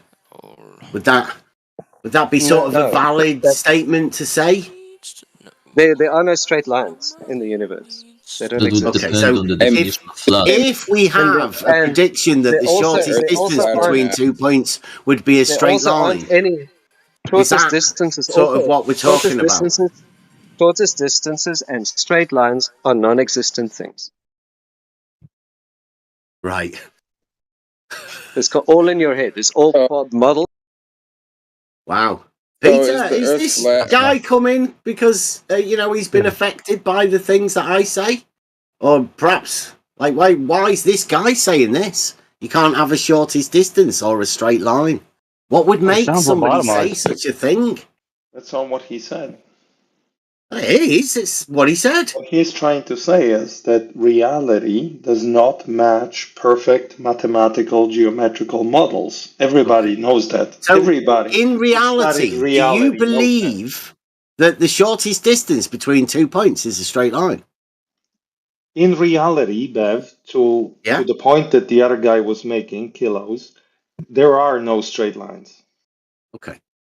So when Bob makes his By the thing way, no, saying it's that better the than shortest that, distance Bev. between 2 points in any direction would be a great circle, is that? Hey, Bev. Yeah. There are no points in reality. The concept of Or mathematical location points. Have you never heard of a but location point? listen. But you know the What's concept going of wrong with you, geometry. Peter? What have you done to him, Jerry? Bev, what is a point in geometry? Euclidean geometry. What is a point? That of which has no part. Is it an infinitely small part? It occupies no surface, right?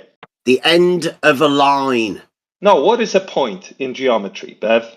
That of which has no parts and the end of a line. What if I don't have a line?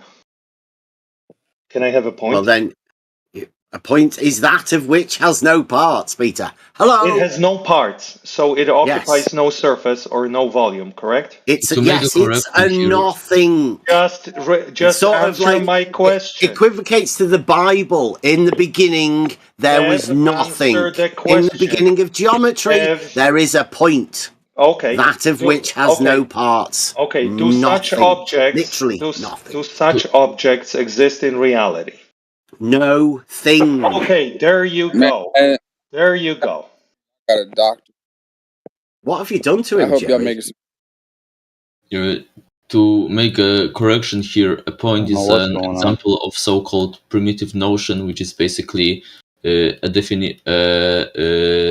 term that can be defined. You don't have any straight lines. How do you have any radiuses? That's a tough one. Can't even have a notion of the shortest distance between those 2 points. That's what they're saying. In reality, there are no geometric objects that are perfect. There are no spheres, there are no triangles, there are no points, there are no lines. Mm-hmm. Yeah, in reality, there is a shortest distance between 2 points, though. I can agree that you're shorter. That these mathematical models are an approximation, but you're taking, I think, it to too much extreme, where you say it's completely useless.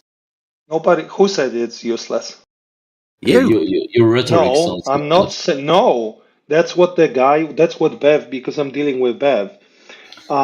The relationship between You're changing the context of what you're saying to the person that you're talking to. The relationship between. Are you all right, Peter? No, I'm talking to my friend here, and I'm telling him why I said what I said, because this guy does not understand the relationship between reality, aka nature, and mathematical modeling. Okay? He does not understand how we use mathematical models to help us describe reality versus that they are reality. He doesn't get it. They're all doing it now.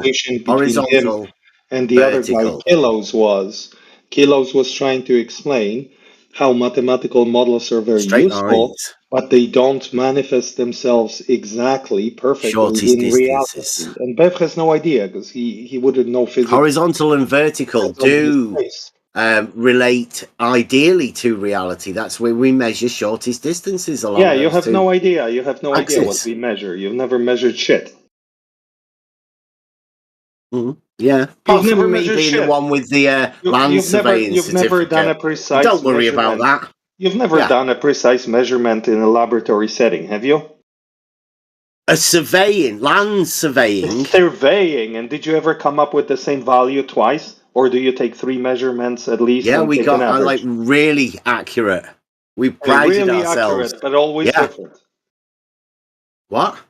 The problem is not with you. Why do we take multiple measurements and average them out? Because there is no perfect measurement. We know this, dude. We've known this for over 100 years. Got an A? Yeah, whatever that means, bro. You got a B. So the conversation was... We had to do the measurements. We had to plot it. Do the cartography. Yeah, just use random words. The elevation profiles as well of the just land. Use random words. That's going to help you. Lobotomize some more brains. So yes, I do know how these distances. You don't know. You don't know. I can tell you don't know what the relationship between a mathematical model and reality is. You have no idea. Well, I can relate it to geometry very, very easily, like because could you show me practically? Could you show me practically related to the Euclidean geometric model? Could you show me where all horizontals are parallel? Could you show me a? Because that's the principles of differential leveling. Well, I mean, could you show me a circle in reality, Bev? Perfect geometrical circle in reality. Can you show me? Earth's not flat. There's no such thing. That's a pleonasm. I'm not talking about the Earth. I'm not talking about the Earth. I'm not talking about the Earth. I'm not talking about the Earth. Show me a circle in reality. Go. Wow, very demanding, aren't you, Peter? Yes, very Are you demanding. sure you're okay? Yes, now I'm fine. Show me a circle in reality. Go. Are you sure you're okay, Peter? Yes, I am. Show me a circle Is in this reality. normal behaviour from him, Jerry? When I talk to you, it is. Show me a circle. Yes, it is. Wow. Show Go on, me a say it a few circle. more times. Say it a few more times. He needs me a time to circle. search it on the internet.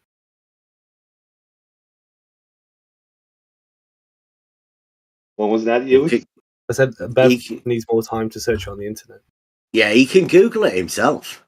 Show me a circle in reality. Go. Say that You're to the Google you're it. the Come logician on. here. Why don't Go on, you see try what Google thinking? says when you do that. Yeah. Bev, try thinking and show me a circle Ask in reality. ChatGPT. See In what reality. ChatGPT says. Come on, Show Bev. me a circle. We're all waiting. You guys are ridiculous. This is the standard of this VC. Asking for demonstrations in reality is You're one sort of of more one of demanding the foundational because there's something principles wrong of with this you, voice obviously. channel.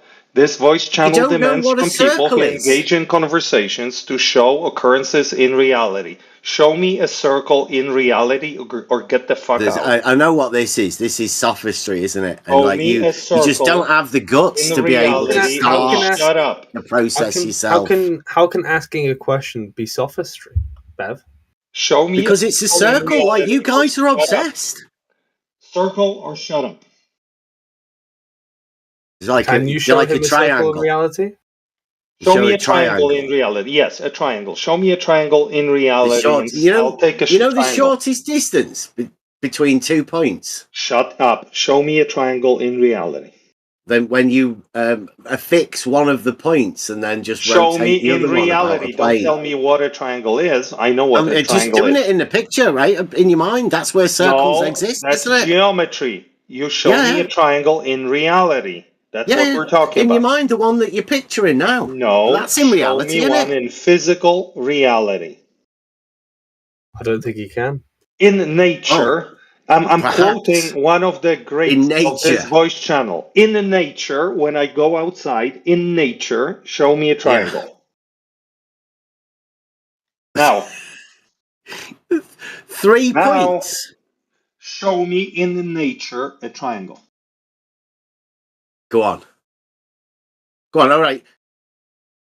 Show me. A triangle. Or get the fuck perfect out. triangle doesn't exist in nature. Have you ever read Plato? Oh, that's perfect wow! form. Isn't that what I'm trying to tell you? Yeah. Took a while, didn't it? Okay, so if a perfect triangle doesn't exist in nature, does a perfect straight line exist in nature? You realise these are pleonasms that you're talking. It's a straight line, or it's not a straight line. Okay, There's no perfect straight line. I'm loving this. So you said perfect triangles don't exist in nature. Do perfect straight lines exist in nature? The shortest distance between 2 points, yes. I'll help Bev out this In time. reality, I put forward the structure of cyclopropane as a perfect triangle. Okay. So in nature, could you show me a straight line in nature? Yes. Did you hear me? Okay. If I had 3 such lines next to each other, would they form a perfect triangle? Right. You do realise that No, in would they? geometry, No, would they? right? If I take 3 points and geometry, you are just dealing with the points. I'm asking about nature. And they are nothings. I'm asking about nature. So the shortest distance between them can be represented on paper with a pencil I am and talking a ruler. about nature. But in geometry and reality, those points are just locations. Okay. And the shortest distance between those 2 points is the straight line. Okay, could you show me? You don't need to draw it or show it. No, you must. You must show it to me in nature. The shortest distance Cyclopropane. between That's the geometry. 2 points. That's geometry. Show me in nature. In reality, it Show me a is straight line the in shortest distance. Cyclopropane. Show me a straight line in nature. A horizontal plane? No, any points straight line in nature. Show on me a straight line in horizontal nature. plane? 2 No. points on a horizontal plane. None of those. Just a Then the straight line in shortest nature. distance between those 2 points would Nah, be just guaranteed to be a straight line in and nature. on The bond in that any falling apart now, diatomic isn't it, Bev? molecule. plane. It's In all nature, falling apart Bev, now, Bev. The bond in Yeah, any a diatomic proof molecule. within reality. it's a straight I know line. it's troubling for you, Peter. I know. Can anyone hear me?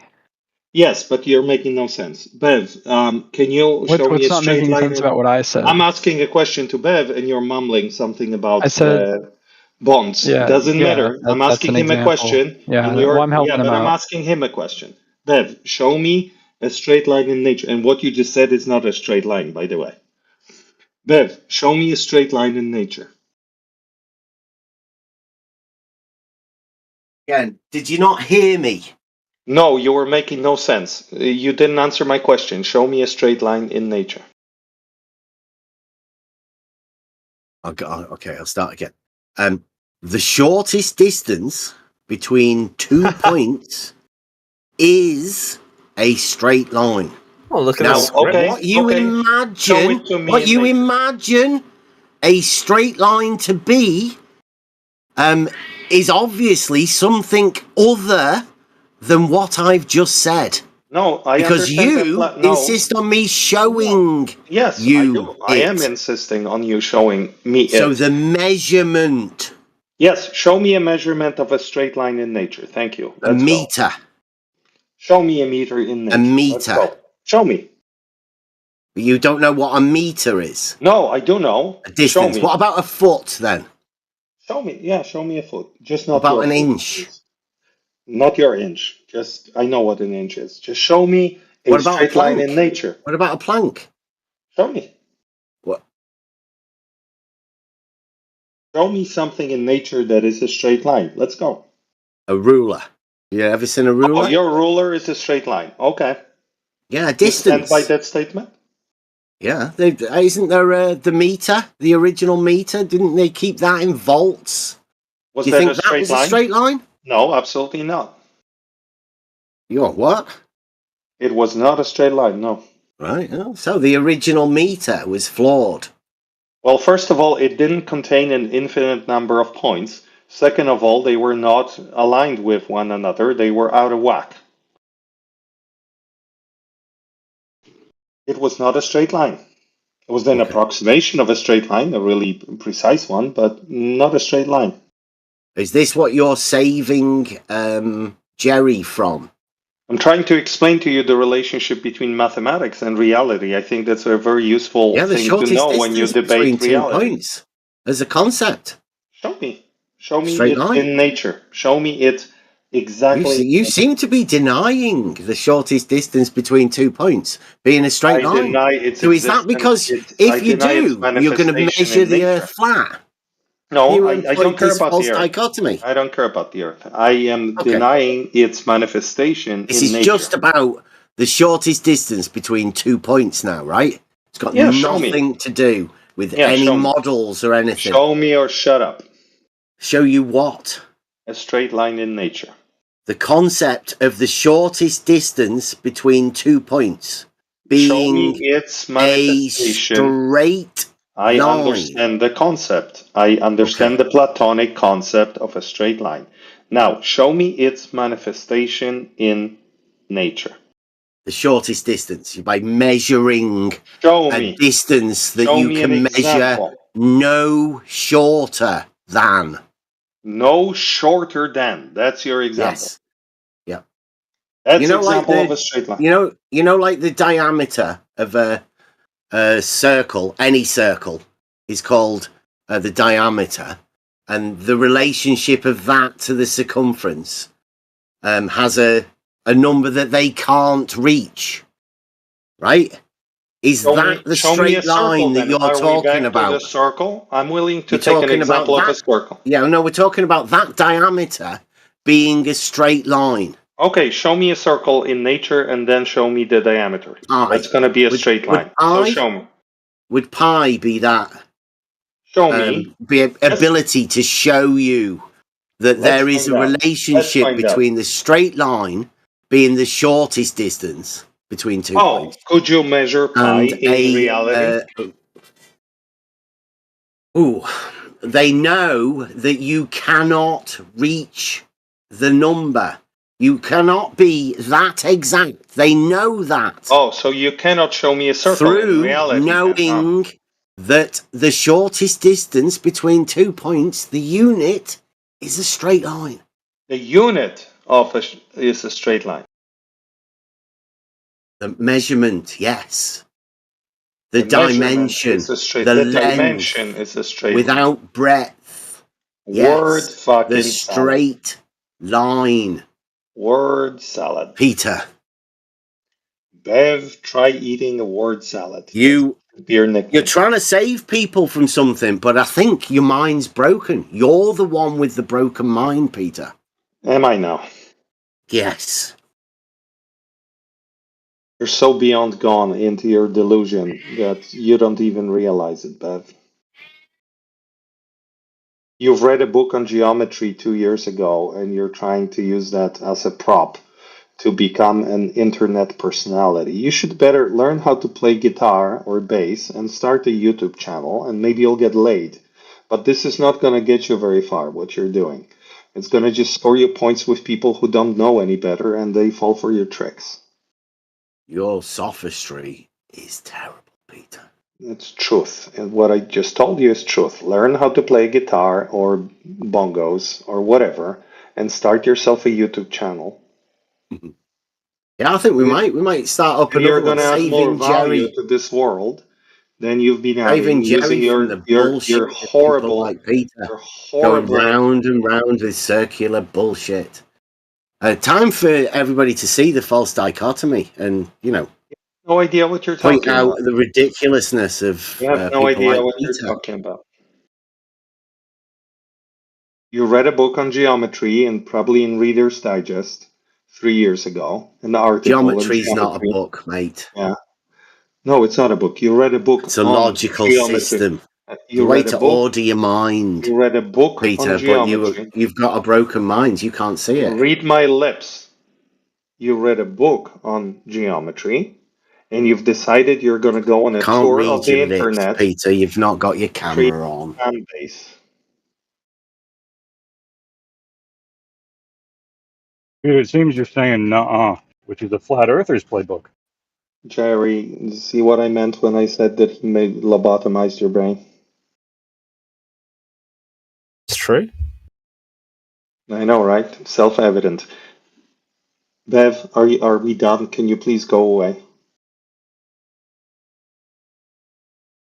No, Bev's allowed to be here as long as he wants. Well, of course he is. But I'm asking him to go away because I can't be doing this for much longer. Maybe you should go. I want to cry. Actually, I will. Yeah. I want to cry, Bev. You made me cry. Do you want to talk bad about me? Go on, you do your talking bad about me while I'm here.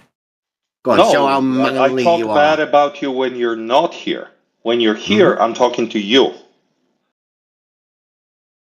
Yeah, well, go on, go for your little bitch fest. Well, how many times can I repeat the same thing? Do you, Like, do you have a review of everybody else? You ask everyone how well do you think they did? No, only you. What about the Sophist group that you're in? What about that? We Twitter, never talk about you. They don't know who you are. your Twitter group. Do you not talk about this with your Twitter I never guys? mentioned you one time. Nobody knows who you are. No. Well, do you talk about what you do here? Sometimes, yeah. Or was it, like when you were talking, were you just talking about the Twitter? Yeah, sometimes I bring up Discord in my group of Globers, yeah. Okay. And what are the Twitter flat earthers like? Are they? They are horrible. They're the worst kind. I mean it. Are they not from here? Are they not from round here? They're not failed. Maybe some, Discord but people. Maybe some, but Twitter flurfs are just meme generating machines. There's no conversation with them at all. That's why I come here, because at least you can talk to somebody here. You can They talk are on like Twitter, if they though, were Rennet, stuck can't you? in 2016. Yeah, they're just memeing the most ridiculous things, and if You have can't Twitter even ask them a groups. question. Yeah. Yeah. So you can actually talk to people on Yes, Twitter. and they have saying, and the what's quality. that like? Yeah, and I'm answering your question. The quality of the conversation there is 5 times worse than the quality of the conversation here. And if you can imagine that just for a You second. 5 times worse than you are here. No, and it's not about I me. can't Even if I imagine am that. not speaking, like the quality of the conversation about the shape of the Earth is 5 times worse over there than it is over here. Okay. So do you ever discuss the minds of Jerry and people like Jerry? No, because they're you so just far you gone. just do earth shape stuff over there. You don't do the highbrow mind activism. No, I do too, but it's I think you very should. shallow because there's nothing to even argue with. It's just memes. Yeah. I think at the minute, I mean, we've been chatting and Jerry's looking for something new. I mean, this might be, saving the mind of Jerry. Could be a breakout thing. I hope so.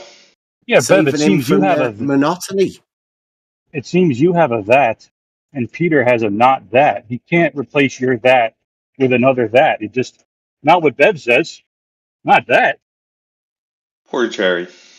Yeah. Well, I think he's right. You've got nothing, Peter. Yui, do you understand what I'm saying when I mean Oh, that he's got lobotomy? backup from Yui then. Obviously, that shows how far you've fallen. Yeah. What the hell? If you have to go to Yui. What's wrong with me?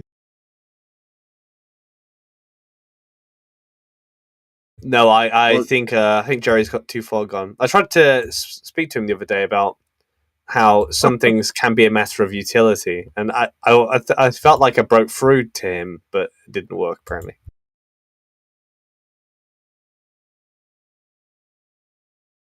Oh well. Yeah, it's sad. Can't save everyone. It's okay. Do you It's agree easier to with say no, not that. Yeah, do you agree with Peter about the straight line or the shortest distance between 2 points? Or agree with him about what exactly? Well, he seemed to disagree about the shortest distance between 2 points being a straight line, equivalent to the diameter within the relationship of pi. I'm not sure he disagrees with that in concept. I just don't think. Am I correct in saying you don't think it exists in real life, Mr. Peter? What I was trying to explain was that these concepts exist, but they don't manifest themselves in reality. Yeah. Exactly, precisely, in a Platonic sense. Are you able to tell the difference? Of course. Well, so what is the difference between the straight line conceptually as the diameter in the relationship of pi and the straight line within reality?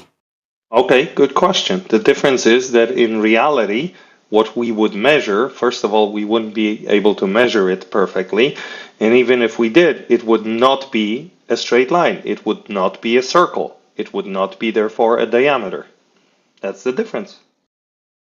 So the shortest distance wouldn't be. Would it be shorter than the straight line?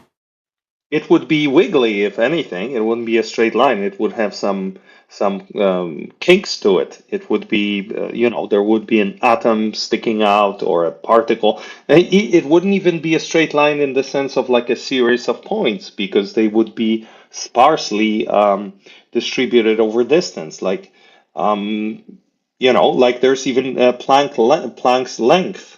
So like even the fabric of the universe has a granularity to it. So all these concepts of points, lines, circles, triangles, they're beautiful approximations. They're beautiful concepts in geometry. We use them all the time to describe reality as an approximation, which is what this guy who's on mute now for like half an hour, Kilos, was trying to tell you. But you're not listening. You're just spewing your bullshit. You call it a length, don't you? Yeah, because we use words to have conversations, but there's no such those things are concepts, and they're very useful to describe reality. Yeah, a line is length without Yeah, so breadth. So when you have a when we talk length, it's about reality, one dimension. yeah, when we talk about reality, we say there's a straight line Straight because line. we don't want to say there's something that approximates a Euclidean straight line, my friend. Every time we want to say distance, we don't say all those things. We just say straight line. But everybody who studied that problem knows that these are approximations. Everybody. And you don't know that because you've never studied Straight anything. line's not an approximation, though, is it? Of course it is in reality. No, the straight line is the shortest distance between 2 points. As a concept, yes, but in nature, such things don't exist. So there's something other than the shortest distance between 2 points. That's what I'm trying to get at here. Yeah, it's Like, a messy distance. What would you call that?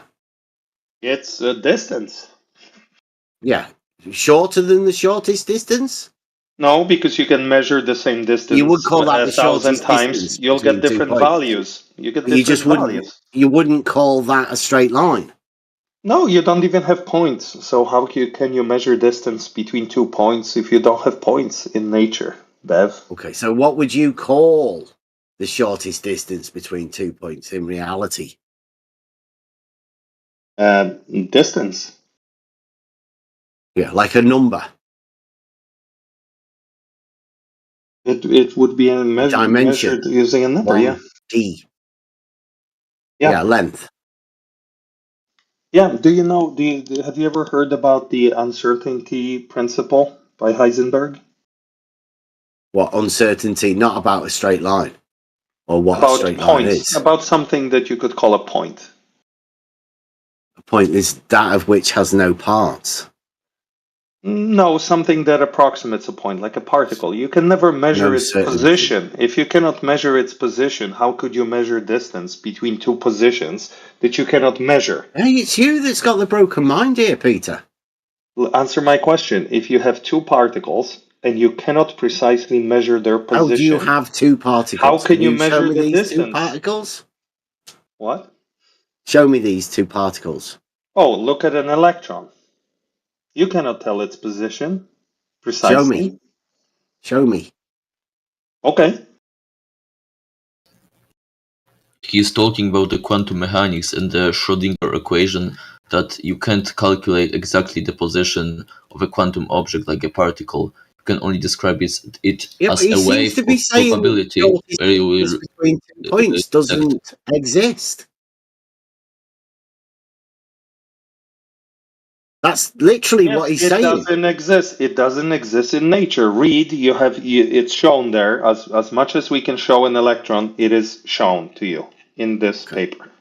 So this is the foundations of mathematics, and you're The wanting foundations to of reality. undermine it. Mathematics is not nature. Do you understand? The shortest You ignorant, delusional points, maniac. Do you understand right, that is mathematics is not an reality? idea that you build a framework of knowledge Yes. upon. It's mathematics call is the that framework mathematics. you use to You've got a approximately broken describe mind. nature. Yeah. Do you understand the difference, you delusional maniac? I'm not delusional. I'm not the Do you delusional one understand here. the difference? We're talking about the shortest distance between How 2 dare points. you lobotomize And what other you're people's attempting to brains do here while is, your brain is in I shambles? call it pretty, I don't know. I call it disgusting, really, because people are going to take on what you say. You say like you're trying to help people, but you're obviously not. You're a delusional It's maniac. a sophistry, Bev. From him, yes. From you. There you go. Look, it's the double teaming. Yeah. Welcome to 2024. Yeah, well, look, right, it's true. I mean, you you can't show it. Been waiting for it. So Bev's a sophist. Yeah. Look what Mr. I don't know if someone can unmute what's his face. Kilos Hertz. But I think he showed a very interesting image of calcium carbonate and the lines between. I'll repost it. I think Kilohertz wants to come off because he's not really. I don't know. Might be struggling to understand why the shortest distance between 2 points doesn't exactly exist, because it does, doesn't it? I care about reality, Bevan. It doesn't seem like you can show me reality, right? You can definitely mark locations. Yes. Mm-hmm. So you could definitely tell the shortest distance between 2 points. Approximate locations. I sent you a link. I know you didn't click it. I think we have this thing called triangulation, don't we? I know you didn't click it, you ignorant, Shortest delusional between 2 maniac. And so don't be discussing something you're You've not got a willing lot of to discuss. add-ons in your sophistry box, haven't you? Yes. No, delusional maniac. Ignorant, delusional maniac is who you are, specifically you. I think the entire point about straight lines not existing in nature is completely irrelevant to Beth's point about it being the shortest distance between 2 points. Because if you take that shortest distance, you don't measure it using some physical tool.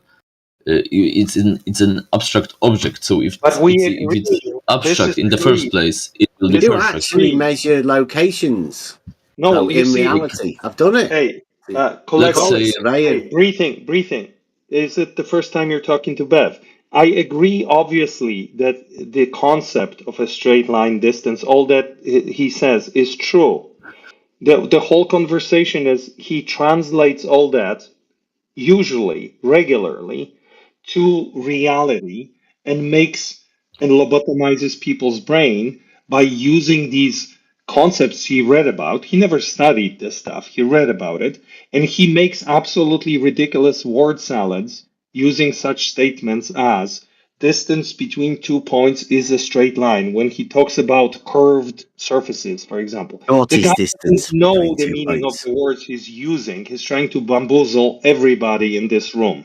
It's not my first Doesn't matter what happens between the surfaces of anything. The shortest distance between 2 points is always a straight line. You challenged somebody earlier, not me, about the relationship between physical nature and mathematical models. This is what we're talking about. Everybody understands what the mathematical model of a straight line is, but you don't understand that it doesn't translate one-to-one to physical nature because you're a delusional maniac. Yeah, I now understand that the shortest distance between 2 points on a sphere in reality will be a straight line. You're an idiot. Doesn't sound idiotic to me. It sounds like a statement made in nature. Show me 2 points on a sphere. Doesn't have to be in nature, conceptually. And the shortest distance on the surface being a straight line. Show me. Shortest distance would be the diameter, because that's how we derive I said height. on surface, you maniac. Yeah, but you don't think that the relationship of pi having the straight line disappears just because you keep counting on the surface, do you? On the surface of the sphere, connect 2 points. Now, go. The diameter is the shortest distance. That's the whole point of pi. You maniac. I mean, you can shout and rave as much as you want about on the surface. Otherwise, that doesn't make a difference to the shortest distance being the diameter. You're a maniac. You're a delusional maniac. That's who you are. Delusional maniac that believes, I don't even know what you believe, that has to speak to get, I don't know, hard from speaking to people like poor Jerry and fucking with their brains. So shut up. This can't be real. Oh, it's real. Shut up. Oh, this is real. Is that what you said? So this is real. No, it's real. This is real. This is what you call a nut sacking, and this has been the danger that we've experienced when people attempt to relate a model to reality. They get really upset. Like really upset. I'm not upset with anything but you. So in a think way, it's more with you logic, have, isn't it? in a way, Bev, you have imaginometry, right? Because you're imagining this in I reality. literally wrote You're imagining imaginometry. Oh, No, wow. I'm talking about the shortest distance between You know 2 it best points then, being a don't you? straight line. You're the best. No, I understand where the state of the mind of Peter is, and his struggles. Can I maybe offer an example to help clarify this? But people are struggling to understand what's going on. Right. So I don't know if I've gone over this with you, if I've given you this example before. I know I've did it with someone. So if you have a steel ball, for example, right, and you put 2 electrodes on it, you put you're trying to run a charge from one point to another point. It's an empty ball. It's just a steel shell, a spherical shell. That charge is going to seek the shortest distance between those 2 points, but it can only travel along that shell. So would you say that that is the shortest distance possible for that electric charge to travel from point A to point B? Genius example, thank you. This is actually a perfect analogy. I salute you. Cheers. I can't believe it's over. It's over for Bev. Logic has failed. But the actual shortest distance. I love Because you these can make some moments. sort of I love strange parameters. Well, it's the shortest distance possible for that electric charge to travel. This but is the being actual recorded, shortest right? distance between those 2 points would be a straight line. So then would you say that that charge wouldn't travel along the straight line, is what you're saying? It Well, would that's what I'm travel asking a you. longer path than the straight line. Okay, so you're saying that the shortest distance between those points is simply not available for that charge to travel through. Yeah, it's a straight line. And whatever your charge in your particular scenario you've done wouldn't travel along the straight line path. Right? Okay. Sure. So let's say So that. that I think- wouldn't falsify the shortest distance between those 2 points being a straight line, would it?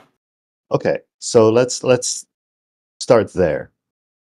If I had to describe this path, I could do it 2 ways, right? I could put the sphere in 3-dimensional Euclidean space, and using a weird system of 3D coordinates, I could trace this curved path that the electric charge is taking, and that equation is going to look really wonky and really complicated.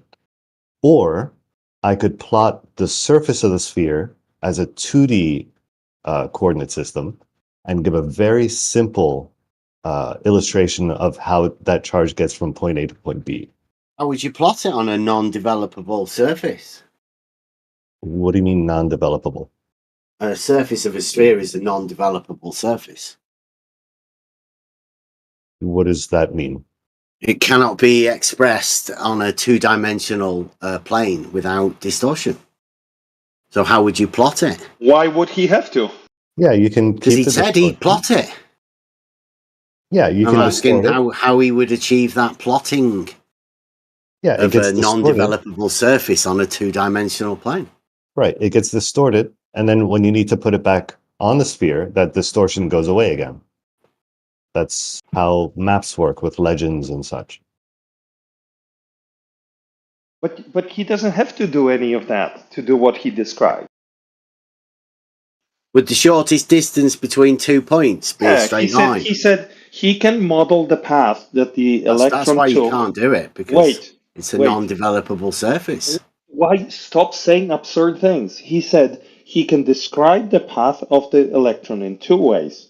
He can use a 3-coordinate system, right, in 3D, or he can use a 2-coordinate system knowing that he's on the surface of a sphere. He doesn't need to project that onto a 2-dimensional plane. Why did you introduce that? Because he said he was doing it. No, he said he can use 2 coordinates to describe an arc. No, he The said he could put it electron on will a follow. 2-dimensional plane. He could make it 2D. No, he can approach the surface of the sphere as a 2-dimensional surface because he's using 2 coordinates, right? So it's And we're talking about two-dimensional. the shortest distance between 2 points. It is the shortest distance on the surface, you maniac. If not, then Shortest show distance between those show 2 a points. What he was trying to ask you was show a different path the electron could have taken that would be shorter. It cannot go through the sphere because there's no material for it to travel through, correct? So then it's not taking the shortest path because the shortest path between 2 points would be a straight People line. have names like that. Manufactotum. So really weird, isn't it? Manufactotum. In your example, You the don't sphere was get rid hollow. of the straight line Shut by up. making it longer. Shut up, maniac. Manufactotum. Yes. In your example, the sphere was hollow, so the electron could not travel through the inside of the sphere, correct? Correct. So I am asking you, maniac Bev, what other path could the electron have taken that was shortest than the path that it took?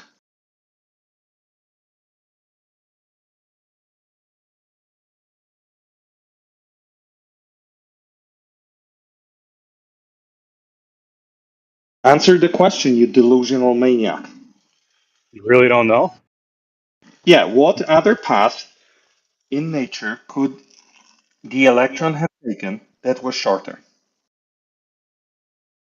You really have to ask this question? Yes, I do. Are you gonna back up your buddy and answer it, Jerry? Oh, I already know the answer, but I'm wondering why you're asking us. Tell me what other path the electron. Well, we just went. I mean, Bev just told you for the last like 45 minutes what the shortest distance would be, and now you're asking us what it would be. That's not my question. No, that's not my question. My question is, what other path could have the electron taken in the situation that Manufactotum described? Tough, Peter. I mean, sorry that we're here on Discord discussing your mind melt. Earlier, I remember what Bev said about what was dictating the real geometry, the one that could be proven in reality. And for this electron, right, the shortest path, that's not through the atom. So in using his, I don't know what you call it, standard for what geometry is correct, he should believe this non-Euclidean geometry is correct for the electron, because it can't move through. It has to move on the surface, right? That's why it's such a good example. But you see, the maniac either will try to derail the example into something else with his non-developable surface, or he'll just run away. So if there's like construction, if there's construction on my street and I have to take a detour around the block and go, all the way through the neighborhood to get to my house, thus taking a longer distance, would that falsify all of Euclidean geometry? I'm sorry about what Bev did to your brain, Jerry. But is that what you're attempting to say here? No, we're talking about topologies of surfaces and not construction work on your street. And that's why I'm here, Jerry, for you. I'm fighting for you to go after the people who did this to you. So you say things like that. Well, the bottom line of what you're getting at here is that if you can't take a straight line, then there is no straight line. We're talking about the surface that doesn't have straight lines. You're saying there are no straight lines. That's exactly what I'm saying. There are no straight lines on non-Euclidean surfaces like a surface of a sphere. Okay, go ahead. Say whatever you want. There are geodesics. There are arcs. This is well known. Everybody knows it. And you could know it too, Jerry, if you spend 1 hour reading about it instead of listening to Bev. So I'm going to try and offer something. Hopefully I don't devolve the conversation back to square one. So it sounds like Bev is defining a straight line in a kind of strict and prescriptive way, where the straight line is the shortest distance between 2 points, full stop. Whereas another definition might be the shortest possible distance between 2 points. Depending on the context, like in the example Jerry gave where there's construction and you have to go, around a building, say. In that context, we might describe that path as the most direct path, the shortest path. That might equate to straight in some contexts, depending on how we define it. I think one thing we need to remember is that we did define these words, and how we define them and how prescriptively and how strictly we apply them, that's going to cause these conversations. So we do that when we say in geometry that a geodesic is a generalization of the concept of a straight line on multidimensional non-Euclidean surfaces. We do that. It literally says that in the definition of a geodesic. Yeah, I would say that's the shortest possible path. Yeah, but a geodesic in Euclidean 3 space is a straight line, like we know. Everybody knows that. Yes, but a surface of a sphere. And we all live in Euclidean 3 space, so it's a straight line's a straight line, right? Manufactorum. What do you think we're doing here? Yeah, manufactorum. Here's the problem. Bev does not understand the words that he says. Yeah, I think he's. I know you're extending courtesy to him, assuming that he understands these words. It sounds like gaslighting. He does not. So that's gaslighting the straight line. You can't really talk to him, right? He'll say things like, "We live in a Euclidean geometry." We live in Euclidean 3 space. Yeah. 3 dimensions. 3 space. Yeah. He's nonsensical. He doesn't understand that you can describe some aspects of a reality using as a Euclidean approximation of a Euclidean plane, for example, and others you don't, because there's simply not that, right? He doesn't get it. He'll just throw out these buzzwords that some of it is that, but then some of it's not that. Yeah, exactly. Can you tell us the bit where the not that is? Yeah. So we're talking about the straight lines, the ones that do comport to the shortest distance between 2 points. Yeah, whatever. So it's okay to extend this courtesy to him, but I'm past that point because he's proven to me on numerous occasions that he just repeats these words like randomly, essentially. That he doesn't. There's no meaning behind the words when he uses them. Do you know what I mean? Yeah, I get where you're coming from. Sounds scripted, like. Imagine asking your mom, "Hey, Mom, what's for dinner?" She says, "Not pizza." And then you're like, "Well," and he did this to Jerry. He hurt Jerry. Bev hurt Jerry like this. So Jerry has become this lobotomized person who says things like that. For me to be like you, would I just have to go around saying, "No, not that. Nope, not that. You misunderstand."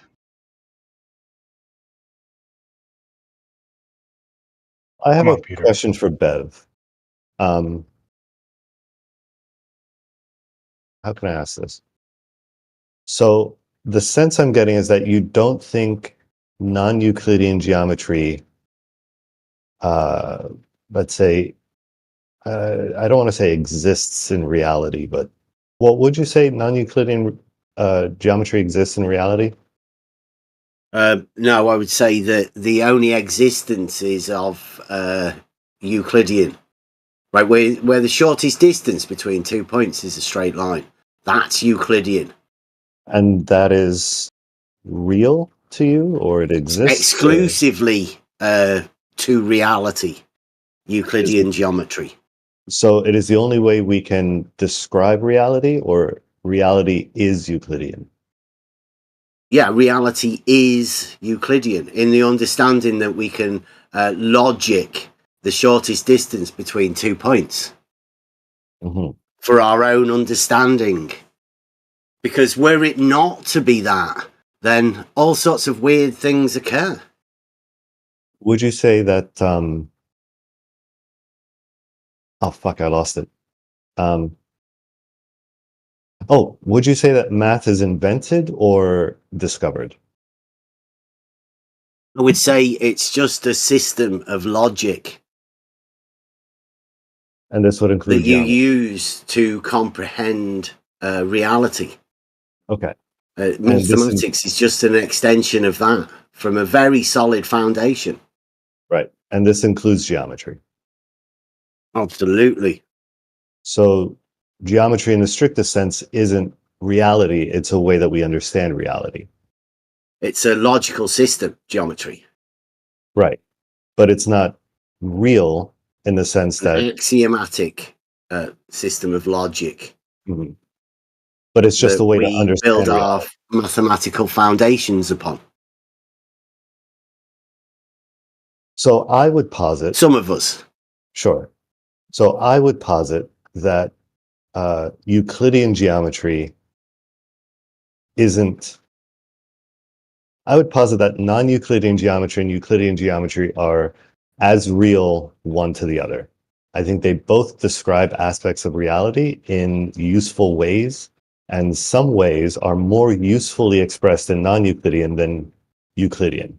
Like with the example I gave with the electron going over a surface, there's no usefulness in adding that third dimension to express that.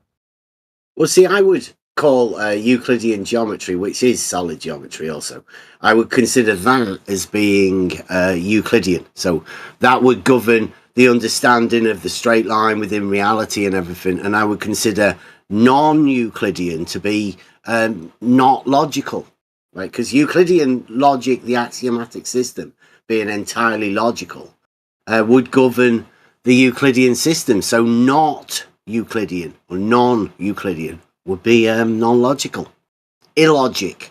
Well, by nonsense. That, sure. So by that definition, by excluding time in all of these calculations and just sticking to 3D, aren't we reducing? Yeah, aren't we reducing this to something that's less accurate? Geometry less accurate? No. By using a geometry there's no time in geometry.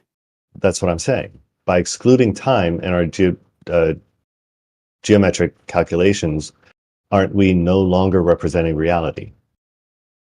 Well, like mechanics is the application of geometric and this element of time. Well, even something simple like the sphere example. Like if I say an electron going from geometry. Point A, right. If I say going from point A you need to add point B, time to it. Why not? Because then it would become mechanics. Just geometry. So yeah, geometry, but nature is not geometry. Exactly. So then nature is illustrating. We're talking about the foundations of our understanding and a straight line. But then that's not representative of reality. That's just a straight line is definitely representative of reality. Ja pierdolę, kurwa mać. I don't know what that meant, but that was funny.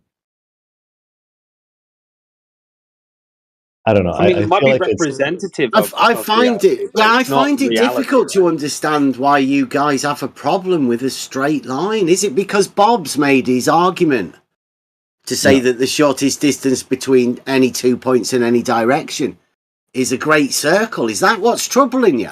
I can't speak for them, but my issue with or is it troubling because Nathan Oakley says that he can measure the Earth flat, and if you can measure the shortest distance being a straight line, is that the only way to talk to this man is to yell at him? You can't reason with this man. I just want this on record for me. So my issue with it is how strictly literal and prescriptive you're using this language, which to me reduces it to uselessness. I find no usefulness in your application of these term words. Straight. To the way you're using it. The term is very useful, of course. There's a mistake here, Manufactotum. There's a mistake here, right? Because usefulness is only to one's goals, right?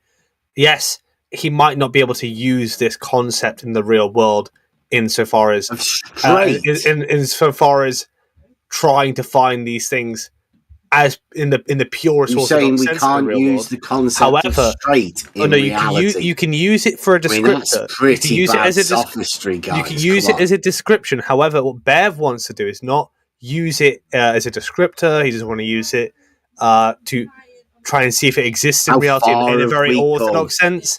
He wants to use geometric it to sophistry get about straight? likes on YouTube. So it is useful for him. Well, yeah. I mean, sure. I think the issue I have is exactly the fact that it's not just use. I mean, that is really the only way it is useful. It's not useful in the sense of practical geometry, practical engineering, whatever, but worse than that, it's not useful in communication.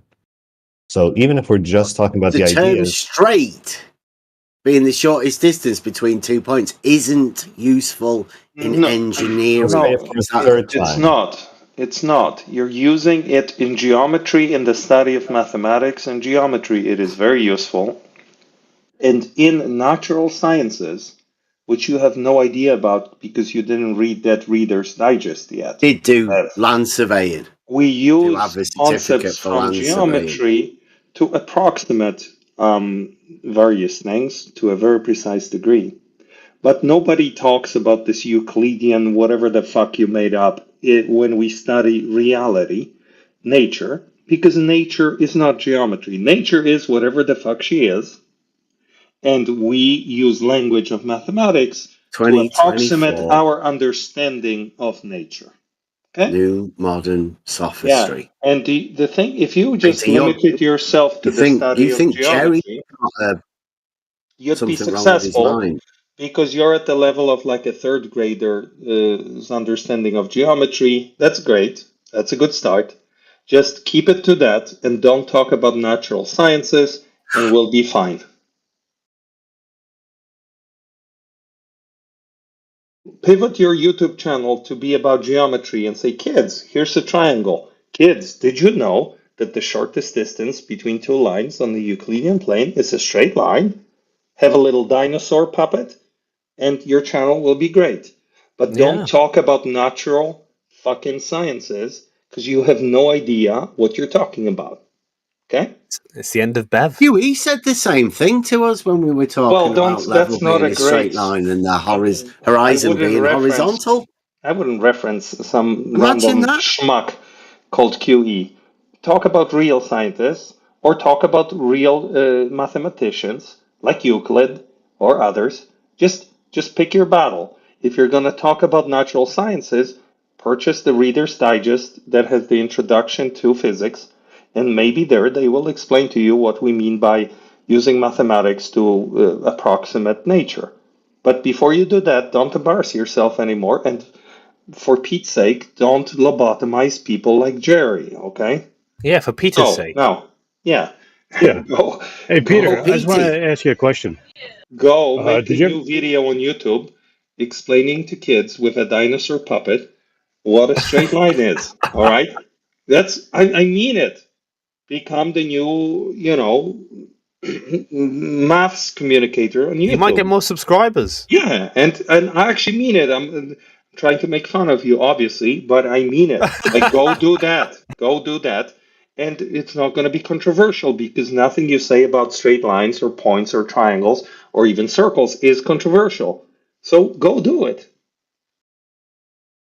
Would you say Isaac Newton was a real scientist? Quote unquote? Yeah, one of the early proper natural philosophers. Okay. Do you know what kind of geometry he used for all of his mechanics? No, tell me, Jerry. We should probably find out. Why would I if I'm talking to you? You're going to tell me. Yeah, you're right. It's not important. Don't worry about it. Okay. I have a challenge for the people that have trouble with Put it in the non-Euclidean chat there geometry. if he wants to have a look at it. Yeah. So for those of you who have trouble with non-Euclidean geometry, it seems the sticking point is Euclid's parallel postulate, right? That can't No, it's be... just a straight line, mate. It's a triangle, dude. Just a straight line. Sure. Shortest distance between 2 points. Yes, but straight lines are what give us parallel, right? Well, if you've got a straight line, you can obviously have a parallel to it, can't you? Right. And if parallel lines are not straight, or straight lines are not straight in the way you mean that word to mean, then that parallel postulate is no longer true, right? Well, no, if you don't have a straight line, then you can't have something that's parallel to it because you haven't got a straight line. So a straight line is necessary for the parallel. No. The straight line has to come before the parallel. I understand what you're saying, but the contention is what straight means, not whether straight exists. So my challenge to you is to prove the parallel postulate. Right. You don't think it's not proven? Have you heard of a square? I have heard of a square. Right. Well, a square has its opposite sides parallel. Doesn't it? That does not prove the parallel postulate. Well, a straight line intersecting, 2 straight lines intersecting another straight line will form a triangle on the side which of the internal angles is less than 180, sum of 2 right angles. That is the parallel postulate. Yes. Can you prove that? Yeah, a triangle either will or will not be formed on either side of that straight line. I'm going to save you the trouble. It cannot be proven. Why? Ask any mathematician. Well, this is what math professors give to their students. Could you draw then a triangle? Oh, you got 3 straight lines, right? And put 2 of them intersecting this other straight line. Yeah? Are you saying the triangle would not be formed? What I'm saying is you can switch out the parallel postulate to one where parallel lines do intersect or they diverge. And you can't. It's a definition. No, that's my point, is it can't be proven from the other axiom. Parallel lines are a definition. They're defined before the axioms and postulates. No, they're defined by the parallel postulate. The parallel postulate cannot be proven. No, they're defined within the definitions. Did you not know that? Which definition? Definition 35. What? Can you post it? Wow. Let me have a look. Can you not look it up? Can you not Google it? Definition 35, book 1. Euclid's Elements. Look if I've got it. How can 2 parallel lines intersect the third one and form a triangle? It's a triangle axiom. It doesn't mention anything about parallels within the... Prove it, that it's a postulated thing. You cannot prove it. No, the actual parallels is the proof of the axiom. Manufactorum People just don't really understand how proofs are gained or anything. Was what you meant that you cannot prove it from the other postulates that it is true? That's part of it, but also replacing that postulate with other ways that line crosses 2 adjoining lines gives functioning, perfectly reasonable, perfectly consistent geometries that don't contradict themselves. That's what we do for non-Euclidean geometry of a surface of a sphere. For example, we relax that postulate, we throw it away, everything else still works. Yeah. Yes. It's what mathematicians give to their students to fuck with them. They say, go home and prove this postulate, and it can't be done. Of course it can. Bev, you see, because they never had Bev as their student. If they had Bev as their student, I can't imagine why you think it can't be proven. Saying, haha, you stupid professor, here's the proof. and Bev would get like the Fields Medal in mathematics or something. But unfortunately, it's Bev all never right. did It's dead that. easy. He couldn't be bothered. Instead, he started a YouTube channel to talk about natural sciences. A How failed unfortunate! YouTube channel, mind you. How unfortunate for Peter humankind. gets really upset about people talking about proofs in How reality. unfortunate. He could have been Don't the ya, new Peter? Euclid 2.0. We missed out. Bev. Realizing Euclid. Yeah, that's what we do. Bev, why don't you write a paper proving that postulate to prove manufactotum wrong and every other mathematician in the world as well? Why don't you spend some time this weekend, maybe 5 hours or so, to just write that proof? It should be like 1 page tops, right? But you. Why you don't you think, do that? and No, you can't it's a serious prove question. an axiom. Answer me this. Are you Answer me. questioning the ability Answer me to this. prove an axiom Yes, we are. Why don't you about triangles write a paper? It having should the be sum 1 of page. 180 degrees? Should be 1 page that talks about Interesting challenge coming from somebody why with the a broken parallel mind. postulate must always be true in all consistent geometries. Why don't you write a paper? Answer me. I know you won't write it, but tell me why you won't write it. Just talking about in reality. Tell me why you won't The write shortest it. distance between 2 points in reality, and you're off in fantasy land, writing papers, Tell me why doing you some will fantastic not write things, it. Peter. Tell me why you won't write it if it's Because so obvious. why? You think you can just summon people on this flat Well, you're Earth an expert. You're channel passionate about it. to Yeah, make I am summoning write you. scientific papers Yes, I am about summoning you. geometry? Yes, I did that to Well, Ilio, and now I'm doing this to you. hasn't one of your leaders told you that there are no proofs? In geometry, there are. Why don't you do that? Well, you're trying to get a scientific paper out. No, mathematical Yes, that's paper. what you said. A scientific paper. You I'm want sorry, I somebody missed. to inject proof That's my into bad. science. That's my bad. Is That's that my you? mistake. It's an honest mistake. I apologize. Why don't you write a paper of mathematics Not a on geometry? sophisticated mistake. No, Where you don't my bad. actually know what you're talking about. I'm sorry. My bad. I apologize. It's on the recording. I admit it. So let me restate. Why don't you write a paper on geometry that delivers the proof that Manufactotum mentioned? I know you won't do it. Just What tell was us the why proof that he you won't do it. mentioned? That lines have to be parallel, remain parallel. No, I don't think that's what he said. Manufactotum, can you repeat so Bev can write a paper about it?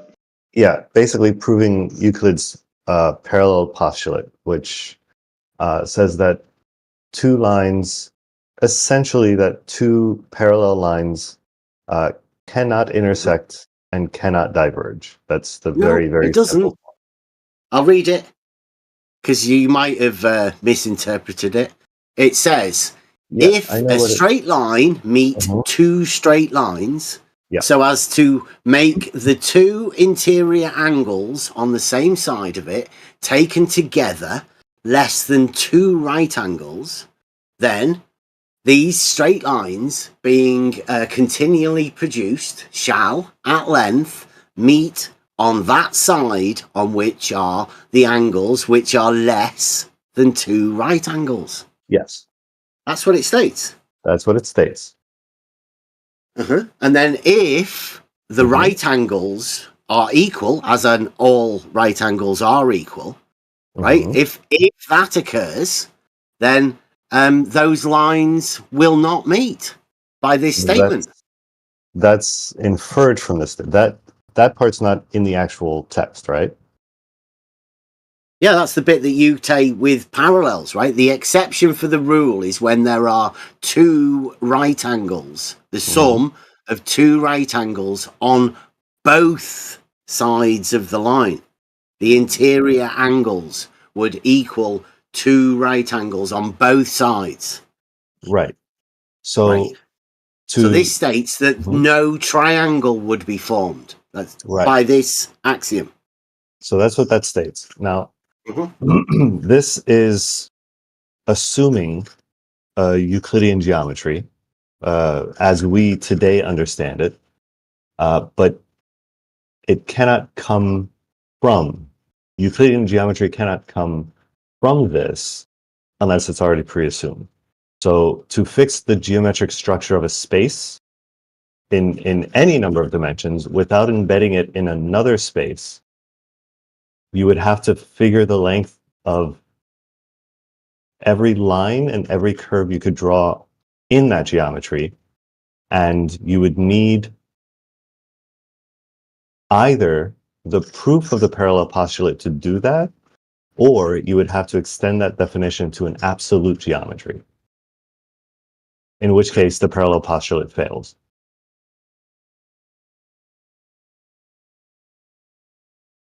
Would you not rely on the parallels, the definition of parallels? To do what? To go back on, because don't forget the definitions in the axiomatic system, the definitions come first, the identity. If you rely on that parallel postulate, you will get a Euclidean space. But the reliance on that parallel postulate is exactly what's in contention. It says 35, definition 35, which comes before the postulates and axioms. It says parallel straight lines are such as are in the same plane and which being produced ever so far both ways do not meet. So are you saying that one circumstance within an axiom will violate the definition of the parallel? Give me a second. Definition 35. I was looking at proposition 35. Yeah, have you got a playbook? No, I just Googled how it. to Definition. I see proposition 35. Don't see definition 35. Why don't you give him What's a the link? last definition Are you lazy within then? the definitions?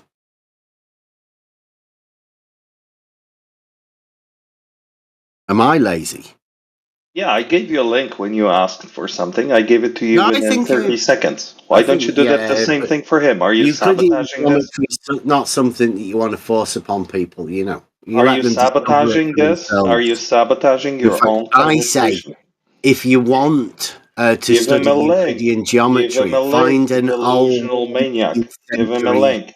school book, Give him a link, you delusional actual maniac. paper. Give him a link. Your sophist techniques are terrible, How is Peter. this sophist? I'm saying to you this to you plainly. He's got to Give check up. him Got to a check up and link, reply to you bringing delusional up the fact maniac. that How is this parallel sophistry? lines are a Do you even definition know within what Euclid. sophistry is? This is an instruction. Give him the link, you delusional maniac. How is this sophistry? Can't give him a link to my book. It's here in Give front him a of me. link to the definition to speed things up. Enable him to continue to talk to you. Definitions within the foundations of mathematics. Definition 35, book 1, The Elements by Euclid. I see it.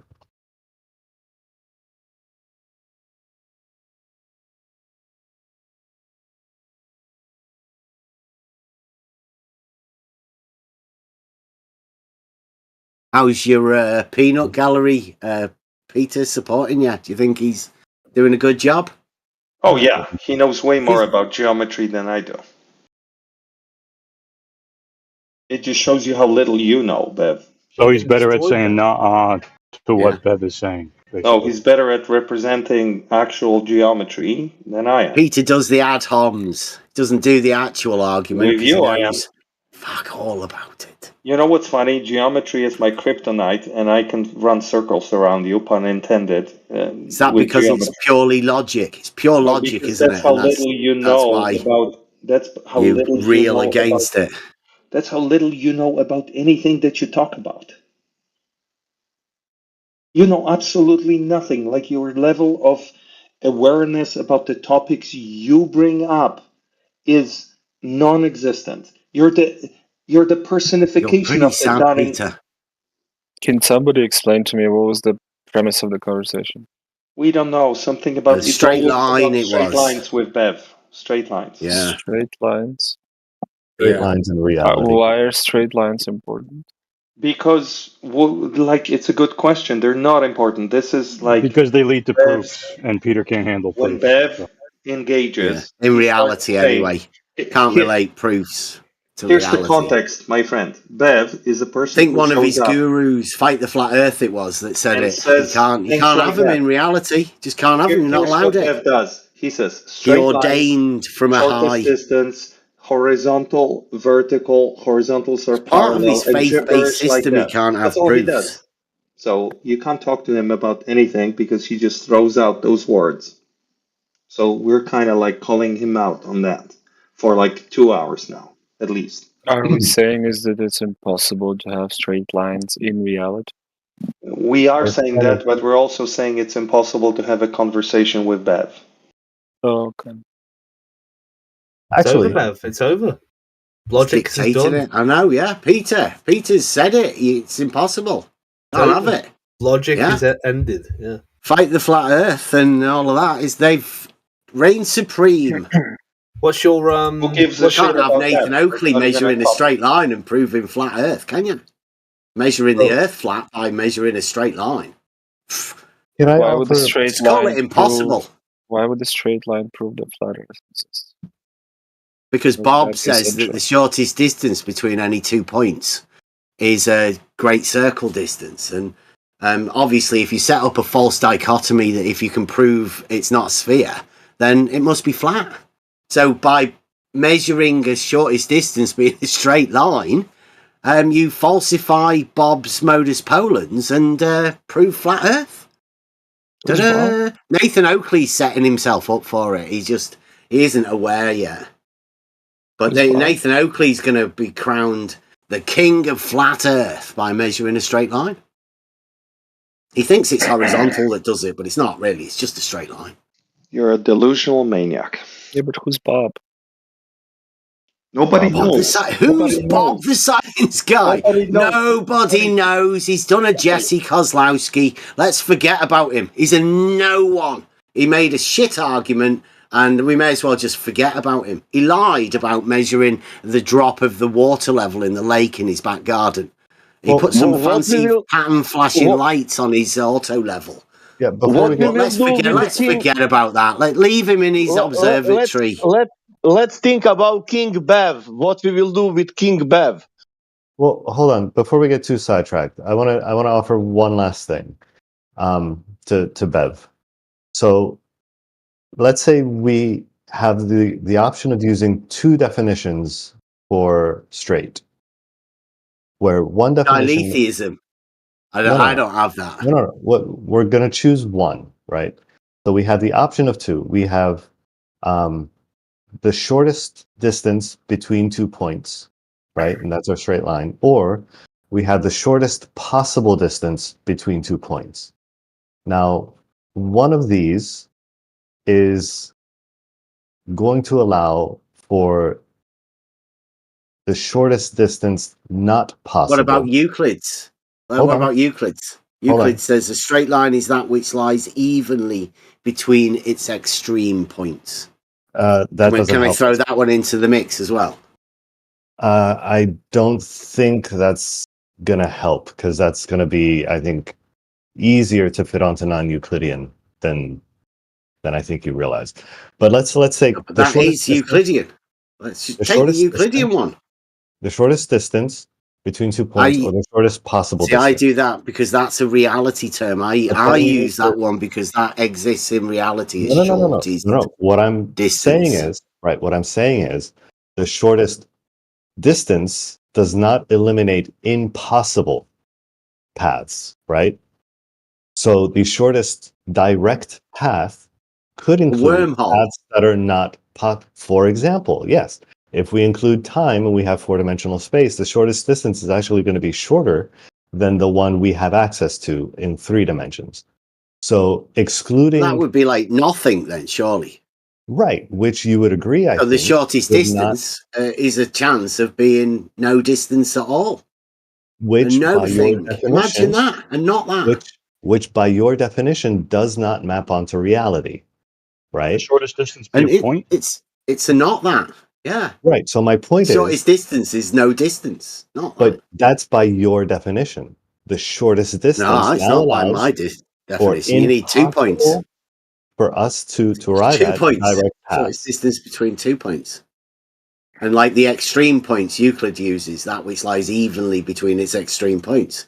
If Okay, you put given- those 2 points together and make them 1, then there isn't 2 points. So given There's no that you extreme never points.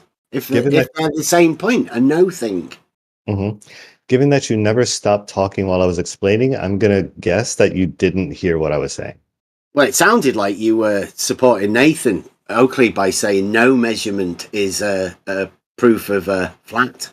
Nobody knows who that is. How you can measure flat. Jesus Because I Christ. think he should go with the false dichotomy approach and, disprove Bob So with do a you agree straight that line. That'd be much your easier than measuring a no thing like you suggest.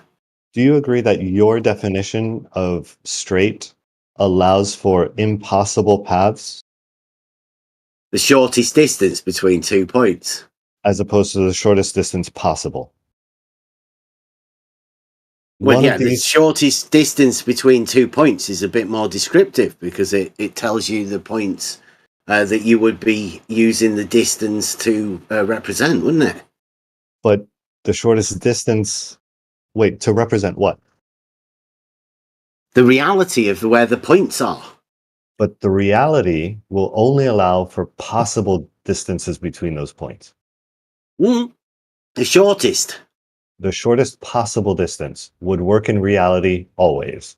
The shortest distance actual doesn't always. distance. The shortest Yeah, what? the shortest actual distance.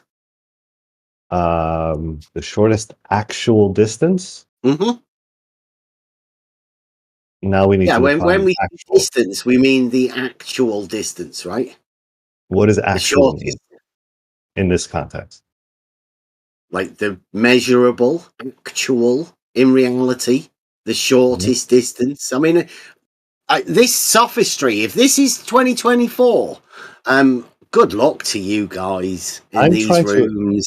to be very clear. This is new mental torture that you're going through because you've Absolutely got very clear. dealing with broken minds. What I'm attempting to do People is trying to. Do Go you on. hear people when they're speaking? What I'm trying what you're to do attempting to do. is eliminate the sophistry. Because what you're proposing is a use of language that is functionally useless. It is the strictest, most literal interpretation of something which does not comport to the real world. You don't think the shortest distance between 2 points comports to the real world? Not if it includes impossible distances. The shortest possible distance will comport Doesn't to the real include world. impossible distances. It's the shortest distance between 2 points. I think taken strictly, that definition is too broad. What, you can have a shorter distance than it? If you, by your definition, yes. What, the shortest distance between 2 points also includes a shorter than the shortest distance in your mind, yeah? Is that what you hear when you hear the shortest distance between 2 points? Yes. So do you hear your also a definition, short distance? yes, 'Cause I applying don't your at all. definition to the real world yields contradictions. The shortest distance between 2 points being a straight line yields contradictions, does it, to you? Can you explain that? Go on. Well, I think the 4-dimension thing is a pretty good analogy. Go on. Yeah, so if you're Illuminate. taking that distance over 4 dimensions, right, you now have a shorter distance than we can travel in 3-dimensional space.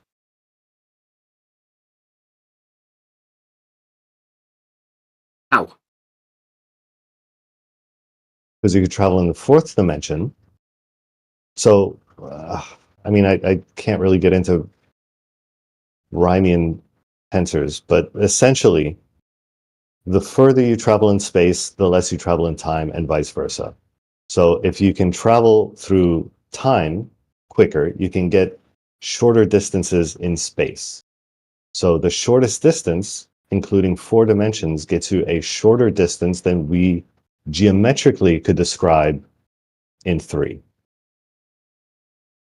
The way you do this is with essentially Pythagorean theorem, like on steroids, where A squared you plus include B time. squared equals C squared. That's right. But when you include time, instead of A squared Where do you plus B include squared, time? instead of A squared plus B squared, you get A squared minus B squared. Well, that's not the Pythagorean formula, is it? It You is when you include time. But you just changed the plus to a minus. Something like, yeah. I think you're delusional, mate. I think you don't understand enough about 4-dimensional math. Well, I think your ability to manufacture... Oh, that's what your name is? Yeah. Yeah, as it happens. Right. That's where it comes from, at least. You're throwing in an extra dimension, which is slightly impossible, and then you're changing the Pythagorean theorem? I didn't change it. Minkowski changed it. What, that? He changed the Pythagorean theorem. Well, some people have adapted it said to that you could 4 use proposition 47 in respect to what we call the triangle axiom to replace that one that you suggested can't be proved. And you can definitely prove proposition 47, can't you? The Pythagorean theorem. What's 47? Proposition 47 within book 1, Euclidean geometry, the elements. It's the Pythagorean theorem, but done through Euclid's geometric logic understanding. It'd probably be a little bit advanced. But yeah, you're best off sticking with that. So if that could replace what you called the parallel postulate, right? That one about a triangle. If that could replace it and also be proved, then you're suggesting that somebody changed it by adding another dimension. Well, somebody adapted it to 4 dimensions, specifically where time is the 4th dimension. Specifically to natural sciences. It wasn't geometry for the sake of geometry. It was creating geometry that describes what we see in nature. I just wanted to say, Manufactorum, you nailed it. That's exactly what he does. When we ask him to tell us what the shortest distance is on a 2-dimensional surface of a sphere, like you did with the electron, this dude introduces the 3rd dimension, the inside of the sphere. The sphere is 3 So dimensional. he goes from 2D to 3D and he cuts through that sucker and he says, oh, this is the shortest distance. Well, that wasn't the problem. The problem was while you stay on a 2-dimensional surface, what is the shortest distance? But in his sophistry and fucking messed up logic, he reintroduces the 3rd dimension and cuts through the sphere and says, a straight line. 3rd dimension never went anywhere, mate. Very good analogy. It's just been in reality all the time. Same as if we went from 3 dimensions to 4 and started dicking around with the 4th dimension to travel between points in that space. That's exactly what he does. But this guy doesn't know what he's talking about at all. And that's actually a very good analogy. Like on the surface, that line is going to be longer than if you cut straight through the volume of the sphere. That's exactly how it works. Yeah, like a chord. Right? You're like limited a chord or a diameter or something like that. Yes. They're straight lines, aren't they? Oh, Jesus. Because you're limited to 2 dimensions, because we ask you to stay on the surface like an electron would, but you're not willing to discuss that for whatever reason. So yeah, but it doesn't get rid of the actual shortest distance being a straight line. That's the point. It's not an actual. No, it's not actual if you don't stay on the surface like we asked you to do, like an electron would. So it's not actual. It's just whatever the fuck you invented. All right? Not actual, but bevtual. It's BEVtual. All right. So this is pure sophistry or idiocy. I'm going to give you the benefit of the doubt and say that you're not a sophist. You're just an idiot. You're a delusional maniac. Sophistry requires some skill. You don't have that skill. Okay, You're Peter, just a calm down. delusional maniac. Are you done, Peter? Yes.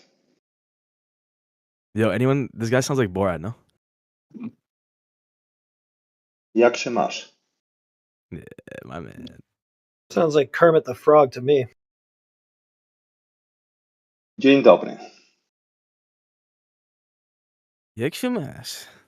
Hey, Heretic, did you hear the news? If you don't like the rules of reality, you could just change them. And then just blame him on Bev. There you go. Yeah, I caught that. Yeah, the shortest distance is a chord. Whatever you want to say, however you want to cope, however you want to spaz about it, it would be a chord. Cope. Can an electron travel through that chord on a hollow sphere? That's pretty irrelevant to what the shortest actual distance is. So, but we're talking about nature, so it's very relevant because we're talking about nature. Yeah, we're just talking about what the actual distance is. So No, the actual shortest distance. Yeah, that's what he was telling you over and over. That's what I heard. The shortest actual distance is going to be a chord. That's completely correct. That's a straight line. So carry on the cope, I guess. He changed the parameters of the example to a different example. No, you were just trying to restrict it to certain parameters so that you could redefine the meaning of straight. Everybody heard it, and it didn't work. Were you here where the example was given with the sphere and the electron? No, well, I was here. I heard the tail end of that. It was pretty stupid. Like us to restate the example? It's stupid. It's observed in nature. Yeah, you're trying to restrict the parameters to something where you can change the definition of straight. Something that we observe in nature. No, the shortest distance is going to be a chord, period. You don't have to restrict it to this or that you observe in nature. Can I ask you a question about nature? What about... No. Yeah, all right. Leave it alone. Let me have a chat to the guys here. What about if you could prove in reality that the shortest distance between 2 points was a straight line, or rather that the straight line lies wholly within the plane? What about if you could prove that in reality? Because that's a geometric proof that the straight line lies within the plane based upon these axiomatic logical reasonings. But what if you could actually prove that in reality? Then that would be proving like the straight line, showing the link between the geometric understanding and reality. What about if you could prove that? Because then you could measure elevation changes from that. Like that's something else you could also prove within reality. I think that's what Peter's got in his mind that's so troubling for him.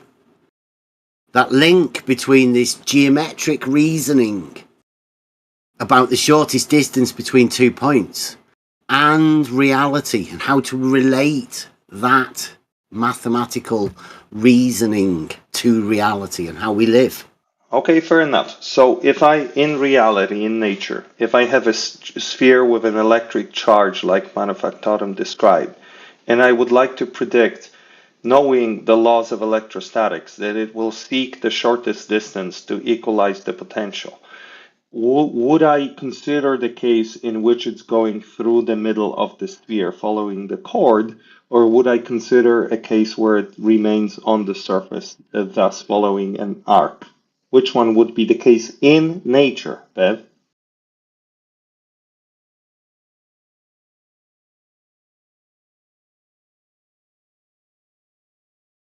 Which one would be useful to me to model the behavior of nature? Follow the chord or follow an arc? You'd obviously need the diameter of the sphere, wouldn't you, to be able to calculate whatever you wanted as. So you'd know what the shortest distance is between the points. Okay, what would the distance be in nature for that example? Diameter. That you would need to know the diameter. So you would still need to know the shortest distance between those 2 points. Let's assume I don't know it yet. Should I assume it's going to follow an arc or a chord? What would be a good starting guess if I were to model that situation in nature to assume that it's going to follow an arc on the surface of that hollow sphere, or is it going to go through the middle of it following a chord? What would be a good first kind of intuition? Got a hollow sphere now, have you? It was a hollow sphere. He told you it's a hollow sphere. Do you think that would alter the shortest distance between those 2 points being a straight line? Well, I believe so, yeah. I believe the electron would travel on the surface of the metallic surface of that sphere, yeah. A longer path. But it wouldn't falsify that's what we see in the nature. shortest distance between 2 points being a straight line, would it? No, not in geometry. We're just asking. Why are you considering it then? Well, what are you trying to justify to yourself? Because we're that a talking non about sequitur nature. is something that you can imagine gives you an ability to falsify a shortest distance between 2 points being a straight line. No, we don't imagine this. This is what we observe in nature, that electrons travel that way in that particular situation. And we're sticking to your requirement here and Mr. Heretics to talk about reality, not conceptual geometrical things, but reality. So when we have a hollow sphere, metallic, we see current electrons. This is just pathetic. It does nothing to change the shortest actual distance. Yeah, and be aware, everyone, right? This will happen to anybody with a dogmatic globe model. What's occurring right now, the straight line. It comes down to the fact that certain minds have the ability to axiomate there being no parallel lines, and this is the consequence of it. The straight line can't exist in the mind at a base level of foundational level of understanding of geometry. It goes to logic. This is what happens to minds when they are troubled with falsifying an axiom, a base axiom. Troubled minds, broken minds. About a straight line. Yep. You can restrict the path of an atom to whatever you want or an electron to whatever you want. It has no bearing on the definition of straight. I'm sorry. That's not what we were talking about. Well, get with it then. We're okay with that. We know that you can cut through a sphere with a cord. We understand that. Mm-hmm. We were talking about applications of geometry to nature. Okay. All right. In nature, if a frog has to go around a tree to get to his lily pad, does that falsify all of Euclidean geometry? Nothing falsifies Euclidean geometry. Nothing that we say or nothing. We have no quarrel with Euclidean geometry. It's fantastic. We love it. Now, when it comes to describing nature under certain circumstances, we need non-Euclidean geometry. That's the whole discussion here. It's very obvious to anyone who has ever studied nature that that's the case. There are certain situations when you need non-Euclidean geometry. You relax certain postulates to describe nature. Not because you're trying to mindfuck, it's because nature requires that. I'd say that's when you go for epahe. Just kind of. No, that's when you look in closer into the nature of reality. That's what happens. All right.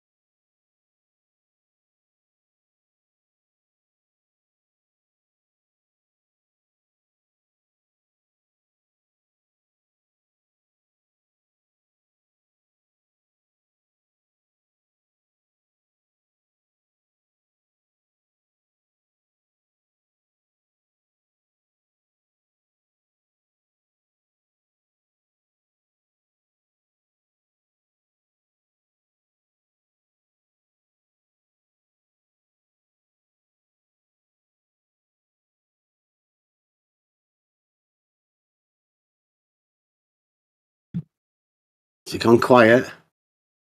Is that my... No, yeah, we have. I think we've settled it. We reached an agreement, right? I don't know. I was away. I had to look after the missus. Are you okay? Do you think you'll be fine, Peter? If we leave?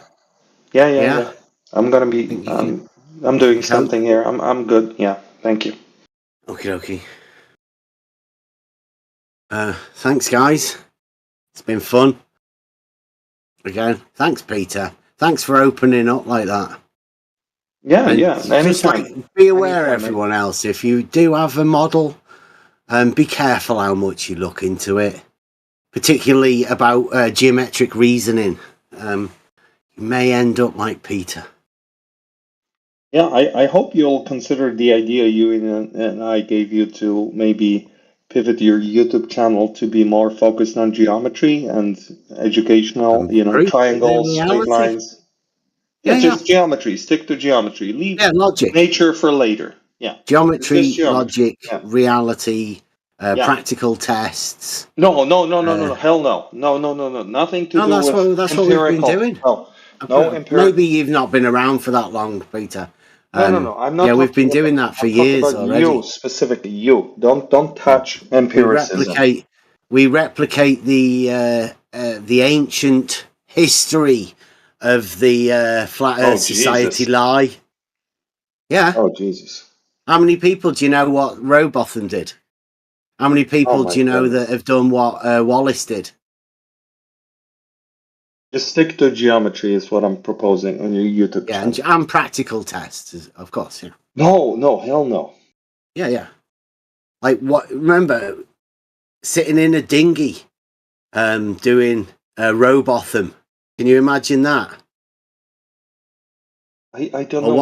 What about standing on a bridge, doing a Wallace? No, I don't know who Wallace. Wallace is from the movie Hangover. Have you ever heard of Rumpus? You ever heard of Rumpus? No, I don't know who Rumpus. Never heard of the Rumpus? No. Nathan. He's got a historic test as well. So there's going to be Robotham, Wallace, and the Rumpus. Those all sound like porn star names. Like Nathan what? You said Nathan Oak? The hard You never oak? looked into... I didn't say Nathan. Did you say Nathan? No, Nathan's the one that's going to prove flat Earth by measuring a straight line. Names. Oh, okay. Good for him. I'm helping him. The false dichotomy's already been set up. And Bob, the science guy, and his logic is the... You said it like 5 times, mate, tonight. We heard it, yeah. 2 guys we've never heard of. Well, I'm just putting the link... I'm linking these things together so everyone's aware. Yeah, but we just don't know who those people are or what their Sherlock work Holmes. are. But just because you don't know who they are, you've got a really bad memory. Because you don't know who they are doesn't mean that everybody else who's listening doesn't know who they are. The only Bob that I know in the context of flat Earth is a Bob who bought a laser gyroscope. Is that the same Bob you're quoting? Who said like? No, I think now he goes by the name of Research Flat Moon. Okay, because the other Bob passed away some time ago. So which Bob? It's a different Bob. It's still alive as far as I know. Yeah, and this Bob. Yeah, he used to be a counsellor. He used to call himself Dr. Bob, but I think he lost his doctor's license. Yeah, but the people you're Best not talking talk to about don't it. know Best who not that talk is. about Like it. Manufactor. Then he became Bob the Science Guy. Nobody knows who that is. Well, I think they do. I think they actually do. Well, not the people you're I thought you're conversing doing a with. disservice to Bob the Science Guy there. I think there would be people who would take offence at that. He's a big name. He drove the shorter than a straight line distance. He put fancy pattern flashing lights on his auto level.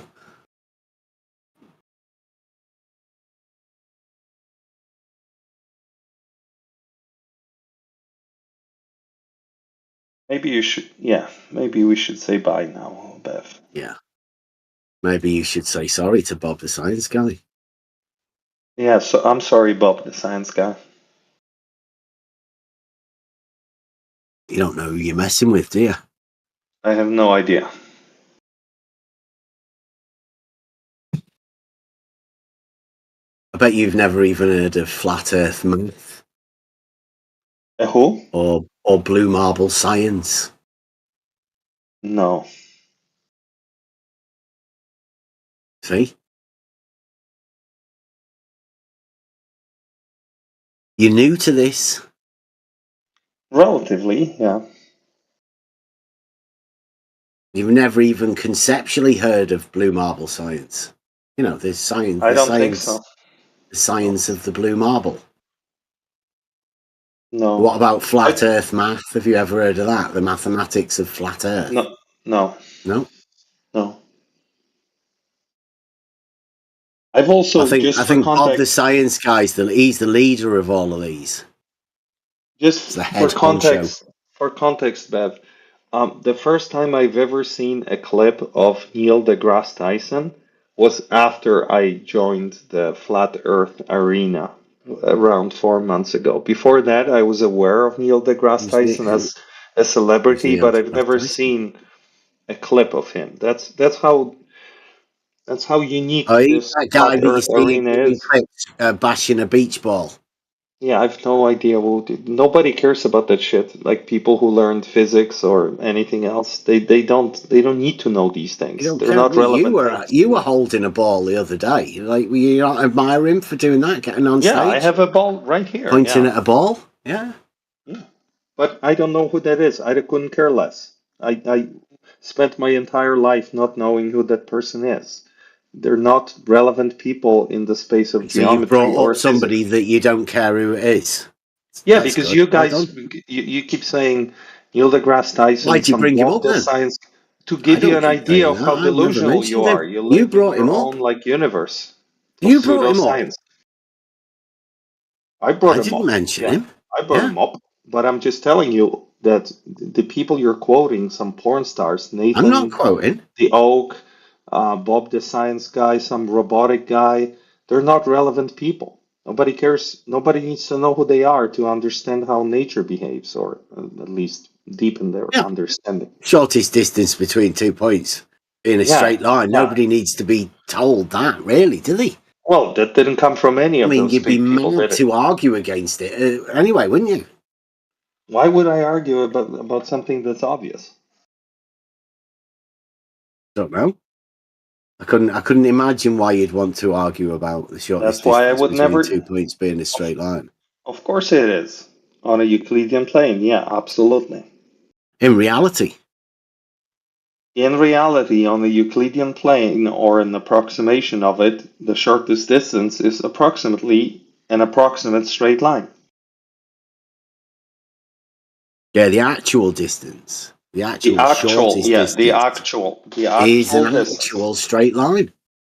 It is an actually approximate concept of a straight line in nature, yeah. On a surface of a sphere, it's a geodesic. And geodesics in 3D reality, Euclidean space, are actual straight lines. You know, traditional. No, there's no traditional or not traditional. No.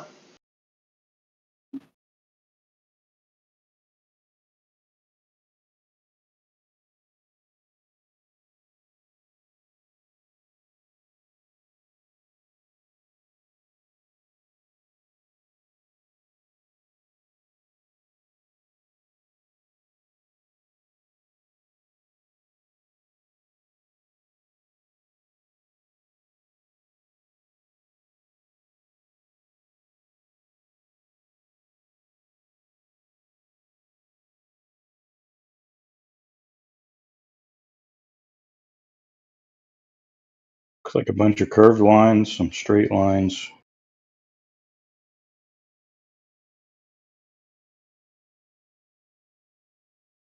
Hyperbolic. Yeah, so the concept of a straight line, that's a geodesic. It can be generalized for all sorts of geometries. No, you can look at that and see that they're curved lines, can't you? Yeah, you kind of have to imagine what this geometry is. It's fucks with my brain. No, you don't. You can just say, oh, that's a fancy pattern.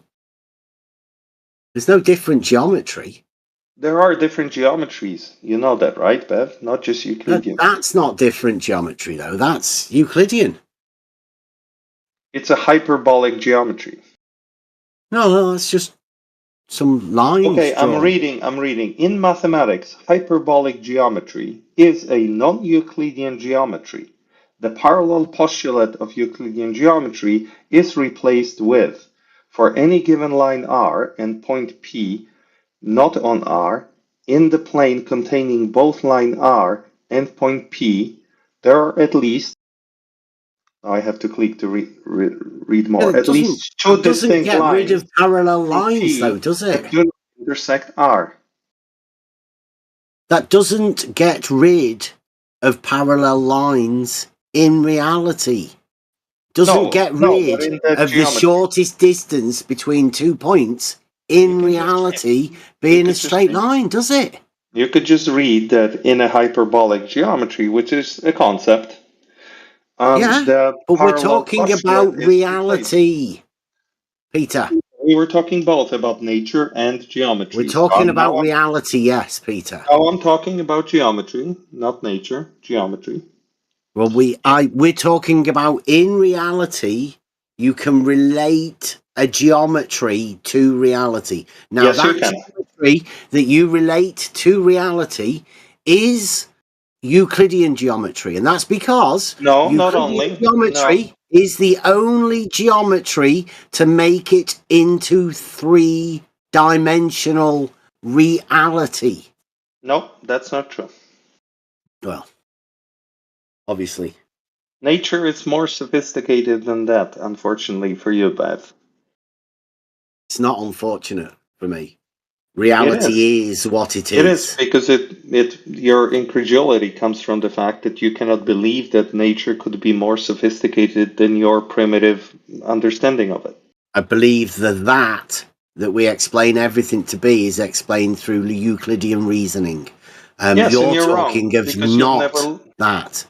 Yeah, and you're simply wrong because you've never looked into the sophisticated nature of reality. So you're wrong. That's okay. It's okay to be wrong. I'm wrong about many Sophisticated things. nature of reality. Is that a slip? Freudian you're slip, just or? that's a fantastic that everybody makes mistakes, you and I, but your delusion is what I take issue with. Your delusion, your claim of having understood things you never looked into very closely. That's the delusion. That's the hubris in you that I am attacking. Just to be clear. You're attacking I'm attacking your hubris and your delusion. Not the fact that you're not aware of some things, because I'm neither. It's the fact that you claim that you understand reality, but you have spent not 0.5% of the time who many people have spent studying it. So you're delusional. Dunning-Kruger personified. I start at the beginning, the foundations. Straight line. That's where we're going to start and build our foundations upon our understanding of a straight line in reality. You have no idea what you talk about. Well, let's have a discussion about the straight line then. We just have for like 3 hours now. Yeah, you keep going on to a little electron ball, and we're talking about in reality. This was reality. The electron ball is reality. Is nature. We could make it for you.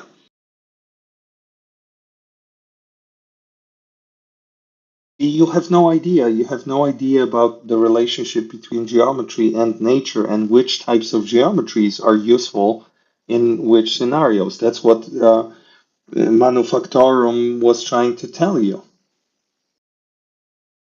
Even gave you an example of a hyperbolic geometry, Minkowski's space, used in certain areas of nature to describe it. We don't define how nature behaves. We're only describing how it behaves.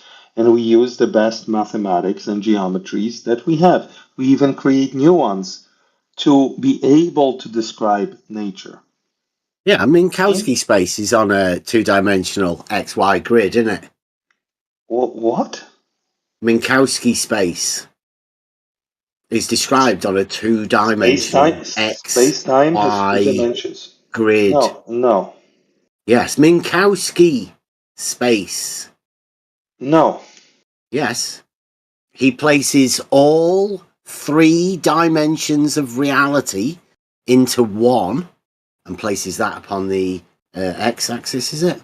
And then he puts time. Time on the other one. Oh, Jesus. And it's just a linear oh my God. progression. Man, that's only done to simplify the fact that we cannot draw 4 dimensions. Mm-hmm. So we take because spatial it's not dimensions. reality. There's only 3 dimensions of reality. Oh my God. The only geometry that goes into the 3rd dimension is Euclidean geometry. That's why we use Euclidean geometry to describe reality. Have you ever seen the equation for space-time? How many components does it have? Does it have 2 components or 4? It's in pi, the ratio of pi. Are you insane? Are you talking about reality, pi? Isn't it? You're insane, right? You are. You're absolutely delusional. Absolutely delusional. Does pi change in Minkowski space? You are delusional. Or is it a constant in reality? You are delusional. Pi can be different in different metrics, and the taxicab metric pi is 4. I find it ironic that you just told Bev.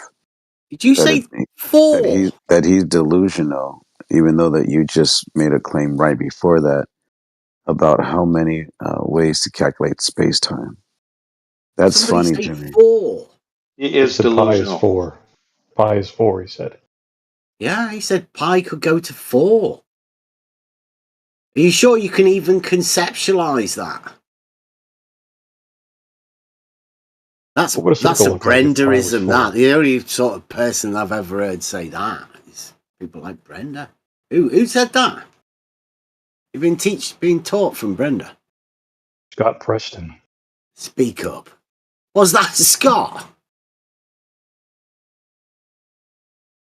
Scott, speak up. Did you say pi was 4? It is recorded. In taxicab geometry.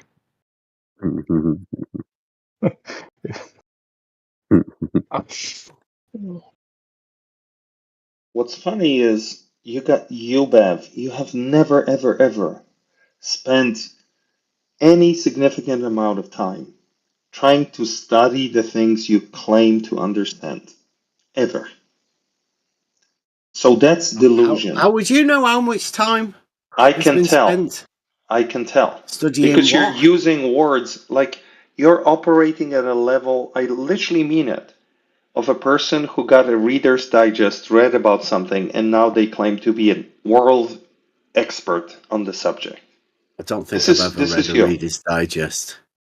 Yeah, it's a good example. Do they Like still you've make read that? Yeah, Peter, you're going to have to start making some arguments that aren't just ad hominem against Bev and actually. I'm sorry, but with Bev, I can't with Bev. I've been doing this for hours now. Oh, well then don't talk. Because we're not interested in your personal commentary, right? Well, he's engaging with me, and then he's spewing word salad at me. So I'm going to call him out on that every time he does that. He's not attacking your personality or your background. So if you can't respond with anything adult, then just put yourself on mute. Okay, fair enough. So Minkowski space does not have 2 dimensions, Bev. What say you? That it can be expressed, and it is expressed in 2 dimensions, an XY It is not. graph I'm where sorry. No. Okay. You just looked at certain simplified diagrams we used to teach kids in high school or first year Right, so of it college. does say that then, right? No, he doesn't say that then. No. We just have a useful educational aid when we show two axes. One is t and the other one is x, just to show movement in one-dimensional motion in one-dimensional space and one time, because we cannot possibly draw 4 dimensions. But every math we do underneath shows x, y, and z and t. Everybody knows it who spent 5 minutes looking into Minkowski and special relativity. You have never looked into it, so respectfully, you are delusional. Hold on though. Let me ask you something. Well, let's say whoever did wrote about it, studied it, whatever. They come about. They're born. They learn things in the educational system. They read books. They learn from other people.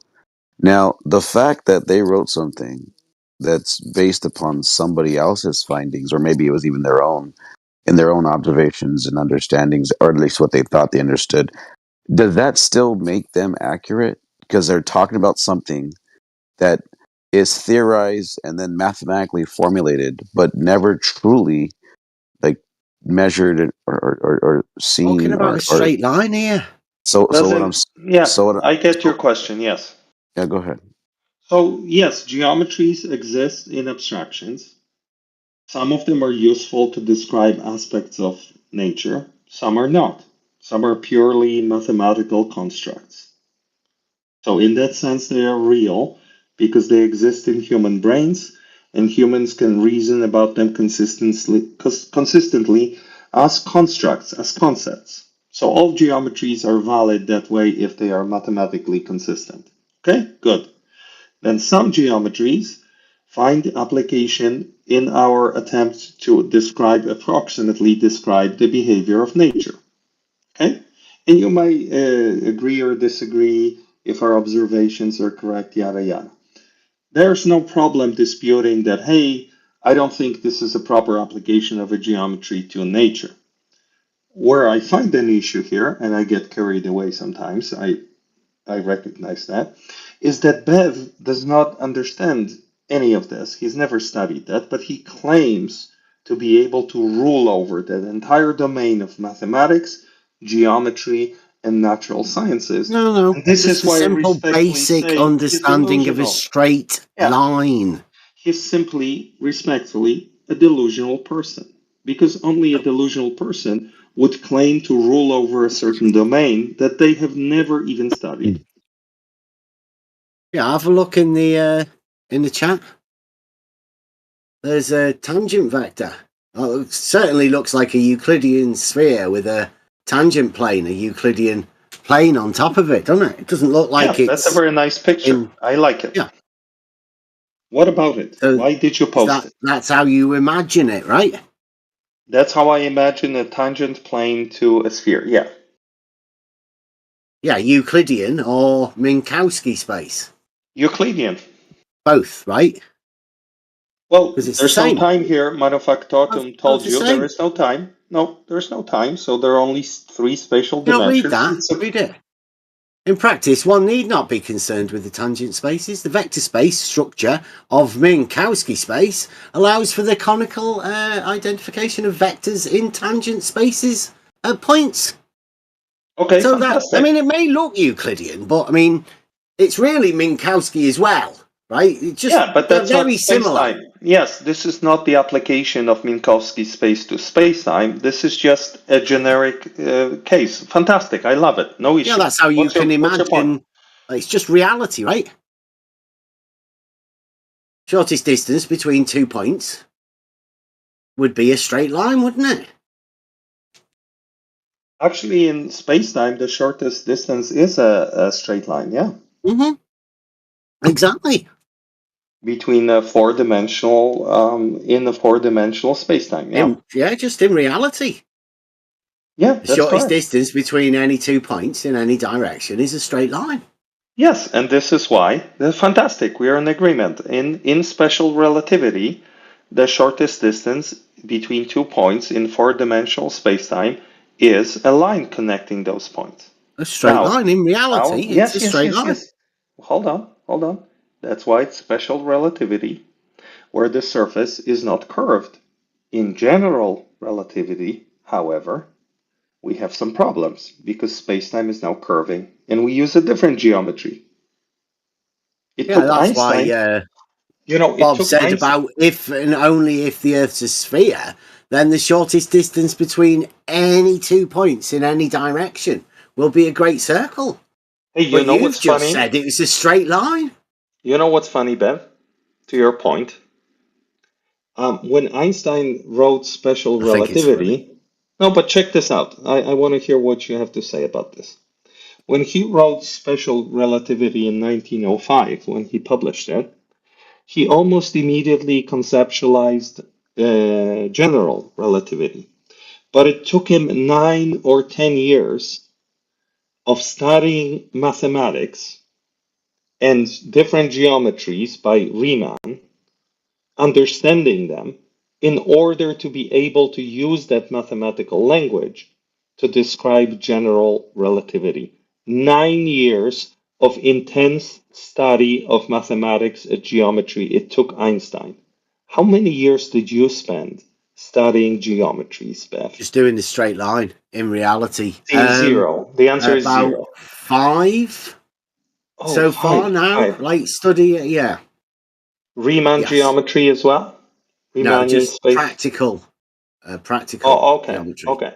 But you present yourself to us here when you come here as someone who Realizing lords Euclid over. test.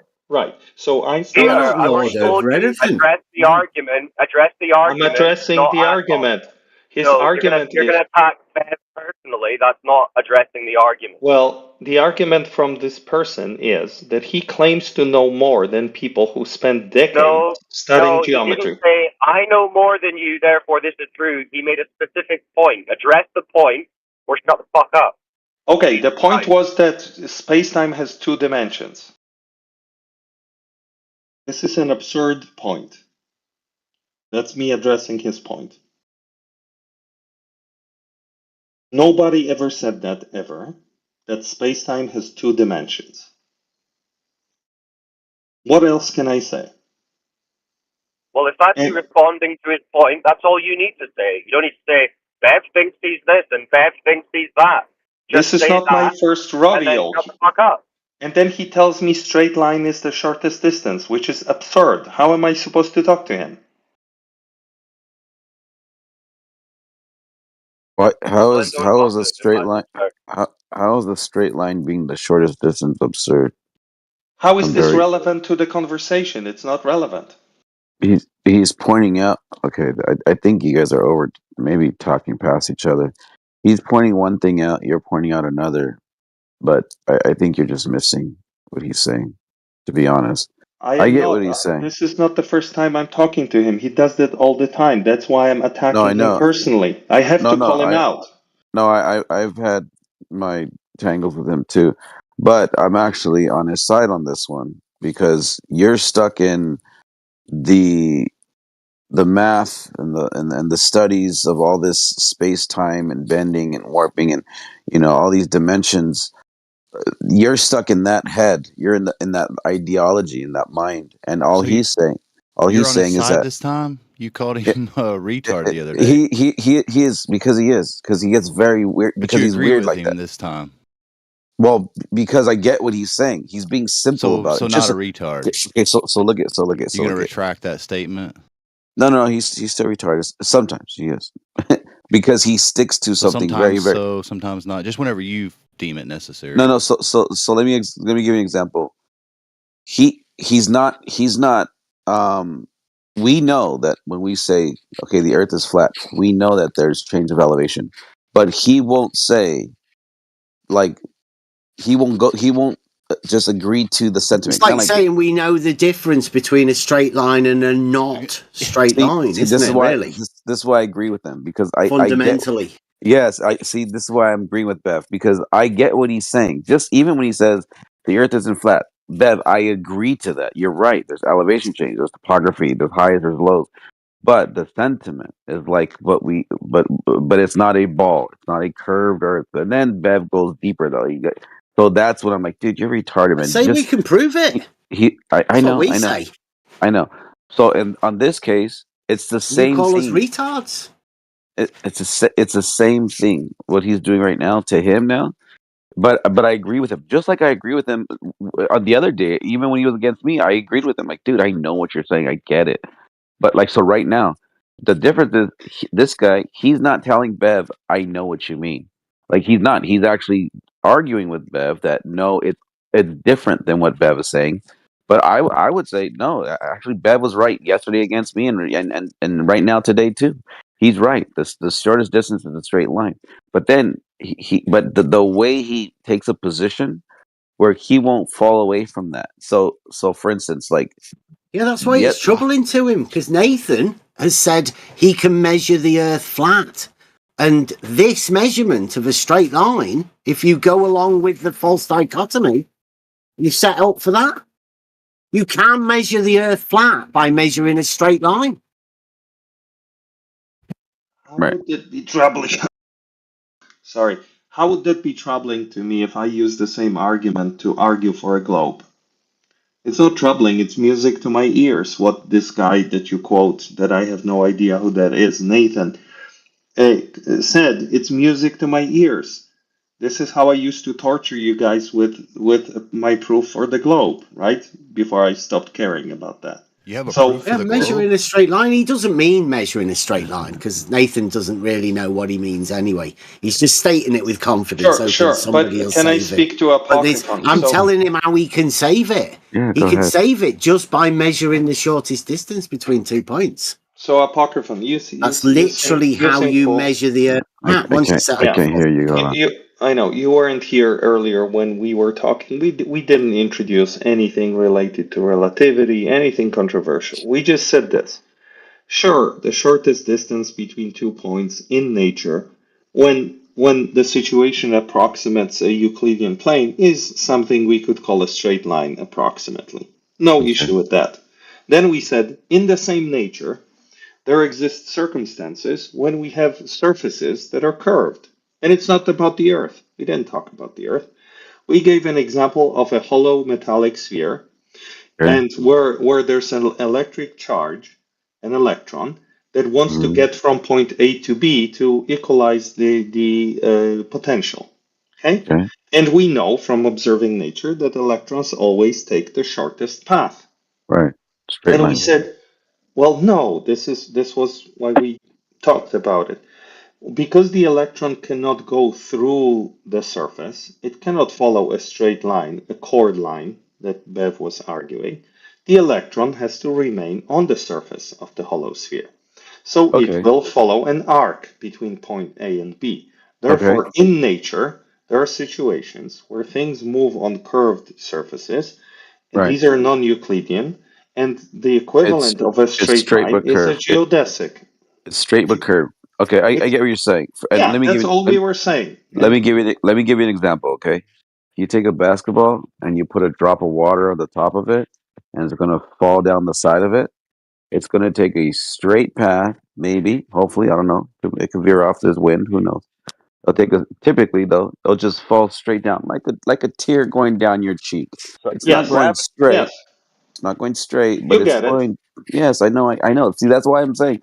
But that's why we argue with Bev, because he doesn't get it. This is, but again though, I see what Bev is saying, but for some reason, he's going to. This is why I said he was retarded yesterday. Because when he goes against me, I agree with him on both days.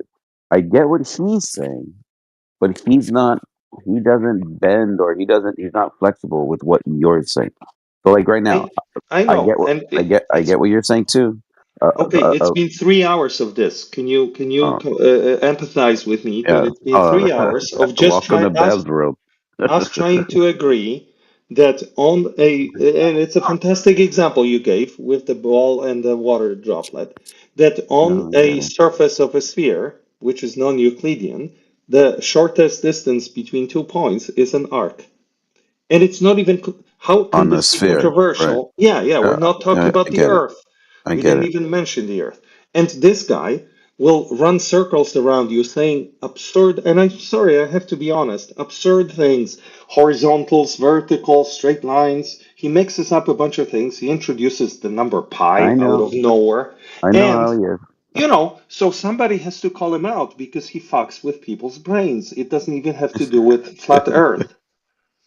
And I'm now on a crusade. I'm on a crusade for 2 days to call him out every single time I see him on what he does, which is pure sophistry and absolute maniacal delusion. So Yeah, there you go. That's the context. I know, but that's why I said you guys are actually missing each other. He's arguing one thing, 1 point, one position. If you're to agree with him on that, and then say, okay, I agree with He you. You're did. absolutely right. Yeah, okay, He did. I know, but you didn't let me finish. If you agree with him on that, but he still won't agree with you in what you're saying, and that's all I'm trying to say. So that's why yesterday when I'm like, dude, you're retarded, because I agree with him, but he won't agree with what I'm saying because he's not getting it. But he's not wrong in his position, but he's wrong because he's not seeing what we're trying to like explain to him. That's why I said I agree with him both times, yesterday and today. But I also agree with you. You're right. I get it. I get it. It's just a Okay, matter of thanks. Let me understanding. add one thing. What he does, and I think that he does that consciously, which is upsetting. When you give him a situation like the one you gave, a ball with a droplet, and you say, how would you explain the distance between A and B? What is it? He will essentially tell you that the droplet has to go through the ball. He will say straight line, a chord line is the shortest distance. He consciously refuses to engage with the example, where the example clearly said it must stay on the surface. Let's talk about the geometry of that surface. He refuses to do that and manipulates the audience to think that he is somehow coming out on top because he knows that the shortest distance is a straight line. And this is insulting to anyone who has, more than 4 brain cells to be treated this way. But people who are naive and they never thought about this geometry, they fall for these tricks.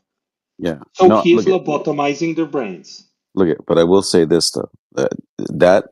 That all stands true in a world where we can measure it, we can see it. Like for instance, we can see a basketball, we can see water going around it, blah blah blah. But I think what my argument would be with someone that they take that logic and understanding and then apply it to a spherical earth that hasn't been measured the same way, in the way that we could measure a basketball. We could assume that it's been measured. We have a lot of stories. We grew up believing that it's a ball, and we believe the fake photos from NASA when we were brainwashed and indoctrinated. But never though. If you go out right now today and go look at it, measure it, we set up 29-mile distance laser shots, and you can see cities 60 miles away. Totally destroys a 25,000 circumference ball Earth, but it's really like it's frustrating that someone would say, well, because water goes over a ball and curves, then we know that the Earth is curved. It's just a false equivalence. But That's all I want to say. But yes, but it's worse than that. How can I debate with someone? And I tried this. I spent numerous hours with Jerry here, who's like a minion of Bev, and Bev. How can I Jerry's a debate? good guy. How can? Yeah, I know. I like him. That's why I don't like Bev, because Bev lobotomized Jerry. Look, how can I debate the shape of the Earth if my claim is globe, and let's say theirs is or somebody else's is flat?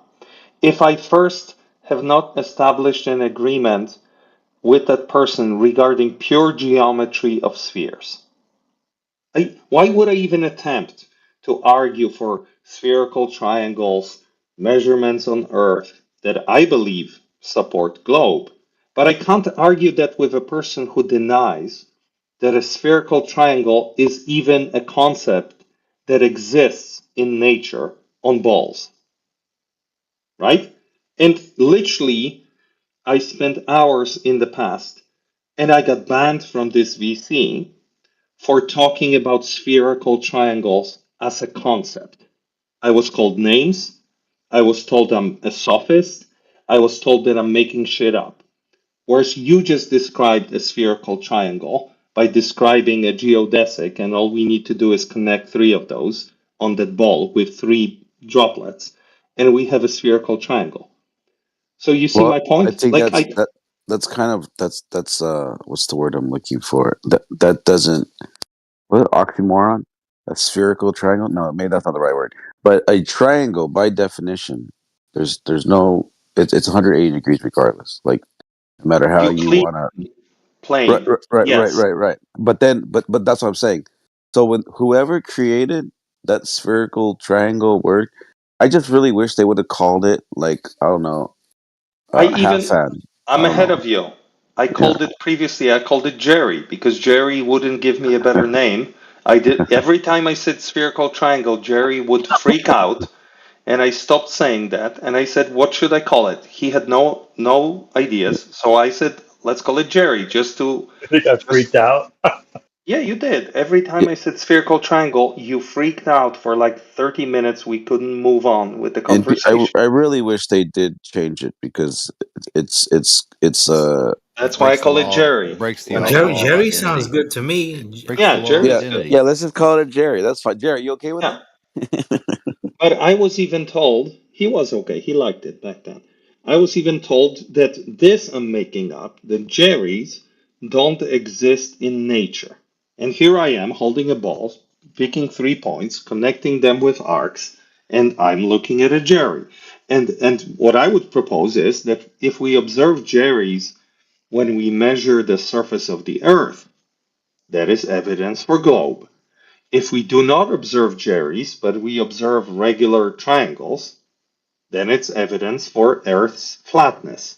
Really? But I can't even have that conversation on a regular basis because people deny me the existence of Jerrys. Yeah, and but this contributes to isn't that. Jerry like? I swear that's something to do with Rick and Morty. I'll tell you what. I like what you just said because we have done that, and because we've done that, this is why we know it's not the ball that we were told it was. Because when you take those 3 points, okay, that you don't get this what they call spherical axis. That whole shit is one big pile of shit, bro. Like that whole we have access and no, what they're literally doing. You can look into it. What they literally do. Who is they? The people that go do this and have wrote these and go say this is what they have found. They are literally taking what it should be on a ball with that certain circumference, with a certain radius, with the mathematical position that they are like. There's a bias to begin with because they're saying, okay, if it's the ball that we believe it's on, and we take these 3 points, then we're supposed to be here, here, and here. Those are the 3 points making up the Jerry that you want to call it. Okay, so what happens is when they take those observations, they are off from that access. So what they do is they then, because they're off, they then just squeeze it in there and say, "Oh, there's access because." What evidence do you have of people like doing that? They literally written books on this, and they say that. What do you mean? Who wrote the book? Give me a name. Give me a book. Oh, hold on. Let me pull it up for you. Matter of fact, let me go to McToon's webpage. You're not pulling it up for me. You're pulling it up to prove your point. So let me just tell you that because I don't know. Go to my phone. So McToon posted that book or the I don't know if it's a surveyor's whatever their findings. I think that it is a book though. He put it on his webpage and it has all these measurements that were done for geodetic surveyors, and which they're claiming that there is spherical access. But the reality is that they're using the instruments to measure things way too far outside the. Wait, hold on. You're trying to tell me that shit that MC Toon posted proves that the Earth is flat. It proves that they are using their equipment incorrectly and then fudging they're doing. Prove that? Okay, because spherical access. Yeah, it's called spherical axis. That's a bunch of bullshit. But you're talking circles now because you started saying that spherical axis is the reason why his shit was wrong. And I asked why it's wrong. And then you said it's because it's on McToon's website. You're talking in fucking circles, bro. What are you talking about, Brad? Like, okay, basically, tell me the absolute core reason why the shit that MC Toon posted on his website proves, because it's on his website. Bev, I wasn't talking to you, Bev. What's up, Bev? By the way, long time no fucking talk. Nice to. Yeah, this is Branch, by the way. What's up, Bev? Yeah. This is Branch. Yeah. Anyways,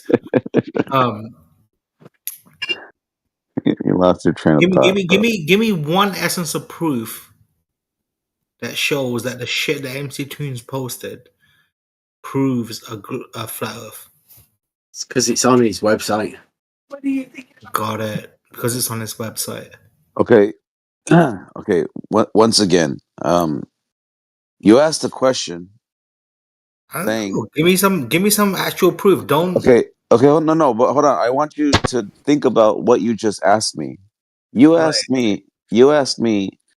How does that paper that McToon posted prove flat Earth? I said, how does his data? Yeah. Right. The paper has data. So that I'm right. I'm following you. I never said that his paper proved flat Earth. What I said is that the spherical axis, the way they do that, it is total bullshit, because what they are doing is they are taking their measurements and then they just kind of like a wedge in a gap, because there's this discrepancy. A wedge in a gap. Yes. Okay. Just is that the scientific terminology? Branch, if you could just listen, that'll help. So you did it better. It's equipotential angle of adjustment. Yeah, use bigger words, bro. Not edge and gap. Well, here's the thing, Branch. Here's the thing. I don't care if I'm speaking to the lame or speaking to the high echelon of people who understand and have a vast vocabulary. You're using big words. So, but hold on though. It doesn't matter. The simplest way you can say it is that a straight line, the shortest distance between 2 points is a straight line. I mean, that's the simplest way to say anything, really. You could also say that the horizon is horizontal. That'd be another one. People would all. There we go again. Saying that a line is straight. My favorite is saying that a line is straight distance. Saying the line is straight is easily provable, right? Line's always straight. You know. Yeah, dogmatic globes easily provable too. Exactly, but like to say that fucking his data's completely wrong means you must have done some type of analysis on the data. Yeah, okay, as easy as it is to prove if you could let me finish, how easy it is to prove the dogmatic globe. Maybe another day. I don't know. Maybe another day. You said the data along with his I was trying to explain to you, but you keep opening your mouth. How about you just shut up? Let me finish. You veered off. You veered off. Have you met Branch before? No, of course I know Branch. You veered off, Branch, and started talking about the words I'm using. Right, stop gallivanting around the point. So shut the fuck up. So shut the fuck up. How about that? Tell me why his data is wrong. That's all I want to know. Okay. The reason why it's wrong is because what they do is they take measurements, but they're getting these because they're measuring so far away. It's going to be optically off in their positions. In their positions, okay. So what that represents? So far is so far. Holy fuck! You know what? I'm gonna talk to other people besides Bev and Brad today, because both you guys are fucktards. Okay, I'll shut up. Go ahead. Someone else. I'm done. I'm done. I've had. He's so smart. Multiple conversations with He's so smart. He doesn't know when to shut the fuck up. Got it. I've had multiple conversations with Bev. Has been very clear. The shortest distance between 2 points is a straight line. Vertical, and I gotta say, Bev's a very. You guys have go jack each other off, bro. I'm out of this conversation. I'm gonna shut up. I'll talk to someone else when it's time for me to talk. You two are fucking retarded, bro. Don't know how to shut the fuck up. You still didn't let me finish my point, by the way, but it doesn't matter. Those who get it. Fuck off. Thank you very much. So I'd like to point out that there's latency. everybody's kind of talking over each other, so nobody else can hear what any of y'all are saying. Just to let you know. Sounds like chaos. I'm saying that as easily it is to prove an axiom, that's how easy it is to prove the dogmatic globe. It's the same thing. There's no difference.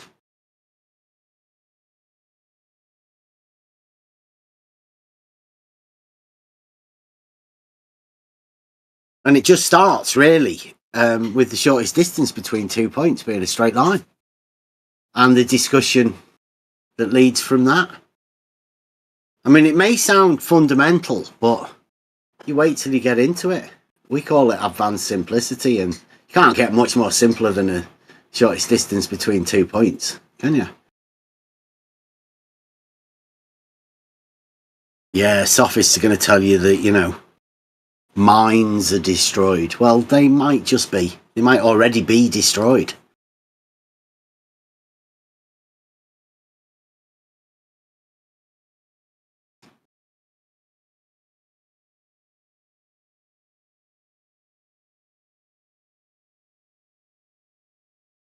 Nobody really wants to cause harm to anyone, especially not with a straight line.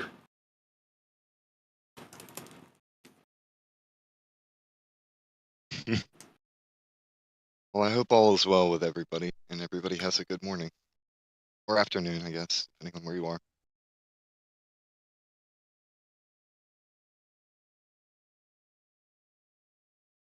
Yeah.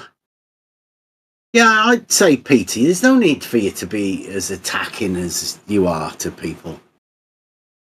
Not so much to people, but I am to you. Yeah, you should attack the idea, not the person. I would say. I agree. And my entire beef with you, Bev, is that you do not present any ideas that could be attacked. What? Exactly. Have I not said about the straight line? No. Lying with it. This is nothing. It's like me saying straight line on a horizontal plane. How would you feel if we were discussing something you would feel to attack? Bev, can I explain to you? Go on. Let's say we were debating some topic, I don't know, gravity or something like that. And every now and then I would say, water is wet. Water is wet, Bev. Are you denying that water is wet? Would that not piss you off? Because it'd be a nonsensical thing for me to say. So when we are discussing, for example, a surface of a sphere, which is an important thing to agree on to debate the shape of the Earth, and you keep saying the shortest distance between 2 points is a straight line. You just slip that in there. What are we debating? You'd have to have an argument. In the future. Debate. Bev, but you're imagining yourself with an argument that you don't have. I don't have an argument. The reason why I'm attacking you. And I can't come there with you, Peter.